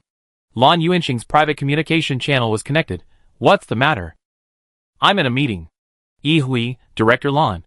"Mu Gui was captured by Feng Yan's people. We need to enter his detention point." Lan Yuanqing was silent for a moment and said, "Dismiss the meeting. I'll take you there." Yi Hui frowned slightly. This tone doesn't sound like he didn't know. Did Director Lan already know that the person in the detention center was not the real Feng Yin? And he seemed to have expected Mu Gui to be captured? Combined with the previous suspicious behavior, Yi Hui thought of the prophet. Sure enough, Lan Yuanqing's next sentence was, "Go to Feng Yin first. Then go to the prophet." After turning off the communication video, Yi Hui said, "Did you all hear it? They moved to the detention center. But except Xue, who was allowed to enter the detention room directly to get close to Feng Yin. Lan Yuanqing and Qingjian were in the first isolation room, separated by a one-way mirror. Everyone else was watching in a special monitoring room. Qingjian looked at the Feng Yin in the bubble. Although his eyes had been cured, his brain and head were still controlled by machines. No matter how many times he was identified, in his eyes, this person was Feng Yin, and his ability was brainwashing. He sent a message to Xue. Xue received his message, raised her head, and walked towards Feng Yin. The machine slowly released Feng Yin's head, and a mechanical arm inserted a fine needle into the vein on Feng Yin's arm, allowing him to wake up quickly. Ai Buji watched intently in the monitoring room. Xue walked into the bubble with his permission. She held the head of this Feng Yin with both hands. She saw the overly young, peaceful and tranquil face. Xueyue's mind echoed with Yihui's words to her. If this person is brainwashed, then removing the brainwashing should be successful. You should give it a try. She had experience in fighting against brainwashing, and could tell the difference between the two. If it was just a lifeless puppet, she could tell the difference. Xueyu waited, and he finally opened his eyes. Their eyes met. Xueyue concentrated and activated her supernatural power. She saw gray snow falling on the spiritual ocean that should have been clear. Black clouds and heavy snow covered the sea and froze most of the sea's surface. This was proof of brainwashing. Xueyue began to remove the brainwashing in detail. Yihue looked at the screen. Xueyue had not opened her eyes yet. 5 minutes had passed, proving that his guess was basically correct. They waited for half an hour calmly on the surface, but anxiously on the inside. The anchor mark had not disappeared, which meant he was still alive. But the longer it took, the greater the possibility that Mugue would be in danger. Xueyue opened her eyes, and slowly loosened her hand. As she moved, the appearance of the Fengyan in front began to distort and disintegrate. And finally a woman with long hair down to her knees appeared. She was wearing ordinary casual clothes, with a delicate appearance and a slightly confused expression. She hugged her head. Xueyue hugged her and comforted her with her spiritual power. It's okay. It's not your fault. Calm down. See the reality, and separate yourself from that time and now. The other person hugged her knees. Xueyue asked her, "What's your name?" Their conversation was simultaneously displayed on the monitoring room screen. The woman responded in a low voice. Min Xian. Chapter 143, Walking into a Trap. After a while, Min Xian raised his head, his face full of confusion. I just have a headache. Why am I here? Who are you? Xueyue was stunned. She asked, Don't you remember what you have done? Min Xian frowned and tried to recall. I was originally in the base. A group of us formed a small base. Then that man. The young man told me. She was helping others hunt at the time. But her memory suddenly shifted to another scene. She opened her eyes and saw a young man with a smile on his face. He asked her, Do you remember what you did for me before? She shook her head. I don't remember. He said, Okay. Then follow my instructions. Use your supernatural power. Transform yourself perfectly into my appearance. Make a virtual doll of Fuxia. And go with Pei Fengqing. She didn't ask why. Just nodded, okay. Then, they were dragged to the island reef by another person, where she saw a helicopter landing on the island. For some reason, they were strongly attracted to it, and they walked over and saw several people. The man opposite seemed to want to say something to her, but suddenly the man's chest was pierced by his companion behind him with one hand. After a few seconds, severe pain came, and she quickly lost consciousness. Finally woke up here. She told all this to the woman in front of her, but she didn't know who the woman in front of her was. The more Min Xian thought about it, the weirder it felt. I don't know if there's something wrong with my memory. Who are those people? Who is Fuxia? Who is Fengqing? Xueyue looked at her in surprise. This was similar to Fengqing's situation. She had checked Fengqing's memory before. Although she couldn't rewrite or manipulate memories, she could peek into other people's memories by concentrating her mental power. A large part of Fengqing's memory was fuzzy. At that time, she thought it was a sequelae of brainwashing. Now it seems that the memory must have been deliberately erased. After all, there is Yan Xinqiu beside Feng Yan. Xueyue held her cheek with her hand, looked into her eyes and said, Can I take a look at your memory? Min Xian, ah? Xueyue was just trying to get her opinion in a formal way. She took advantage of the other party's days, and broke into her memory. It was exactly as she thought. Most of the memories, during the brainwashing period, were blurred. But in a short memory at the end, she saw several people. Fuxia, Feng Yan and Yan Xinqiu. Fengqing was not seen in the part where the order was given. So, when Xueyue was peeping into Fengqing's memory, she only saw Feng Yan ordering her and taking her away. The order was really Feng Yan, and it was probably Minqing who took her away. After reading all this, Xueyue gently hypnotized her. Minqing closed his eyes and fell asleep quietly in her arms. Xueyue gestured to the surveillance camera and said, The danger can be lifted. Please send her out for resettlement. After a while, a staff member came in with a stretcher and sent Min Xian to another room. Xueyue told Yihui and the others what she had seen. Yihui asked a question, since you knew she was not the real Feng Yan. Why didn't you let Xue Yue remove her brainwashing when she was locked up? This question was thrown to Lan Yuanqing. He was now basically certain that Lan Yuanqing must have known about this from the beginning, because he asked Xiao Qiutian to cure her. But he didn't let Xue Yue try to remove her brainwashing. And later, he didn't allow anyone to come in. Lan Yuanqing sighed, and led them out of the monitoring room. Yihui saw that he didn't answer, so he asked again. Mu Gui also knows about this, right? Qing Jian didn't follow his train of thought. What? Why? Why do they all know? But don't mention it at all? And don't implement solutions? Yihui also wants to know the answer to this question. Lan Yuanqing, let's go to the prophet. Feng Boming asked Yihui anxiously on the way. Shouldn't we think about how to rescue Mu Gui now? We already know their coordinates. This matter should not be delayed. Yihui, that's why we can't act rashly. Why do you think his coordinates disappeared before, and appeared again now? Feng Boming was stunned by his question. He didn't know. Knowing the location of Feng Yin and the others. But they have a way to hide their own anchor points. And they also know that they have been marked. Yihui said in a deep voice. They clearly know that their location will be exposed. But the anchor mark still appears in front of us. Which can only mean one thing. Wang Dongqing continued, this is a trap to lure you into a trap. Yihui, Gu Shu once saw bullets shot at him. Which means that the target for him is to kill him. While the target for Baiji and Mugui is to capture them. He should have a reason not to kill them. At least for the time being. Mugui's life will not be in danger. Wang Dongqing added, things will not be that simple. We must first understand what he has prepared, and what kind of information he has left for us before we can go and rescue him. And the answer is in the hands of the prophet.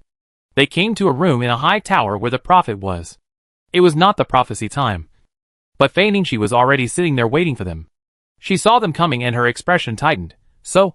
Lan Yuanqing nodded. Mu Gui was captured. Fei Ningxi glanced behind him, and opened her mouth. Really? She looked like she had a certain expectation of this result. Or, in her case, she might have seen such a future a long time ago. Yihui asked directly, what do you know? Fei Ningxi took a deep breath. I did see the result today. But that result has changed. She began to talk about what happened a few months ago. On February 28th. She tried to change herself. So she saw more things. And she saw what was recorded on paper. The time point she predicted at that time was July 1st in the future. On March 18th, Jiang Zhao was successfully captured. And Feng Qing was arrested and brainwashed. On June 15th, 2061. We went to the deep sea to capture monster number 0 and succeeded. At the same time, Jiang Zhao used the scroll of painting to collect the bubbles. Used the earthquake ability to shatter the prison. Released other superpowers who were detained together. And escaped. The imprisoned Feng Yin was not the real Feng Yin. Mu Gui, Ai Boji, Ingjiu, Gu Shu, Song Jiansheng, and Qing Jian were taken away by the enemy and disappeared. The enemy seemed to have another space ability. Lei Chen and Jin Mo were seriously injured. Yan Siji, Yi Hui, and Feng Boming were killed. Li Lin, Feng Shidong, and Mu Lian were not injured and have returned. Ruby was left behind and recorded everything. Xiao Qiutian's mood is unstable and is under control. According to the survivors' oral accounts on June 20th, 2061, the entrance to the Peach Blossom Land was forcibly opened. Yin Qianju and others were killed. Ai Qinqian was taken away. And Gu Shu was among the combatants. July 1st, 2061. Mu Gui and others are still missing. The Blood Sea tide started ahead of time. And the coastal defense line collapsed completely. When Fei Ningxi repeated these words word by word, Qing Jian couldn't help but cover his mouth because it was too tragic. Even Yihui couldn't keep calm now. His jaw tightened and his hands clenched into fists. It wasn't because of what she said, but the meaning behind it. Yan Siji couldn't help but raise his voice. Then why didn't you tell us about this? Fei Ningxi's mouth showed bitterness. After I saw this, I first found Mu Gui. Lan Yuanqing, Mu Gui came to find me. And I went with him. They talked in her room, because there was no surveillance there. She told him what she saw in the prophecy. Mu Gui was silent for a long time before saying to her, thank you for finding me first. You did a good job. Fei Ningxi was full of worry. What should I do next? Lan Yuanqing frowned and said, since we know about this, we can avoid it. Mu Gui blinked. Avoid? Then what? Lan Yuanqing, what do you mean? Mu Gui, if I have to hide from him all the time, I can probably do it. But how long do I have to hide? Starting from July, we will have to fight against the monsters that crawled ashore from the sea. We have been hiding in the front. And when we have to come out, we are always ready to be shot by him. The result is still the same. And the risk is undoubtedly greater. Lan Yuanqing keenly noticed his implication. What do you want to say? Do you have a solution? Mu Gui, now that I have this information, I have a way to prevent Jiang Xiao from escaping. As for Feng Yan, he paused, we don't know more about him yet. But we already know his goal. The people who were captured are those he needs to use temporarily, while those who were killed and seriously injured are those he does not need. But they will pose a threat to him. The ones he let go are insignificant to him, and will not pose a threat to him. Mu Gui raised his hand and extended his index and middle fingers. I guess the others are incidental. His primary target is me and Bai Ji. Or more precisely, Qin Qian. Lan Yuanqing had heard the report in Tianqing. And he asked, is it for that two-headed rock python? Mu Gui only reported part of it to him. After all, there are some things that cannot be said. Mu Gui, it is estimated that there is a supernatural person with a giant eye on his side, who saw our situation in Tianqing, and knew that we captured the rock python. He deliberately set up eyes there. But for some reason, he could not distinguish the two twins. So he captured Bai Ji first. Or in other words, he captured him to threaten him, so as to catch AI Qin Qian. Qin Qian was hidden by me. He could also find out his location through brainwashing or snooping memories. Although his own ability level exceeds those two abilities, he is still not sure whether he will be brainwashed or have his memory rewritten. Yan Xinqiu's words made him feel that his memory could be affected by his ability. And AI Boiji was completely unable to resist. Lan Yuanqing, then why did he target you? Mu Gui, this may be related to my ability. Lan Yuanqing suddenly realized that he seemed to have never known the complete ability information of Mu Gui. Even Qin Jian did not tell him. He knew about strengthening and the knowledge that was similar to prophecy. But he also had another ability. That was the only ability that he knew of that had not been entered into the file after being identified. Mu Gui looked at his eyes and explained, my ability level is higher than Qin Jian's. Qin Jian can't see the information clearly and can't register it. Lan Yuanqing didn't continue to dwell on this. They had worked together for so long. And he had long trusted Mu Gui. He asked, now that you know his purpose, what is your solution? He was also thinking about it. But it was difficult to come up with a perfect plan at the moment. Why not? He wanted to discuss it with others and pool their efforts. Mu Gui, no need. He paused briefly and smiled easily. Well, since he wants to find me, I'll go. Fei Ningxi and Lan Yuanqing were both stunned. What? Chapter 144.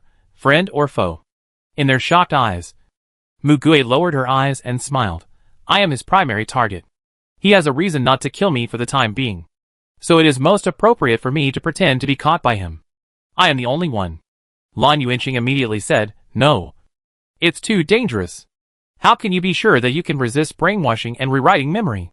Mu Gui explained. I asked Qin Jian to look at the mental strength value. Shuiyu, and I have also tried it. Shuiyu can't affect me. She is the one who can resist and remove brainwashing. As for rewriting memories, Yan Xinqiu said, because your mental power is strong enough. He can't rewrite, delete, or spy on your memory without your resistance. But this ability is not a completely bad mental attack. In other words, as long as Mu Gui doesn't resist, he can do it. Yan Xinqiu continued to add. At this point in time, I may be brainwashed by Feng Yan. And, Mu Gui, Feng Yan can't brainwash you. He gave a definite answer. Mu Gui smiled, as long as I don't want it. My memory will not be taken away and changed. Lan Yuanqing, how do you know this? Mu Gui answered vaguely, I have my own way. Lan Yuanqing thought for a moment. Still shook his head, since his target is you. If you are caught by him, isn't it exactly what he wants? Why bother? Mu Gui, he won't give up until he gets the two-headed rock python. If only I am caught by him. The others can free up their hands to protect Qin Qian. Lan Yuanqing. No. The first thing they will do is to rescue you. Mu Gui smiled calmly. I think so. Lan Yuanqing. Mu Gui, I believe in their strength. We have so many powerful people. They should have a high probability of rescuing me. Fei Ningxi was confused. Lan Yuanqing. Then why? Why were they caught? Mu Gui, the prophecy said that we were successfully attacked by him because we were caught off guard. The other party was perfectly prepared. And we were completely unprepared. But this time we took the initiative. When the other party was least prepared, that was when he caught me. I needed to get to know him personally. Although he had read his information, it was only a thing of the past. Almost no one knew about Feng Yin himself. On the contrary, Feng Yin seemed to have a deep understanding of him. He needed to obtain key information in this way to finally find a way to eliminate him. Lan Yuanqing's voice was a little dry, and he grasped his knees with his hands. No. You are gambling with your life. It is precisely because you don't understand that you should not go. The current intelligence shows that the other party is very ruthless and unscrupulous. What if something happens to you?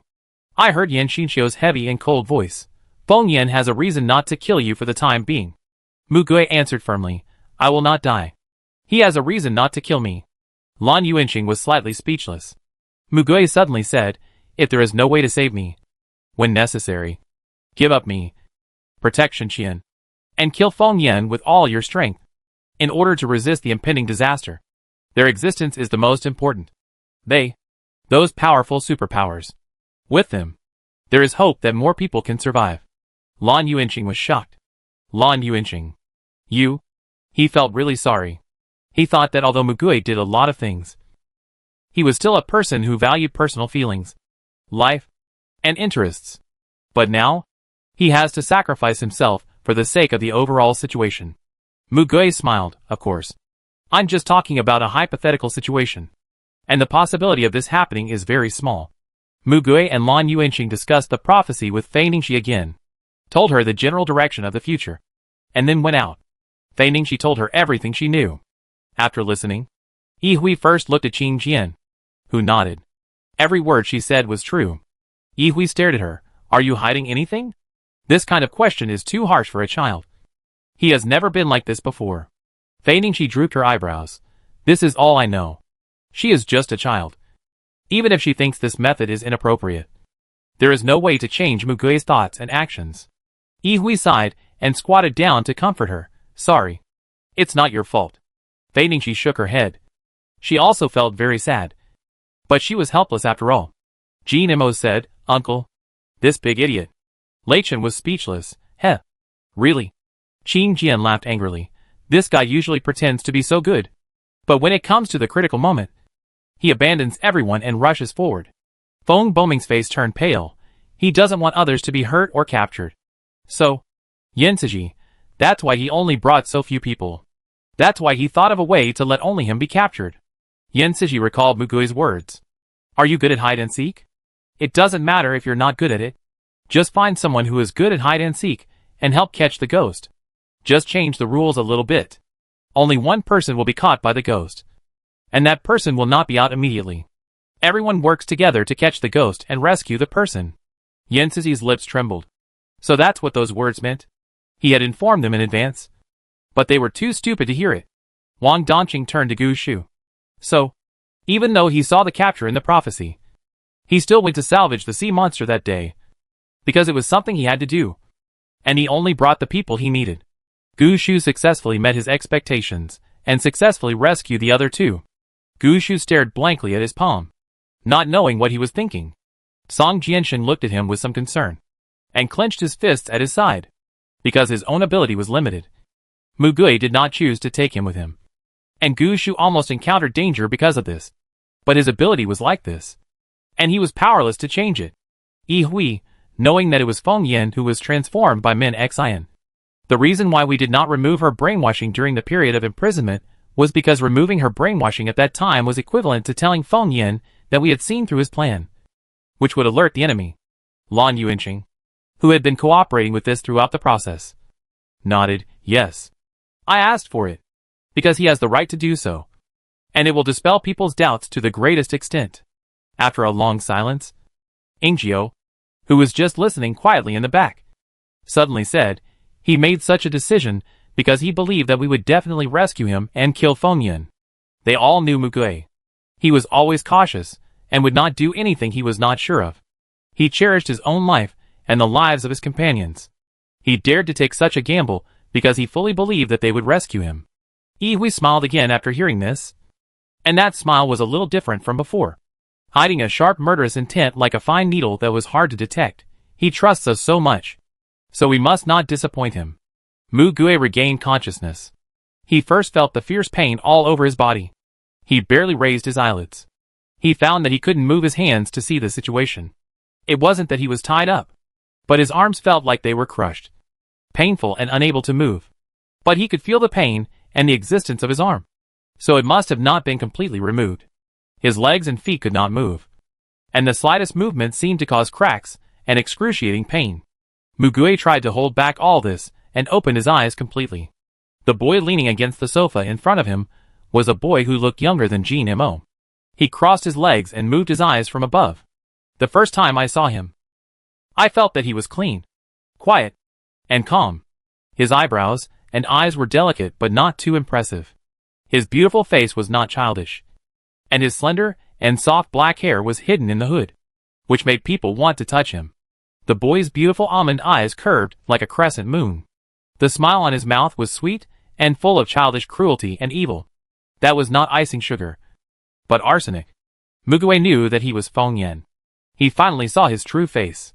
Mu Gue opened his mouth, and then he tasted the bloody taste of rust in his mouth. His throat nauseated physiologically. Then he spat out a splash of bright red blood, staining his clothes. Breathing and swallowing would make him unbearable, not to mention speaking. Mu Gue had almost spit out all the blood in his mouth before he had time to think. It turned out that he knew the conditions for activating this ability. His body was placed on a soft sofa, surrounded by an empty concrete floor. This seemed to be a very simple old warehouse. There seemed to be nothing in the center except for a few sofas and tables and chairs on their side. With his hands and feet broken, he couldn't run away. With his throat damaged, he couldn't use his ability. Even if the 7 ghosts were anxious and couldn't come out to help, he couldn't even move a finger now. Mu Gue could only secretly strengthen his body's self-repair ability. But it was too slow after all. Feng Yan looked at him. Yeah, he's awake. He turned his head and looked to the other side. Yen, you go and try. Yan Xinxiu, who was sitting next to him, walked towards Mu Gue. Mu Gue subconsciously closed his eyes.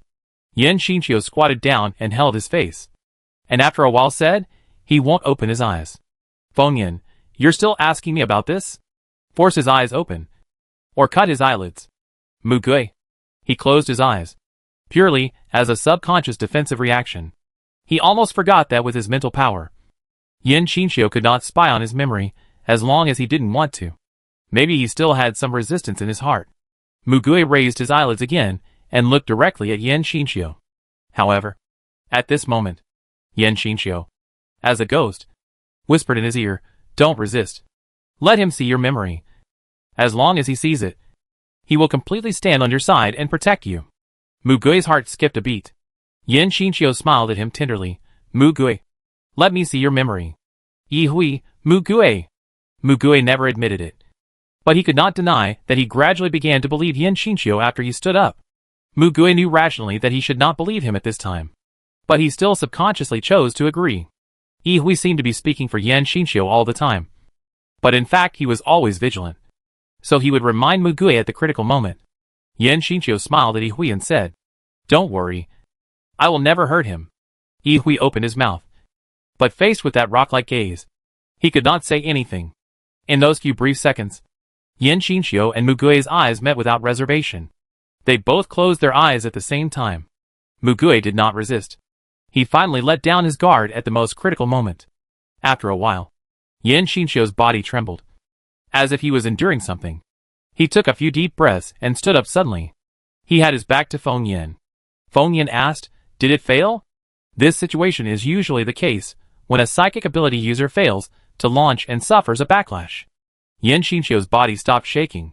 He took a deep breath, turned around, and slowly said, "His mental power is very strong. It took me some effort, but I found it." Mu Gui's cheeks began to sweat. He opened his eyes and looked at Yan Xinxiu's back. To be honest, he didn't know. For so long, Yan Xinxiu had subtly influenced him, causing him to choose a very risky option just now. Is Yan Xinxiu trustworthy? Feng Yan smiled. "Where is the thing I want?" Yan Xinxiu lowered his eyes and reported the address clearly. 807. The abandoned temporary administrative office building number 68. 001 base. Taoyuan realm. The strange object domain ability of a superpower named Yin Qinju. The stone tablet is the entrance. The child named Ai Qinqian was hidden in it. And the child who went to the beach with him was his twin brother, Ai Buji. Mugui's heart suddenly sank. And he could not hide his shaken eyes. Feng Yan's smile became more intense. Yin Xinqiu pointed at Mugui and said calmly, I have found the person you are looking for. Can this person be mine? Mugui closed his eyes. Feng Yan, Don't worry. I know you want to cut him into pieces. But I still have questions to ask him. And he can't die before I succeed in getting that thing. Yin Xinqiu, you will get it soon. And then? Hand it over to me. Feng Yan smiled, of course. This is our initial agreement, I won't break my promise. Yin Xian said expressionlessly, then I'll leave first. You should have other questions. Right? Feng Yan, you haven't told me the answer to the question I asked before? How did he get from one body to another? Mugui's pupils slightly dilated. And his eyes couldn't help but shake. Yin Xinqiu. He doesn't know about this himself. If I see it, I will tell you. Yin Xinqiu said this and went out. Yihui, I'm curious. What did you see? Yin Xinqiu smiled peacefully. But there was an imperceptible reluctance in that smile. Jin Chongmin, hey! Didn't he leak important information? Feng Boming, shut your mouth. Mugui closed his eyes. His expression did not reveal any flaws. But in fact, his smile in his heart had widened. Yin Xinqiu really didn't say it. He bet right. Although he gave the correct address and information. But after checking Mugui's memory, he should know that Mugui had deceived Feng Yan and the others. And his companions should have known his plan by now. The address of the entrance to Taoyuan realm will definitely change. But Yin Xinqiu only said part of it. And said nothing about the rest. From this, he knew two things. Yin Xinqiu was on their side. Yin Xinqiu was not brainwashed by Feng Yan. And they were just partners. At this point, Mugui could finally believe Yin Xinqiu. No matter what happened in the past. Yin Xinqiu, who was standing here now, did intend to help him. Although he didn't know the reason. His acting was also very good. Except that for some reason, he had a big emotional fluctuation at the beginning after reading the memory. After that, he found a good excuse. And Feng Yan didn't see any flaws. He turned around and left without any regrets. Feng Yan waited until Yin Xinqiu left completely. And then he held his chin and said, You. Mugui opened his eyes and stared at Feng Yan, trying his best to dig out any information from him. Chapter 145 The Only Insider. Feng Yan seemed very satisfied with his current situation. And the curve of his lips became more and more obvious, because you occupy this body. Yin hates you to death. After reading your memory just now, he probably wants to kill you directly. I have given you some more time to live well. It seems that he, the mastermind of the kidnapping, is still worthy of his gratitude. Mugui pursed her lips. Is this what Yin Xinqiu said before? He wants to kill him? It doesn't seem to be the case. But why is it a little different? Yin Xinqiu opened her mouth and said slowly. He guessed wrong. So wrong. It's not like that. What is that? He couldn't ask clearly. Mugui couldn't speak now. And could only stare at Feng Yan with his eyes. Feng Yan seemed to just want to perform a one-man show. And said to himself, You changed your appearance this time. And I spent some effort to find you. I just can't figure it out. You don't have the ability to take over other people's bodies. So how did you get into this body? Well, you yourself don't know. But I don't believe that this kind of thing is caused by chance. This time? A secret light flashed in Mugui's eyes. Feng Yan, you haven't given up yet? Are you waiting for your companions to save you? Mugui thought so. Feng Yan smiled happily. You are still the same. Although it's a pity that I can't brainwash you. They can all be brainwashed by me. And they will become my helpers at that time. Mugui didn't know why he was so sure. But he thought that this idea would definitely fail. This guy has a similar characteristic to Jiang Zhao. Because he rarely fails. He is overconfident in his own methods. And even if they really fail in the rescue, he has already left a way out. Lan Yuanqing returned to the office briefly, and took out a small ornament from the drawer. He opened the shell and found a miniature start button terminal inside, which only executed a specific command. He remembered the conversation with Mugui. After Lan Yuanqing and Mugui left Fei Ningxi's room, they found a place without surveillance to talk to Mugui. Although Lan Yuanqing admired the people in front of him, he still had to say the truth. They can't possibly agree to it. He looked over and at least knew that the backbone and support of those people was Mugue. Even if Mugue himself wanted to do so. Even in the face of the overall situation. He had no doubt that they would unswervingly choose to save Mugue.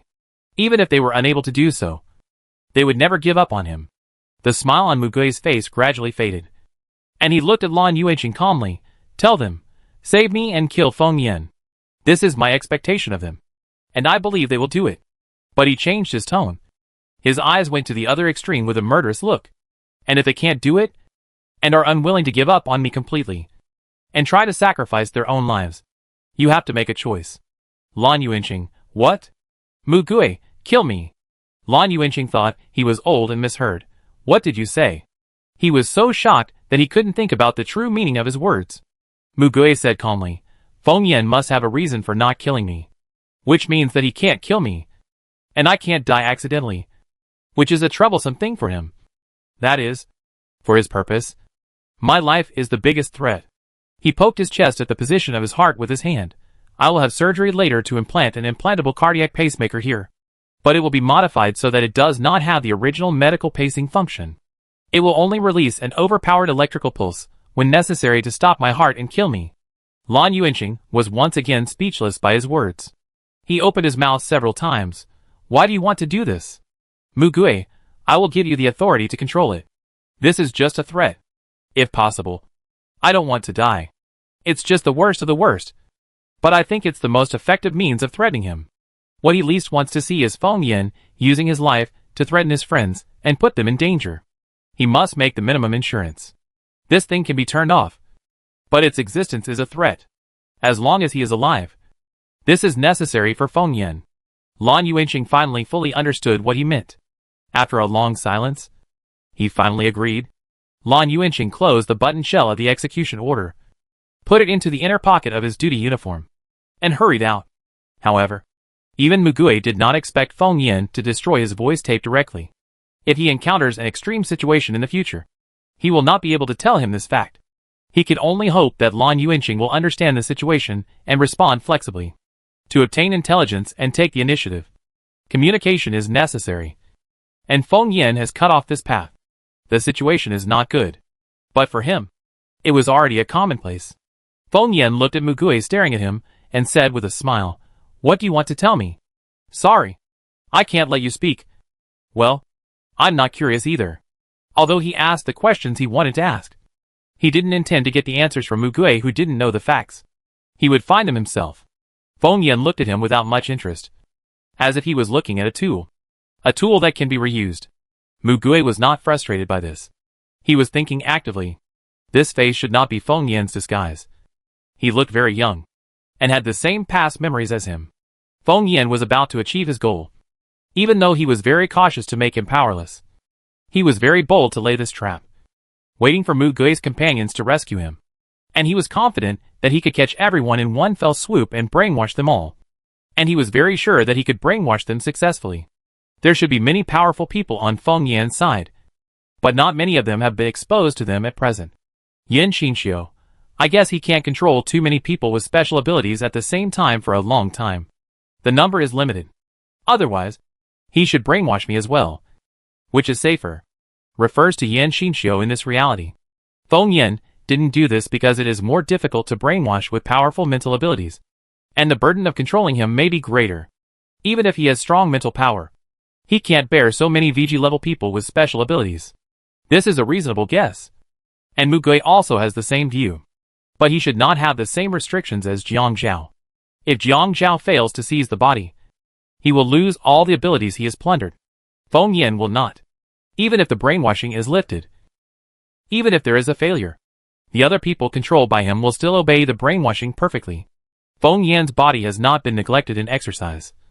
But he is not able to reach a professional level. His limbs should not be strong. And there is no defensive barrier on his body.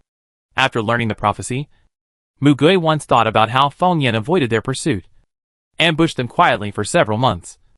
And finally killed them in one fell swoop. He has the ability to be invisible. And even the ability to hide his presence. Mugue tried to find Hualan, who was in an unstable mental state, with the help of Xueyue, and confirmed this. Because such a person really existed in their base.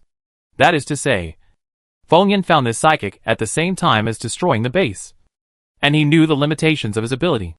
In this way, the anchor mark that disappeared once was explained.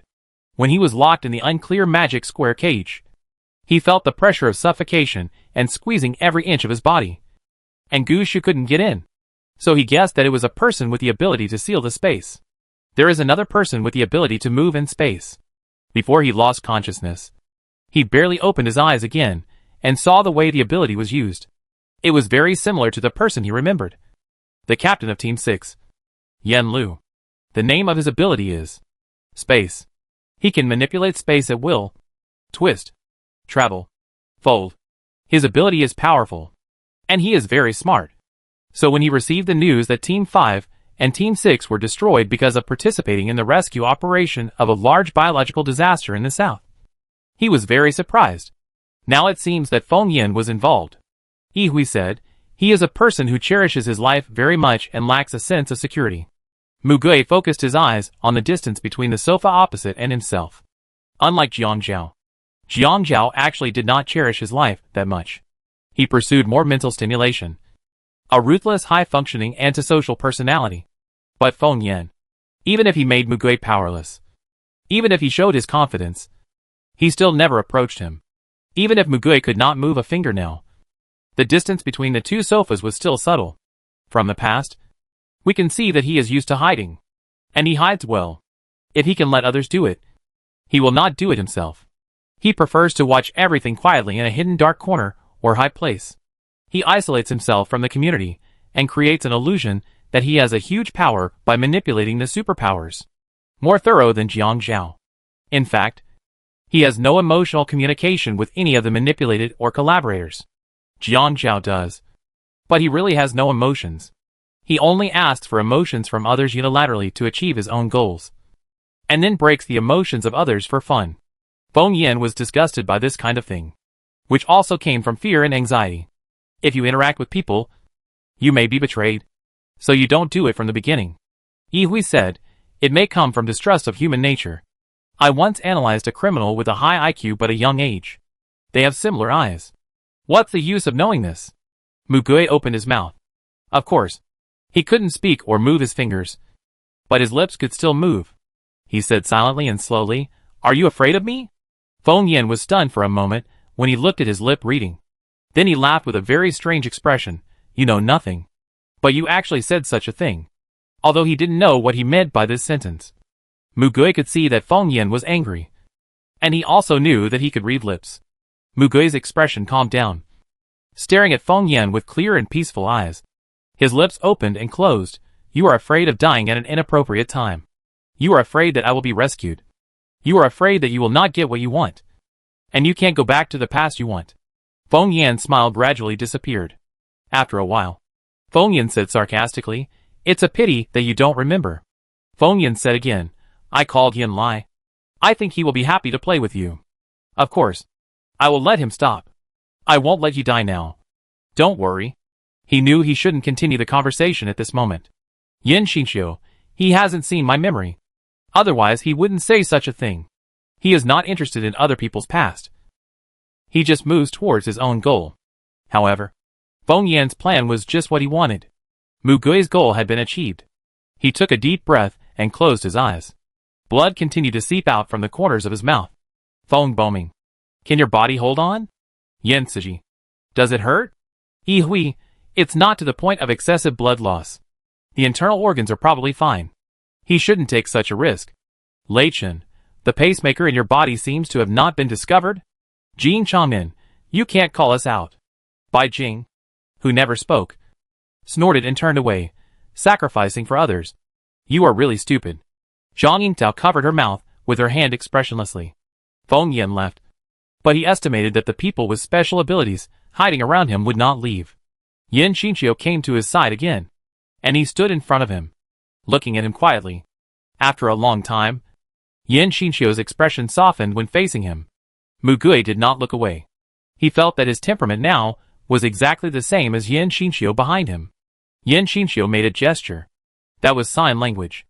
Mugui could understand it because he had learned it. But how did Yin Xinxiu know this? But there were obviously cameras installed here. And there were also hidden people with special abilities. Even if Yan Xinqiu made a gesture in a blind spot of the camera. Even if those people with special abilities did not recognize it.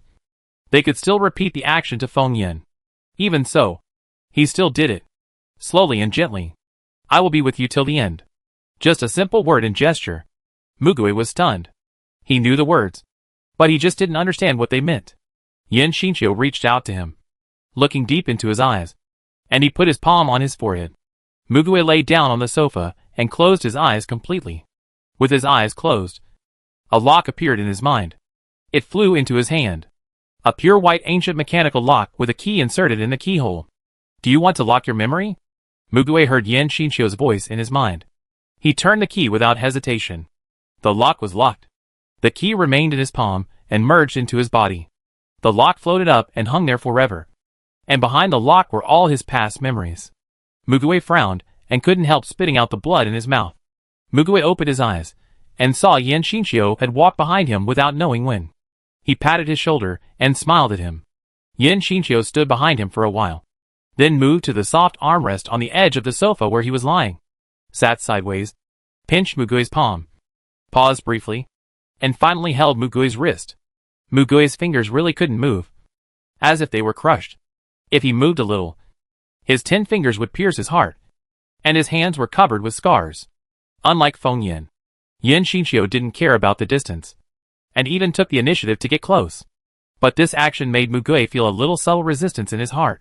But he could understand his intention a little bit. If anything happened to him, Yan Xinqiu could react faster and help him. Now that he believed that this person would not do anything to hurt him, he would trust him completely. Perhaps, when his friends came to rescue him, Yan Xinqiu was his only insider. Chapter 146, Breaking the Invisibility. Wang Dongqing held a big spider in his hand, which looked very similar to a baboon spider. He smiled and said, "You can throw this over to investigate the situation." Qing Jian. Let me guess. Is this your little machine again? Why is it in this shape? Wang Dongqing said shyly. My personal aesthetic is fluffy and cute. Qing Jian. Really? I can't tell at all. And he was in no mood to joke with him. Ruby changed to a more serious explanation. Analysis shows that humans are more sensitive and vigilant to surveillance equipment such as mimic birds. And spiders are more common everywhere. Yi Hui, the signal over there may be unstable. How do you receive the surveillance footage? Wang Dongqing, this is easy. Let's get a little closer. Our surveillance location is about a few kilometers away. Make sure we are not discovered. Then, drop a few signal relay balls. I suggest using mine. Okay? He took out a few more balls from his backpack. Yi Hui praised, really reliable. Wang Dongqing smiled. I can only help you in this regard. He asked, what are you going to do? Yi Hui, as you said. We will first investigate the situation and then prepare for rescue. If we act rashly without knowing the opponent's combat power, we will just die. He looked around and raised a confident smile. And we have so many powerful teammates here. There is nothing to be afraid of. They took a helicopter to a ruined town near Hailar New City. They didn't get too close. About 5 kilometers away. They quickly scouted here beforehand to make sure that all the survivors had evacuated. As planned, the little spider was dropped. The 8-legged spider was dropped by a small drone into the target area 1 kilometer away. And it crawled on the ground. It crossed the damaged streets, along the corners of the houses and the ditches, and quickly crawled towards the set target location. It also encountered large mutant animals. But because its size was much smaller than those giant mutant animals, it was naturally ignored by them. Finally, it successfully found the abandoned warehouse. From a distance, the outer wall was a retro iron roof with red bricks and cement. However, that was just the exterior decoration. The cement seemed to have fallen off a little, and there were some animal scratches on it. But the wall was not damaged. This warehouse was much stronger than expected. Baboon. There was also a camera above, pointing at the sky. The camera in the sky zoomed in, and it was a lot of huge eyes. This time lower, always staring at the scene within the warehouse below. It's the giant eye I saw in Dianqing before, Qing Jian said. Baboon. A few hundred meters away from the warehouse. At the corner of the road, the eyes the microlens pointed at that side and stopped. Wang Dongqing projected the surveillance screen. Oh? They saw the warehouse's gatekeeper. A half-grown girl, who looked about 13 or 14 years old, with long thin hair tied high on the side, wearing denim shorts and a beige round-neck shirt, sitting on a bench at the door, with a terminal on her knees, lowering her head and concentrating on playing games. Hui, Qingjian. Take a look. The forehead of the baboon also has an eye integrated into its skin. Mulian pointed at Qingjian and shared the vision of the baboon with him. Qingjian closed his eyes and identified it. Is it slow? It makes the movement of all things within her visual and auditory range enter an infinite slow state, which lasts for 10 seconds at a time and can be used continuously. The cost is that within every 10 seconds, if she needs to move on her own, or let a specific person move normally, her internal organs will be damaged to varying degrees, which can be restored. After hearing this news, the faces of the people around him all looked unhappy. Another child brainwashed by Feng Yin. Song Jiansheng, a bit similar to time suspension? Gu Shu indeed. But she did not pause time, but just slowed down the movement. Qingjian, but why let her be the gatekeeper? Hui, this child is very sensitive to the subtle movements of things in the surrounding space. Wang Dongqing, well, I'll let him go around. Baboon. He lifted his foot and crawled under a leaf, hooked the leaf with his forelimbs, and prepared to sneak around to the back of the warehouse. However, he hadn't even gotten halfway around. The human girl's foot approached. Baboon stopped and pretended to be dead. Wang Dongqing, wow. You can even notice this. It's not easy to notice an insect crawling on the ground full of debris. The girl took off the leaf and saw a big black spider covered with hair. On the screen, her face was enlarged and she squatted down. But there was no screaming, no running, and no stepping on him. The girl's eyes widened, her eyes sparkling. Where did this little cutie come from? Oh my god! How could this happen? The observers fell into a speechless silence. Wang Dongqing whistled. The little girl has good taste. Jean Mo, this situation is not good. What should I do if I get caught? The girl stretched out her hand towards the spider. But soon she stopped. She murmured, no. I have to guard the door. I can play games, but I can't get addicted. I have to watch and pay attention to the situation at all times. She withdrew her hand with regret and sat back in her original position. Even though she was brainwashed and had powerful superpowers, she was just a teenager. She didn't have such a detailed insight into things, and wouldn't doubt a bug that could be seen everywhere. Baboon. Seizing the opportunity, it slipped to the corner of the warehouse, climbed up the wall along the warehouse, and came to the eaves.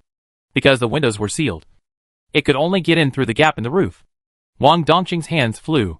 The structural diagram of the warehouse is out. It will automatically plan the route to move forward. I'll set the point. The spider moved along the gaps in the internal structure and paused a few times. Wang Dongqing saw that the electrical signal was not in good condition, but it was within the range that could be corrected. He said, Ruby, analyze it. Ruby, okay. Wang Dongqing, there is a basement, and there are people down there. He asked Feng Shudong, is your anchor point located here? Feng Shudong looked again and nodded, yes. Ah, the marks of Mugui and Feng Yin overlap. Wang Dongqing, then Feng Yin should be underground. The coordinate point basically overlaps with the above, with only a slight height difference. Hui, what about the situation above? Wang Dongqing, there are heat sources, but only two, one of which is Mugui. But the biggest problem is that this space seems to have chaotic distortions. Wang Dongqing brought up the ray detection image, because of the distortion of the local space field. The rays are also distorted. Hui looked at Gu Shu. I remember you said that you tried to teleport once when Mugui was taken away and failed. Gu Shu gritted his teeth. Yes. And that also left him with internal injuries all over his body. Hui pondered for a moment, raised his eyes and said, this reminds me of a person. Yen Lu, the captain of the 6th team, who was reported dead in battle not long ago. Feng Boming, but he is not the same as the former captain of the 5th team. Hui, their bodies were not sent back. Yen Lu, his spatial ability is very strong. The most flexible and wide-ranging ability among all the spatial type ability users I have seen. So this is probably caused by his ability. Yin Siji frowned. In this case, our spatial abilities are basically blocked, and the space is unstable, and we can't teleport in. Hui, can we go in and see what's going on inside? Wang Dongqing, I'll try. Baboon. The spider found the vent and went in. Fortunately, they were not careful enough to seal the coin-sized vent. The spider did not go out, but stopped there and looked inside. The warehouse was very large and almost emptied. Only the rough cement floor was left, with only a few sofas and stools in the middle. There were 2 people beside the sofa. Mo, uncle. Mugue looked around with his only moving eyes, while Shinchio sat beside Mugue, holding Mugue's left wrist, with his face down, wondering what he was thinking. Suddenly Mugue's eyes turned to the ceiling. Wang Dongqing also moved one of his cameras upwards. The ceiling was also densely covered with many eyes. Fortunately, it did not step out. At present, he was hiding in the ventilation duct in the corner of the upper wall, which was a blind spot for surveillance. Feng Boming's face turned pale. Blood. Mugue was not restrained. There were obvious wounds on his hands, and there was a lot of blood on the corners of his mouth and his clothes. Yihui reached out and pulled the screen, judging that Mugue was currently in a state of being unable to move. But he should not be in danger of life. At the same time, his mind was clear, and he was actively preparing to escape. Unlike the anxious worries of others, he smiled briefly instead. Ingjio suddenly said, "No one is inside." "Is it possible?" Yihui, "Yes. There should be someone inside. At least Yanlu is inside." Leichen, "Then why can't we see it?" "Ah, invisible?" Yihui nodded. "Didn't Feng Shudong say before that their mark disappeared for a while?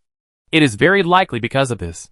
Also, when Jiang Zhao and Men Xian were arrested that time, even if Men Xian could perfectly simulate Feng Yan, he couldn't copy the ability like Gu Shu. At that time, Feng Yan should have been there. But we couldn't see him at all." Qing Jian was startled. "What?" Ingjio asked curiously. "Why didn't he brainwash us at that time?" Yihui, "I went back and watched the video several times. I found that the time when the people brought by Jiang Zhao were brainwashed was subtly misaligned.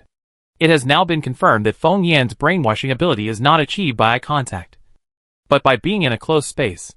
But even so, he should not be able to brainwash several people at the same time, but can only brainwash one person at a time. Only after one person is successfully brainwashed can he brainwash the next person. Even Feng Yan probably didn't have the confidence to capture all of them in an instant under such circumstances." Qing Jian subconsciously said, "But the illusionist I saw, the brainwashing ability she displayed when she disguised herself as Feng Yan, didn't have such a description." "Shuiyu, that's fake." Qing Jian, "Huh?" Shuiyu stared at him seriously and said, "Min Xian told me that the ability she simulated would be shaped into the description she wanted. That is to say, what you saw from her was not Feng Yan's real ability." Qing Jian slapped his head. Yes, he couldn't completely trust his own judgment. Shuiyu turned to Yihui again. "Yihui, I remembered something about the invisible ability. Mugue once again asked me to ask Hualan for him. Hualan told him that there was an invisible ability in their base, who could even hide his existence through contact." Yihui, "That's it." Wang Dongqing, "Oh? No wonder the machine couldn't detect it either." Feng Boming, "Hide the existence itself? Does it mean that we can't see or detect it? Or even touch it?" Yihui asked Qing Jian, "Can you see it?" Qing Jian shook his head. "I can't see it." "Then it can also restrain his ability." Qing Jian said, "But I have people who can see it." Yihui suddenly reacted and grinned. "Yes. I almost forgot that you can see those around him." Feng Boming was also surprised and said, "Are you referring to the future me and Suji?" There were 8 summoners in total. They were all familiar faces. Yihui approached Wang Dongqing and asked, "Is there any way to get them to pass on information to us?" Mugue looked like he couldn't speak either. Wang Dongqing fell into thought. Qing Jian looked at the camera and saw 6 ghosts standing obediently beside Mugue, but 2 of them were not. Yan Xinxiu was wandering around the empty warehouse, and Yihui was repeatedly going in and out of the wall. When Spider-Man went in just now, he probably missed the place where he went out. Anyway, they did not lose their mobility because they could not be summoned. At this time, Yan Xinxiu floated over here, and he even went to the ventilation duct to check. He met the baboon spider hidden in it. Yan Xinxiu and Qing Jian were both stunned. Qing Jian thought, "Why is it him?" He hesitated for a second. Okay. Although he didn't know Yan Xinxiu's true position.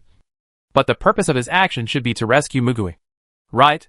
Putting aside the nausea, Qing Jian shouted, "Yan Xinxiu is coming." He saw the spider. Find a way to inform him. Wang Dongqing, then make a heart. The spider raised its front limbs and made a hard shape in the direction of Yan Xinxiu. Yan Xinxiu smiled at it and said, "Save people." "Qingjian," he said. "Save people." He understood what we meant. Wang Dongqing sent the order. Baboon. A line of small words floated in front of the spider. It can make Yan Xinxiu see clearly, but the light will not be noticeable. Need information? Yan Xinxiu turned back and came to Mugui. After a while, Mugui turned to the side and used his mouth to signal. And Yan Xinxiu beside Mugui leaned over to whisper a few words in his ear.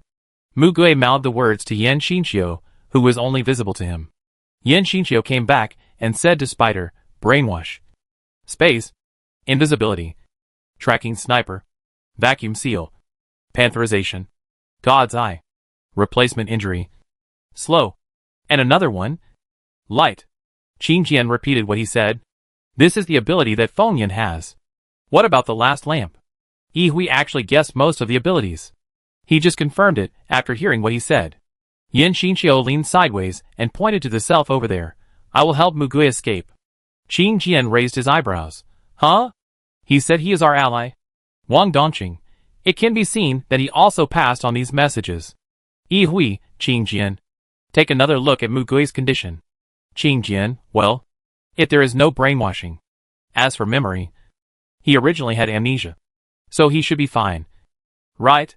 Yi Hui was stunned. What? You said he originally had amnesia? Qingjian was also confused. Didn't I tell you? Wang Dongqing raised his hand. I knew about it.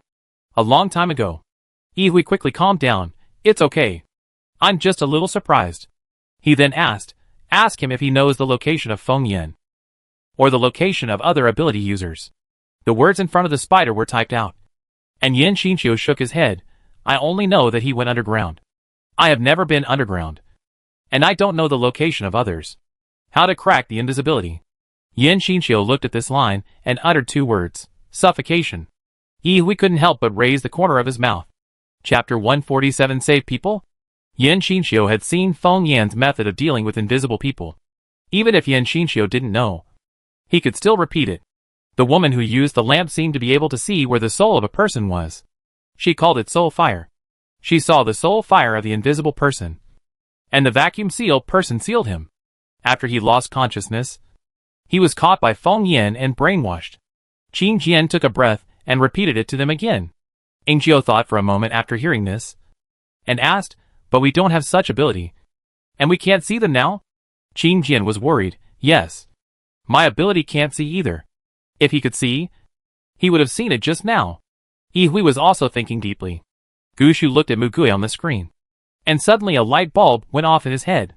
He said, although I can't record Mugui's other ability, I have the ability to record Mugui's enhancement. Of course, it will be weaker than his own. And there are limitations. Yi Hui understood. You want to strengthen Qingjian's ability to see if he can see them in the enhanced state? Qingjian also opened his eyes wide. Gushu nodded repeatedly. Yi Hui, come on. Try it. Gushu opened the collection book and put his hand on Qingjian's shoulder. Mugui had strengthened him many times and used his abilities, but they had never dealt with such a situation. Qingjian closed his eyes and looked at the space in the warehouse again with a shared vision. He kept repeating in his heart that he must see it. He must see it. Not sure if it was his sincere wish. He could see the chaotic fluctuations of the space field. And translucent human figures. Qingjian confirmed again and again. Unlike the ghost behind Mugui, he could see their clear faces and figures. But for this one, he could only see the outline of a human figure as transparent as a jellyfish. As if he would miss it if he was not careful. However, he confirmed it several times, and he did see it. Qingjian, I saw it. Yi Hui marked the location. Qingjian opened his eyes and drew the outline on the model. There are 5 people in total. He drew the outline of what he saw as carefully as possible, including the scope of the chaotic space field inside the warehouse. Yi Hui, the 5 people are in the same place. They need to be in contact to hide their existence. Right? Shuiyu, yes. Ingjiu stared at the model. The next question is how to create a vacuum environment and keep them in it until they lose consciousness. Everyone turned their eyes to her. Ingjiu, She reacted for a few seconds. Oh. Yeah. Me. She can create a barrier that reverses air and light. creating a small space that isolates the air. Wang Dongqing, what if the people inside use space abilities to escape? Yi Hui pointed to the model. Yin Lu distorted part of the internal space field to prevent us from teleporting. But this is also the same for him. If we successfully trap them in the reversal barrier and isolate the air, they will find something wrong and prepare to escape, but cannot get out of the barrier. So they will choose space jump. Yin Lu's ability can directly open the space door inside, which is similar to teleportation. But to use this ability, a stable space field is also needed to get close to him. The moment he is about to escape, this is our chance. Qing Jian. This. Song Jiansheng. The timing is very important. Yi Hui, yes. The timing of this moment is crucial. The people inside are not stupid guys. Brainwashing will not lower their IQ. Their first thought, when they sense the crisis, should be to take Mugui away. We have to rescue him before they do. Jean Mo, do you have a practical plan? Yi Hui stared, of course. But don't forget, our goal is not just this one. Rescuing Mugui should be the first priority. And killing Feng Yan should also be done at the same time. Whether it succeeds or not, it is beneficial to the first goal. Yi Hui began to discuss the specific details of the operation with them. Yan Xinqiu came back again. And he said to Mugui, they have started to prepare, and will come to rescue you soon. Mugui mouthed, plan? Yan Xinqiu smiled, they told you not to worry. Just wait to be rescued. Feng Yan and the others will also be killed together. Mugui. Definitely angry. But Mugui was relieved. He was convinced that his decision, this time, would not be wrong. Only by letting them survive could he kill Feng Yan in one fell swoop. Yan Xinqiu stared at him, and said calmly, Mugui, I once said that when you completely believe in me, I will tell you everything. Mugui. Yan Xinqiu, now. Do you believe me? Mugui turned his head to look at Yan Xinqiu, who was holding his wrist. And then looked at Yan Xinqiu, who had also accompanied him all the way. At such a moment, Yan Xinqiu stood by his side without hesitation. Obviously, he himself was also in danger. No matter what he had done before, he had never really hurt himself. The image of Qin Jian and the prophet dying at his hands flashed through Mugui's mind. That image, which had been deleted from everyone else's memory, only stayed in his mind. Yan Xinqiu had indeed never manipulated his own memory. Every scene of his past was very clear. Why was he the only exception? Actually, now that I think about it, even if that was true, except for Qi Jian and the prophet, the small number of people he killed actually proved to be corrupt and disloyal later. For the others, he just controlled them, and had no tendency to torture them. In the later period, before he retired, Yan Xinqiu was also actively preparing and dispatching to save as many people as possible. On the surface, he did a good job. But the whole thing is full of strange contradictions. He is not a person obsessed with power. At least he doesn't look like one. He never knew his purpose. And why he did it. Mugui opened his mouth. Will you tell me? Yan Xinqiu nodded slowly. Wait until they rescue you. You summon me out. I will give you my memory. And then you will know everything. Jean Changmin interrupted in a very unpleasant way. If you have the complete memory of another person, will you become another person? He simply asked this question out of curiosity. Mugui felt that his wrist was tightened, and it hurt him a little. He glanced at Yan Xinqiu. Yan Xinqiu's cheeks were covered with cold sweat. He seemed to notice it immediately, relaxed a little, and smiled apologetically at him. Mugui turned his gaze to Yan Xinqiu again. The other ghosts looked at the two of them, but did not speak. Yan Xinqiu smiled gently as usual and said, It's okay. Don't force yourself. Mugui asked with his mouth. Is it needed to deal with Feng Yan? Yan Xinqiu said. Yes. Mugui, I believe you. Yan Xinqiu's deep eyes wavered slightly, and he was silent for a long time before he could continue to speak. I'm waiting for you to call my name. Mugui looked at him, and felt a sudden palpitation for no reason. Feng Yan was watching the two people on the surveillance camera in the basement, feeling a little weird. But he couldn't say anything. He played with the bottle at his hand and looked at Fuxia. How do you use this? Fuxia said briefly, throw it up there. This is compressed, so it will flood into a mass. Feng Yan, what does rampage mean? Fuxia, it means literally. The soul, ability, and body all run rampant, releasing more energy than normal, just to destroy everything around, and finally go to destruction. Feng Yan asked her with interest, did you plan to let the monster in the sea run rampage before? Fuxia, I heard that the big guy will devour things. But I can't take the soul from the life he devoured. It doesn't matter if I'm captured by them. I will find another way. Feng Yan, anyway. After I achieve my goal, you can pick the souls of people in this world at will. As long as you ensure that Mugui doesn't die, you can achieve what you want. But even if Mugui dies early, I have asked Yan Xinqiu to put a memory lock on you. Although the memory lock will not be peeped into. Fuxia still feels a little uncomfortable. Fuxia frowned slightly. After reversing time and space, the soul in the lamp cannot be preserved. And I don't want to do it again. Feng Yan, what are you going to do with these souls? Fuxia, this is my business. Feng Yan shrugged, okay. He really doesn't care about this. Fuxia, are you really not afraid that he will be rescued? Feng Yan lazily leaned on the recliner. Maybe. But even if he has many powerful companions, he also has a fatal weakness that is absolutely impossible to erase. Fuxia. Feng Yan smiled sarcastically. He has too many people to protect. He wants to save almost everyone in the world. Even if he is rescued once. What does it matter? As long as I am not dead. The people around him, even those who have nothing to do with him, will immediately become hostages. Mugui failed more than once. And will always fail at this point. Unlike Jiang Zhao, who has never failed. Feng Yan knows the experience of failure very well. Failure is not terrible. Just start over as long as people are still alive. He followed this principle, and walked alone to the present. And he swore from a very young age that he must live the life he wants. Free. Do whatever he wants. Get what he wants by himself. And no longer trust anyone except himself. Even if it was the past days that he could not go back to. As long as he was determined to change, he would definitely be able to change. He was laughing. And suddenly a signal came to his mind that a brainwashed person had lost consciousness. It was Wu Yuanyuan, the little girl he sent to guard the door. Feng Yan immediately stood up. They came earlier than he thought. Bang! Blood splattered. Feng Yan covered his chest. A bullet pierced through the chest. And the caliber was not small. He didn't know how the other party did it. Feng Yan, good minister. Tai Shanshan snapped his fingers. And a hole appeared on the scapegoat next to him. And he lay on the ground screaming. However, the second bullet followed immediately. The same bullet, but twice as powerful as before. Half of his shoulder was completely shattered. This injury was also instantly transferred to others. It was still aimed at Feng Yan alone.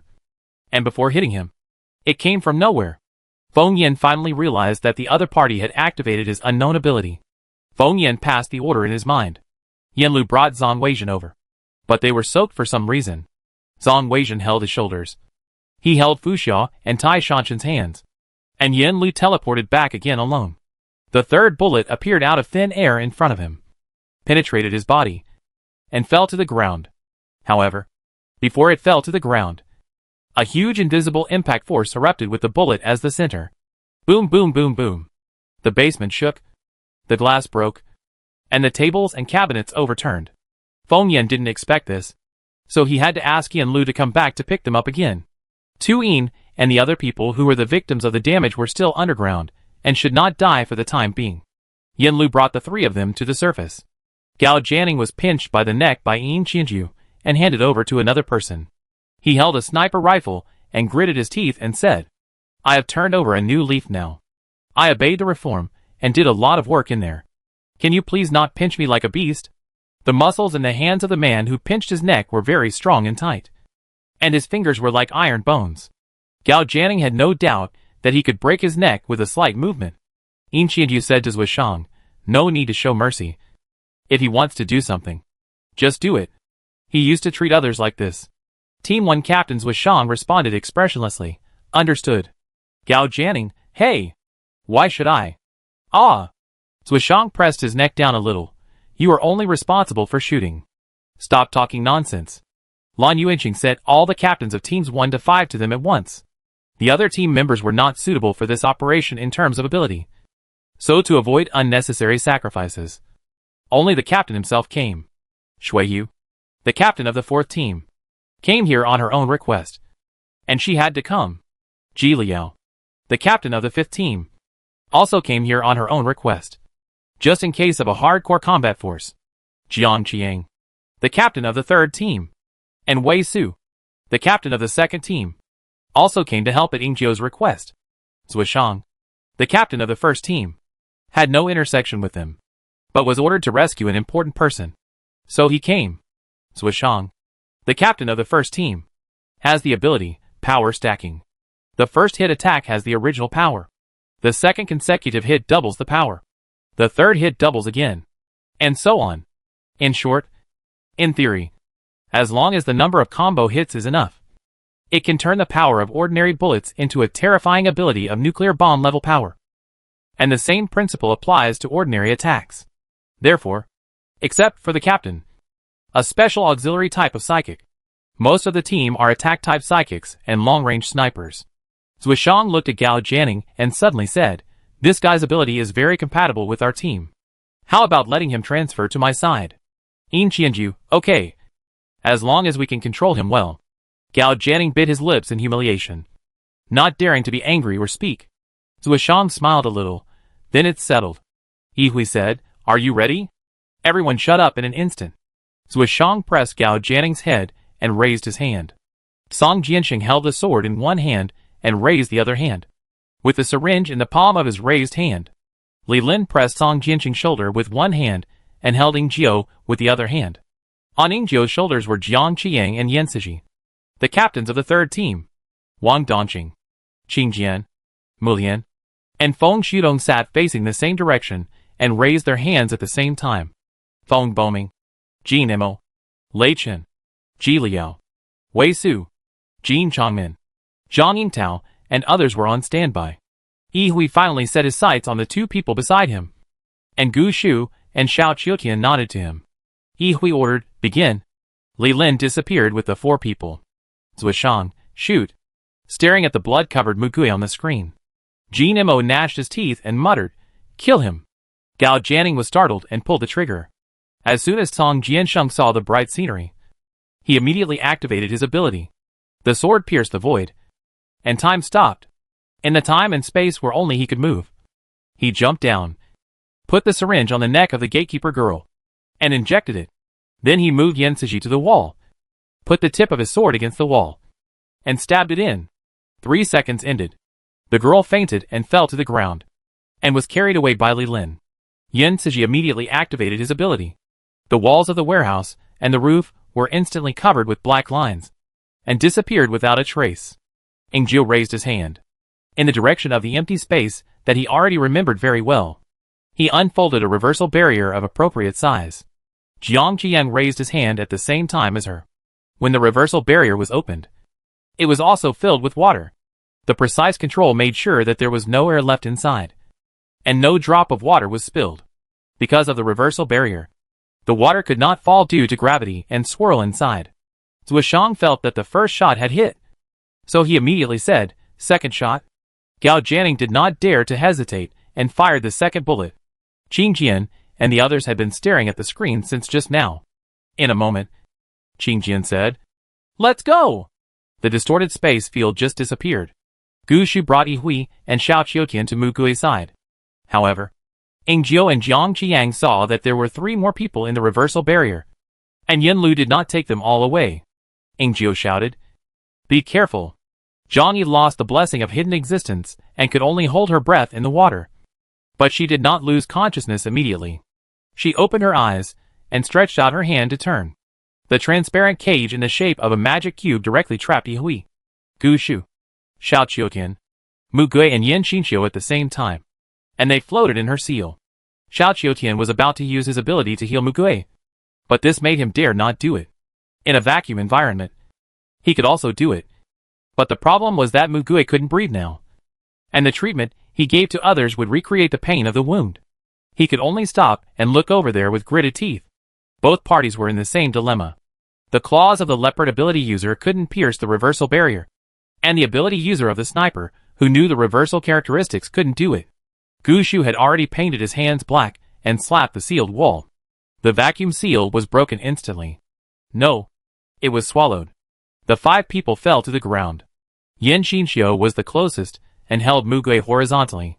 Yin Lu appeared again. In the barrier full of water, a black vortex appeared. A hand stretched out from it and pulled Zhang Yi and the other 2 into it. Ingzhou's reversal barrier could not prevent the space ability user from traveling. They appeared in another place dripping with water. Yan Lu disappeared again. Sniper Wang Qinhua raised his gun. Leopard transformation user Duan Duo raised his claws. And vacuum seal user Zhang Yi raised his hands. Yi Hui controlled the bodies of the first two. But the ability of the vacuum seal user can be used even if the body is controlled. Gu Shu stood in front of them. Zhang Yi frowned. She was also concerned about his devouring ability. So she didn't attack them again for the time being. Song Jianxing thought about making her powerless first, and was about to activate the ability again. But at this moment, Feng Yan appeared. He didn't hide his true identity, and just stood in front of them. Gao Jianing and Zhuishang stopped attacking at the same time. Zhuishang, the third shot didn't hit. The invisible ability user is next to him. His words were sent to the others, who had already passed by through the headset. Song Jianxing took action. Time paused. He rushed towards Feng Yan with a sword. The first sword chopped at Feng Yan's arm. It clearly felt like cutting flesh and blood. But the arm was intact. Song Jiansheng knew that his damage was transferred. So he stopped and directly removed the ability. He shook his head at Gu Shu and quickly retreated a long distance. Gu Shu received Song Jiansheng's look and said to them, "The damage has been transferred. At present, they don't know if the effect of his ability will disappear if the replacement of the injured mutant loses consciousness. Which means that it is very likely that Feng Yan will not be killed in a short time." In addition, the third bullet missed. The plan to assassinate Feng Yan failed.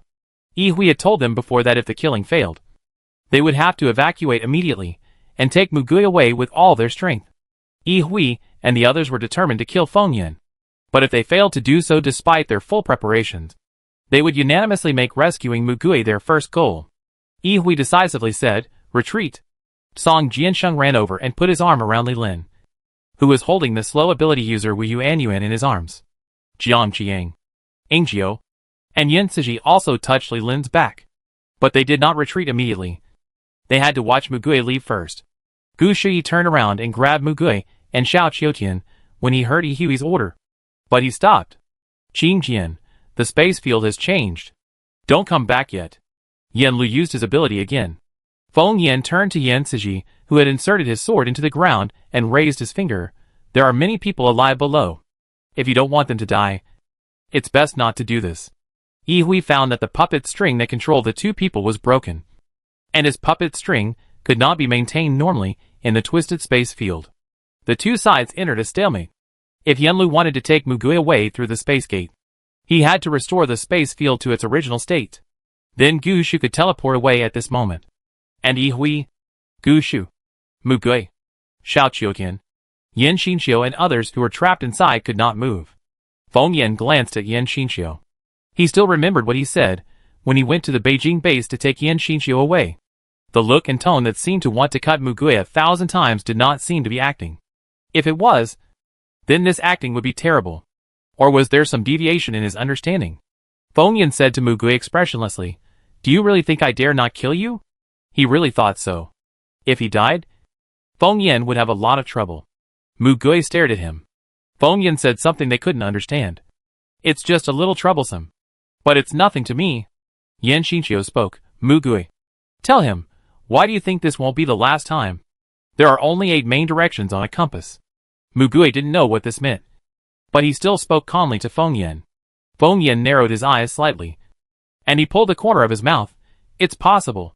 But, this, did someone else teach you to say that? Do you really know what this means?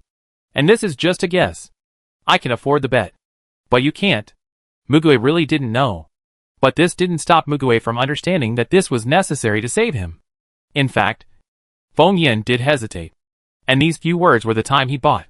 In the monitoring room over there, Zhang Yingtao said, "I'll go over." Yin Qianju looked at Peng Huai's. "Be careful." Zhang Yingtao put her arm around the boy's shoulder. "Send me over and come back immediately. Understand?" Peng Huai's hugged her. "I know."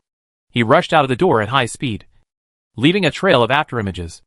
After Zhang Yingtao landed, Peng Huai's ran away immediately, and no one present saw his true face. Zhang Yingtao took advantage of their inability to react and jumped into the range of the distorted space field. Yanlu cried out in pain and knelt on the ground. The physical damage caused to Zhang Yingtao by the space distortion was all fed back to the power user. The power maintenance also began to lose stability. The space field was about to return to normal. Tai Shanshan grabbed Yin Lu. But it was useless. Zhang Yingtao was still in the twisted space field and walked towards Mugui step by step. She was intact. In this rapidly changing moment, Feng Yan knew that he had no time to brainwash Zhang Yingtao. He ordered, Qinghua, kill Mugui. Feng Yan ignored Yan Xinxiu's threat to him. Instead of letting Mugui be rescued, he chose a more troublesome path and let him die. Because he did see the influence of so many superpowers gathered together. Even he had no guarantee of winning the battle again. Then he just had to start over. Next time, he would be even faster, and would never leave them any chance to fight back. At that moment, the space field returned to normal. Bang! Wang Qinghua fired. At the same time, Suishan also ordered Gao Jianing to fire. But their shots were unlikely to hit. Because at this time, Zhang Weizhen had already held down Feng Yan and Wang Qinghua. And Zhang Yi, Duan Duo, and Tai Shanshan also came to his side and stuck to his body. Their existence was disappearing. But his attack had already been launched. Gu Shu paused time. He stared at the spiraling bullet flying towards him. He suddenly realized that the tracking sniper, as its name suggests, even if Mugui was transferred to another place by teleportation, his bullet would still follow until it hit the target, killing with one shot. The opponent should be coming for this. What to do? How to do it? Gu Shu's mind was blank. 1 second, 2 seconds, 3 seconds. In just 3 seconds, thousands of possibilities flashed through his mind. Time is up. Gu Shu stretched out his left hand in the direction of the bullet. The bullet pierced his palm that he had not had time to paint black. Shoot straight at Mugui. Bang! The sound of flesh being pierced rang out. Mugui's eyes widened. Chapter 148 My Name. Yan Xinxiu hugged Mugui tightly in his arms, and let his back face the direction of the bullet. His chest seemed to be hit by a heavy punch suddenly, and Yan Xinxiu was shocked. The bullet shot into his heart, but did not hit Mugui. Yan Xinxiu knelt on the ground with trembling arms. He glanced at Mugui and smiled with relief. He was checking whether he was safe. Mugui was strangled by this scene, and he forgot to breathe for a while. Wang Qinghua and Feng Yan were also stunned. The tracking sniper, the fatal sniper, would only stop if the target was hit and the opponent was fatally injured. However, he never knew that if other lives were hit and fatally injured during the attack would also stop, because he had never encountered such a situation. His bullets only killed the targets he had determined. Wang Qinghua subconsciously fired 2 more shots. One shot was aimed at Xiao Qiutian, and the other shot was aimed at Mugui again. Gu Shu paused time again. His left hand was already useless. But he gritted his teeth and stood up. This time, he knew what he should do. Xiao Qiutian's body had already moved, and his ability had been activated. Gu Shu used his right hand to push the ruler knife in Xiao Qiutian's hand, which was still a certain distance away, through Yan Xinxiu and Mugui, who were tightly pressed together. The ruler knife did not hurt the two, but penetrated through. Completed in 2 seconds. Gu Shu released his ability. He held his left wrist, bit his lips, and knelt on the ground involuntarily. The bullet pierced Xiao Qiutian's heart, and the other bullet hit Yan Xinxiu's head. Mugui was forced to close his eyes. The hot blood splashed all over his face. What he saw before his eyes was not darkness, but Yan Xinxiu's face, which was as peaceful as before. As she leaned against his forehead, he thought that he might never forget this scene. Xiao Qiutian looked at the ruler-shaped knife that had been inserted into the bodies of the two people, and showed a crazy and twisted smile. Because of Jiang Zhao's torture of him, his body's recovery speed reached a terrifying level. As long as he is not killed in an instant, he can recover as before. And this becomes the key to saving Mugui. His whole body trembled slightly, as if he had been electrocuted. The bullet that hit Yan Xinxiu's head again did not hit Mugui's body after all. Yan Xinxiu has lost consciousness, but he is not dead. I don't know if it is affected by the emotional state of the psychic himself. Xiao Qiutian's ability is recovering his body like crazy. But fortunately, he has lost consciousness, and will not feel similar pain again. But the bullets were all in his body, and he couldn't wake up for a short time. Mugui was conscious, but was overwhelmed by the pain of being crushed all over his body. And his mind was blank. Stop! At Feng Yan's order, the shooting stopped. Feng Yan knew he had failed. His first reaction after knowing his failure was, Yan Lu, go! Yen Lu immediately pulled them out of that space. Gu Shu saw that the shooting had stopped, and he didn't let it go even for a few seconds. So he quickly went to bring Zhang Yingtao over and teleported them away. In the monitoring room where Wang Dongqing and the others were, Gu Shu and others appeared on the ground. Gu Shu curled up and fell to the ground, fainting from the pain. Song Jiansheng ran over and hugged him immediately, shouting, "Save him!" Xiao Qiutian waited for a while, pulled the ruler knife out of Yan Xinxiu and Mu Gui, and threw it into Gu Shu's body. Gu Shu bent down in pain. Xiao Qiutian tried to push Yan Xinxiu's body, but found that he was holding his hands too tightly and couldn't even pull it away at once. "Hey! Him!" Mu Gui slowly opened his eyelids. He smelled the blood in his mouth and the bright lights on the ceiling, which made him a little dizzy. He saw Yan Xinxiu's face. He squatted down and said to him softly and tenderly, "I'm here. Don't be afraid." A drop of blood slid down the corner of Mu Gui's eye. He quickly realized that it was not his blood. Yi Hui lifted Yan Xinxiu's body and gave it to Lei Chen. Lei Chen saw that Mu Gui was in good condition, so he carried him away. Yi Hui squatted down and asked Mu Gui, "Can you stand up?" Jin Mo, Qing Jian, Feng Boming also ran over, and familiar faces gathered around Mu Gui. Mu Gui should have smiled and praised them. Well done. But for some reason, he couldn't smile. The smile on his face, which was as smooth as flowing water, could no longer stick to it at this moment. Mu Gui turned sideways and wanted to get up, but found that his body had no strength. Even though he had just been cured by Xiao Qiutian, he supported himself with his arms, but couldn't get up. His eyes stared blankly at the blood dripping on the ground, as if he had lost his soul. Yi Hui directly held him horizontally, raised his head, and shouted to the people around him, "Go back to the base." Yan Siji, wait! There are still some people to be saved. Yan Siji and Xiao Qiutian went to rescue those imprisoned in the basement.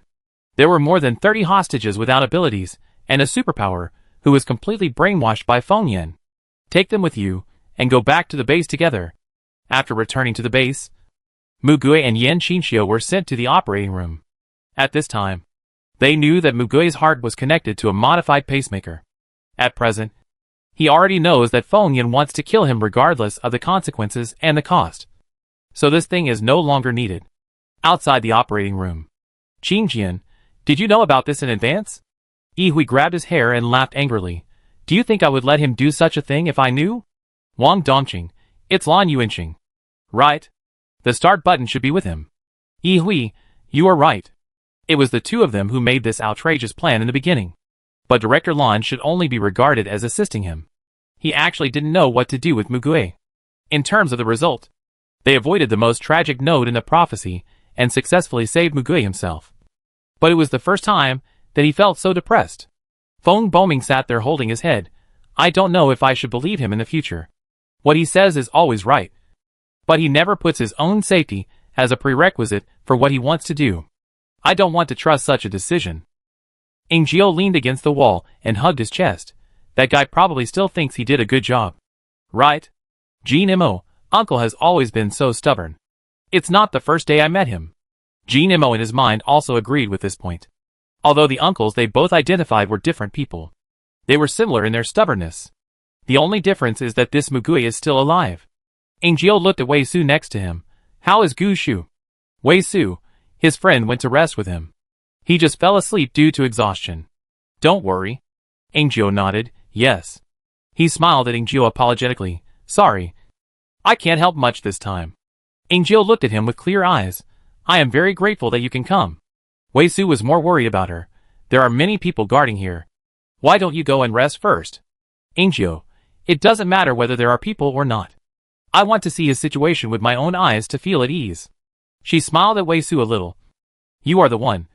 Can you feel at ease if you don't go back to see him? Wei Su, I asked a friend to take care of him. Then I'll go back first. Don't overwork yourself. Resting well is also part of preparing for battle. Ingio, I understand. After 2 hours of surgery, Xiao Qiutian came out with Mu Gui. He walked out by himself. Yan Xinxiu was also sent out. Yan Xinxiu was still in a coma. The doctor looked a little strange and whispered something to his colleagues. Body. Surgery. Bones. I could vaguely hear these words.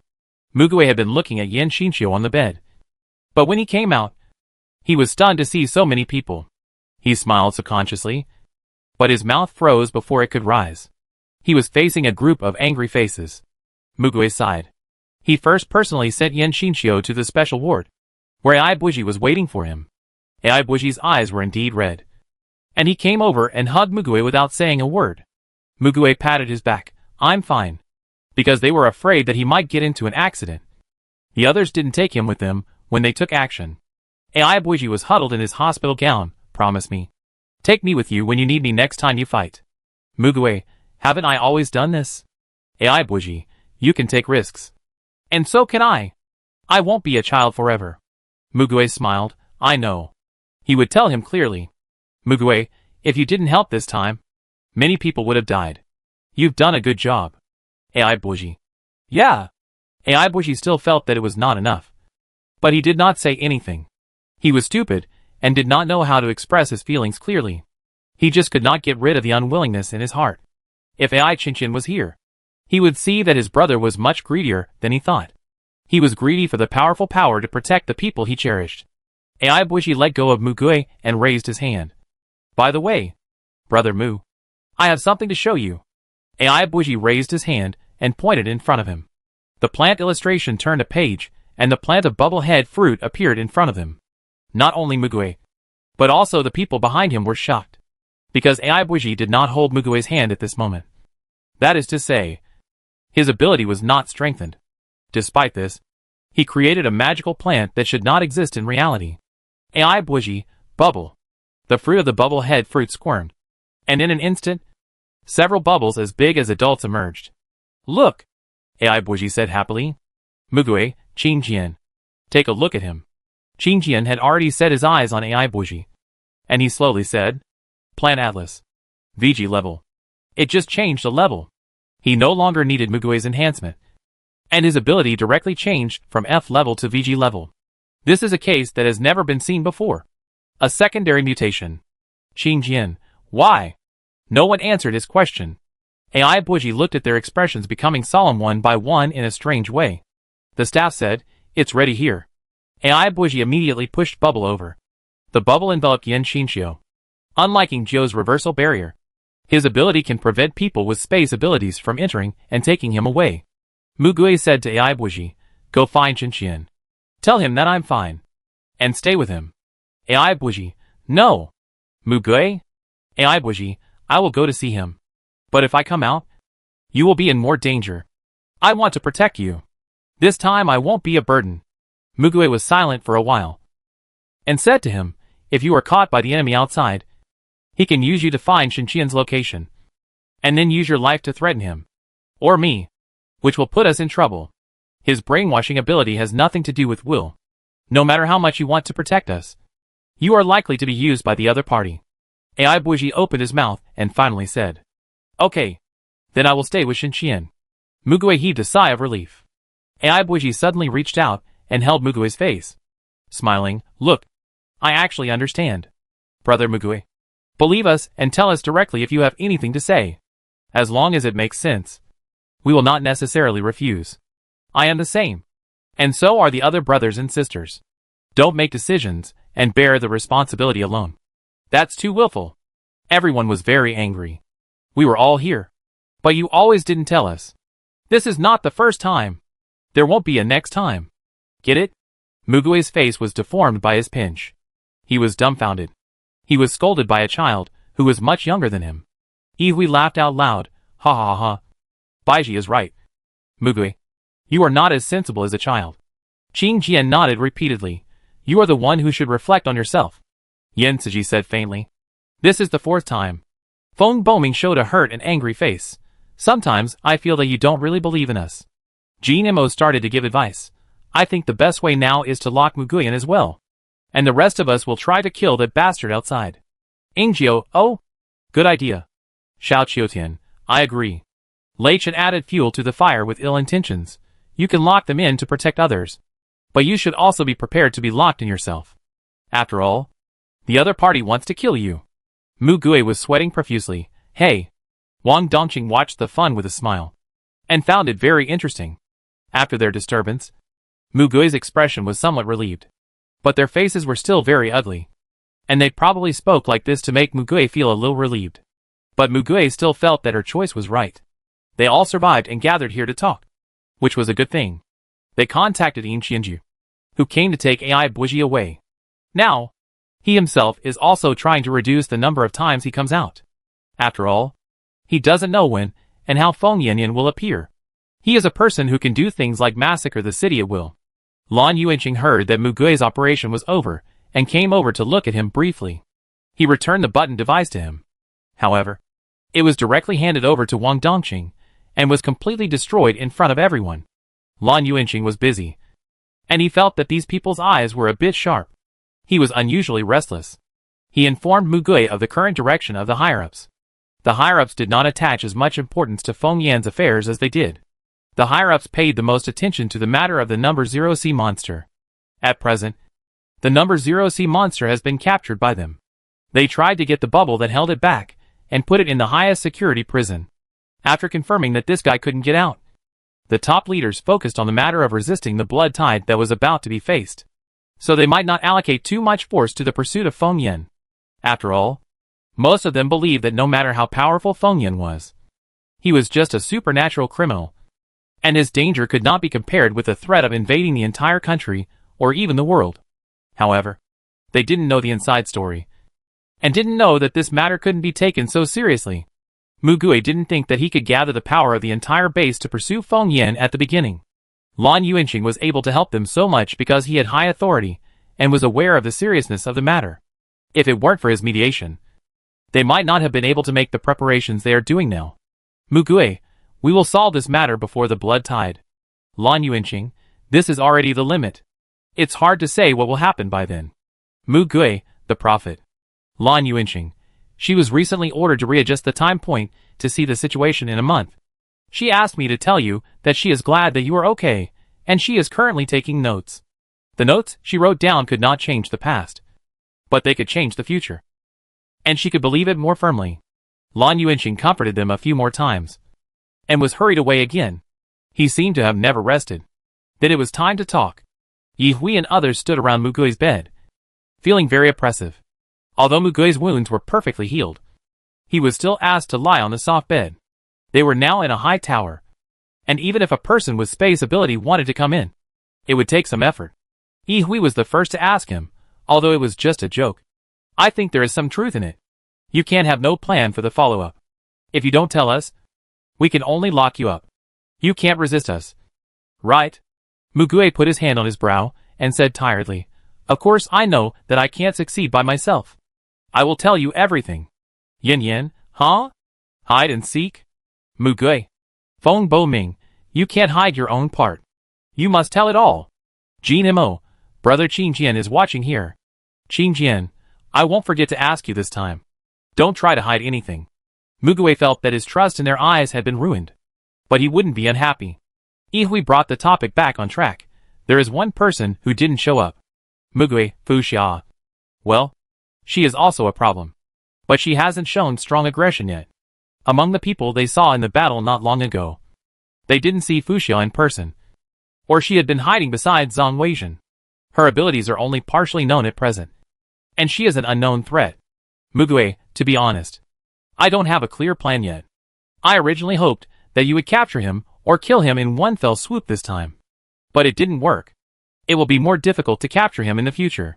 Feng Yan can run around and obtain different abilities. He can't use them himself, but he can use them after brainwashing. And compared to Jiang Zhao, he cherishes his life more. While cherishing his life, he also knows a lot of information that they don't know. He has a clear goal and will do whatever it takes to get what he wants. In the final analysis, they still know too little about Feng Yan. Mugui then said, I plan to summon Yan Xinqiu. He said he has something to tell me, which should be related to Feng Yan. Yi Hui paused. Did you know that Yan Xinqiu would save you? None of them could have imagined that he, who was originally thought to be on the same level as Jiang Zhao and Feng Yan, would actually risk his life to protect Mugui at the critical moment. Mugui shook his head. I don't know. I'm not familiar with him. I never believed it. Qin Jian's impression of Yan Xinqiu had always been that he killed the future. But Yan Xinqiu's rescue of Mugui changed his mind. He was the only one who saw how wary Mugue was of Yan Xinxiu along the way.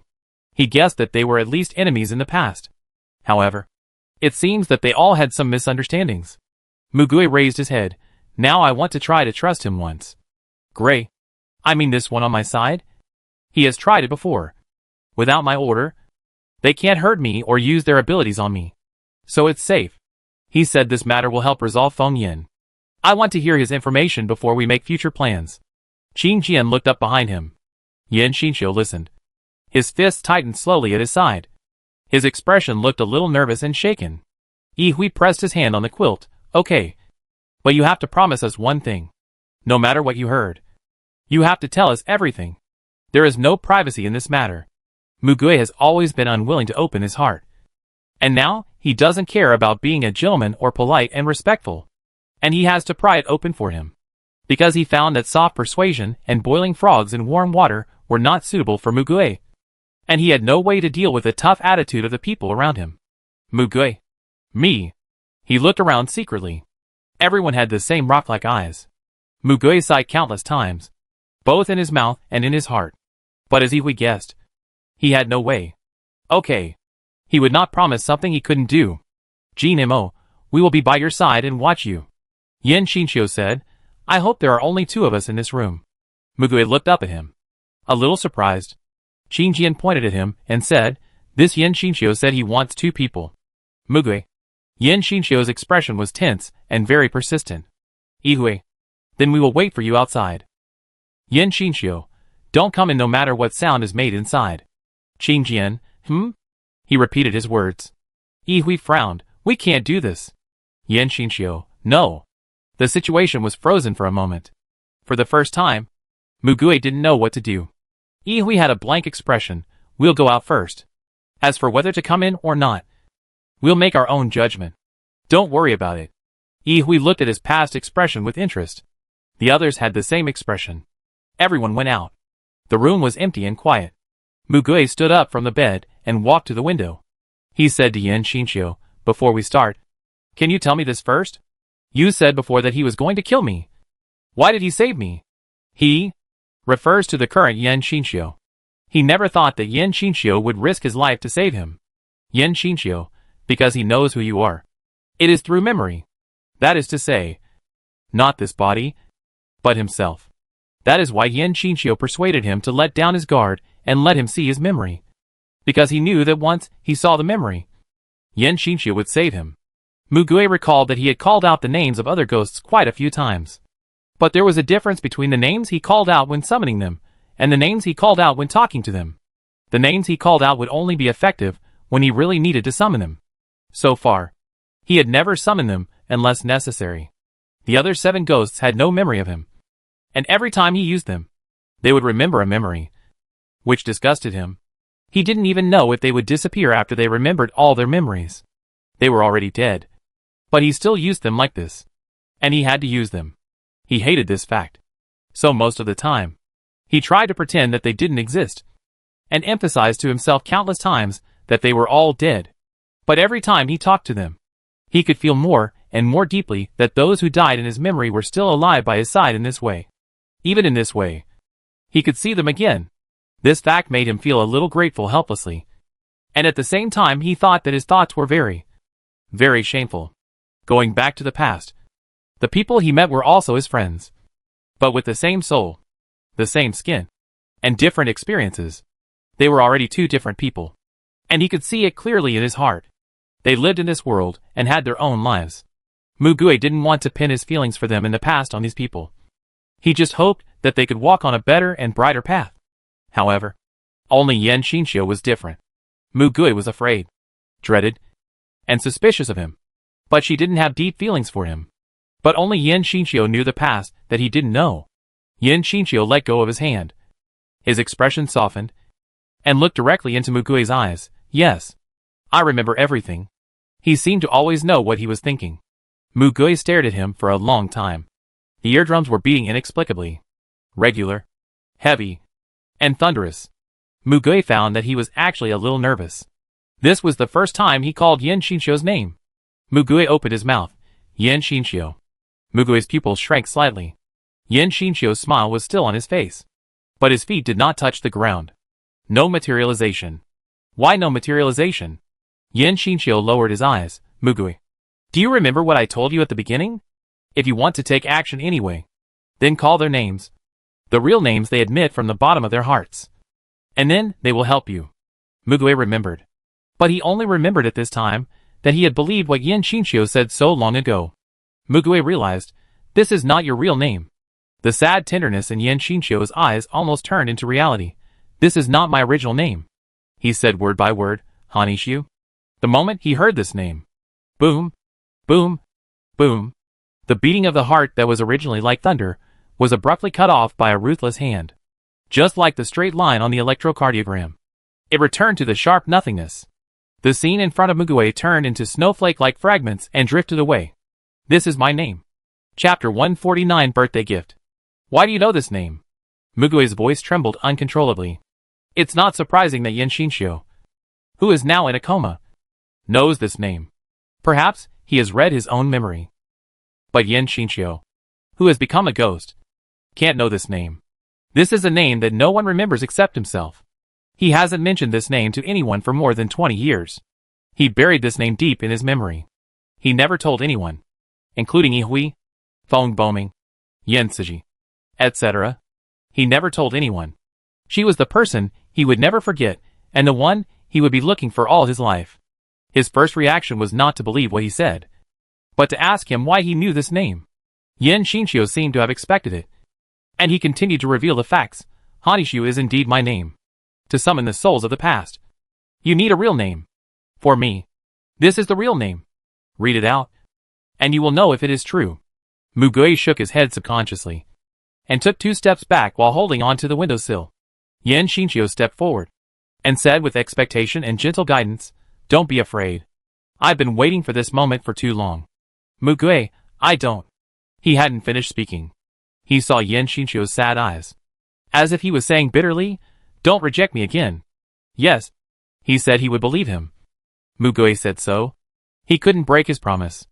Mugui moved his eyes to the other side, and needed to support his body with his arms to avoid bending down. His heart was in turmoil. It was too much.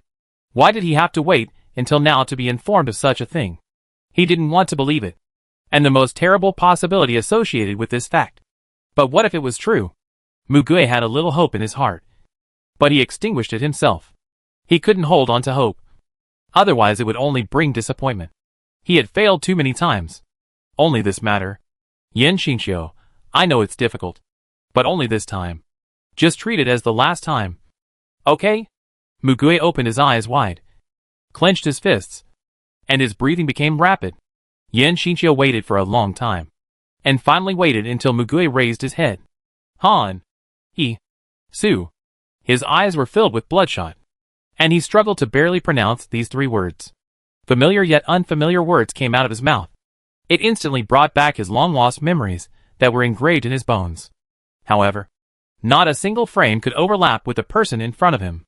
Mugui subconsciously reached out to him, and Yen Xinqiu took a step forward and turned into Hanishu, whose hand with cold body temperature fell on his palm, freezing him.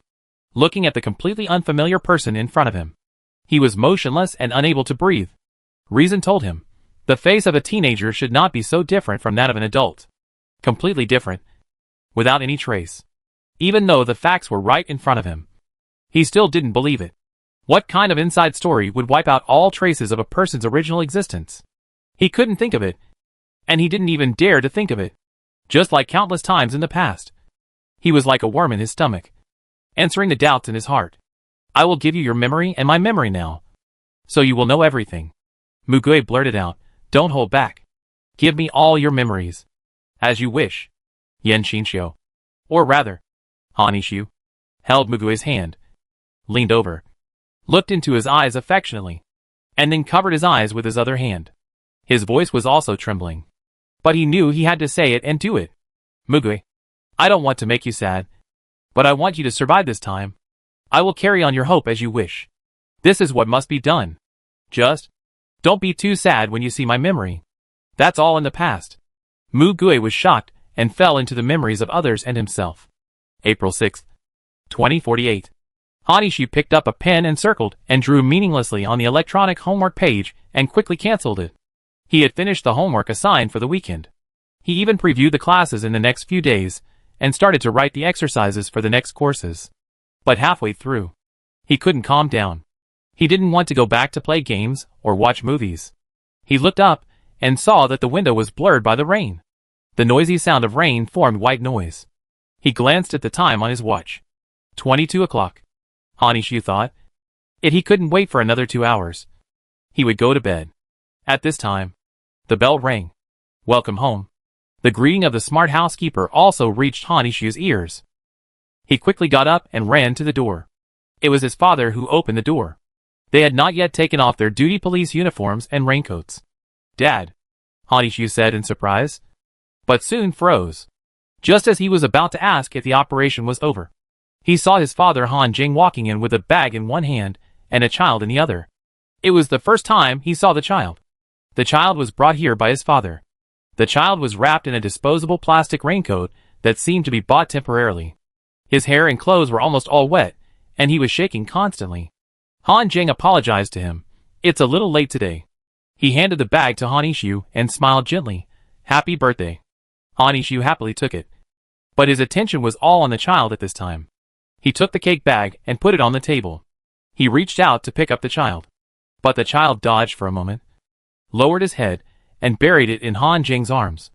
Pulling his collar, Hanishu was stunned for a moment. But soon, he continued to reach out to the child, and pulled him out of Han Jing's arms. Han Jing didn't seem to react either, staring at the scene blankly. Hanishu stripped off the child's raincoat and explained to him, "Let my dad take off the raincoat first." He took off the wet raincoat and hung it next to him, and saw the child's appearance. His clothes were worn out. His long hair was messy and caked with mud. His face was pale and thin, and his skin was scratched, bruised and dirty. He was an 8-year-old child with dead eyes. Hanishu thought. Could this be a child that he picked up from the garbage dump? 15-year-old Hanishu didn't know why he thought a living child's eyes were dead. But looking at that look, he became a little nervous. He put the child down, and the child was like a small stone platform, frozen there. Dad, change your clothes and take a shower first. I'll take him to another bathroom to take a shower, and then heat up the food. You can eat it when you come out later. He took the child's hand. The child seemed to just passively accept his action. He didn't come up and ask his father why he brought a child home, but settled everything first. At this moment, the watch sounded a communication reminder. Hello? What? I'm home now. Oh, Hanishu looked at Han Ning's eyes and smiled. It's okay. Go quickly. Han Jing could only hang up the phone, patted Hanishu on the shoulder and said, Ishu, there is no place for this child to sleep in the bureau. Please help take care of this child. Okay. Yes. Hanishu still didn't ask why, but he knew that he was entrusted with a very important task. Han Jing touched the child's hair. Listen to your brother. Don't be afraid. It's safe here. The child didn't respond. Han Jing saw that the child didn't resist fiercely. So he said, okay, I'll leave it to you. We still have work to do. We may be back in the early morning or after 8 o'clock in the morning. You should rest early. If you have any problems that you can't solve, call me. Hanishu smiled and said, thank you for your hard work. Come back early and be safe. Han Jing ran out again and drove his car over. Now, there was only one child and himself in the house. He was not very old and had never taken care of relatives' children. Most of his calmness was fake. Hanishu held the little hand, and the slightly cold temperature made him react a little. He still had to finish the things that needed to be done one by one. Hanishu, take a shower first. He led him to the bathroom. When he reached the door, Hanishu woke up from his dream. Clothes. Hanishu let go of him and ran to the closet in his room to look for his childhood clothing box. The clothes were washed and stored well, but they had a little smell of mildew-proof tablets. He folded a few clothes and went to get a bath towel. At this time, the child was still standing at the bathroom door. Hanishu led him in and taught him, this is hot water. This is warm water. This is cold water. Use warm water to wash your body. This is shower gel. This is shampoo. Hanishu looked at him motionless and asked, can you wash yourself? The child remained silent with a dead look on his face, not even opening his mouth. The child was about 7 or 8 years old, and Hanishu had never tried to bathe a child of this age. But the situation was special, so he didn't care so much. Then let me help you wash? He went to unbutton his clothes. The child suddenly moved and grabbed his clothes tightly. He had assumed that he was a boy before, but Hanishu suddenly realized that the child might be a girl. Hanishu took back his hand and put the shower head in his hand. Wash yourself? Child. Hanishu put the shower head at his feet. Hanishu put the clothes and bath towels on the bottom layer of the clothes cabinet that he could reach. The child held the shower head and tried to turn the switch. He turned it to the warm water area, and the water splashed to the ground. Hanishu smiled. He knew that the child had heard everything he said. Hanishu took out a spare cup and toothbrush. This is for you too. Wash up first. Go out to eat something, and come back to wash up before going to bed. He went out and closed the door. Back at the table, he thought he would be sad because his parents were on duty and couldn't go home to celebrate his birthday with him. But in fact, he wasn't. This situation has happened several times before, but it's just a delay of 1 or 2 days. And today, he has to take care of another person. He looked at the food prepared on the table, and he thought of the child's face. Although he tried to make the meal lighter, it was still some hard dishes. He opened the refrigerator and took a look, and finally took out some pickled lean meat, green onions, and preserved eggs. This is what he prepared for breakfast tomorrow. And the porridge was already cooked in the evening. He fried the meat, chopped the preserved eggs and chopped green onions, added them to the porridge, and cooked it for a while. When the child came out of the bathroom, he was done. Hanishu saw him walk barefoot to the dining room, and hurried over to get slippers. But he could only find small slippers from his old suitcase. The child stepped into the slippers he handed to him, and Hanishu thought they were really small. This was probably what he wore when he was 5 or 6 years old, and the size was just right. Hanishu used a bath towel to dry his hair as much as possible, and then led him to his seat. Eat something first. I'll blow your hair later. Hanishu placed a small ceramic cup next to him. Drink some honey water first. The temperature should be just right. I also let the porridge cool down a bit. It should be ready to eat directly. Hanishu sat next to him and looked at him. The child looked at the food in front of him with his mouth slightly open, and looked confused for a while. What's wrong? Can't eat? The child with a big bath towel on his head revealed his clean face and wet hair. His hair was a little long and he still looked thin, but his eyes were beautiful and his pupils were like black pearls. After taking a bath, his face was slightly rosy and the heat was rising. No longer cold. Hanishu looked at his eyes and thought, if these eyes could light up a little, they would be beautiful. This wish was soon realized. Although the child hesitated, he still carefully picked up the spoon and started eating. Hanishu looked at the light in his eyes and smiled as he reached for the fruit. Do you want some cherry tomatoes? No response. Hanishu still put the small plate with more than a dozen fruits next to him. He reached out and put it in his mouth. He drank the honey water, ate the fruit, and ate the porridge, all of which were eaten very cleanly. He was really very good. Hanishu felt that eating so much at this late hour was enough, so he went to collect the dishes. Unexpectedly, the child had already stacked the dishes and taken them to the kitchen. Hanishu took it from him. Just let me do it. You go and wipe your hair first. Now he could see that this should be a boy, but he didn't know why such a young boy had such long hair. After hearing what he said, the child ran back to his original seat and wiped his hair with a bath towel. He did whatever he was told. Hanishu unconsciously raised the corners of his mouth again. After washing the dishes, Hanishu carried him to the sofa and blew his hair. Hanishu, your hair is a little long. Shall I trim it a little shorter? The child nodded. Hanishu then took out the hair-cutting cloth and draped it over him, trimming off the cumbersome part at the back of his head, which made him look much fresher and easier to blow. Hanishu quickly dried his hair, and finally remembered to ask, What's your name? The child raised his finger and drew in the air. Mu. Gui. Hanishu smiled. It's a nice name. Xiao Mugui turned her head and looked at him quietly. The look in her eyes was completely different from the dull look she had seen at the beginning. The difference was a bit like the difference between a pearl before and after it was polished. My name is Hanishu. You can call me brother. Hanishu himself was not very old, but he felt that he was the older brother and should take good care of his younger brother. He felt that he had to continue to digest it, thinking that children of this age should like to watch cartoons. So he drew the curtains, turned on the screen, and started showing the most popular animated movies recently. We'll watch for a while before going to bed. Xiao Mugue still had no objection, closed her mouth, and just nodded. Hanishi was actually quite nervous, but the other party was very cooperative, so he slowly relaxed. He sat on the sofa holding the child. Halfway through the movie, he looked at the time and asked him, "It's time to go to bed. Do you want to continue watching?" Xiao Mugue shook her head. After they washed up, Hanishi took him to her bedroom. "Do you want to sleep alone? Or do you want me to sleep with you?" Little Mugue quietly walked to the corner and huddled there, covering his ears and closing his eyes. "Hanishiu?" He walked over, picked him up, carried him to the bed, put a soft pillow under him, and stuffed him with a whale doll. He had already changed his clothes and taken a bath, so he laid down next to the child. He wanted to turn off the lights, but he saw the child's eyes wide open and trembling reflexively. And the trembling was even worse than when he first came. Hanishiu could only go over and pat his back to comfort him. "What's wrong?" Hanishiu asked him gently. Under such regular and warm comfort, Xiao Mugue's body tension and stiffness gradually eased.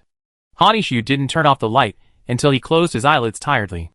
In the darkness, he could feel a small warm creature crawling into his arms. Hanishiu drowsily hugged him tightly like a pillow. When he suddenly realized what it was, he moved carefully, as if he was protecting a precious and fragile porcelain. But his heartbeat speed increased a lot. He was afraid of waking him up, and was a little worried, hearing the even breathing in his arms. He really fell asleep very late. He didn't expect this day. This will be the best birthday gift he has ever received in his life. Chapter 150. The youngest son is silent.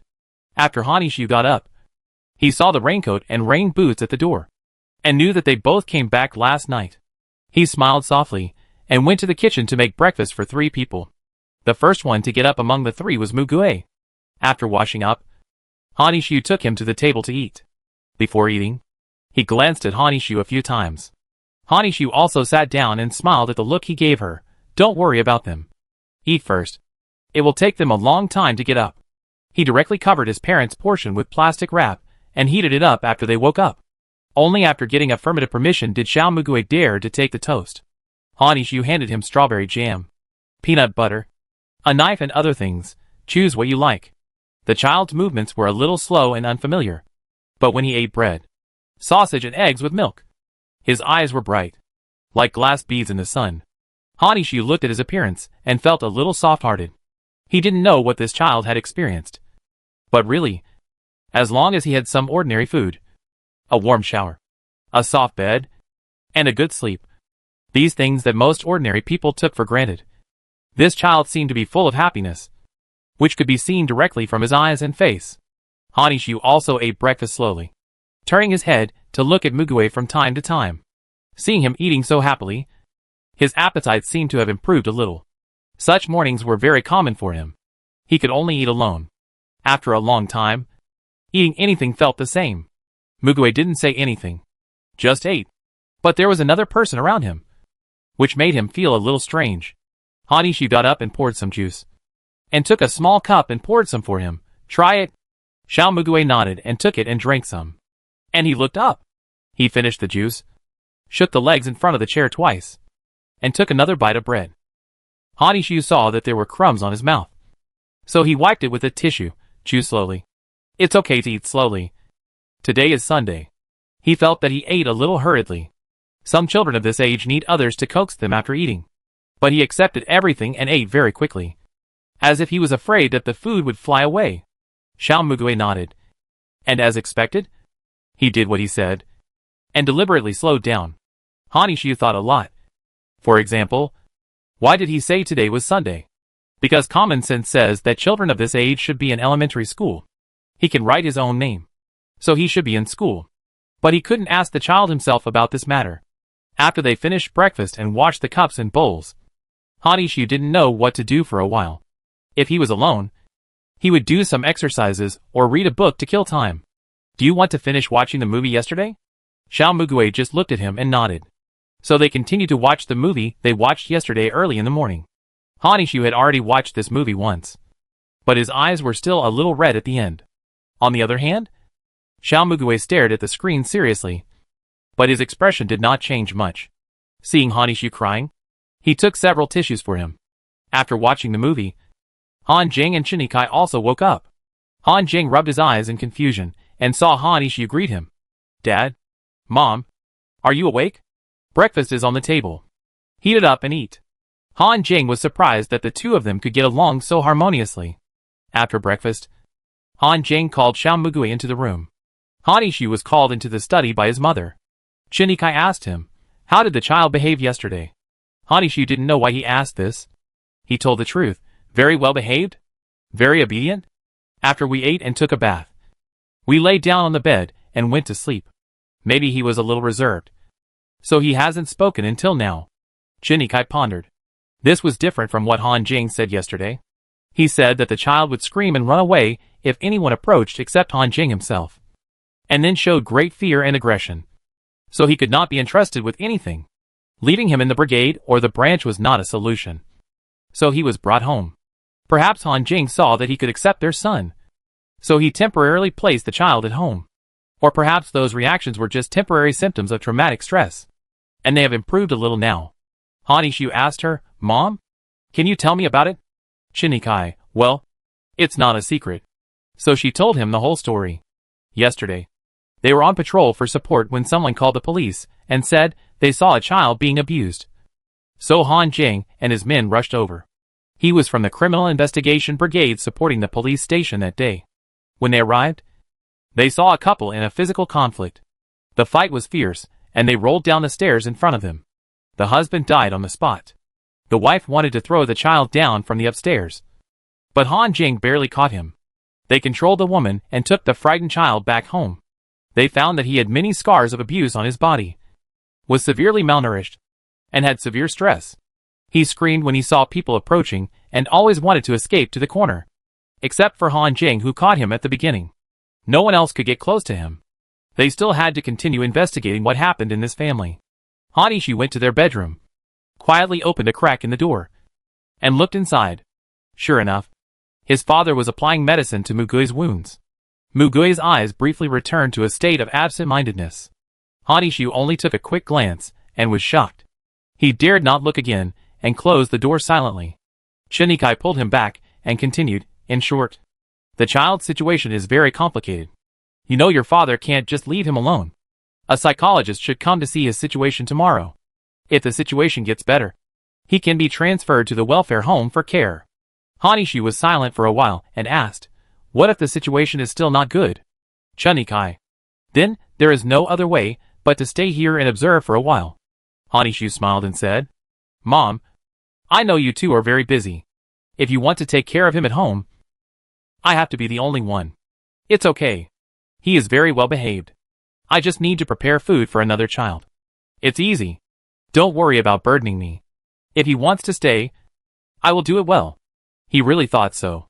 If the child wants to stay, he will take good care of him until he finds a truly suitable home. He also hopes so. Chinikai wanted to say something, but Hanishu asked, by the way, is the psychologist here only on Monday because he only works on Monday? Chinikai was stunned for a moment, then couldn't help but chuckle. Hanishu looked at her strangely. Chinikai put his arm around his shoulders. Let's take the child out to buy some things today. Clothes and daily necessities. I think no matter what his condition is, he will have to stay here for at least a week. Hanishu curled his lips. Yeah. When Han Jing led the child out, Hanishu saw him, and many scars flashed before his eyes. Burns, bruises, lacerations, pinholes, new wounds overlapping old wounds. But most of his face was fine.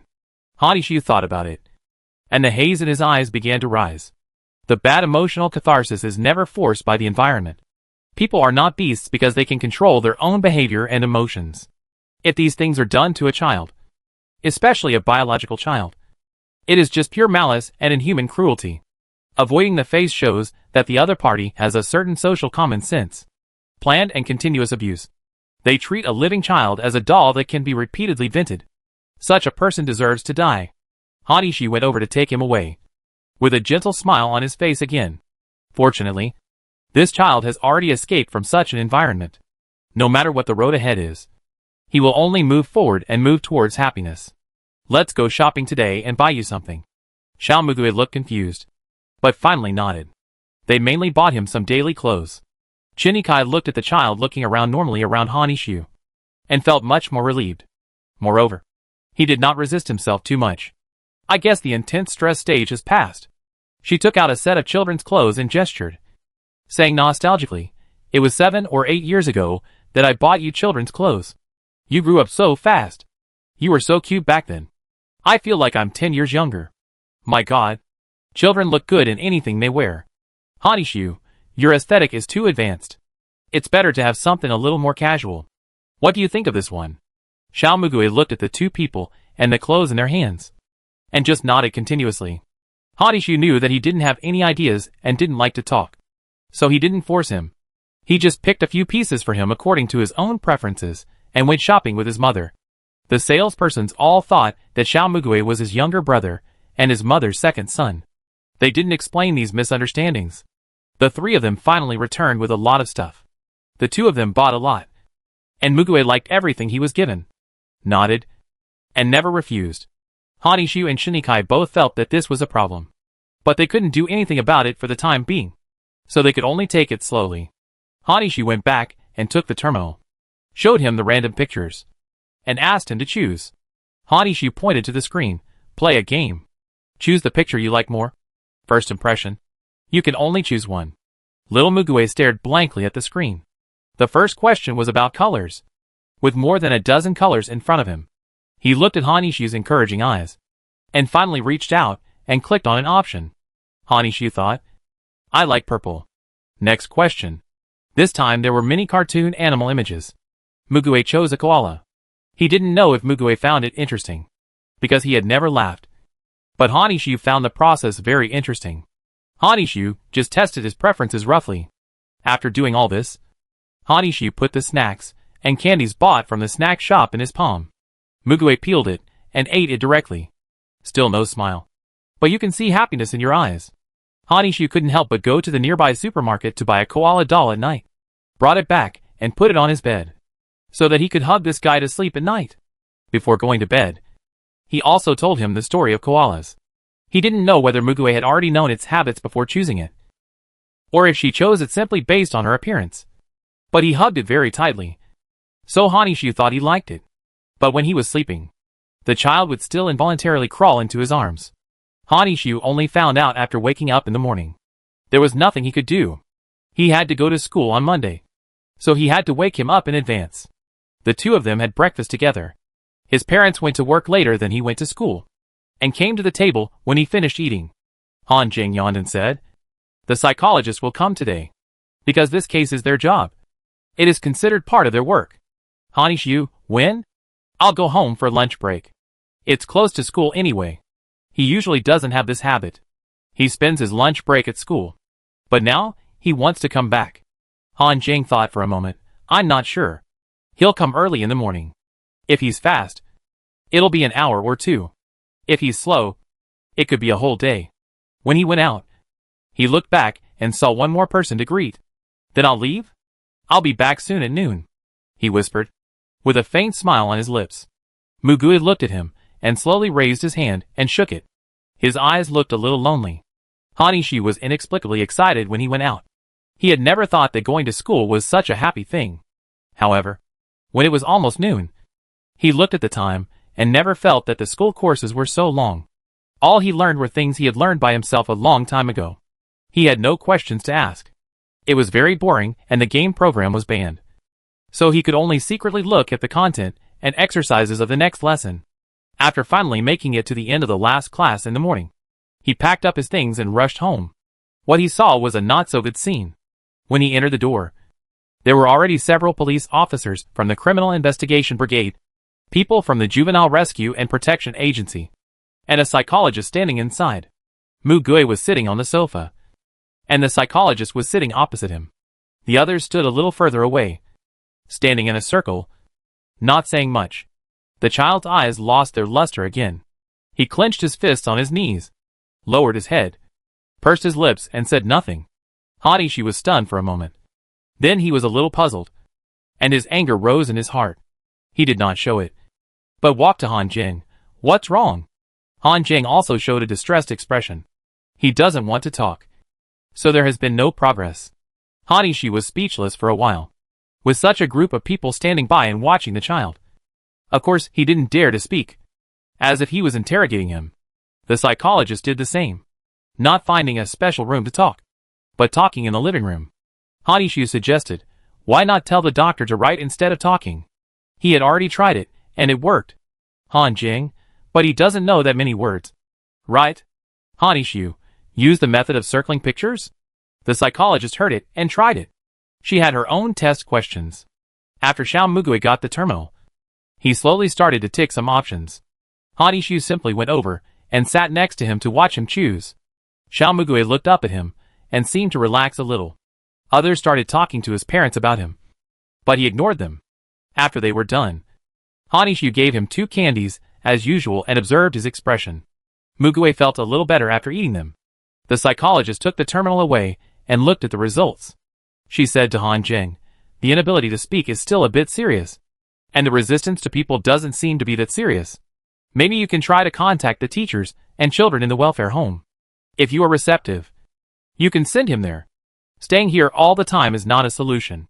Another policeman from the Criminal Investigation Brigade said, but if we want to understand some of the circumstances, we also need to talk. Right? Han Jing, well, it's okay. In most cases, we can rely on his body and the testimonies of people around him. There's no need to cause secondary harm to such a young child. They walked away and talked about the criminal target. This case is actually very simple. The only problem is the whereabouts of the child. Chapter 151 Belated Tears. Han Yixu looked at the silent little Mugui and thought that he was not in a state of being unable to speak, but just didn't want to speak.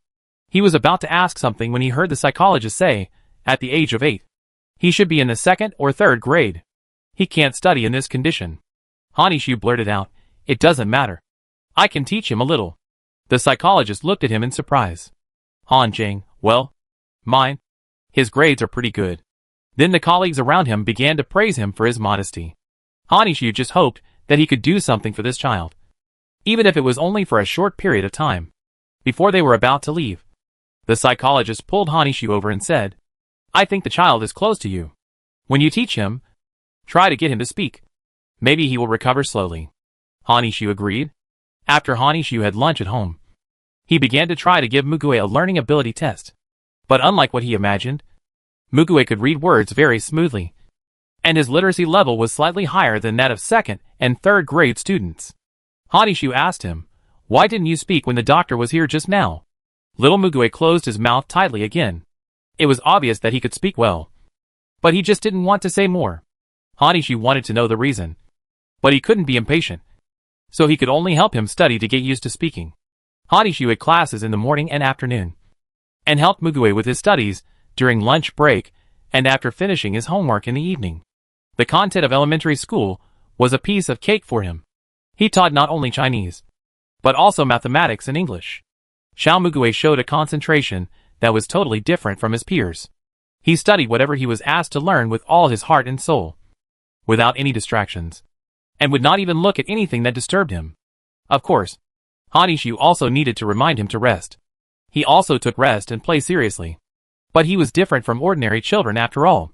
Han Yixu felt a little uncomfortable. This week, Han Jing and Chinikai were busy. The psychologist came twice again. On Saturday, she suggested taking Mugui to the welfare home. So Han Jing took him to the nearest welfare home. And Han Yixu was also with him. The teacher at the welfare home smiled warmly and held out her hand to him. Han Jing said to the teacher, this child is very well behaved at home, but he doesn't like to talk much. Little Mugui looked at the hand, and the light in his eyes dimmed in an instant. The teacher didn't know why, but when he saw such a face, his outstretched hand trembled. Xiao Mugui let go of Han Yixu's hand and walked to her side. Han Yixu felt his hands were empty, and his heart was empty at the same time. He didn't know what this feeling was called, but he clenched his palms suddenly. The teacher at the welfare home asked the psychologist some questions. Han Jing handed the packed luggage to the teacher at the welfare home. Xiao Mugui was left in the welfare home that afternoon. After he went in, he didn't even look back, but just listened to his father and teacher's instructions and did what they said. Han Yixu opened his mouth, but didn't say a word. After Hanishi returned home, Han Jing went out again for something. He suddenly didn't know what to do again. He wanted to get some food, but saw a small mug drying in the kitchen. He forgot to take this away. Hanishi was stunned for a moment, went to the living room alone, and turned on the TV.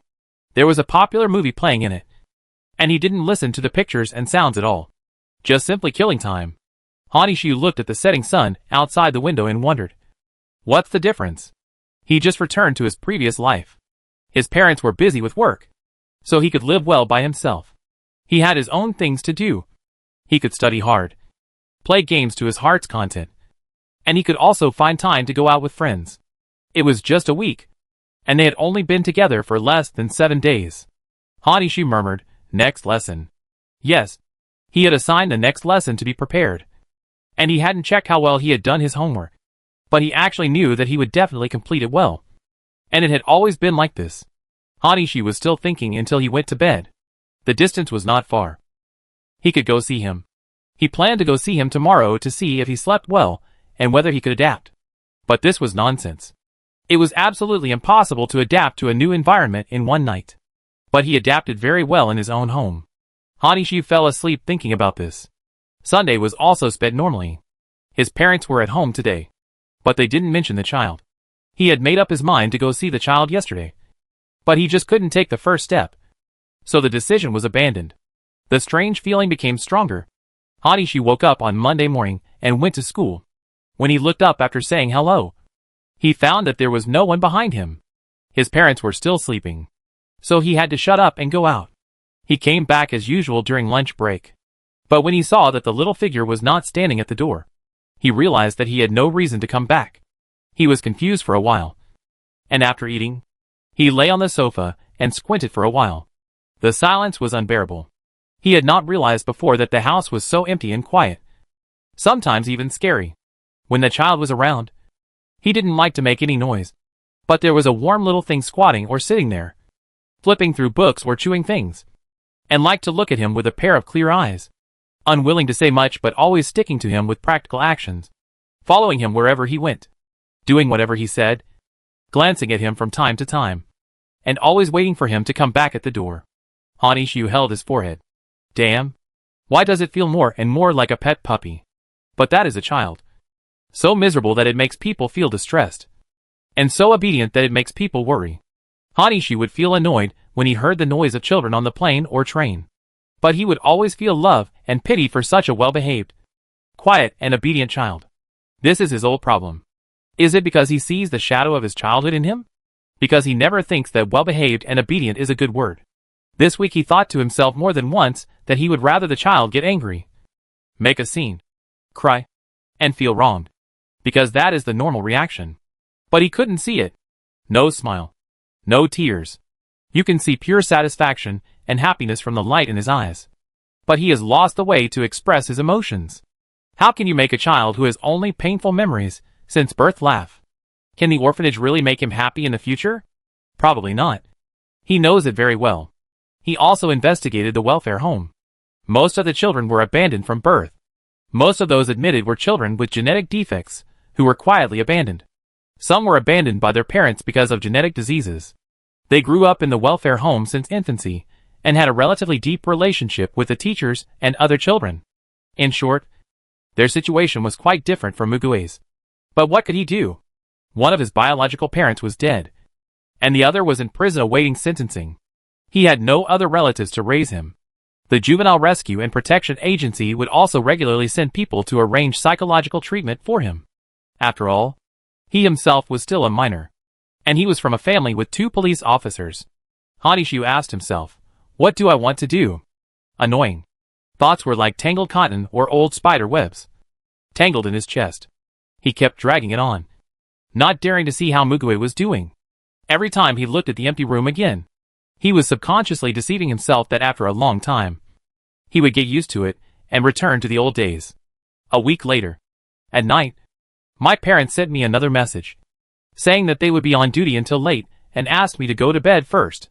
Hanishi had expected this, so he prepared midnight snacks for them and went to bed. But in the middle of the night, he was awakened by a doorbell. He wiped the cold sweat from his forehead. He was having a nightmare at the time. The sound interrupted his pursuit.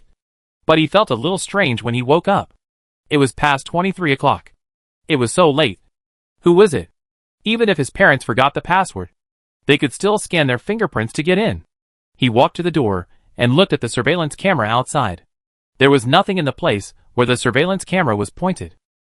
He thought it was a passing drunkard playing a prank. But he still planned to open the door to confirm. He gently opened the door a crack with the inner chain. However, it felt like the door hit something. Hanishu stuck his head out and saw the child curled up on the ground. Xiaogui? Xiao Mugui raised his head. A light gradually appeared in his dim eyes. Hanishu quickly opened the door and carried him in. It was a cold snap these days, and the temperature difference between late night and noon was even greater. Hanishu felt like he was touching small ice cubes when he held his hand. Hanishu went to get a blanket to cover him, and even took out a small hot water bottle for winter. He heated a cup of milk for him to drink. Mugui took it without saying a word, drank a few sips, and stopped. Hanishu stared blankly at his tears falling into the milk. Mugui put down the milk and wiped her tears with her hands. But the tears were like a floodgate, flowing down her cheeks unstoppably. Hanishu was dumbfounded. This was the first time he encountered such a situation, and he was at a loss to get a tissue to wipe his tears. He just couldn't stop. The child was crying softly. Hanishu looked at him. His body stiffened little by little, thinking, "It's over." He couldn't persuade him, because his nose couldn't stop sore. He didn't know why, but he couldn't help it and wanted to cry. He was originally an emotional guy, but he had always been sensible since he was a child. It should be said that with such a pair of parents, he had to be sensible, because they had things that needed more care than himself. So he had to take care of these. He had to be considerate of his parents' hard work, and couldn't be willful. For example, asking them to leave their work and accompany him on his birthday was not allowed. So, he got used to taking care of himself, and even taking care of them occasionally. Try to do everything by himself. Try to enjoy the lonely time alone. He has no brothers or sisters, and his friends are just for fun, and there is no one to confide in. So he didn't understand until today that the feeling is called loneliness. He never believed that there is love that comes by chance in this world, or love at first sight. He felt that any feeling needs to be cultivated slowly over a long period of time. But he never knew that there is empathy in this world. The reason why he can't let go of this child is because he looks like him. No, this is too unfair to this child. What he has experienced is much more cruel than him. He has lived a rich and happy life. This is just arrogance. In such an environment, he can grow up like this. The nature of this child is actually too gentle and considerate, because he doesn't want to cause trouble to others. He won't make any requests, never refuse anything, won't choose what he likes, and dare not show any emotions. Why does he do this? He also wanted to be happy. When Hanishu realized it, he had already hugged him. His tears rolled in his eyes, blurring his vision. It turned out that he had not returned to the past, and he would not get used to it again. There was no difference between his desire and that of this child. Xiao Mugui put down his hand, not daring to look at him, and whispered, "I will come only this time. If you don't want to see me, I will never come to see you again." Hanishu thought of the options he had drawn on the psychologist's evaluation form. Those were some options whose hidden meanings were obvious to him. But he suddenly realized that he also fully understood this child. Hanishu forced a smile. "You chose those options on purpose for those tests, right? Just to stay here." He might think that if his mental condition was still so bad, the psychologist would not let him go somewhere else, but let him stay here. The tear marks on Mugui's face were covered by new tears, and he nodded. But the psychologist would only judge based on his behavior. If he no longer showed violent physical movements, he would be considered to be able to control himself, and he would be allowed to choose to go to a place that was more suitable for him. In fact, none of them asked him what he wanted to do. They just assumed that he would accept any choice given to him by others. But he actually had no choice. "Hanishu, if I say I don't want to see you, is it true that you won't come?" Mugui: "Yes." Hanishu's throat was hoarse. "But you said this because you like this place and want to stay here, right? That's why you ran back here." Mugui nodded with tears in her eyes. "Yes. He can live until now because some kind people helped him, and he tried every way to keep himself alive. Since he can remember, he ate leftovers from the table at home, stole food from the refrigerator, stole food from his parents' terminals and hid it to eat, took leftovers from the owner of a nearby street store, and occasionally bought brunch for him by his teacher. He would try all the snacks in the mall. He would do anything to keep himself alive. His biological parents didn't buy him clothes or quilts.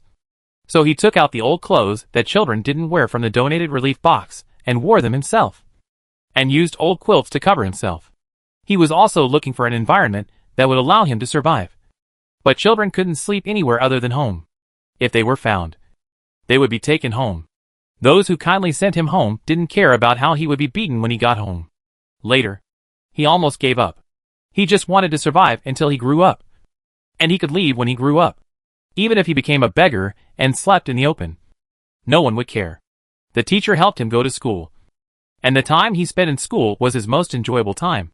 So he would try to extend his time in school, constantly writing exercises and reading books until he had to go back.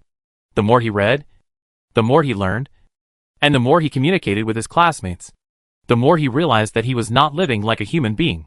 He didn't have everything that others took for granted. He wanted to try what it was like to live like a real person. He went to ask the teacher, and the teacher was very good. But the teacher also had his own family, and his children were very young. His family was against it, and would not accept him. Not to mention that his biological parents were still alive. He had reported it, but no one listened to him. He would only be beaten more severely and go crazy.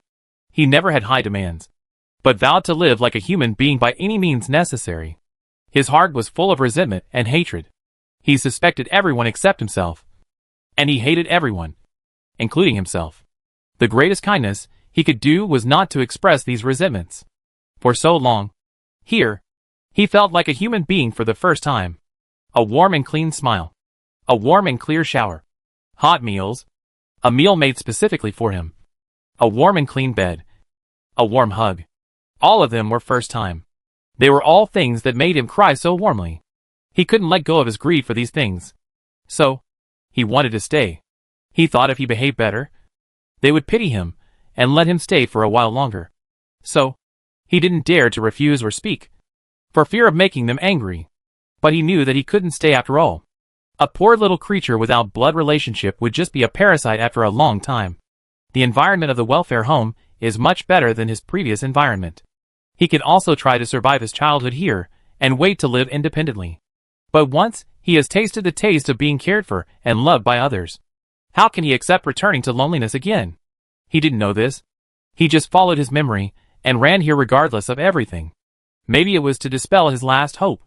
Maybe he wanted to try again. I am such a despicable person who takes advantage of others' kindness. Mugue just cried sadly. He hadn't cried like this for a long time. The despair of knowing that he couldn't succeed quickly turned his suppressed sobs into howling. His voice was broken by the heart-wrenching shouting. Ever since he could remember, his body instinctively knew that crying was useless, and that crying would only bring more painful blows. He had long given up the weapon of tears, because tears would not bring their sympathy and pity. Why could he cry now? He didn't understand. He just made the sound regardless. Hanishu finally realized after watching him that this child would cry. But he couldn't be happy at all when he saw him crying. He couldn't say, "Don't cry." That was just an excuse to stop expressing emotions in order to avoid being upset.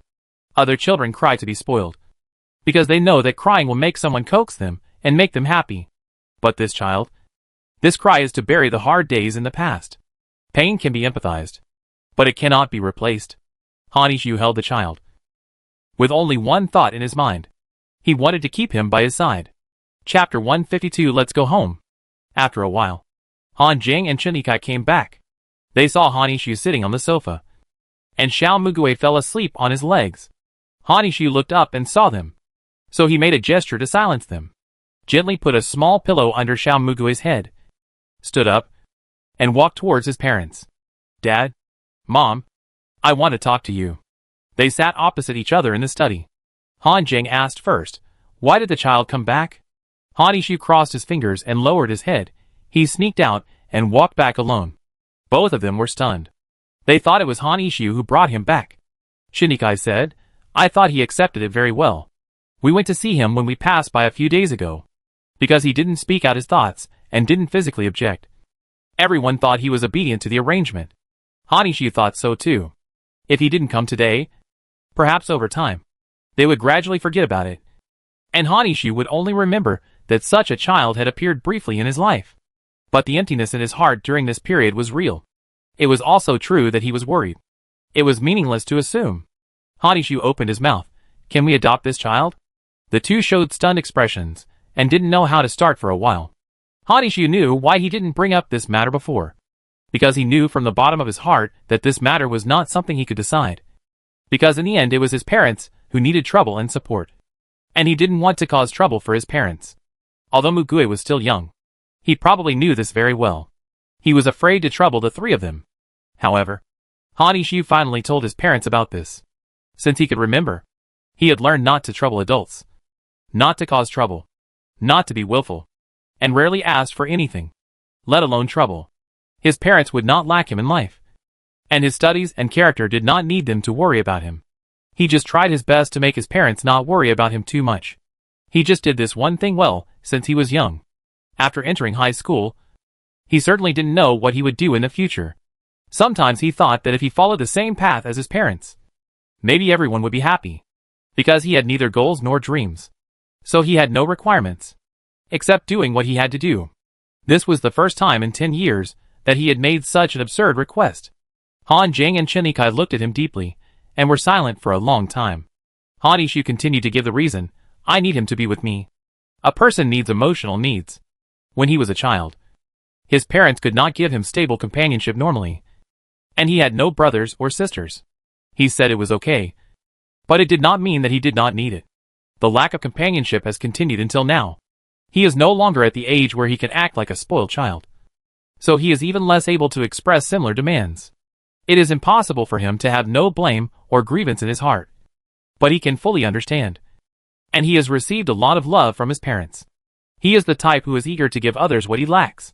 Just like parents give birth to children. Give them love without asking for anything in return.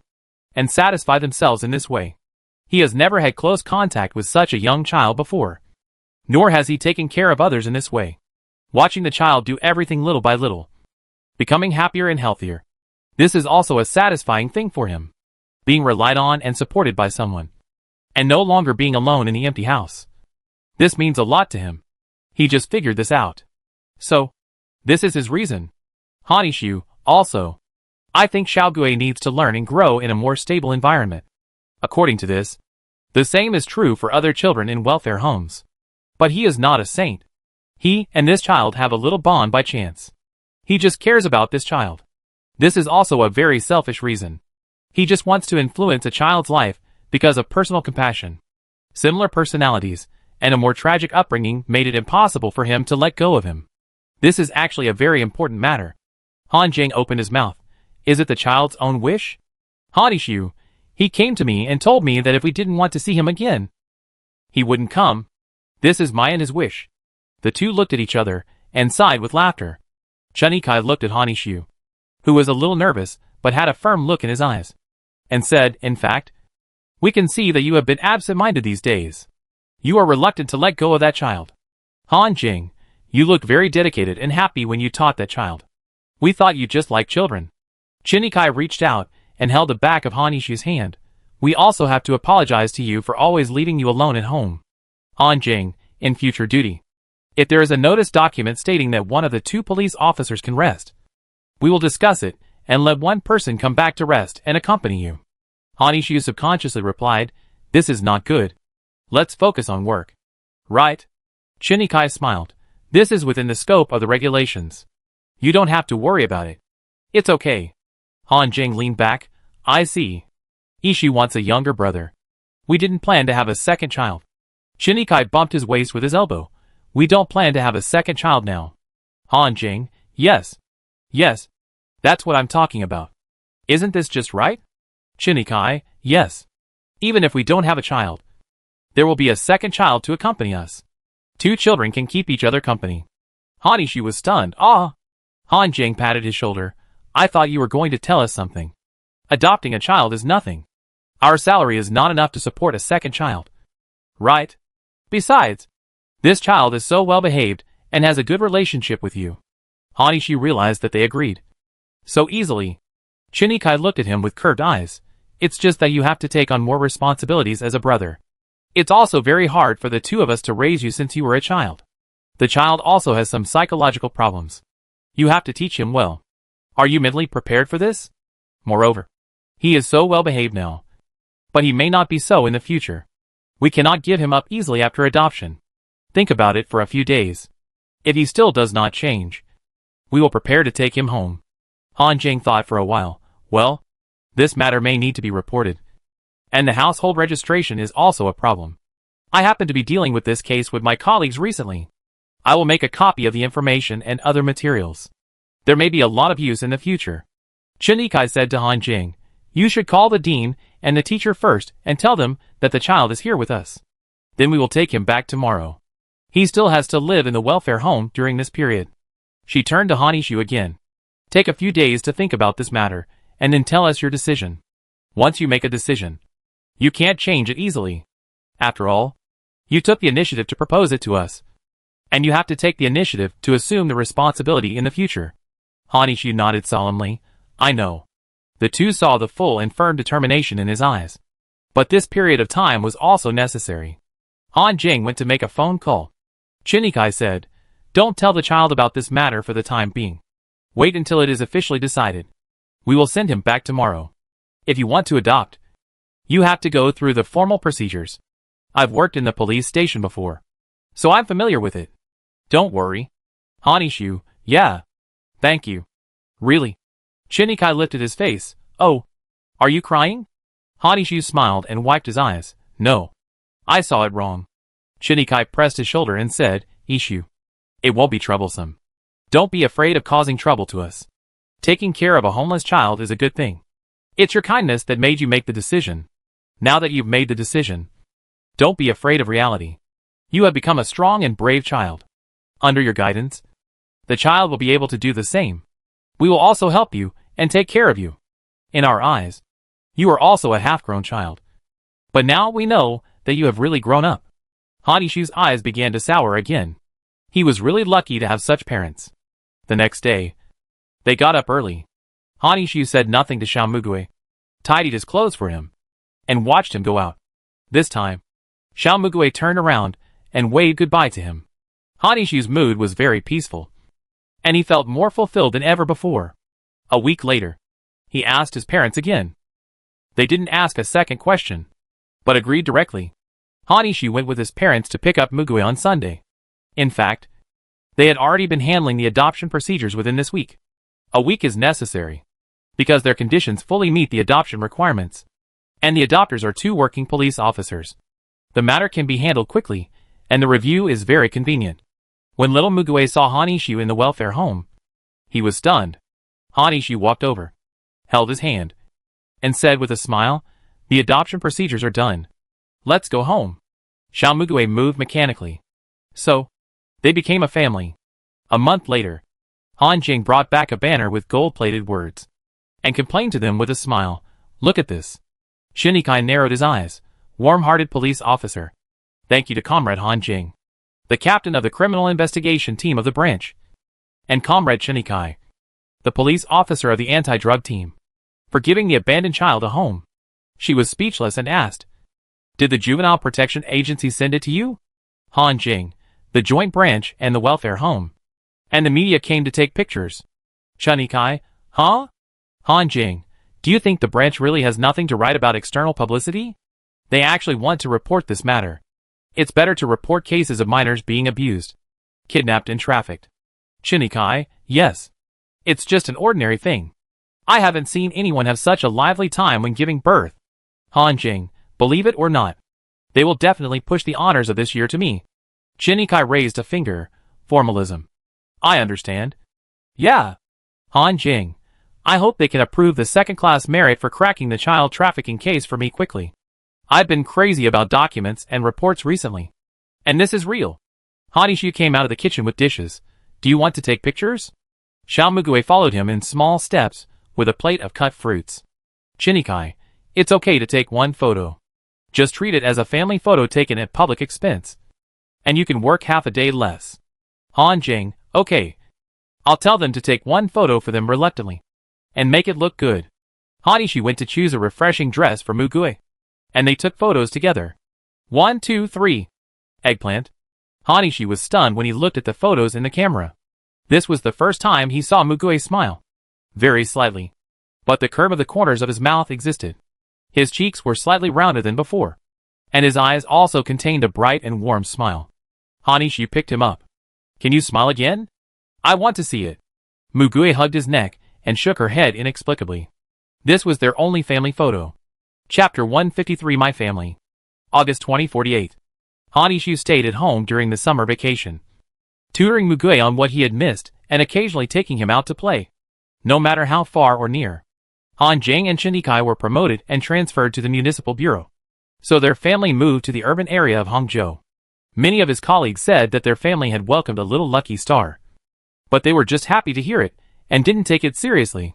A few days after the move, Chinikai went home and saw the two brothers playing games together. Chinikai smiled and said, "Who won more?" Hanishi wondered what ordinary parents would say at this time. "Have you finished your homework? Still playing games here?" He lay back and leaned on the edge of the sofa. "I won more." He turned around and touched Mugue's head. "Don't let it go. Play seriously." Little Mugue nodded seriously. After more than a dozen games, Hanishi covered his face and leaned back. He was annoyed by the elementary school student who bullied him. And he was the one who taught him this game. But after the subtle taste, he inexplicably felt a sense of accomplishment. Mugue pulled him. "I'm sorry." Hanishi, don't apologize at this time. You know, no matter what game it is, giving your all is the respect for the other party. Come, I will teach you the next game. You will learn it quickly. Mugue, yes. But he learned the next game very slowly. Hanishi had a weird intuition. He said to Mugue, "Did you do it on purpose?" Mugue lowered his head and covered his face. Hanishi smiled. "Do you want to play more games with me?" Mugue couldn't nod or shake his head, but his ears were red. Hanishi, wow. He blushed. So cute. Mugue's head began to smoke, and his face and neck were burning. Chinikai's ears were calloused from listening, and he casually said, I know. Hanishi hugged him in his arms, and they started to watch other movies. And as usual, let Mugue choose the one he liked. He wanted to slowly cultivate Mugue's ability to express his own ideas and preferences. But he was not in a hurry at all. They still had a long time. After spending several months together, he felt that every day was new. Children don't show intense emotions, but they can't hide their subtle movements. By teasing him and guessing him, leading him to grow step by step, watching him heal his physical and mental wounds, his life is fulfilling and happy. Chanikai suddenly said, "School will start in September. We have already completed the household registration here. We plan to transfer Xiaogui to a new primary school." Hanishi responded subconsciously, then realized, Chinikai, right. Xiaogui had been absent from school for a period of time due to special reasons. Now he can't stay away forever. He has passed the psychological test and can go to school. Hanishi lowered his head, held up Xiaomugui's face and asked him, "Do you want to go to school?" Xiaomugui looked at him with his eyes open. "Do you want me to go?" Hanishi smiled and gently tapped his brow, saying, "Don't answer questions with questions. This is not my business. It's your business. You have to decide whether you want to go or not."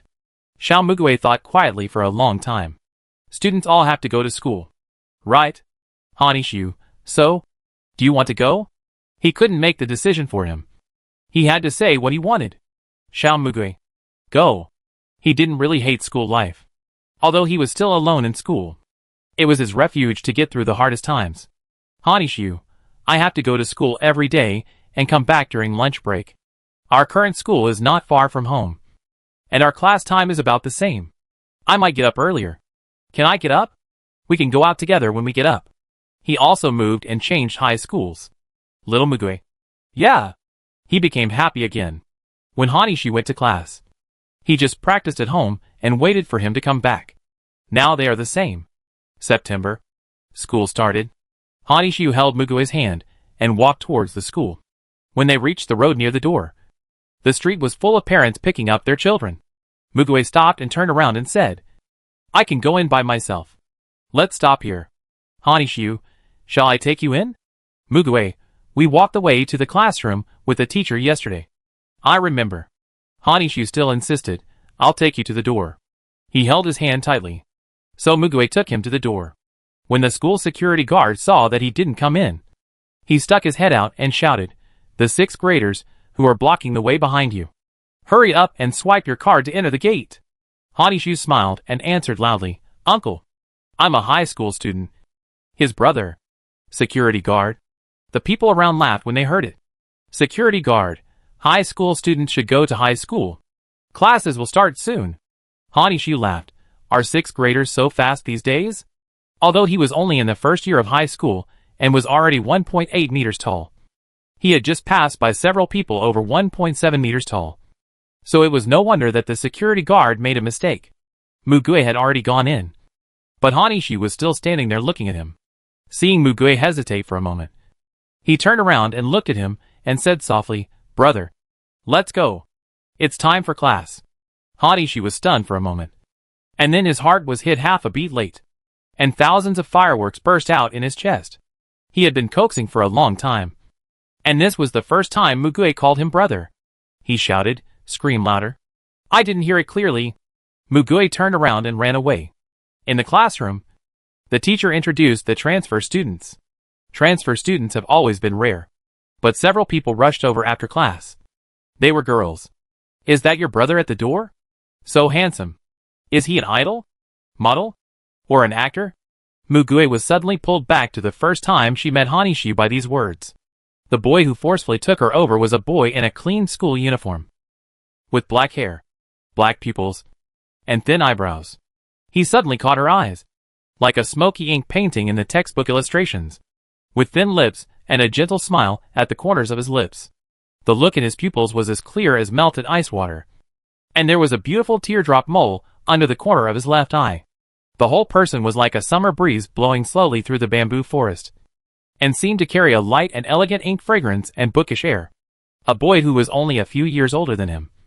A good-looking boy who smiled at him. He was afraid of anyone who touched him at that time. The reason why he was not afraid of Hanishu might be just because of such a simple reason. The brother next door. No. No. No. The flower of the mountain. No. No. No.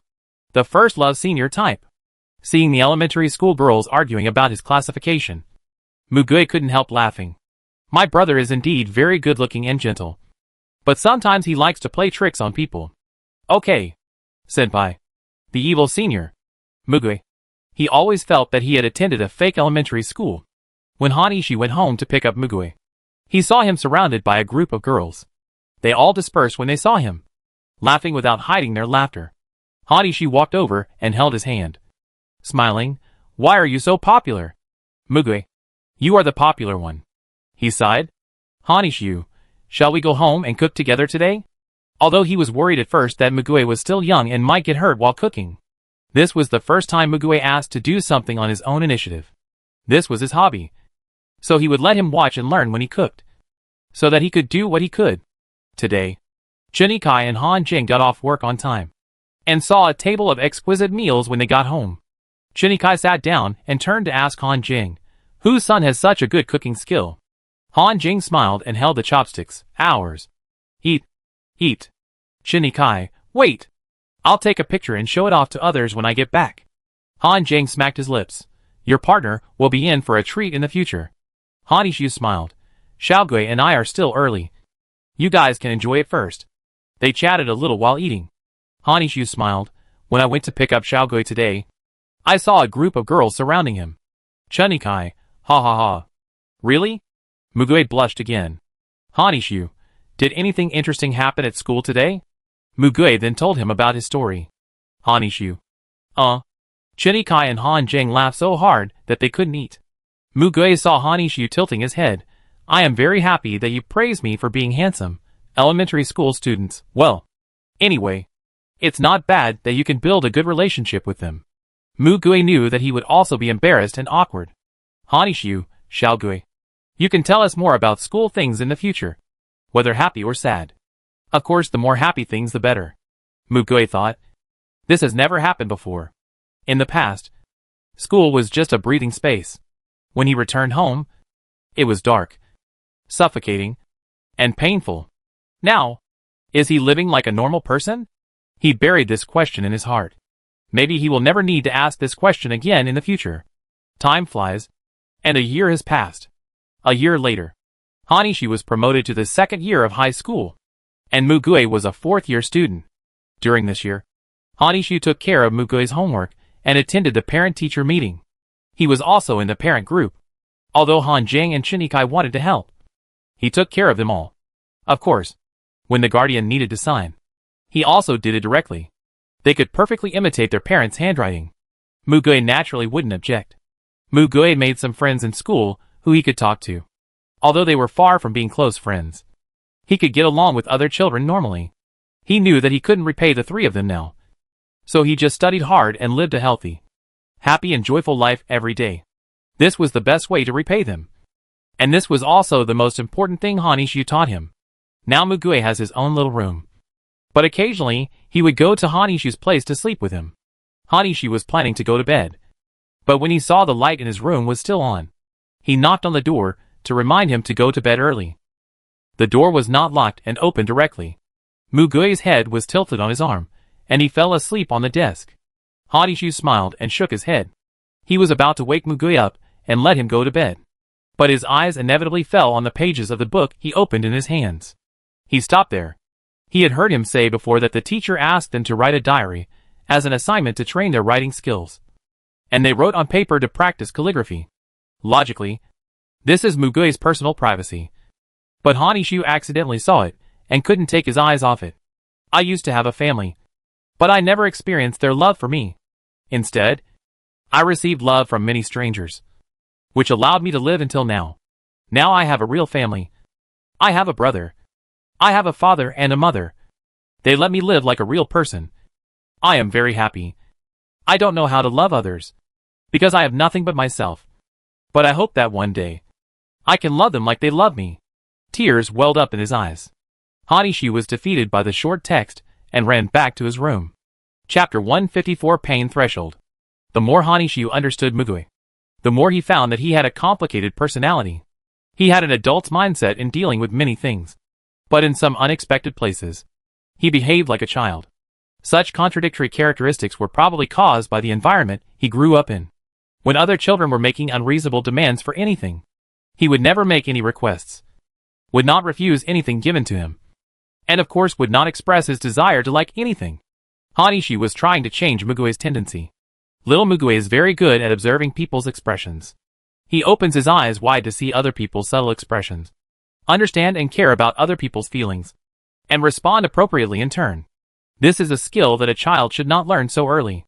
However, he himself is not good at expressing more intense expressions. It is rare for him to laugh and cry loudly.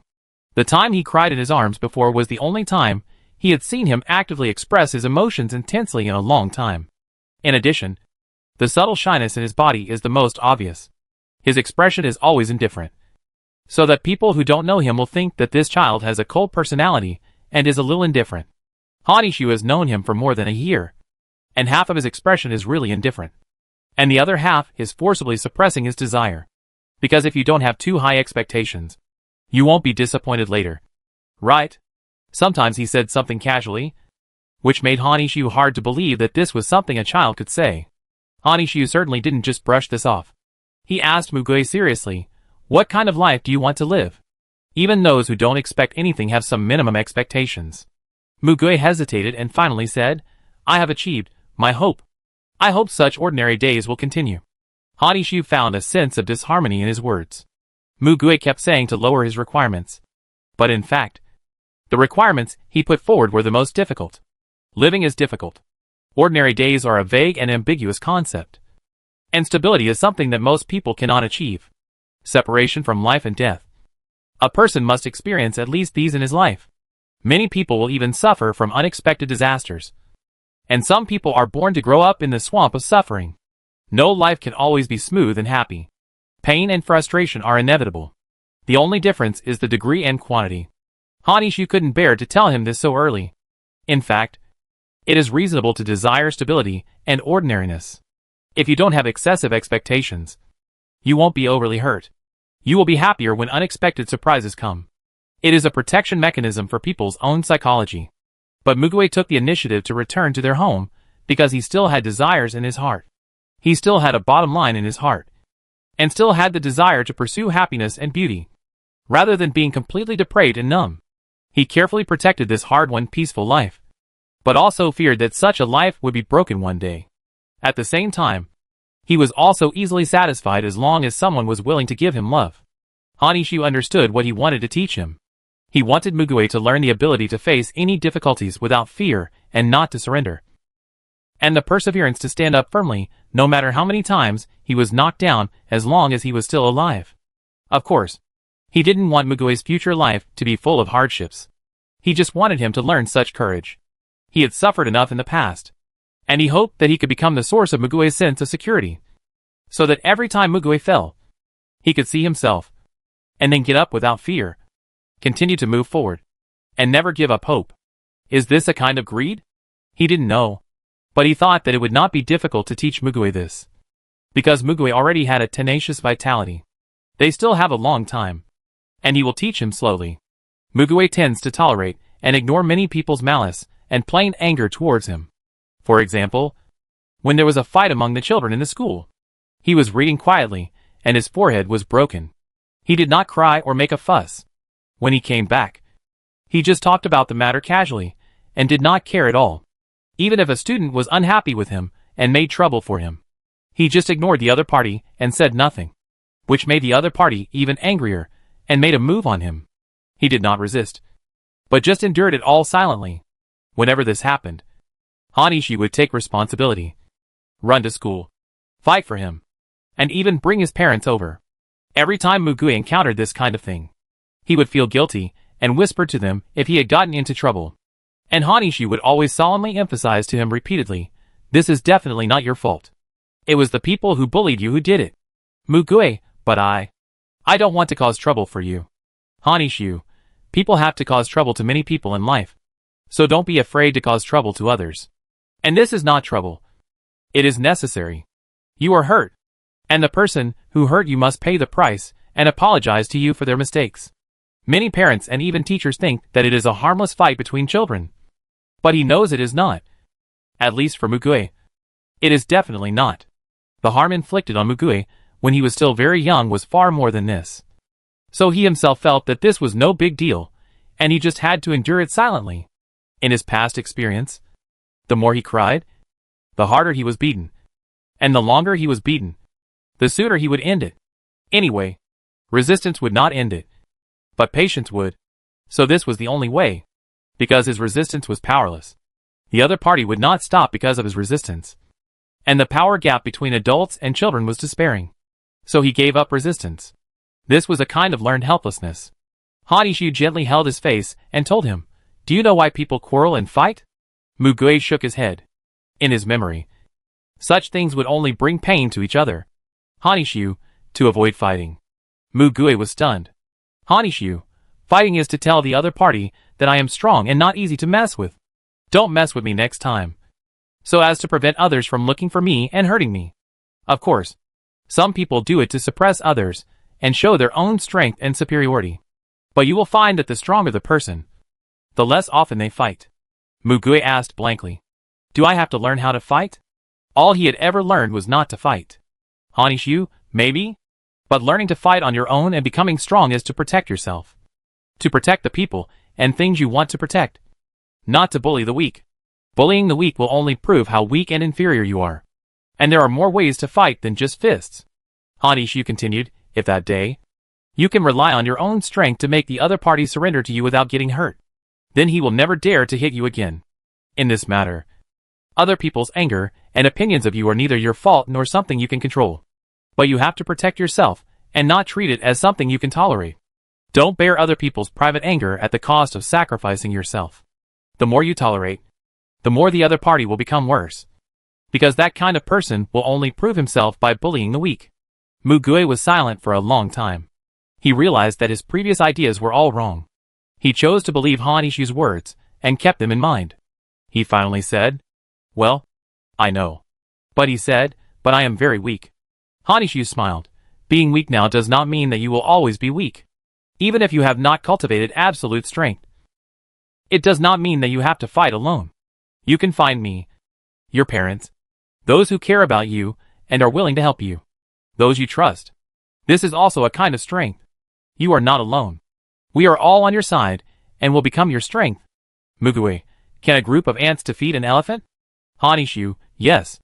Have you learned similar fables? Are there such examples in the textbook? It hasn't changed at all since I was in primary school. Since then, Mugue's behavior has changed a lot. He didn't encounter many similar things again. He learned to use his unique weapon. The cold eyes that didn't belong to children. The indifferent aura. Many children shuddered when they saw his eyes that were staring straight at them and not giving in. They were scared away halfway. This is what Hanishu told him to do. Hanishu, look at the other person and use your eyes to clearly tell the other person your determination and unwillingness to surrender. This is the first step. Of course, this is also to distinguish the target. For those who are friendly to him, Mugue tries to learn Hanishu's usual gentle speaking attitude and smile. Although it is still far from it. At least people who interact with him will not feel uncomfortable. Mugue obviously did not become particularly powerful. But people who disliked him would not easily cause trouble for him. Another reason is that they all know that his parents are police officers. He was not taught to use this to threaten others. But they did become his strongest shield. And this fact made him feel very relieved. Mugue never relied on anything to bully others. Because he could best understand the pain of the victim. He would follow his brother's words and work hard to become a kind and strong person who could protect himself and others. While being yourself, you will never give in or endure when facing harm. Because Hanishu said to him, you will make progress every day and grow into a better person than yesterday. He completely believed his words. But even Mugue, who doesn't care about many things, is very afraid of something. The school organized a physical examination for all students. And one of the items required blood drawing. On that day, Hanishu received a call from the teacher, saying that Mugue ran to the toilet and refused to come out because he was too afraid of blood drawing. Hanishu immediately asked for leave and ran away. After coaxing Mugue out, he panicked as soon as he saw the needle, and his breathing became disordered. Hanishu could only take him home temporarily to stabilize his emotions. Han Jing knew what happened when he came back that day. He told Hanishu about Mugue's past injury examination for the first time. His biological mother used to be a nurse in a shady hospital. She tried many times to get into a regular hospital, but failed. After being fired, she fell into a self-probing complex and often used him as a test subject at home, and even injected drinking water into his blood vessels. Hanishu didn't want to hear these things at first, but after knowing them, he felt so sick that he wanted to vomit. It was a miracle that Mugue could live until now. Hanishu had helped him take a bath, and saw many scars on his body. The wounds would heal, but the scars would remain on his body and heart forever. He felt more and more distressed every time he thought of such facts. These were scars that could not be eliminated even if he spent his whole life. Hanishu didn't dare to force him to do this. But after returning home, Mugue took the initiative to overcome the initial panic. Hanishu, you don't have to force yourself. Mugue, but if I don't overcome it, I will be afraid for the rest of my life. I don't want that. Hanishu, what do you want to do? Mugue, brother, I'm still a little scared. Please stay with me. Hanishu hugged him gently. Okay. They found a weekend and went to the hospital to make up for the missing physical examination items. Hanishu stayed by his side. And when the needle was inserted, Mugue held Hanishu's hand tightly and looked at him nervously. Hanishu could feel the strength of his palm, so he held it back more forcefully, and he kept looking back gently. Okay. It's over. The nurse who was drawing blood on the other side smiled. You are so nervous. And you have to have your brother with you. Mugue. It hurts. But he still overcame his fear. This was rewarding. He found that the matter itself was not so terrible. It was different from the malicious torture. Just an ordinary blood draw. After understanding this, he was no longer afraid. Hanishu and the nurse were both stunned. Logically, this nurse was very skilled, responsible for drawing blood and giving injections to children. And the feeling was just like being bitten by a mosquito. Hanishu held Mugue in his arms, showing his distress. It may be a psychological effect. It's okay. Just tell me if it hurts. Mugue, yeah. The nurse thought about it. There were not many people who needed blood drawn at this time, so she had more time. She guessed Maybe it's a problem with the pain threshold. Do you want to do a test? Before the development of neuroscience, pain thresholds were not given much attention. However, in recent years, full submersible aircraft have been promoted. The integration of neuroscience and technology has accelerated, and pain thresholds have begun to be seen by people. Before this, hospitals generally roughly divided pain levels into 5 levels internationally. And the most common method in China is to use a digital assessment method, 0 to 10. There is also a pain level digital reference table next to the blood draw window. But it is also relatively rough, so as to combine the degree of injury and disease for treatment. But the pain threshold is often ignored. The nurse patiently explained, some people have a high pain threshold, so even if they are seriously injured, they don't feel much pain. Compared with ordinary people, their pain perception is relatively dull, and they will feel the same injury and pain very lightly. But if the pain threshold is very low, then even if they are slightly injured, it will be very painful, and they are more sensitive to pain. Hanishi was stunned. Does Xiaogui have a relatively low pain threshold? Nurse, it's just a guess. Do you want to try it? Hanishi, he agreed, but his heart tightened. Mugui was taken to a machine. His hand was put into a mechanical glove, and a nerve detection machine was also worn on his head. The nurse said, it may be a little bit painful, but I will adjust it to the lowest at first. If you feel a little bit of stimulation, just say it. Mugui did it. When he really felt a little bit of stimulation, he spoke. However, compared to the needle prick and blood draw, the pain was indeed as light as a mosquito bite. So he didn't take it seriously. The nurse directly printed out the test results. Hanishi saw the test results above. Pain threshold, 12. Reference range, 50-55. The nurse said to him, this pain threshold is indeed a bit low, but it has little effect on the body. A low pain threshold does not mean a bad thing. The body's sensitive response to injury is more conducive to protection. The nurse didn't finish her words and looked at the boy in astonishment. Mugui still held his hand. He watched Hanishi crumpling the paper unbearably, closing his eyes, and tears slid down his cheeks. Mugui knew that it was for him. Chapter 155 My Promise. Hanishi found that although he was sentimental, he cried more often after Mugui came. There was nothing he could do about it. He couldn't help but feel angry and distressed for him. But he couldn't change the past. Just, is it comfortable to wear like this? Will it rub my feet? Will it hurt? If it doesn't feel comfortable, tell me. Hanishi asked him carefully after putting on the new shoes for him. Mugui told the truth, comfortable. Not at all. Of course, he could feel that Hanishi asked him similar questions more and more often, and he was afraid that he would feel uncomfortable. Mugui didn't think it was a bad thing.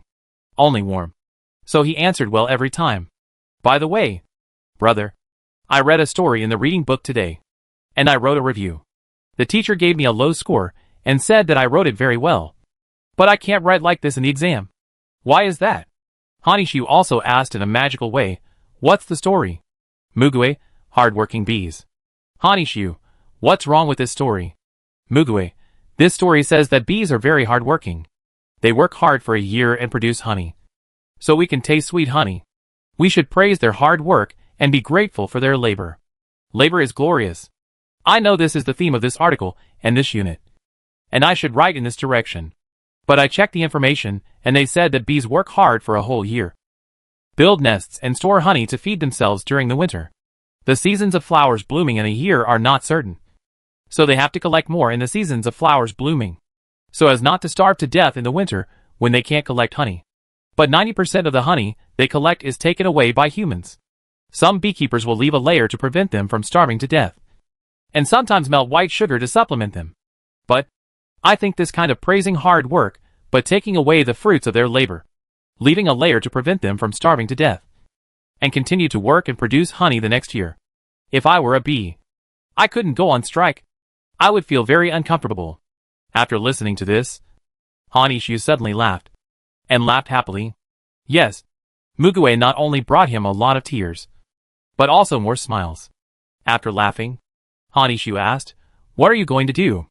Mugui, the teacher said this is an exercise. She said before that we should write something with true feelings. This is what I think in my heart. But here I am praised for writing well, and gave me a low score. The teacher said that the exam is based on the ideas of the question setter. So I will write according to the conventional ideas taught by the teacher in the exam. And I don't need this. Hanishu, yes. That's the reality. Mugue reality?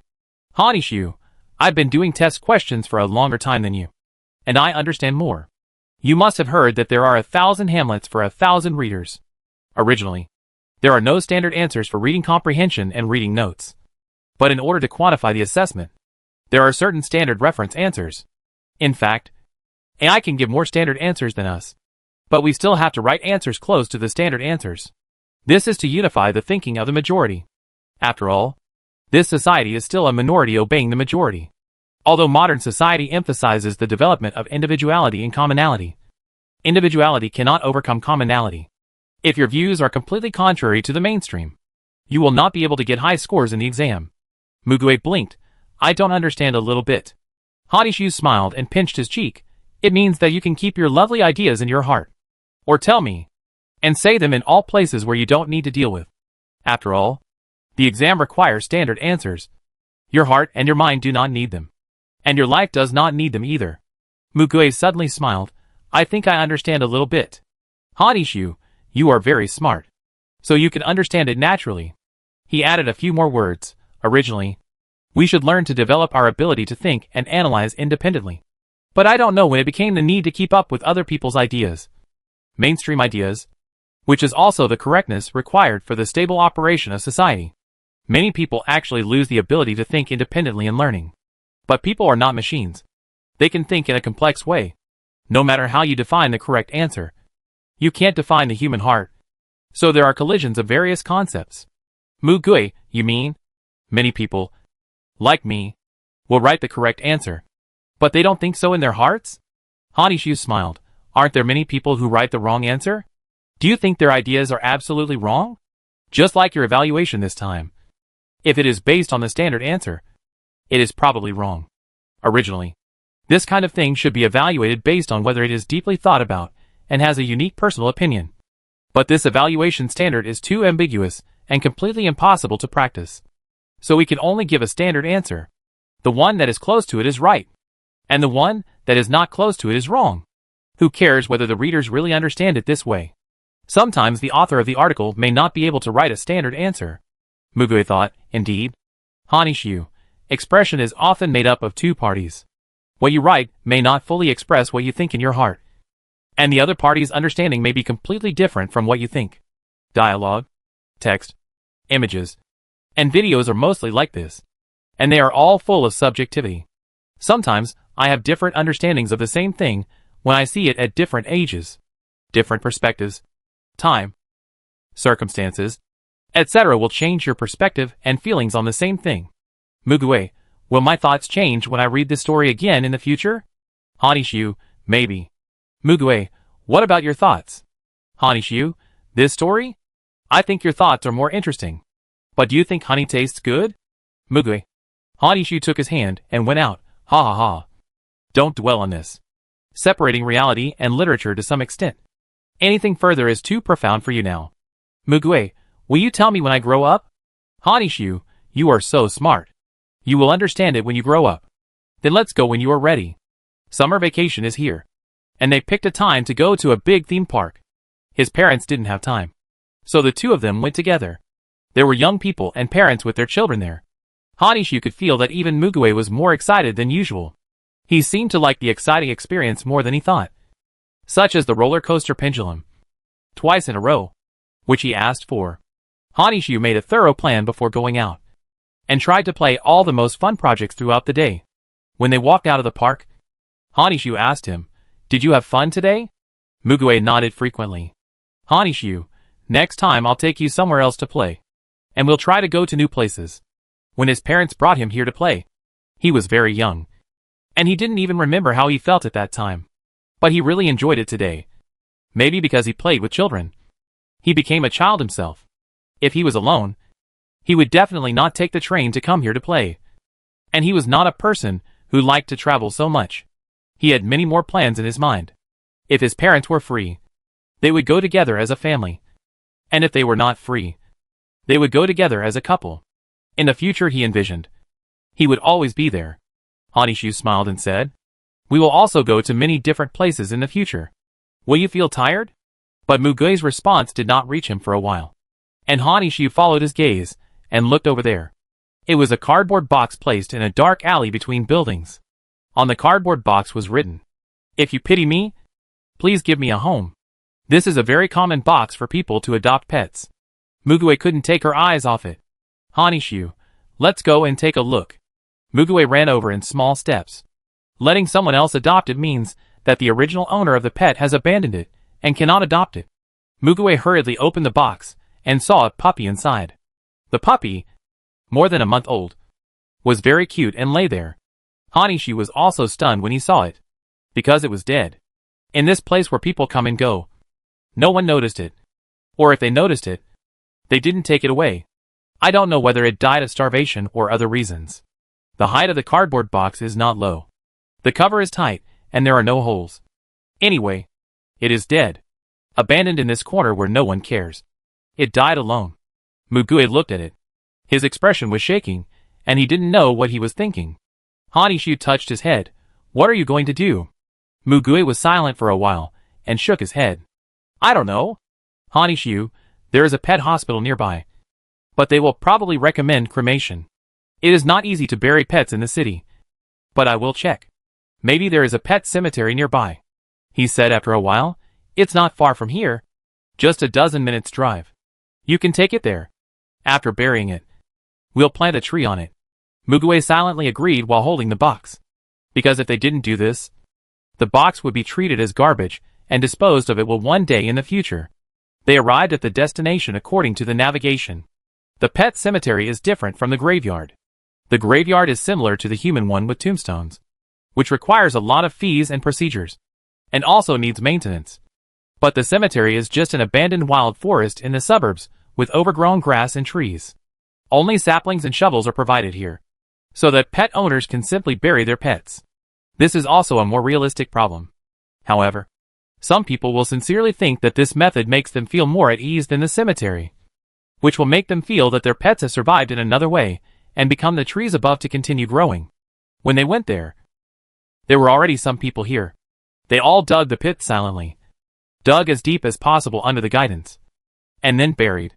Some pets that died of illness would be disinfected before entering.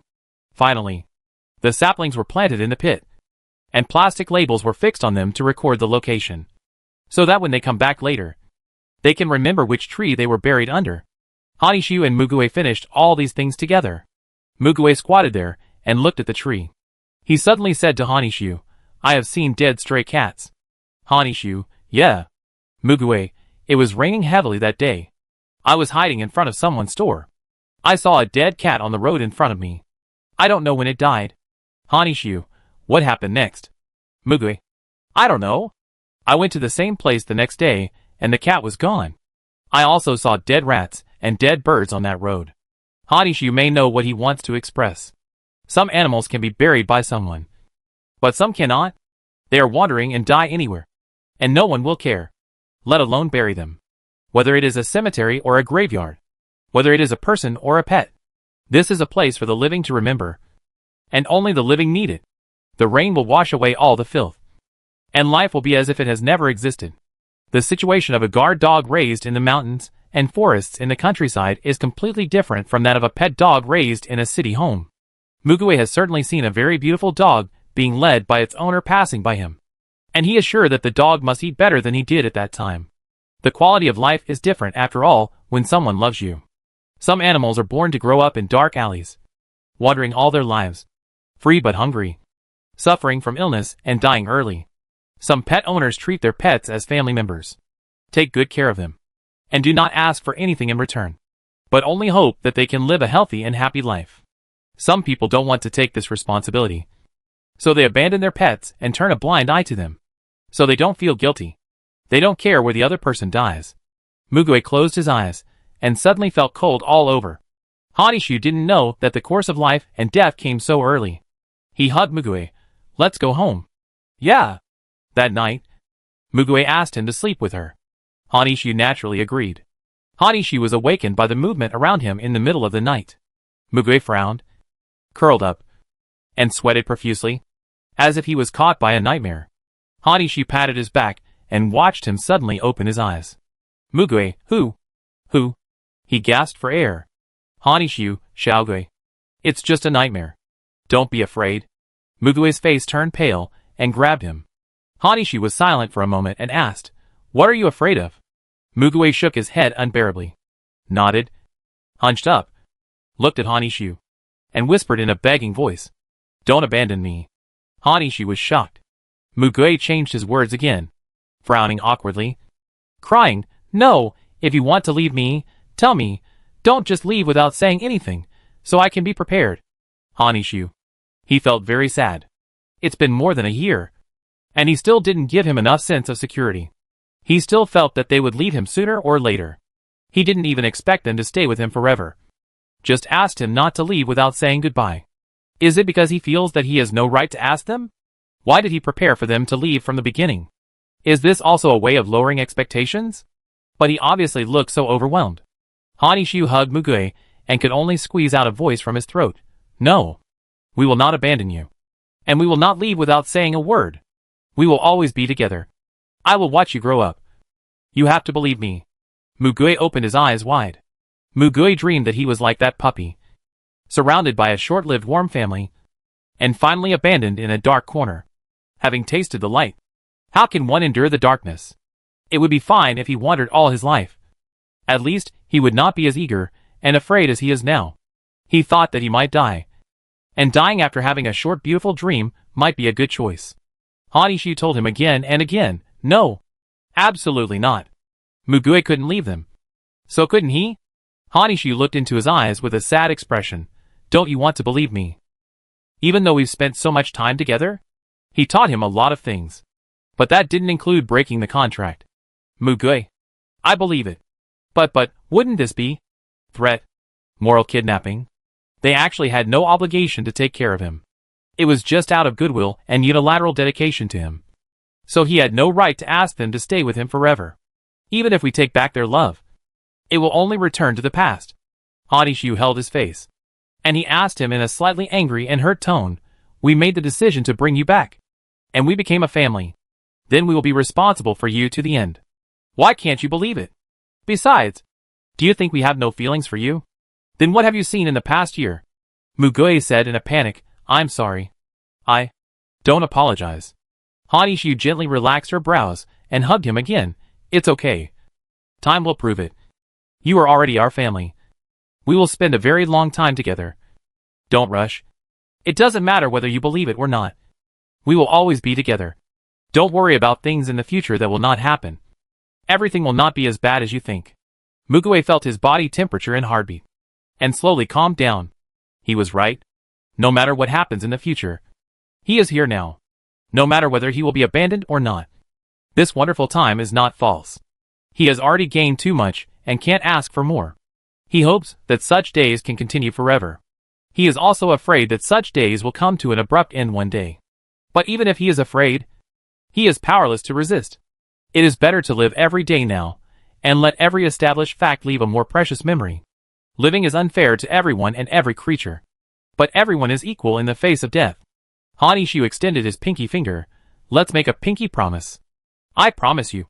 I will never abandon you. Mugue stretched out his hand like a madman. One big and one small. Their hands pressed together. But Mugue stopped him from saying the price of breaking the agreement. He pressed his lips. He would feel bad for any price. So he shook his head. No price. Hanishu put his head on his forehead and smiled. I will keep my promise. Mugue looked at him steadily. I will too. There are two tragedies in life. The first is not getting what you want. And the second is getting what you want. At this time, he is everything. Chapter 156. I'm out. Halfway through the holiday, Han Jing and Chen Yikai suddenly called Hanishu over one night. What's wrong? So formal? Hanishu asked. His parents looked at each other. And Han Jing said, I know you are very reliable and mature. You can handle most things by yourself. And you can take good care of Xiaogui. Hanishu nodded. Don't worry. Chen Yikai hesitated for a while, and finally said, The two of us may have to go on business trips in the next few months. Hanishu was stunned for a moment. How many months on a business trip? Training? Han Jing, something like that. Hanishu, Oh, it's mandatory. You can't refuse it. Right? Is it related to promotion? Then go ahead. I can take care of everything. Han Jing said, during this period. We may often lose contact. Hanishu, is there no way to send text messages? Chinikai, it's like during a meeting. All mobile phones are handed in. Hanishu, oh? He also thought it was nothing. Because even when they were on duty, he would try not to send messages to avoid disturbing them unless there was something urgent. Hanishu asked, where are you going? Han Jing, Jinling. Hanishu, when will you be back? Chinikai, in December. Hanishu, a long time. Han Jing, so you have to work harder. If you have anything, you can go to Uncle Lin or Aunt Juan. You know where the municipal bureau is. Hanishu, I'm a little embarrassed. But I will. Just go there and come back on time. Han Jing, we'll leave tomorrow. Chinikai, now that Xiaogui is with you, we don't worry about you being lonely. Hanishu smiled. It's as if you haven't been away from home before. If you don't want to leave, come back early. I'll prepare the New Year's Eve dinner for you at home. Han Jing couldn't help but reach out and rub his head. The next day, they packed their luggage and left early without waking them up. Looking at the empty room, it was the same as many times in the past, but also different. Mugue walked out of the door holding Koala, rubbing his eyes, and said, did Mom and Dad go out so early? Hanishu told him, they are on a business trip and will be away for several months. Mugue hummed and ate breakfast with him. They were right. If Mugue hadn't been with him, he would really be driven crazy by loneliness. He couldn't bear the feeling of being alone in this house. It was because Mugue was still here that he could send them off with a smile. So, he was the one who got a lot from him. Hanishu suddenly leaned close to Mugue's ear and whispered, thank you for staying with me. Mugue's food fell on the plate, and he lowered his head and dared not look at him. His red ears were also very lovable. Hanishu stroked his hair, and his heart was so soft that it seemed to melt. The two of them spent some time quietly at home, occasionally going out to play nearby. And when the holiday was about to end, Hanishu planned another trip out of the province. Hanishu actually wanted to do this a long time ago. He is now in the second year of high school, and the only longer vacation he has is now. When the second half of the semester and the third year come, all his vacations will be for exam preparation. So he will never be able to go out again. Moreover, playing around during this period has allowed him to accumulate experience in planning his own trips. And he can also take Mugue to a slightly farther place to play. Han Jing and Chun Ikai left him a bank card. They knew he would not waste it, and told him not to be reluctant to spend money, and to go if he wanted to travel. They went to Dianqing. Hanishu spent 3 or 4 days, taking Mugue to visit several scenic spots. Mugue was in high spirits. I want to write a few more travel essays when I go back. Hanishu, ha ha ha ha. The teacher must like students like you who actively ask for extra homework. Mugue's eyes lit up. What you see in pictures and videos is far better than walking around here by yourself. It's so beautiful here. Hanishu knew that he liked natural scenery more than urban scenery. So he went to the ethnic village specially. And as expected, he liked it very much. Of course, he held Mugue's hand tightly all the way, not letting go for a moment. But on the last day of the plan, something unexpected happened. They were shopping in a souvenir shop. Hanishu and Mugue were picking souvenirs. He accidentally looked outside the shop. He saw 2 people. His parents. They were wearing their own casual clothes, but their style was different from the usual old cadre style. They had a youthful and trendy feel, and seemed to be a few years younger. His father hugged his mother while shopping, and he smiled and whispered. He thought he was seeing things. And after a long time of looking closely, he was sure that they were his parents. Aren't Mugue and the others in Jinling for training? Why did they come to Dianqing? Hanishu felt very strange.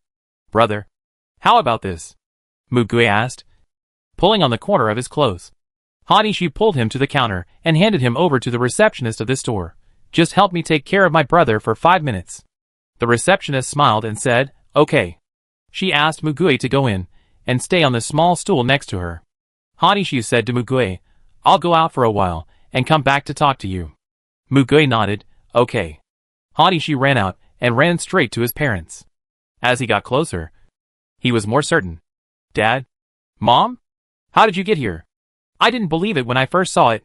The two also saw him. They were obviously stunned and looked at each other. Han Jiang looked at him and shook his head slowly. Han Yishu saw their eyes and suddenly couldn't speak. Every detail about them proved that they were his parents. But why did you come to Dianxin? Why did you tell me you were going to Jinling? Why did you look at me like that? Han Yishu's heart sank. He took 2 steps back, bent down, and said loudly, "Sorry. I recognized the wrong person. Goodbye." He turned and ran back to the souvenir shop. Han Yishu carried Mugui out, picked up a few souvenirs he had just chosen, and paid for them.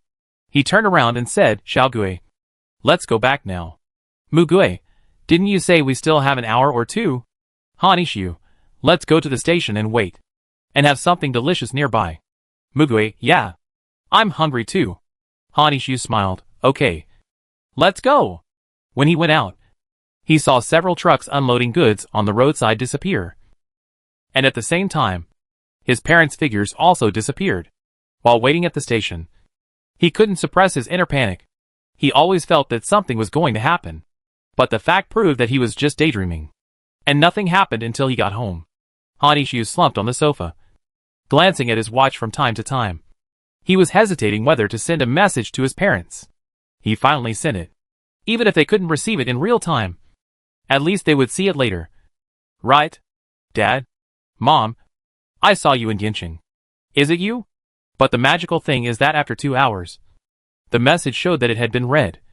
But there was no reply. Han Yishu felt very strange. Han Yishu didn't continue to send messages. School will start in a few days, and he can't study quietly with such a worry in his mind. So he planned to go to the municipal bureau to confirm their true whereabouts. He had been to his parents' workplace and office. So Han Yishu told Mugui, "The food is in the refrigerator. When you want to eat, put it in the microwave to heat it up. Keep the cards in their old places. If you want to buy something, place an order. The supermarket will deliver it to your door. Don't open the door for anyone except me. If you come back late, eat first. Don't be hungry." Mugui, "I know. Han Yishu, I'll be back soon." Mugui, "I'll wait for you." Han Yishu went out. Mugui waited until quite late. Around 7 o'clock, heated up the dinner, and sat at the table waiting. He thought Han Yishu would be back soon. He waited until 8 o'clock, 9 o'clock, 10 o'clock, 11 o'clock, 12 o'clock. He fell asleep without realizing it. When he woke up, he was lying on the table. The food was cold again, and he didn't move at all. He walked into Han Yishu's bedroom, but there was no one there. He walked to the door, but there was no sign of anyone coming back. He finally realized a fact. Han Yishu didn't come back. He still hasn't come home yet. The message Mugui sent to Han Yishu yesterday showed no sign of being read, and the phone call was not answered. Mugui was stunned for a long time. When he started to move, he went to make breakfast. After he finished cooking, eating, washing the dishes, he went to pack his backpack, taking a water cup and other necessary items. He went out. He followed the navigation, took a bus, and walked for a while to the city bureau.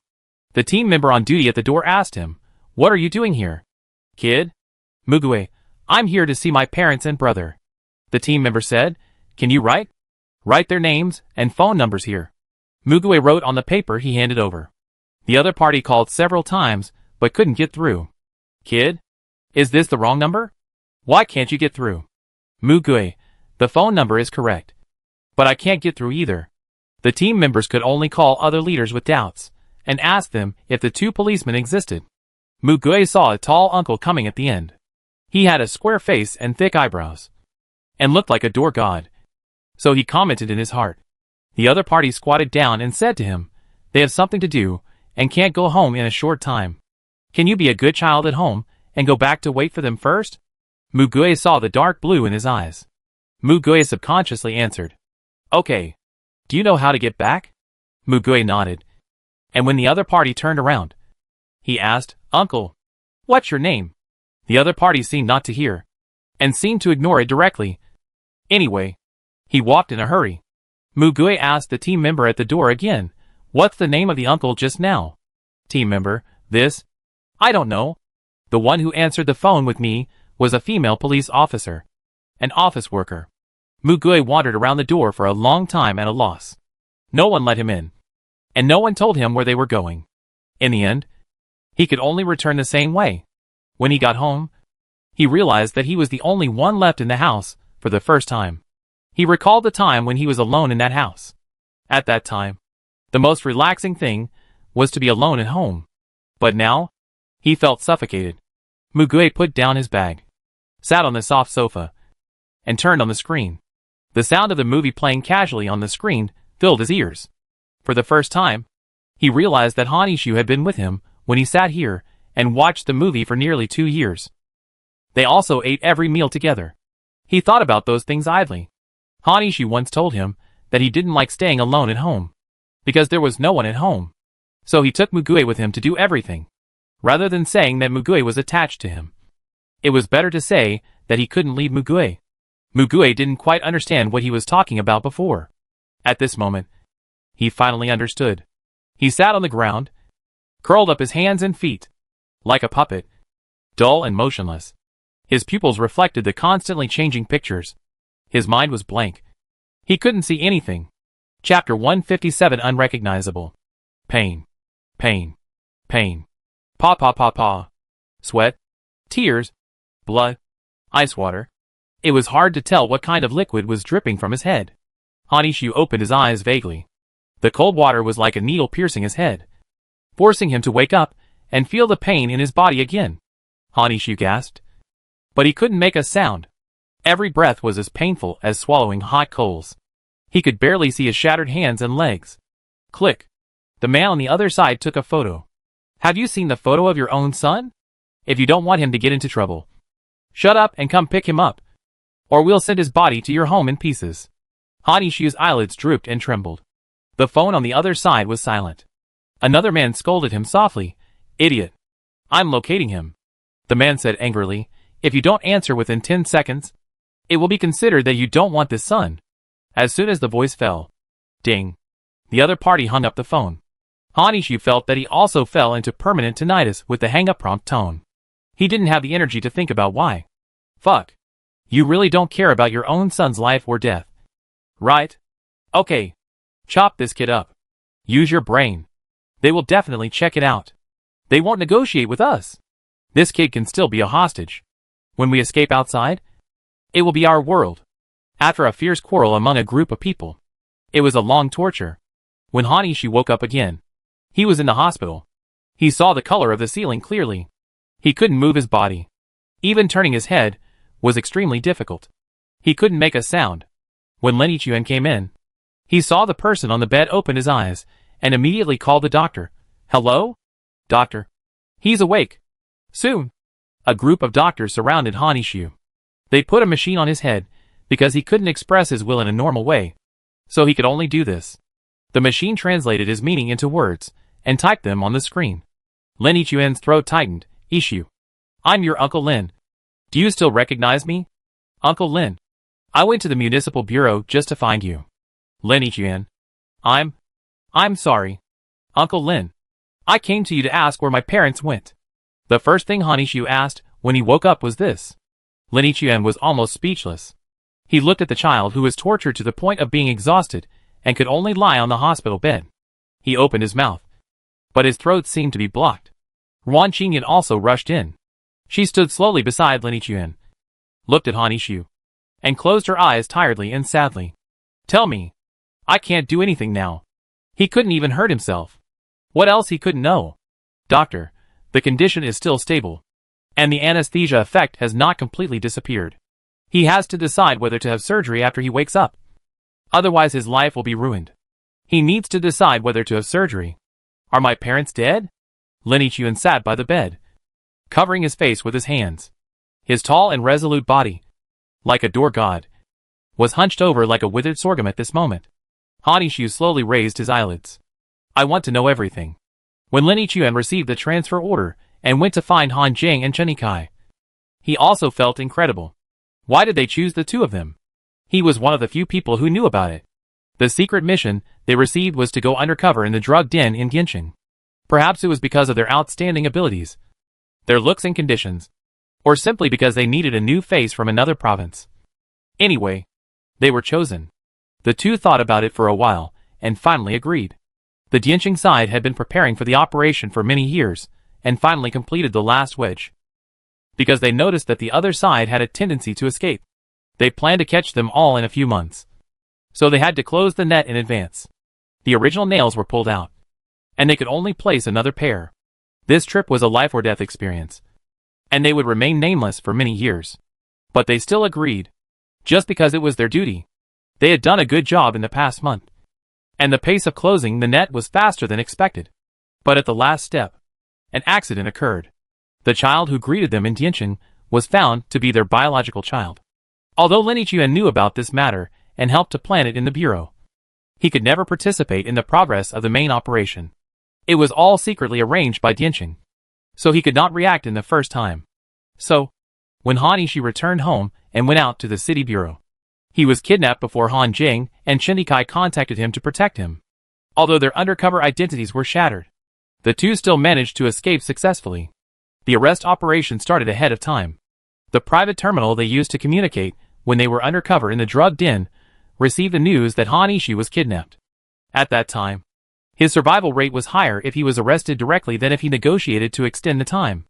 And if he missed this time, years of hard work would be wasted.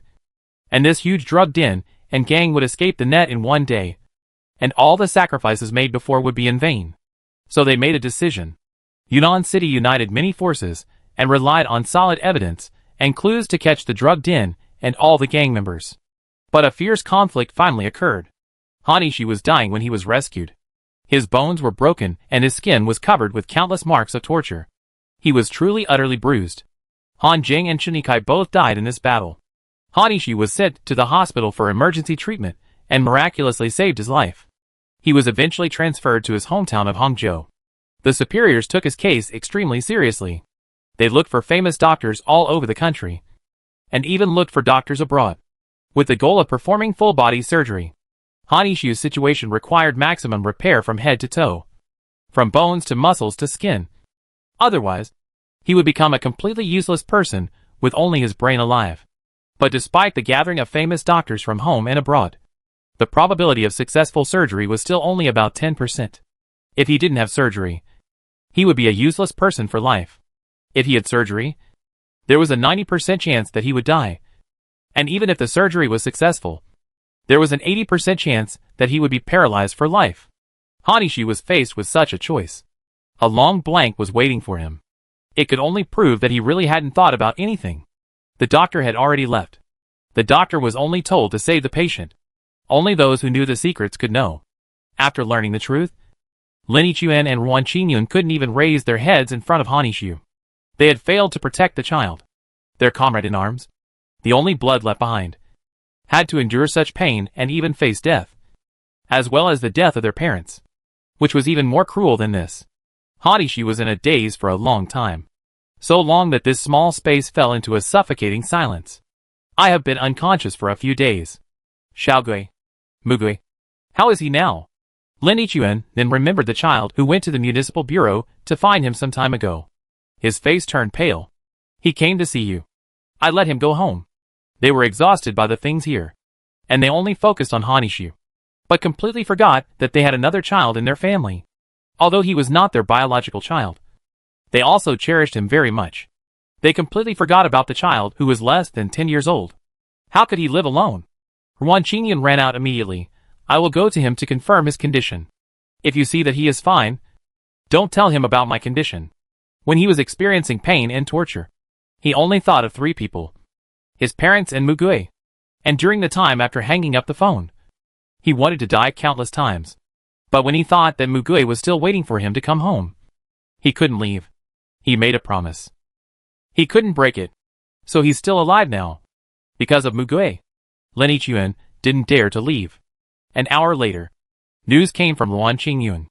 Lin Yichuan told him, he goes to school well every day, buys things and cooks well. He said he's waiting for you to come home. He saw the tears in Han Yishu's eyes overflowing and soaking the gauze. Han Yishu closed his eyes tightly.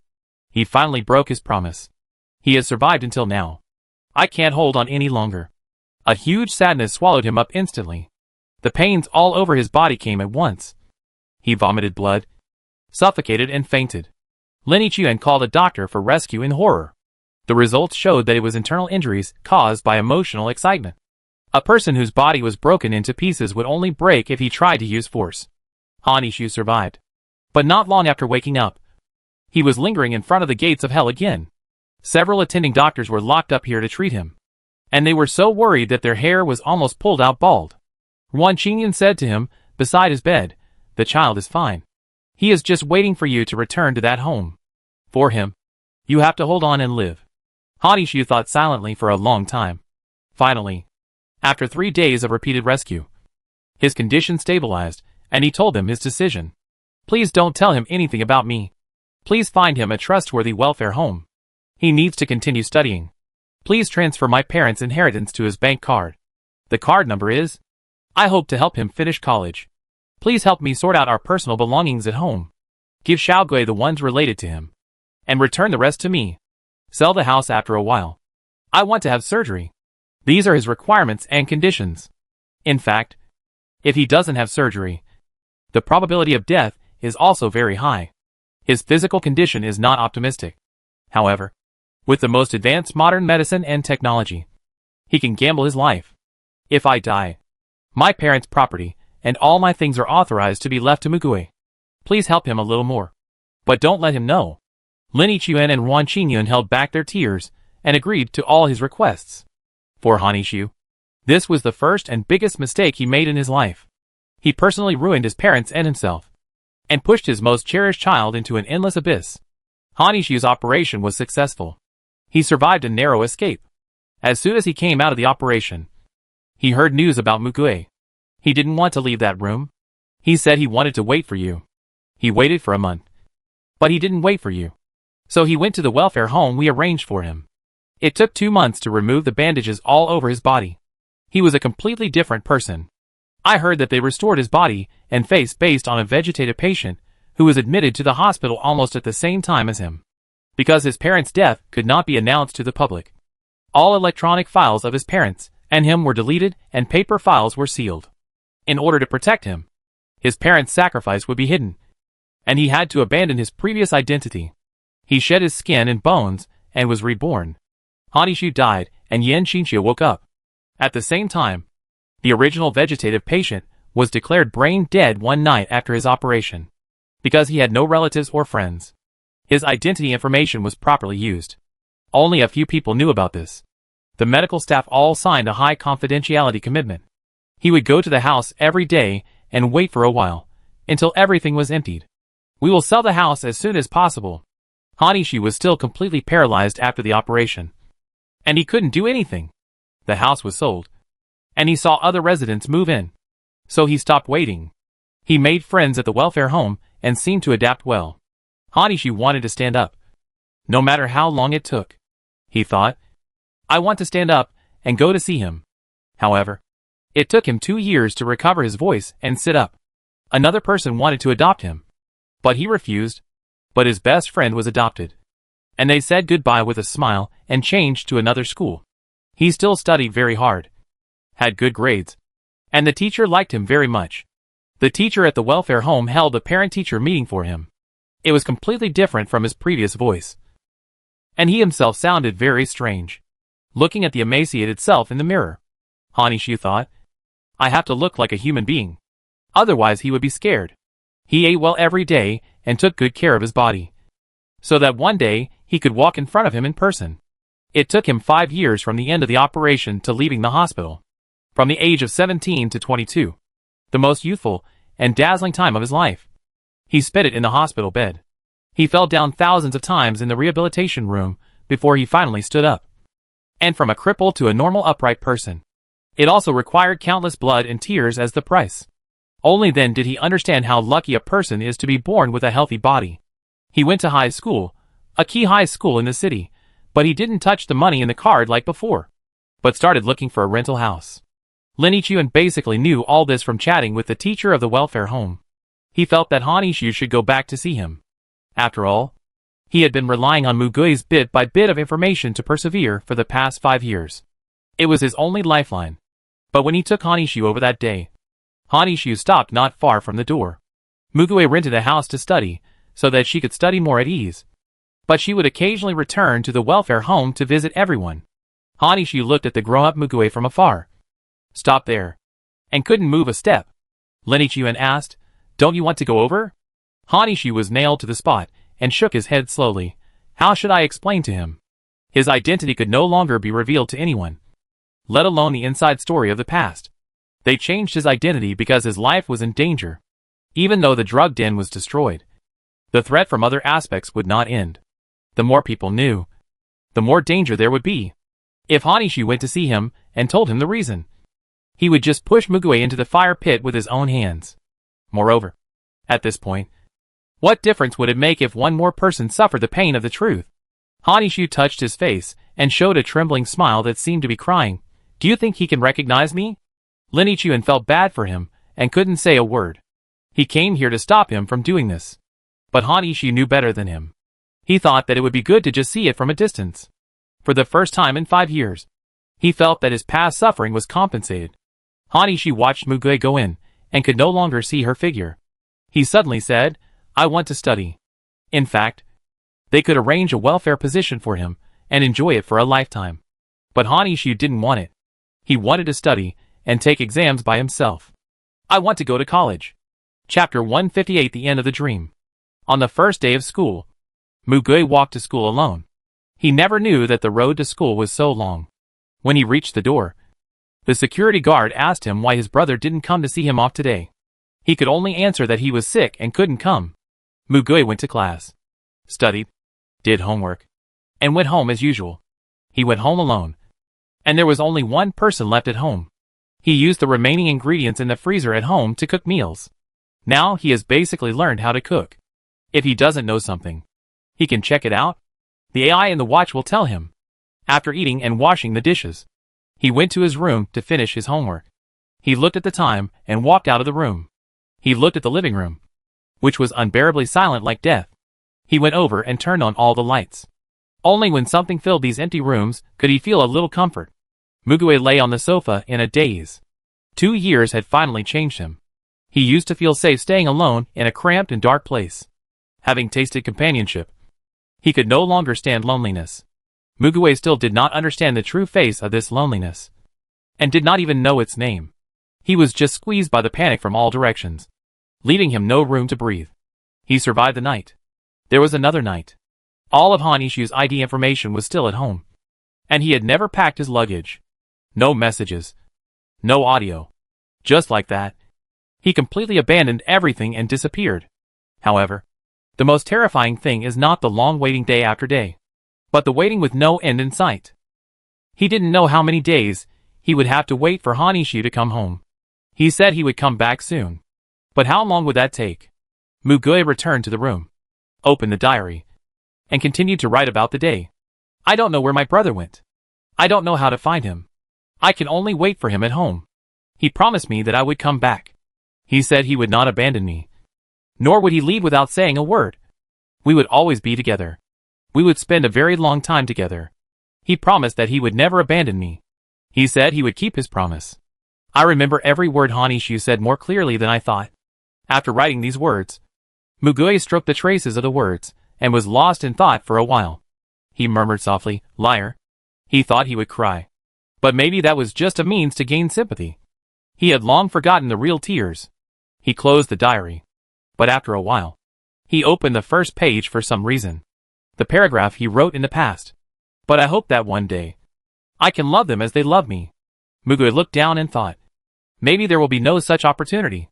But his eyes moved down and saw something else. It was a note stuck on it. Sorry. I saw this. I won't read the rest until you agree. Xiaogui. I am the one. I have received enough love from you. Thank you for coming to this family. Click. Click. When he came to his senses, the pages of the book were wet. Mugue wiped his eyes, closed the diary, lay on the table, and swallowed his miserable sobs. Hanishu once told him that he could cry as much as he wanted in his arms in the future. But where did he go when he cried? Liar. Liar. Liar. But even if he was a liar, when would he be able to return to him? He couldn't even tell him to blame him. The future came so unexpectedly. Why did everything he feared come true? If they wanted to abandon him, they didn't have to be so nice to him. They just needed to tell him, and he would leave obediently without causing any trouble. Mugui couldn't figure it out. But a few days passed, and he was thinking about similar questions every day. After 2 years of getting along, he certainly knew that Hanishi was not that kind of person. The biggest possibility was that he had an accident.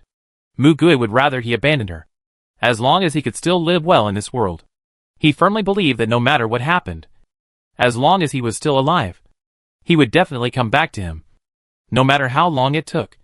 So all he had to do was wait.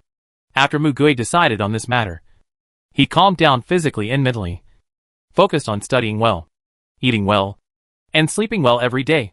Even if he couldn't fall asleep with his eyes open, he had to lie in bed on time. That was all he could do. The 15th day after Hanishu disappeared, a woman came to the door of the house. Mugui heard the doorbell ring. This was the first time in such a long time. He ran to the door and saw a strange ant in the surveillance. The voice at the door came in through the microphone. "Child, Ant is your parent's friend." Mugui opened the door and let her in. Ruan Qingyun walked in and saw the little person standing there staring at her quietly. Ruan Qingyun went there at night, but the room was very bright. Every door was open and all the lights were on. She looked at Mugui. The child's face was calm and there was no panic. It has been 15 days since that incident. Does this child live here alone? She felt absurd. Mugui went to the kitchen and poured her a glass of water. Ruan Qingyun took it silently, stroking the cup, and asked, "Have you been at home these days?" She had never met Mugui in person. Mugui had never been to the bureau or his parents' unit, so it was very awkward when she spoke. "Mugui, school has started. I go to school during the day, go shopping after school in the afternoon, go home to cook and eat in the evening, and then stay at home." Because what he said was too ordinary. Ruan Qingyun was stunned. But Mugui shaking hands holding the cup still revealed his true feelings. He was anxious to get an answer, but he was afraid of the worst result. "Mugui, I'm waiting for my brother, my parents to come back." "Auntie, do you know where they went?" Ruan Qingyun was suddenly overwhelmed. Ruan Qingyun couldn't give him an answer. She couldn't give it. But sometimes, not speaking can also be regarded as an answer. Mugui waited for a long time before speaking again. "Are they dead?" Ruan Qingyun raised her head and suddenly ran into the child's desperate and calm eyes. Ruan Qingyun opened her mouth, but all the words were stuck in her throat. This was the first time she encountered such a situation. She couldn't say anything. Ruan Qingyun just got up and left the place. Mugui watched her leave, closed the door, and slowly closed his eyes. 3 days later, Ruan Qingyun came again, this time at noon. Mugui was still at home and opened the door for her. This time she came with another person.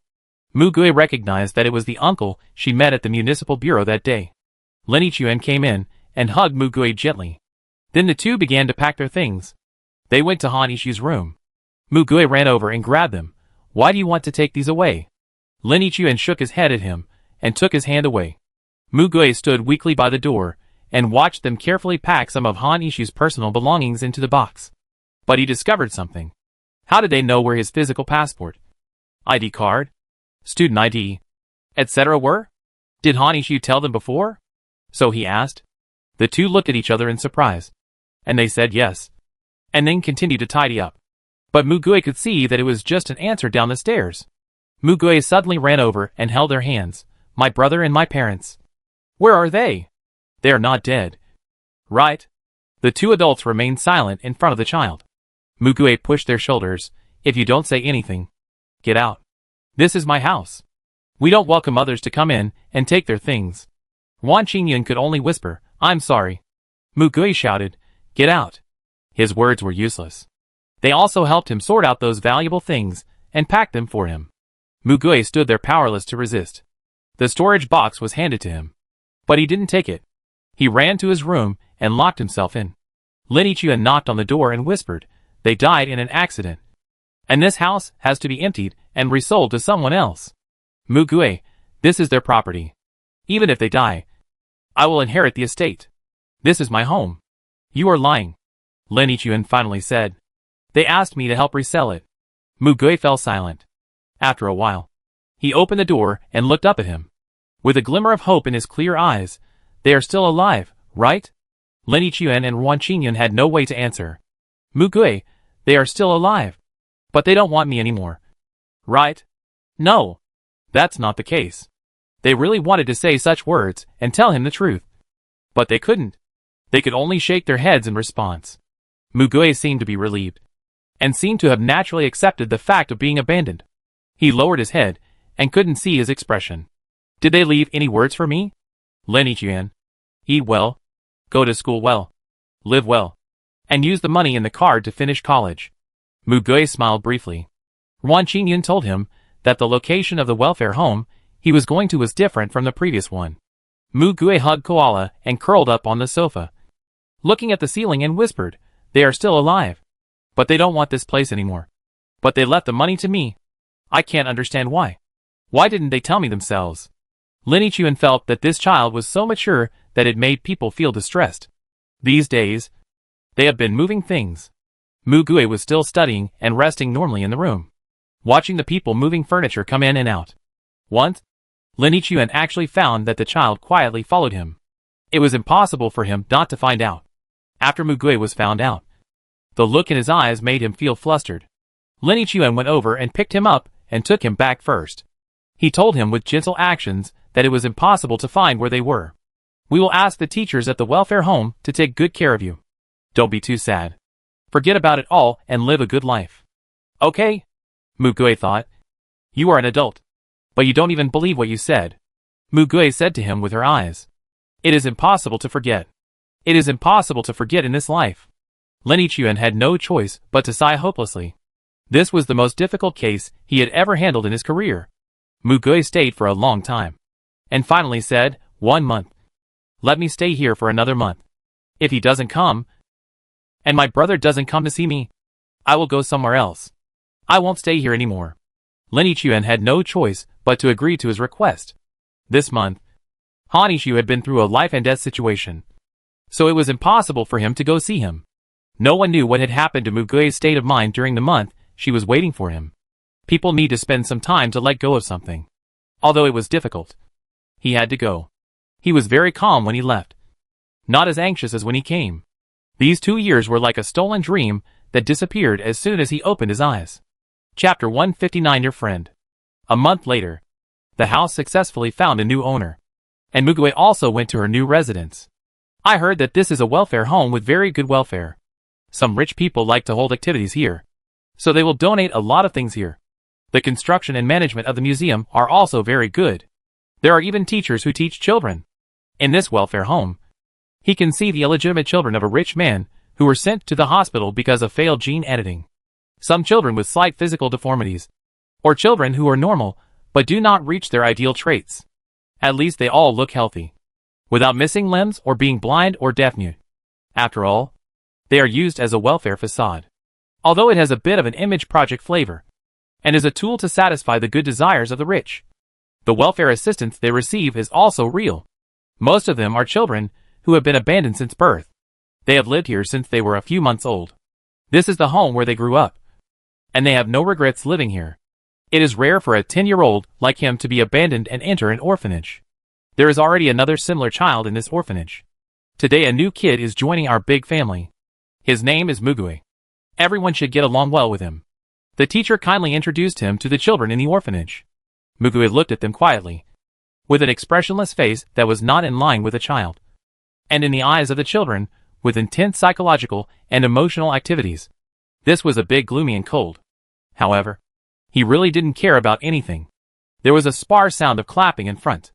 Lin Yichuan then asked the teacher to talk, and Mugue followed them. "The child's household registration has been moved out, and his identity certificate and other documents are also here. Please take good care of him. The rescue center will send a psychologist to see him regularly." "I know. It's okay. Take your time. When the child grows up, the scars of memory will fade, and what he needs most now is a stable life." Mugue heard it, and the adults thought he didn't understand. But in fact, he understood and remembered it all. The only link between him and that family was broken just like that. Mugue once took out the watch Han Yishu gave him to look at the contents inside, and it was completely empty. All the photos and information inside were gone, probably when they were sorting. They took the watch away and formatted it while he was not paying attention. There was no trace of anything about Han Yishu. When they were packing their luggage, Mugue once snatched their photos. But of course, he couldn't take them away. They rarely took photos in the first place. But they've taken more in the past 2 years. Mainly because Hanishu liked to print out their travel photos and make them into booklets. The printed photos were also taken away without missing a single one. And it is likely that they were destroyed. Mugue later went to look for information about the 3 people, including a name on the campus network and the only family photo released by the media. But he couldn't find it. All of them. He had searched many times before, saving each picture one by one. It did exist. But it's gone.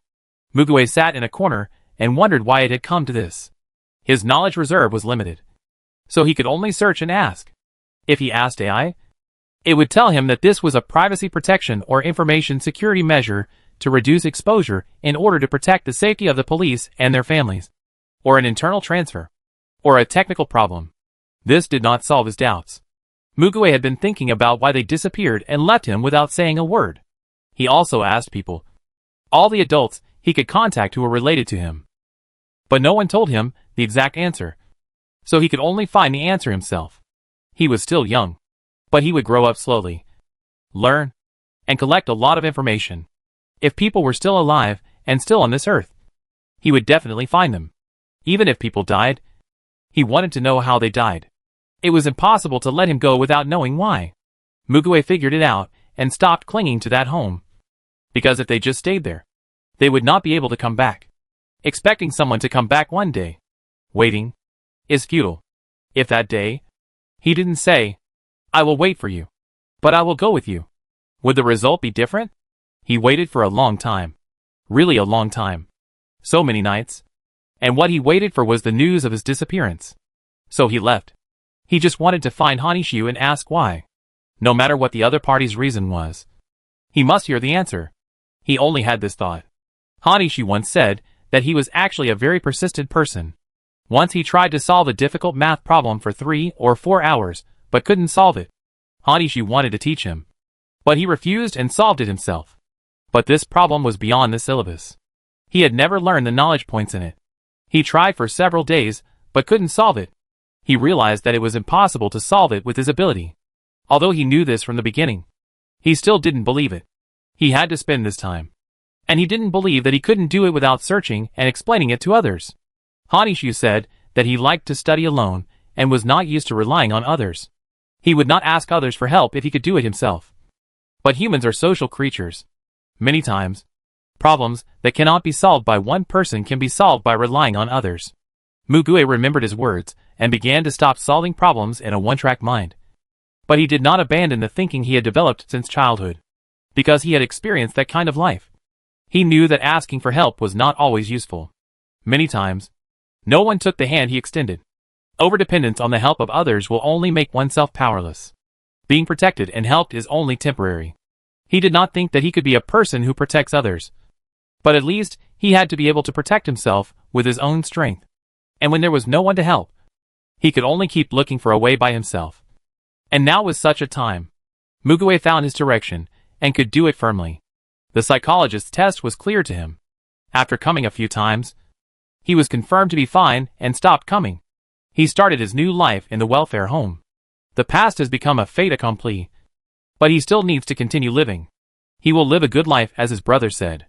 Moreover, he now has his own things to do, and will not feel confused. Interpersonal communication has always been a problem for him. In school, he often just pretends to be a normal child. And there is always a psychological distance between him and his peers.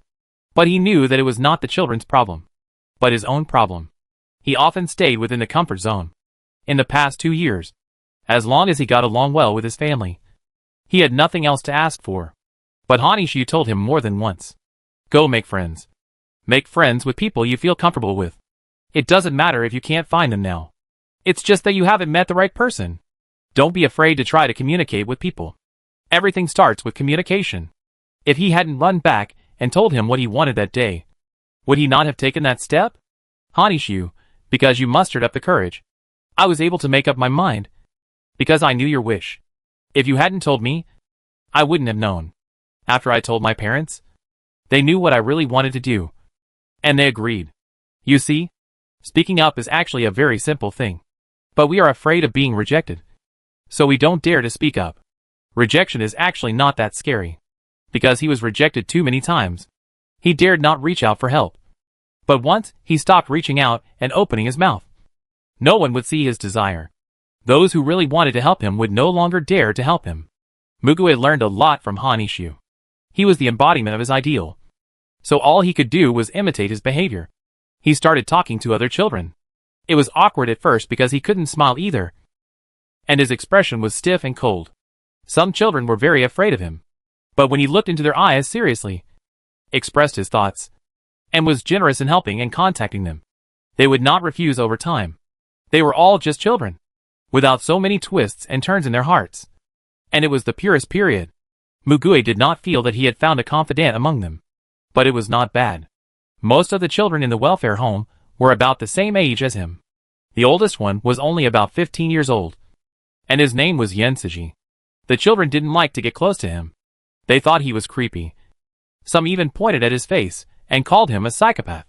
He overheard the teacher chatting. Yensuji was sold to human traffickers when he was born. And the traffickers soon sold him to his former adoptive parents. His adoptive father gave him a cruel elite education. And his adoptive mother was mentally ill. The two of them often abused him. So he had multiple personalities, depression, anxiety and other diseases, which are still very serious now. And he is the focus of psychologists. He was rescued about 2 years ago, when he was only about 13 years old. It is said that the police raided the den of human traffickers and followed the clues to find out that he was being abused at home. So they rescued him. His adoptive parents were later imprisoned for crimes involving large amounts of money and abuse. Mugue went to find information and learned what multiple personality is, and then became more interested. He planned to contact him. This happened a few days after he came to the welfare home. Yensuji liked to lock himself in his room, except when he went to school. He was in high school at his age, so there were not many opportunities to contact him. On this weekend, the teacher took the children to an activity. Mugue saw him and walked over. He ended up scolding the naughty children. Get lost. He glared at them, and the others ran away. Mugue felt that his expression and eyes were different from his usual self. Usually he was a little dark and gloomy. His eyes were erratic, and he didn't make contact with people. But now his eyes were full of courage, which was a big difference and made him feel novel. Mugue then walked up to Yensuji and said to him, "You are so interesting." Yensuji, still staring at him. He was not afraid at all. Walked closer little by little. Sat next to him. And looked at him seriously. Yensuji narrowed his eyes and said viciously, "Why did you come here? Aren't you afraid of being isolated by others?" Mugue blinked, tilted his head, and held his chin and said, "Then why don't you be my friend? It's really strange." Hanishu gave him the feeling of a brother. But the person in front of him didn't feel that way at all, even though they were not much different in age. "I am a mental patient, and there are many people living in my body." Suddenly, Yensuji lowered his head, lowered his eyes, and spoke in a low voice. Mugue had been watching him, and was keenly aware of it. So he asked, "Oh, now the people have changed. How many people?" "Now, there are 5 people." Although Yensuji's voice was small and weak, and he didn't dare to look at him, he answered him, "Well, there are actually 5? Mugue, then introduce them to me one by one." "Really?" The 10-year-old Mugue compared her palms. "Then I will have 5 friends at once." Which is a good deal. There was still no smile on his face. Yensuji stared at him blankly. Mugue suddenly said, "You finally looked at me." Yensuji dodged, crossing his fingers. No one has ever said this before. Mugue, then it's now. He pressed on step by step. And Yensuji looked helpless. Mugue reached out to him and made a decision for him. Introduction. Yensuji didn't think about anything else. Just held his hand. Yensuji. Mugue briefly withdrew his hand. "My name is Mugue. The teacher should have told me when I came here." Yensuji. "Well, your tone of voice is not like a child, but like an adult." Mugue, you said what's in your heart. Yensuji. He lowered his head and put his fist on his forehead. "But soon." Yensuji raised his head and stared at him with bright eyes. "This is a change of person." Mugue came over. "What about you? What's your name? By the way, do all 5 of you have your own names?" Yensuji. After a pause, "Yes, Yen Yen. This is my name. Mugue, how do you write it? Yen Yen used a pen to draw on the table. Mugue, I haven't learned it. What does it mean? Bright meaning. Mugue, it's very similar to your personality. This sentence sounds like a sarcasm. Yen Yen, are you sick? Mugue, yes. How do you know? Yen Yen. TSK. He turned his head away and was shocked. Mugue, are you protecting Suji? Yen Yen. Mugue, you protect him like a brother. Not letting him be bullied. And not listening to him being scolded by others. Right? Yen Yen, we are brothers. And he is too cowardly. Mugue, is there such a relationship? Then is there a sisterhood or something like that? Yen Yen. Nervous. Guessed it. Perhaps he saw that Mugue was genuinely curious and interested. So he could only utter such words to cover up the absurdity. But Mugue didn't care. He felt that what he said was not malicious. Mugue, I feel that I can recognize each of you. You are in the same body. Can you talk to each other? The person in front of him suddenly opened his eyes wide, revealing a pair of sparkling eyes and an innocent smile. Yes. Mugue, who are you?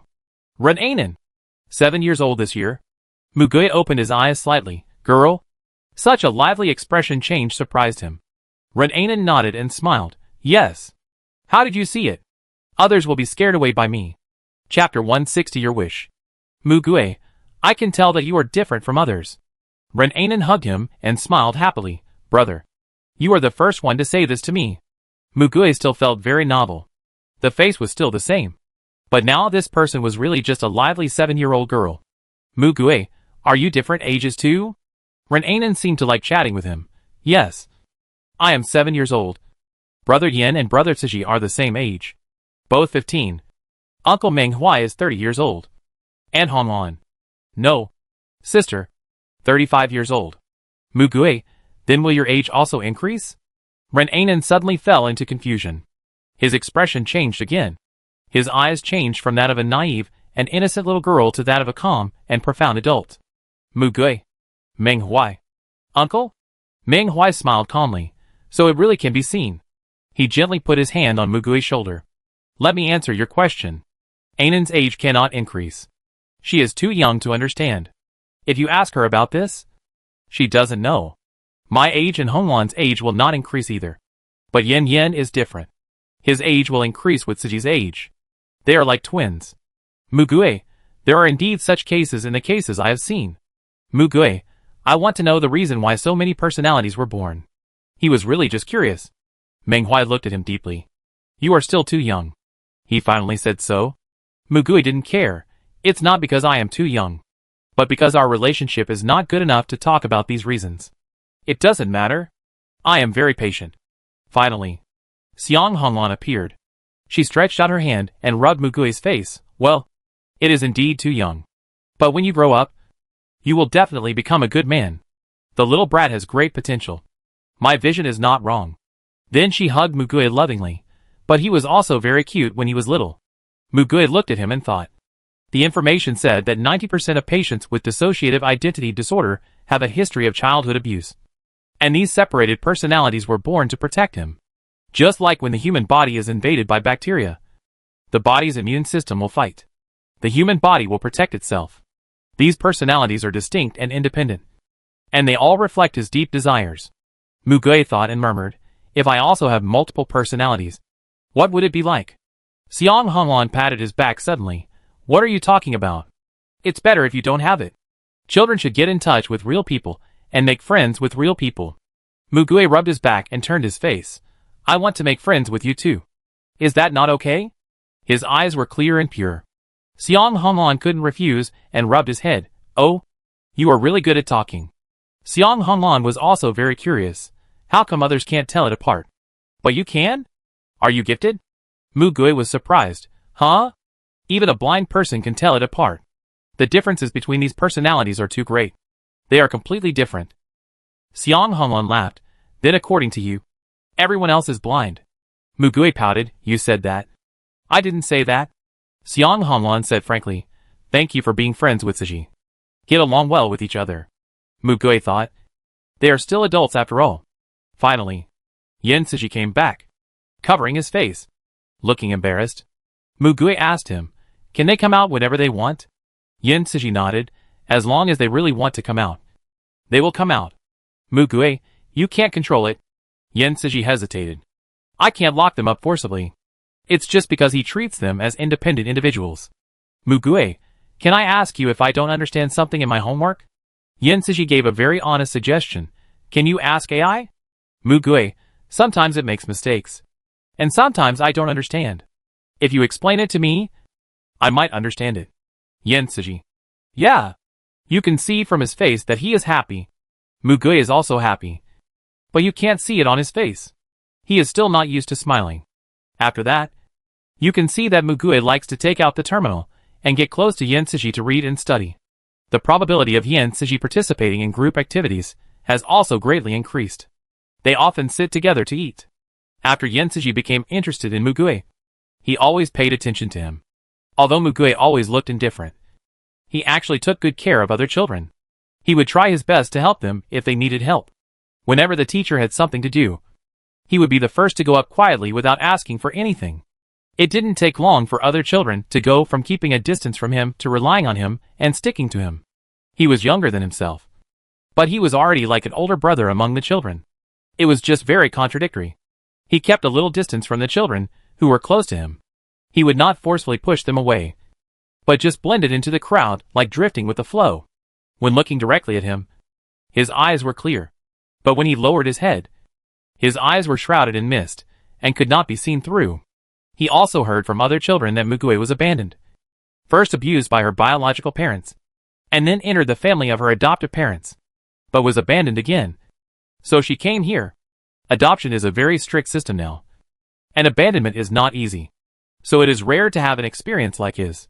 Compared with other children, Mugue likes to sit next to Yen Siji. Yen Siji is not a good talker, and his personality does not often come out. So he is very strange. One day, he finally couldn't help asking. Mugue didn't even raise his head and answered casually, because it feels comfortable. Yen Siji was puzzled and happy about this unexpected answer. Mugue could see it. He didn't explain much. He knew that his mentality was different from other children. Yen Siji was a few years older than him, and he didn't like to say meaningless things, nor would he make a fuss. In the slow running in, their unfamiliar distance was gradually eliminated, and they gradually took each other's existence as daily life. But they were not too close. Yen Siji would not cling to him and act like a spoiled child like other children. This way of getting along between them made him feel very comfortable, and he can ask him questions anytime and anywhere. Life is accumulated in trivial daily life. Mugue is still in school, but he has transferred to a new school. The new school has no competitive atmosphere.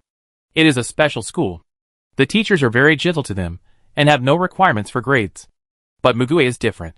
In addition to the necessary rest, he has been studying. It is difficult for an orphan to support himself. The only way out is to study. Of course, others don't think so. Many children still hope to be adopted and have a real family. Yen Siji looked at the vehicles outside the courtyard and said, "A new adoptive family has arrived." Generally, people who adopt children prefer younger children, most of whom are children who have passed the infant stage and cannot remember anything. But there are also families who adopt older children. At this time, the children will behave surprisingly well. I'm going back to my room. Please tell the teacher that I'm not feeling well today and can't get up. Yen Siji turned around and saw Mugue's back without any regrets. Once or twice can be called a coincidence. But if it happens every time, it can only mean that Mugue does not want to be adopted. The teacher was also troubled by this, and she had advised several times, but she had no way to force the child. Yen Siji could talk to him a lot, and he asked him, "Why don't you want to be adopted?" Mugue was silent for a long time without answering. He finally raised his head and said, "What about you? If someone is willing to adopt you, will you follow them?" This threw the question back to him. Yen Siji, "No. I'm already so old. How could anyone take me away? In 2 years, I can work on my own, and I will probably go out." Mugue, "I have the same idea. Can I rent the same room with you then? It will save money this way." He never touched the money in that card. Yen Siji, "Sure. Of course." Since when? Their existence has become a matter of course. There are no thrilling events between them. Only bits and pieces of getting along day after day. The most surprising thing is that a child fell down today, and Mugui carried him to the hospital. Or Mugui went out to save a child who fell into the water and came back soaking wet. Yensiji, you make me feel that I am gradually becoming a normal person. Mugui, you are normal to begin with. Yensiji, yeah. Mugui treats him as a friend and never discriminates against him because of his illness. He is the only one who can distinguish his personality just by his eyes. And he also makes him like the music he once hated again. So before Yensiji packed his luggage and left, he just hugged Mugui gently. And the hug lasted for a long time. Thank you. We will always be friends in the future and keep in touch. Yensiji met a pair of foreign adoptive parents. They saw his musical talent, spent a lot of effort to handle the adoption procedures, and spent a long time communicating with him, preparing to sponsor him to study piano abroad. Yensiji hesitated for a long time, but finally decided to go. Mugui was the one who pushed him to make this decision. Yes, definitely. The 13-year-old Mugui let go of the 18-year-old Yensiji. I hope to see you playing the piano in the concert hall one day. Yensiji smiled sincerely. He will no longer be afraid of the new environment and new life, and will faithfully pursue his dreams and live a good life. These are what he learned from Mugui. Mugui stayed in the orphanage until he was 15 years old. He was admitted to the key high school in the city and rented a house to go to school with government subsidies and welfare funds. When he was 16, he started working part-time to supplement his expenses. He lived alone in a small house, and his life was just studying and working. His days were dull and busy. But when he was in the 3rd year of high school, this was not enough. Studying took up most of his time. But if he didn't have enough money, he couldn't go to college. He also kept saving money. But he couldn't save enough money. So he tried every way to get money for study. He posted on help websites. But the probability of success of this method was too small. So he didn't have much hope. In fact, there were few ways for him to get money. The welfare home also needed to be maintained. So there was no extra money for him. He could only go back to ask the teacher for money when he was smug. The teacher at the welfare home was very kind and would naturally lend it to him. But she asked him curiously, I heard that there is still a lot of money in the card in your hand. You can use that money to study. And it will also be a share for your Uncle Lin. Why don't you use it? Mugui pulled the corners of her mouth slightly. But she couldn't even smile perfunctorily. He still didn't answer the question. It was like touching a sharp needle. He would withdraw his hand if he touched it. The teacher noticed that Mugui would never mention this matter. So he could only sigh. I will lend it to you. Studying is the most important thing. It doesn't matter when you return it. However, before the teacher's money came in, Mugui received an anonymous letter, sent by the most reliable postal package, with an address but no name. It was a huge sum of money in his heart. Student, I saw your post. Take this money and study hard. Just treat it as a loan. There is no interest. You can reply to this address. I hope to hear from you that you have been admitted to your ideal university. A kind-hearted financial aid boss. Mugui confirmed that the letter was not sent by Lin Ichuan or Wan Qingyun. He hesitated for a long time, and finally refused the teacher's money and used it.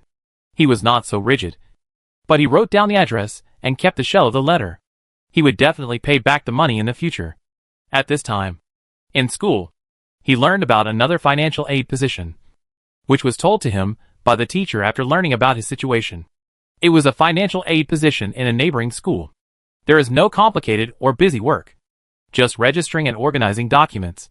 And the work content is very small. People only come occasionally. It is mainly to watch the place. It only takes 2 classes a week and can earn 500 to 1,000 a month. Mugui mainly studies when he is free. Yensiji used to contact him from time to time. Mugui devoted himself to preparing for the college entrance examination and did not realize that he suddenly cut off contact at a certain moment. After he finished the exam, when he realized it, Mugui was a little worried that something had happened to him. He looked for Yensiji in several places, but he couldn't find him. Although they kept in touch, they didn't exchange addresses. Yensiji spent a lot of time traveling abroad. Mugui was admitted to S University as he wished. This is the best university he can go to with his grades. It is ranked within the top 10 in China. His usual grades are not so top-notch, but he performed exceptionally well in the college entrance examination. Of course, there are also reasons for choosing this school, and the scholarship is relatively generous. The teacher at the welfare home asked him what major he applied for. Mugue said, Library Information and Archives Management. The teacher just laughed at him and said that he was still the same as before, liking a stable life with a clear end in sight. Only Mugue himself knew that his goal had always been very clear. He wanted to be admitted to the archives room of the Public Security Bureau.